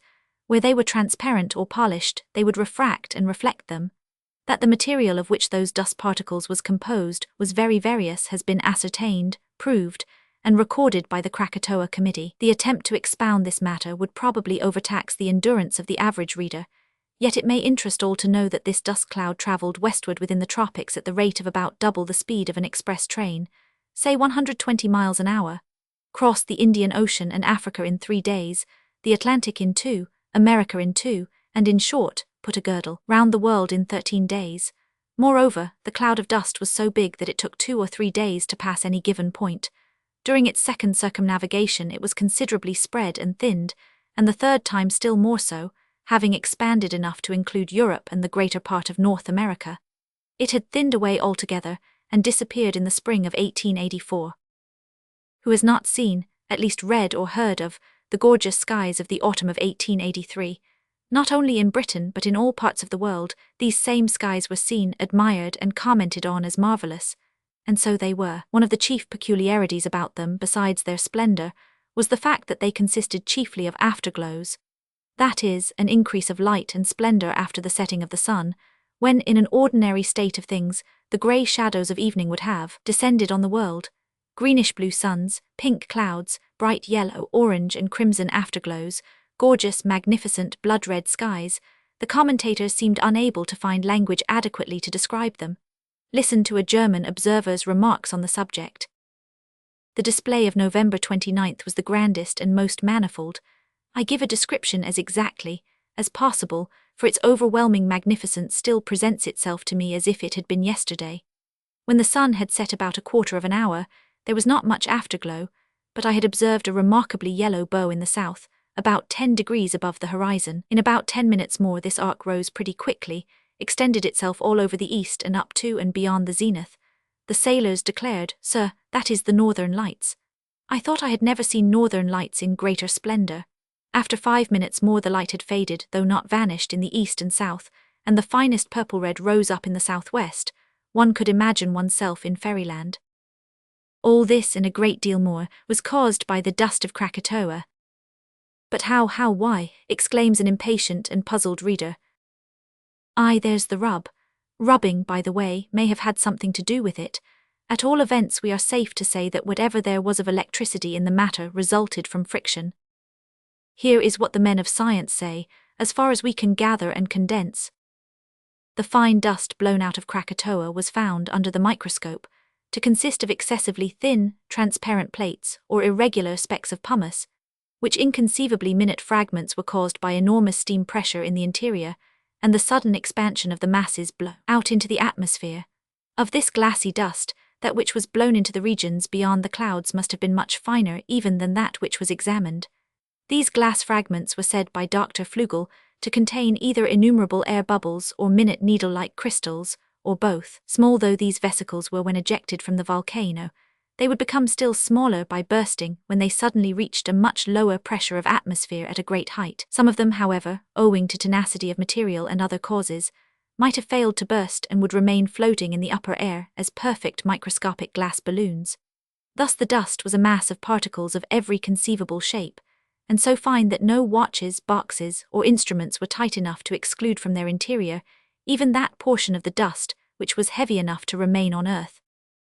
Now, to the unscientific reader, it is useless to say more than that the innumerable and varied positions of these glassy particles, some transparent, others semi-transparent or opaque, reflecting the sun's rays in different directions, with a complex modification of color and effect resulting from the blueness of the sky, the condition of the atmosphere, and many other causes, all combined to produce the remarkable appearances of light and color which aroused the admiration and wonder of the world in 1883. The more one thinks of these things, and the deeper one dives into the mysteries of nature, the more profoundly is one impressed at once with a humbling sense of the limited amount of one's knowledge, and an awe-inspiring appreciation of the illimitable fields suggested by that comprehensive expression, the wonderful works of God. Chapter 30. Coming events, etc., wonderful changes among the islands. Some days after the wreck of the Sunshine, as described in a previous chapter, Captain Roy and his son stood on the coast of Java, not far from the ruins of Anjer. A vessel was anchored in the offing, and a little boat lay on the shore. All sign of elemental strife had passed, though a cloud of smoke hanging over the remains of Krakatoa told that the terrible giant below was not dead, but only sleeping, to awake, perchance, after a nap of another 200 years. "Well, father," said our hero with a modest look, "it may be, as you suggest, that Winnie van der Kemp does not care for me more than for a fathom of salt water." "I did not say salt water, lad," I said bilge.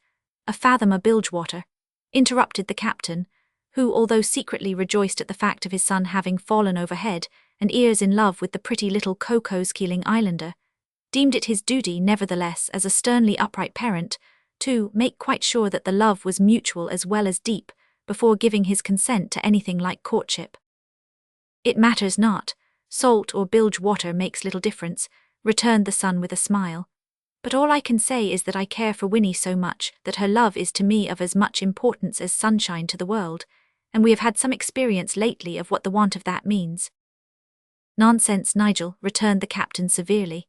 "You're working yourself into them up in the clouds, reef point pattern regions again, which, by the way, should be pretty well choked Krakatoa dust by this time.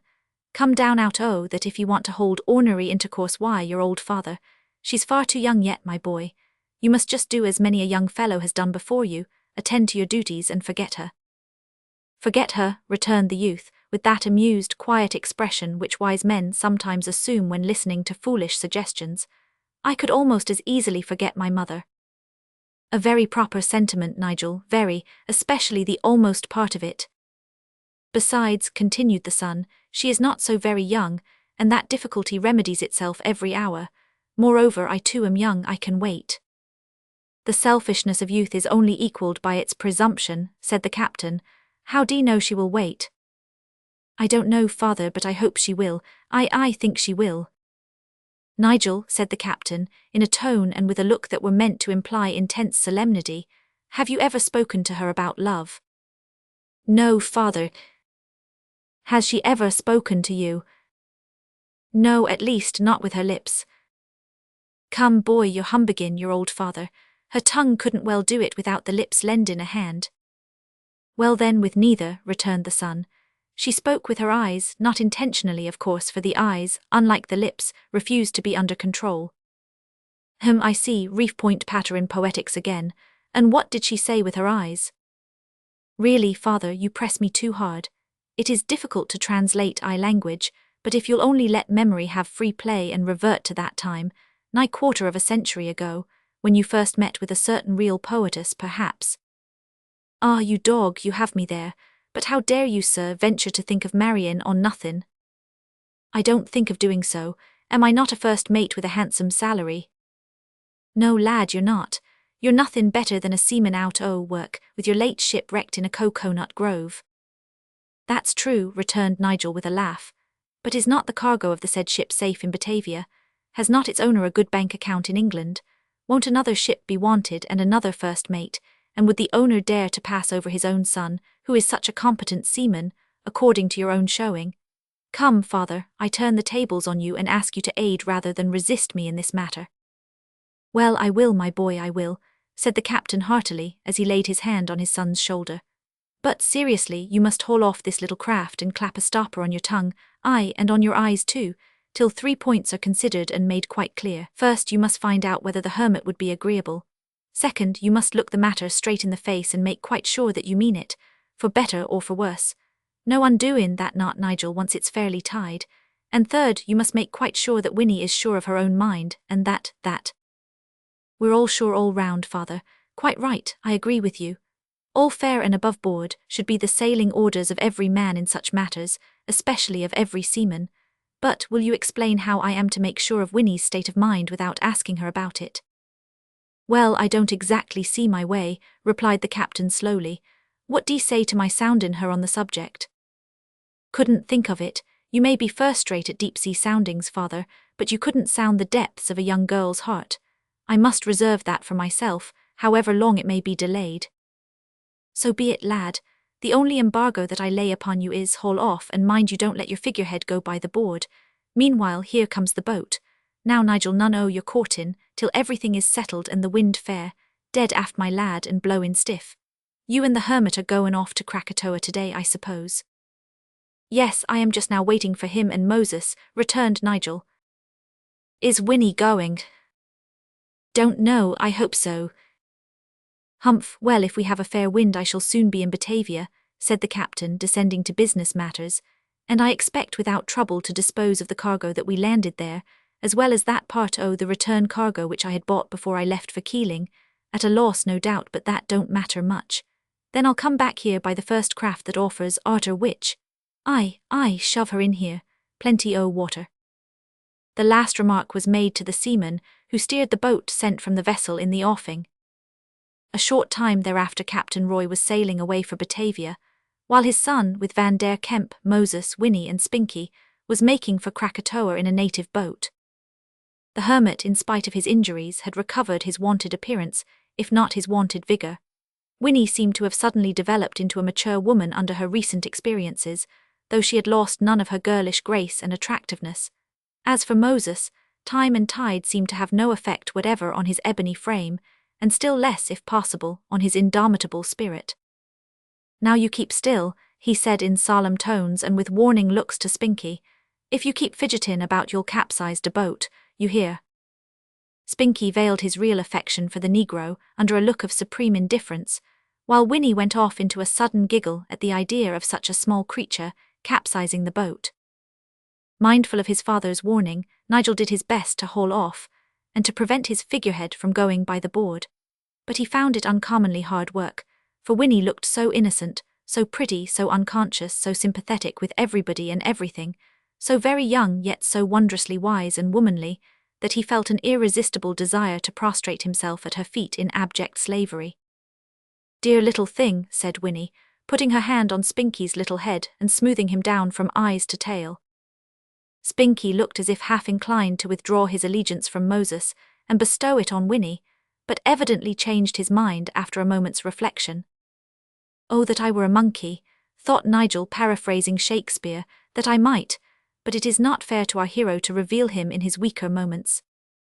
There was something exasperating, too, in being obliged, owing to the size of the boat, to sit so close to Winnie without having a right to touch her hand.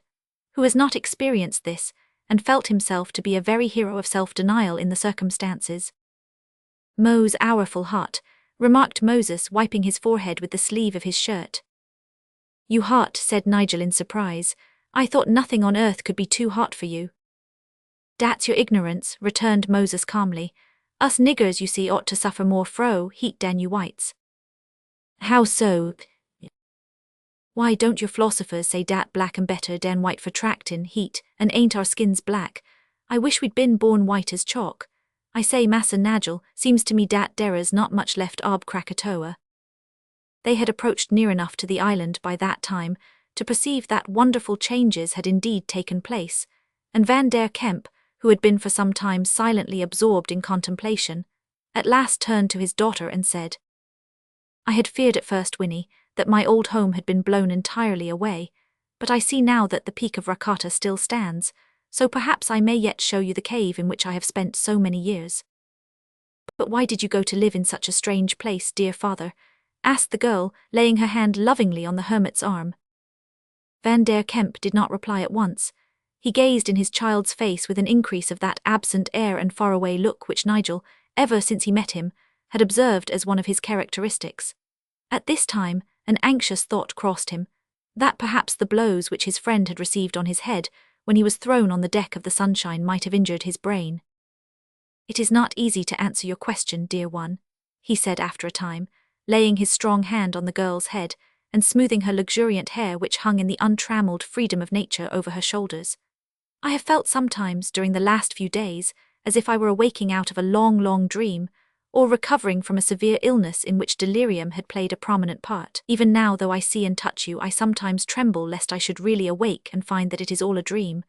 I have so often, so very often, dreamed something like it in years gone by, but never so vividly as now. I cannot doubt, it is sin to doubt, that my prayers have been at last answered. God is good and wise. He knows what is best and does not fail in bringing the best to pass, yet I have doubted him again and again." Van der Kemp paused here and drew his hand across his brow as if to clear away sad memories of the past, while Winnie drew closer to him and looked up tenderly in his face. "When your mother died, dear one," he resumed, "it seemed to me as if the sun had left the heavens, and when you were snatched from me, it was as though my soul had fled and naught but animal life remained. I lived as if in a terrible dream. I cannot recall exactly what I did or where I went for a long, long time. I know I wandered through the archipelago looking for you, because I did not believe at first that you were dead. It was at this time I took up my abode in the cave of Rakata and fell in with my good, faithful friend Moses." "Your servant, massa," interrupted the Negro humbly. "I's proud to be called your friend, but I's only your servant, massa." "Truly you have been my faithful servant, Moses," said Van der Kemp, "but not the less have you been my trusted friend.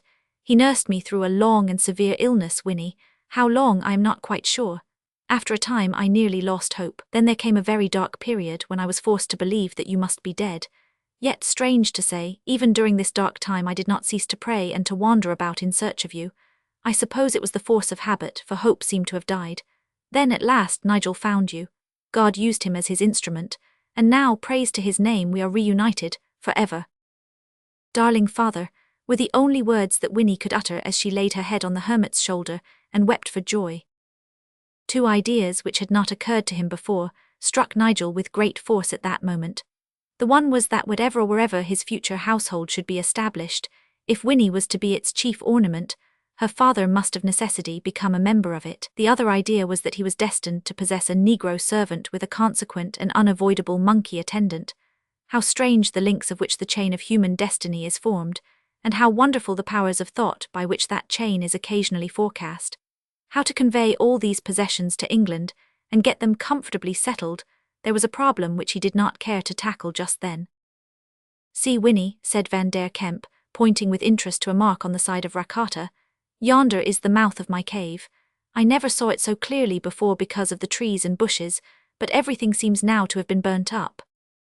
"Does so, massa, and what hasn't been burnt up has been blowed up," remarked the Negro. "Looks very like it, Moses, unless that is a haze which enshrouds the rest of the island," rejoined the other, shading his eyes with his hands. It was no haze, however, for they found, on drawing nearer, that the greater part of Krakatoa had, as we have already said, actually disappeared from the face of the earth. When the boat finally rounded the point which hid the northern part of the island from view, a sight was presented which it is not often given to human eyes to look upon. The whole mountain, named the Peak of Rakata, 23 feet high, had been split from top to bottom, and about one half of it, with all that part of the island lying to the northward, had been blown away, leaving a wall or almost sheer precipice which presented a grand section of the volcano. Pushing their boat into a creek at the base of this precipice, the party landed and tried to reach a position from which a commanding view might be obtained. This was not an easy matter, for there was not a spot for a foot to rest on which was not covered deeply with pumice dust and ashes. By dint of perseverance, however, they gained a ledge whence the surrounding district could be observed, and then it was clearly seen how widespread and stupendous the effects of the explosion had been. Where the greater part of the richly wooded island had formerly flourished, the ocean now rippled in the sunshine, and of the smaller islands around it, Lang Island had been considerably increased in bulk as well as in height. Verlaten Island had been enlarged to more than 3 times its former size and also much increased in height. The island named Polish Hat had disappeared altogether, and 2 entirely new islets, afterwards named Steers and Calm Air Islands, had arisen to the northward. "Now, friends," said Van der Kemp, after they had noted and commented on the vast and wonderful changes that had taken place, "we will pull round to our cave and see what has happened there." Descending to the boat, they rowed round the southern shores of Rakata until they reached the little harbour where the boat and canoe had formerly been kept. Chapter 31 ends with a struggle between inclination and duty. "The caves blowed away too," was the first remark of Moses as they rowed into the little port. A shock of disappointment was experienced by Winnie, for she fancied that the Negro had referred to her father's old home, but he only meant the lower cave in which the canoe had formerly been kept. She was soon relieved as to this point, however, but when a landing was effected, difficulties that seemed to her almost insurmountable presented themselves, for the ground was covered knee-deep with pumice dust, and the road to the upper cave was blocked by rugged masses of lava and ashes, all heaped up in indescribable confusion. On careful investigation, however, it was found that after passing a certain point, the footpath was almost unencumbered by volcanic debris. This was owing to the protection afforded to it by the cone of Rakata, and the almost overhanging nature of some of the cliffs on that side of the mountain. Still, the track was bad enough, and in places so rugged that Winnie, vigorous and agile though she was, found it both difficult and fatiguing to advance. Seeing this, her father proposed to carry her, but she laughingly declined the proposal. Whereupon Nigel offered to lend her a hand over the rougher places, but this she also declined. Then Moses, stepping forward, asserted his rights. "It's my business," he said, "to carry teings WN days got to be carried. 1,000 are over, as I's been obliged to leave Spinky in charge ob de boat. I feels awkward without something to carry, and you ain't much heavier dan Spinky, Miss Winnie, so come along." He stooped with the intention of grasping Winnie as if she were a little child, but with a light laugh the girl sprang away and left Moses behind. "Es my opinion," said Moses, looking after her with a grin, "dat if de professor was here he'd net her and mistook for a butterfly. Dar, she's down," he shouted, springing forward, but Nigel was before him. Winnie had tripped and fallen. "Are you hurt, dear child?" asked Nigel, raising her gently. "Oh no, only a little shaken," answered Winnie with a little laugh that was half hysterical. "I am strong enough to go on presently." "Nay, my child, you must suffer yourself to be carried at this part," said Van der Kemp. "Take her up, Nigel, you are stronger than I am now. I would not have asked you to do it before my accident." Our hero did not need a second bidding. Grasping Winnie in his strong arms, he raised her as if she had been a feather, and strode away at a pace so rapid that he soon left Van der Kemp and Moses far behind. "Put me down now," said Winnie after a little while in a low voice. "I'm quite recovered now and can walk." "Nay, Winnie, you are mistaken. The path is very rough yet, and the dust gets deeper as we ascend. Do give me the pleasure of helping you a little longer." Whatever Winnie may have felt or thought, she said nothing, and Nigel, taking silence for consent, bore her swiftly onward and upward, with an excelsior spirit that would have thrown the Alpine youth with the banner, and the strange device considerably into the shade, until he placed her at the yawning black mouth of the hermit's cave. But what a change was there! The trees and flowering shrubs and ferns were all gone, lava, pumice and ashes lay thick on everything around, and only a few blackened and twisted stumps of the larger trees remained to tell that an umbrageous forest had once flourished there. The whole scene might be fittingly described in the 2 words, grey desolation. "That is the entrance to your father's old home," said Nigel, as he set his fair burden down and pointed to the entrance. "What a dreadful place," said Winnie, peering into the black depths of the cavern. "It was not dreadful when I first saw it, Winnie, with rich verdure everywhere, and inside you will find it surprisingly comfortable, but we must not enter until your father arrives to do the honours of the place himself." They had not to wait long. First Moses arrived, and, shrewdly suspecting from the appearance of the young couple that they were engaged in conversation that would not brook interruption, or, perhaps, judging from what might be his own wishes in similar circumstances, he turned his back suddenly on them, and, stooping down, addressed himself to an imaginary creature of the animal kingdom. "What a bootiful butterfly you is, to be sure. Up on sich a place too, wid nuffin to eat cept Krakatoa dust. I wonder what your mother would say if she knowed you was here. You should be ashamed of yourself." "Hallo, Moses, what are you talking to over there?" Nuffin, Massa Nagel. I was only having a brief conversation wid a member ob de insect world in commemoration ob de professor. Leastwise, if it warn't a insect it must have been suffum else. Won't you go in, Miss Winnie? No, I'd rather wait for father, returned the girl, looking a little flushed, for some strange and totally unfamiliar ideas had recently floated into her brain and caused some incomprehensible flutterings of the heart to which hitherto she had been a stranger. Mindful of his father's injunctions, however, Nigel had been particularly careful to avoid increasing these flutterings. In a few minutes the hermit came up. "Ah, Winnie," he said, "there has been dire devastation here. Perhaps inside things may look better. Come, take my hand and don't be afraid. The floor is level and your eyes will soon get accustomed to the dim light." "I's afeard, massa," remarked Moses as they entered the cavern, "dat your sunlights won't be wuth much now." "You are right, lad. Go on before us and light the lamps if they are not broken." It was found, as they had expected, that the only light which penetrated the cavern was that which entered by the cave's mouth, which of course was very feeble. Presently, to Winnie's surprise, Moses was seen issuing from the kitchen with a petroleum lamp in one hand, the brilliant light of which not only glittered on his expressive black visage, but sent a ruddy glare all over the cavern. Van der Kemp seemed to watch his daughter intently as she gazed in a bewildered way around. There was a puzzled look as well as mere surprise in her pretty face. "Father," she said earnestly, "you have spoken more than once of living as if in a dream. Perhaps you will wonder when I tell you that I experience something of that sort now.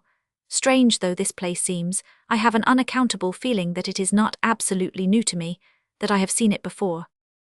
"I do not wonder, dear one," he replied, "for the drawings that surround this chamber were the handiwork of your dear mother, and they decorated the walls of your own nursery when you were a little child at your mother's knee. For over 10 long years they have surrounded me and kept your faces fresh in my memory, though, truth to tell, it needed no such reminders to do that. Come, let us examine them."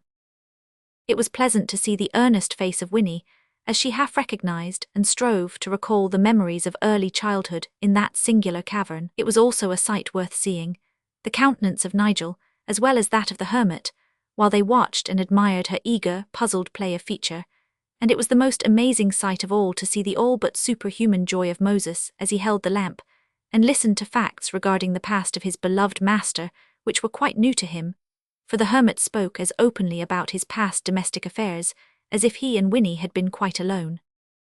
"He either forgets that we are present or counts us as part of his family," thought Nigel with a feeling of satisfaction.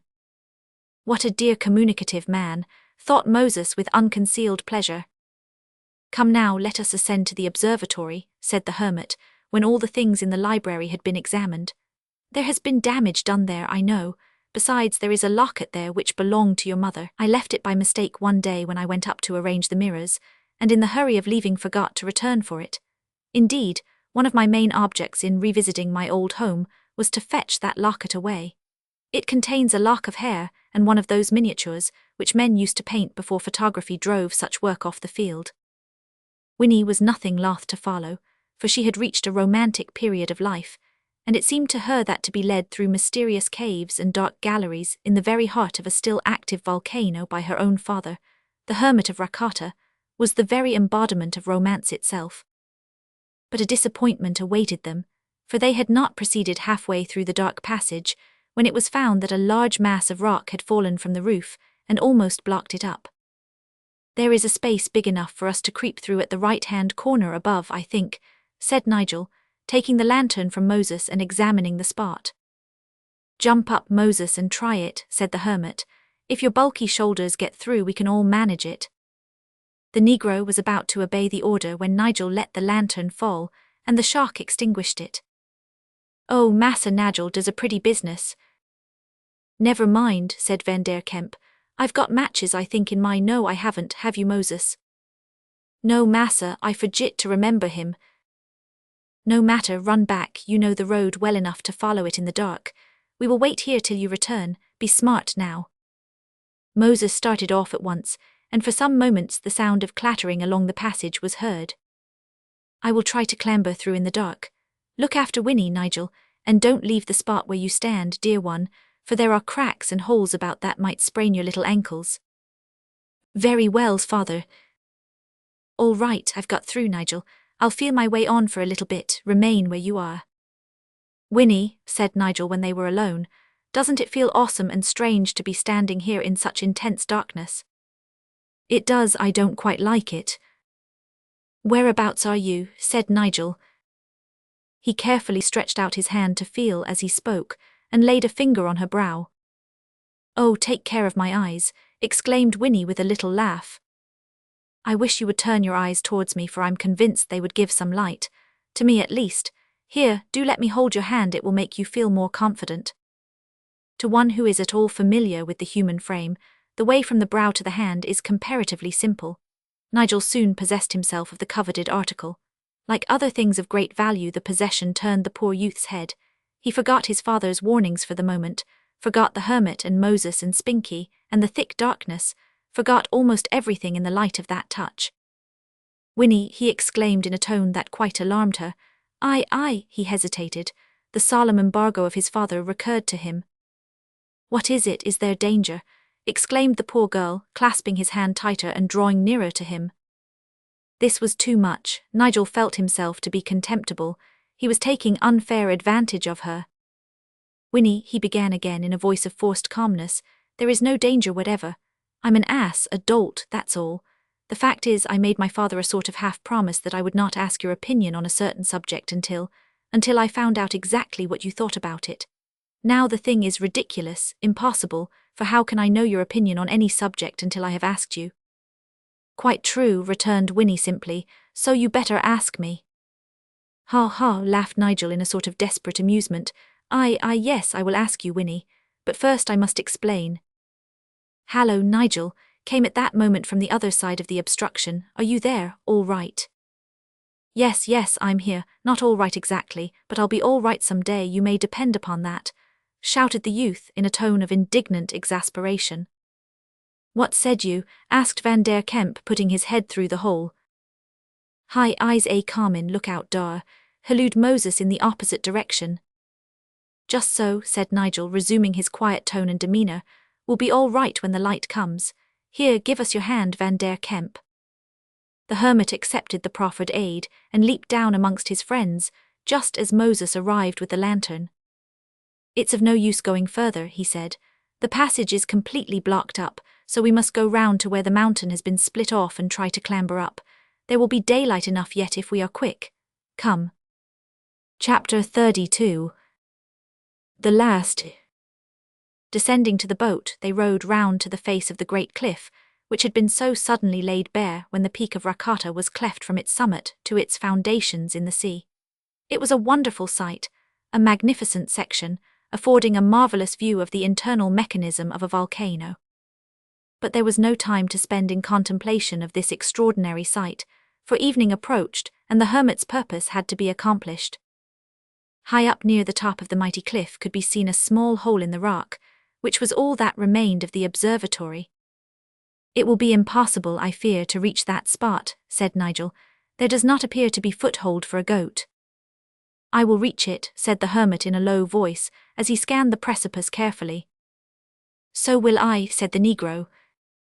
No, Moses, I go alone. You will remain in the boat and watch. If I fall, you can pick me up. Pick you up, echoed Moses. If you tumbles a 1,000 feet into the water, how much tink you will be left to pick up? It was useless to attempt to dissuade Van der Kemp. Being well aware of this, they all held their peace while he landed on a spur of the riven cliff. The first part of the ascent was easy enough, the ground having been irregularly broken, so that the climber disappeared behind masses of rock at times, while he kept as much as possible to the western edge of the mountain where the cleavage had occurred. But as he ascended, he was forced to come out upon narrow ledges that had been left here and there on the face of the cliff, where he seemed to those who were watching far below like a mere black spot on the face of a gigantic wall. Still upward he went, slowly but steadily, till he reached a spot nearly level with the observatory. Here he had to go out on the sheer precipice, where his footholds were invisible from below. Winnie sat in the boat with blanched face and tightly clasped hands, panting with anxiety as she gazed upwards. It looks much more dangerous from here than it is in reality, said Nigel to her in a reassuring tone. Does true, Massa Nigel, does very true, interposed Moses, endeavouring to comfort himself as well as the others by the intense earnestness of his manner. "The only danger, Miss Winnie, lies in your fader Lawson his head at sich a terrific height, and dar's no fear at all ob dat, for massa never loses his head. Pooh, you might as well talk ob him Lawson his heart. Look, he get close to the hole now, he put his foot, yes, next step dar, he ver done it." With the perspiration of anxiety streaming down his face, the Negro relieved his feelings by a wild, prolonged cheer. Nigel obtained the same relief by means of a deep, long-drawn sigh, but Winnie did not move. She seemed to realize her father's danger better than her companions, and remembered that the descent would be much more difficult than the ascent. They were not kept long in suspense. In a few minutes the hermit reappeared and began to retrace his steps, slowly but steadily, and the watchers breathed more freely. Moses was right. There was in reality little danger in the climb, for the ledges which appeared to them like mere threads, and the footholds that were almost invisible, were in reality from a foot to 3 feet wide. The only danger lay in the hermit's head being unable to stand the trial, but, as Moses had remarked, there was no fear of that. The watchers were therefore beginning to feel somewhat relieved from the tension of their anxiety, when a huge mass of rock was seen to slip from the face of the cliff, and descend with the thunderous roar of an avalanche. The incident gave those in the boat a shock, for the landslip occurred not far from the spot which Van der Kemp had reached, but as he still stood there in apparent safety, there seemed no cause for alarm till it was observed that the climber remained quite still for a long time and seemed to have no intention of moving. "God help him," cried Nigel in sudden alarm. "The ledge has been carried away and he cannot advance. Stay by the boat, Moses, I will run to help him." "No, Massa Nigel," returned the Negro. "I go to die wid I am boat kin look arter itself." He sprang on shore as he spoke, and dashed up the mountainside like a hunted hare. Our hero looked at Winnie for an instant in hesitation. "Go," said the poor girl, "you know I can manage a boat quick." Another moment and Nigel was following in the track of the Negro. They gained the broken ledge together, and then found that the space between the point which they had reached and the spot on which the hermit stood was a smooth face of perpendicular rock, an absolutely impassable gulf. Van der Kemp was standing with his back flat against the precipice, and his feet resting on a little piece of projecting rock, not more than 3 inches wide. This was all that lay between him and the hideous depth below, for Nigel found on carefully drawing nearer that the avalanche had been more extensive than was apparent from below, and that the ledge beyond the hermit had been also carried away, thus cutting off his retreat as well as his advance. "I can make no effort to help myself," said Van der Kemp in a low but calm voice, when our hero's foot rested on the last projecting point that he could gain, and found that with the utmost reach of his arm he could not get within 6 inches of his friend's outstretched hand. Besides, Nigel himself stood on so narrow a ledge, and against so steep a cliff, that he could not have acted with his wonted power even if the hand could have been grasped. Moses stood immediately behind Nigel, where the ledge was broader, and where a shallow recess in the rock enabled him to stand with comparative ease. The poor fellow seemed to realize the situation more fully than his companion, for despair was written on every feature of his expressive face. "What is to be done?" said Nigel, looking back. "De boat rope," suggested the Negro. "Useless," said Van der Kemp, in a voice as calm and steady as if he were in perfect safety, though the unusual pallor of his grave countenance showed that he was fully alive to the terrible situation. "I am resting on little more than my heels, and the strain is almost too much for me even now. I could not hold on till you went to the boat and returned. No, it seems to be God's will, and," added he humbly, "His will be done." "O God, send us help," cried Nigel in an agony of feeling that he could not master. "If I had better foothold I might spring towards you and catch hold of you," said the hermit, "but I cannot spring off my heels. Besides, I doubt if you could bear my weight." Try," cried Nigel, eagerly extending his hand. "Don't fear for my strength, I've got plenty of it, thank God, and see, I have my right arm wedged into a crevice so firmly that nothing could haul it out." But Van der Kemp shook his head. "I cannot even make the attempt," he said. "The slightest move would plunge me down. Dear boy, I know that you and your father and Moses will care for my Winnie and—" "Massa," gasped Moses, who while the hermit was speaking had been working his body with mysterious and violent energy. "Massa, couldn't you fall dis way, and Nigel could kitch your hand, and I's got my leg shoved into a hole as nuffin. I'll haul it out ob. Dere is a holler place here. If Nigel swings you into dat and I only once grab you by de hair, you're safe." It might be done, tried at least, said the hermit, looking anxiously at his young friend. Try it, cried Nigel, I won't fail you. It is not possible for any except those who have gone through a somewhat similar ordeal to understand fully the test of cool courage which Van der Kemp had to undergo on that occasion. Shutting his eyes for a moment in silent prayer, he deliberately worked with his shoulders upon the cliff against which he leaned until he felt himself to be on the point of falling towards his friend, and the two outstretched hands almost touched.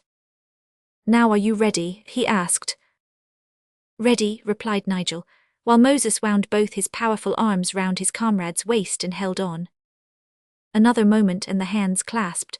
Nigel uttered an irrepressible shout as the hermit swung off, and, coming round with great violence to the spot where the Negro had fixed himself, just succeeded in catching the edge of the cliff with his free hand. Let go, Nigel, he shouted. Safe. The poor youth was only too glad to obey, for the tremendous pull had wrenched his arm out of the crevice in which he had fixed it, and for a moment he swayed helplessly over the awful abyss.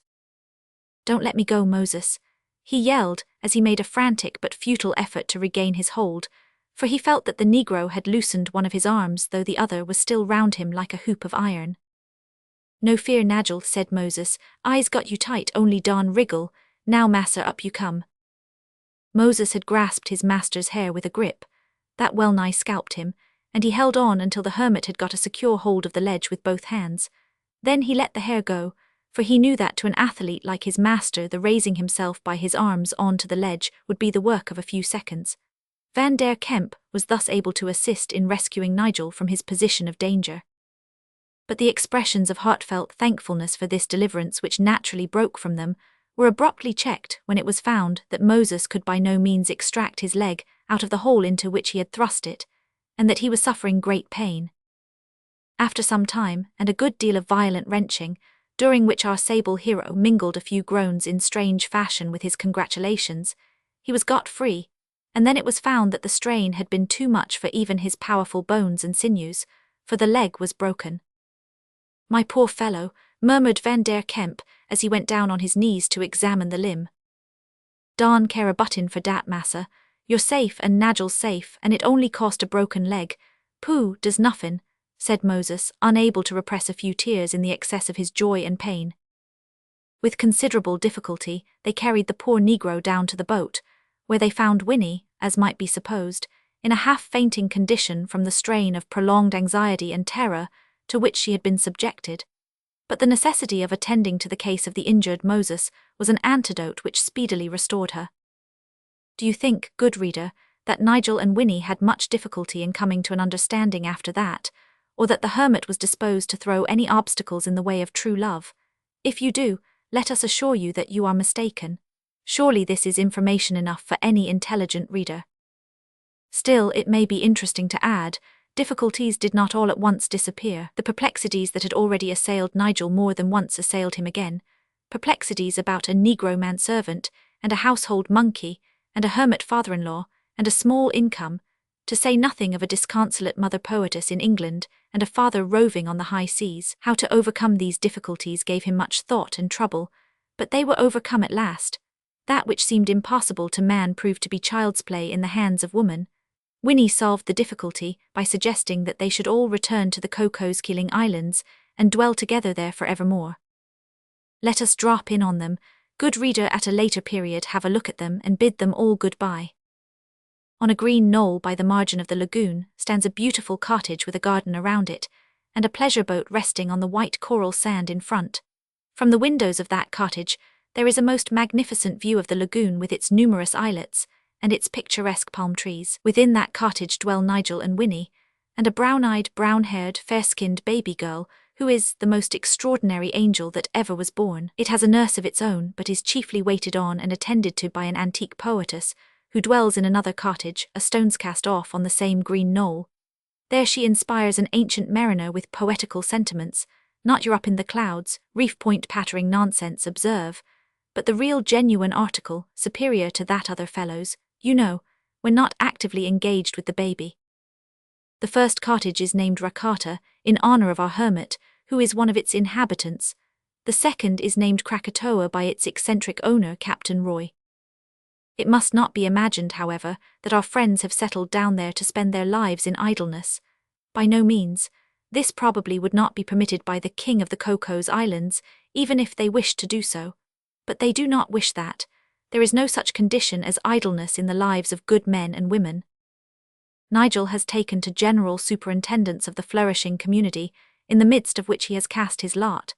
He may be almost regarded as the prime minister of the islands, in addition to which he has started an extensive boat-building business and a considerable trade in coconuts, etc., with the numerous islands of the Java Sea, also a sawmill and a forge and a Sunday school, in which last the pretty, humble-minded Winnie lends most efficient aid.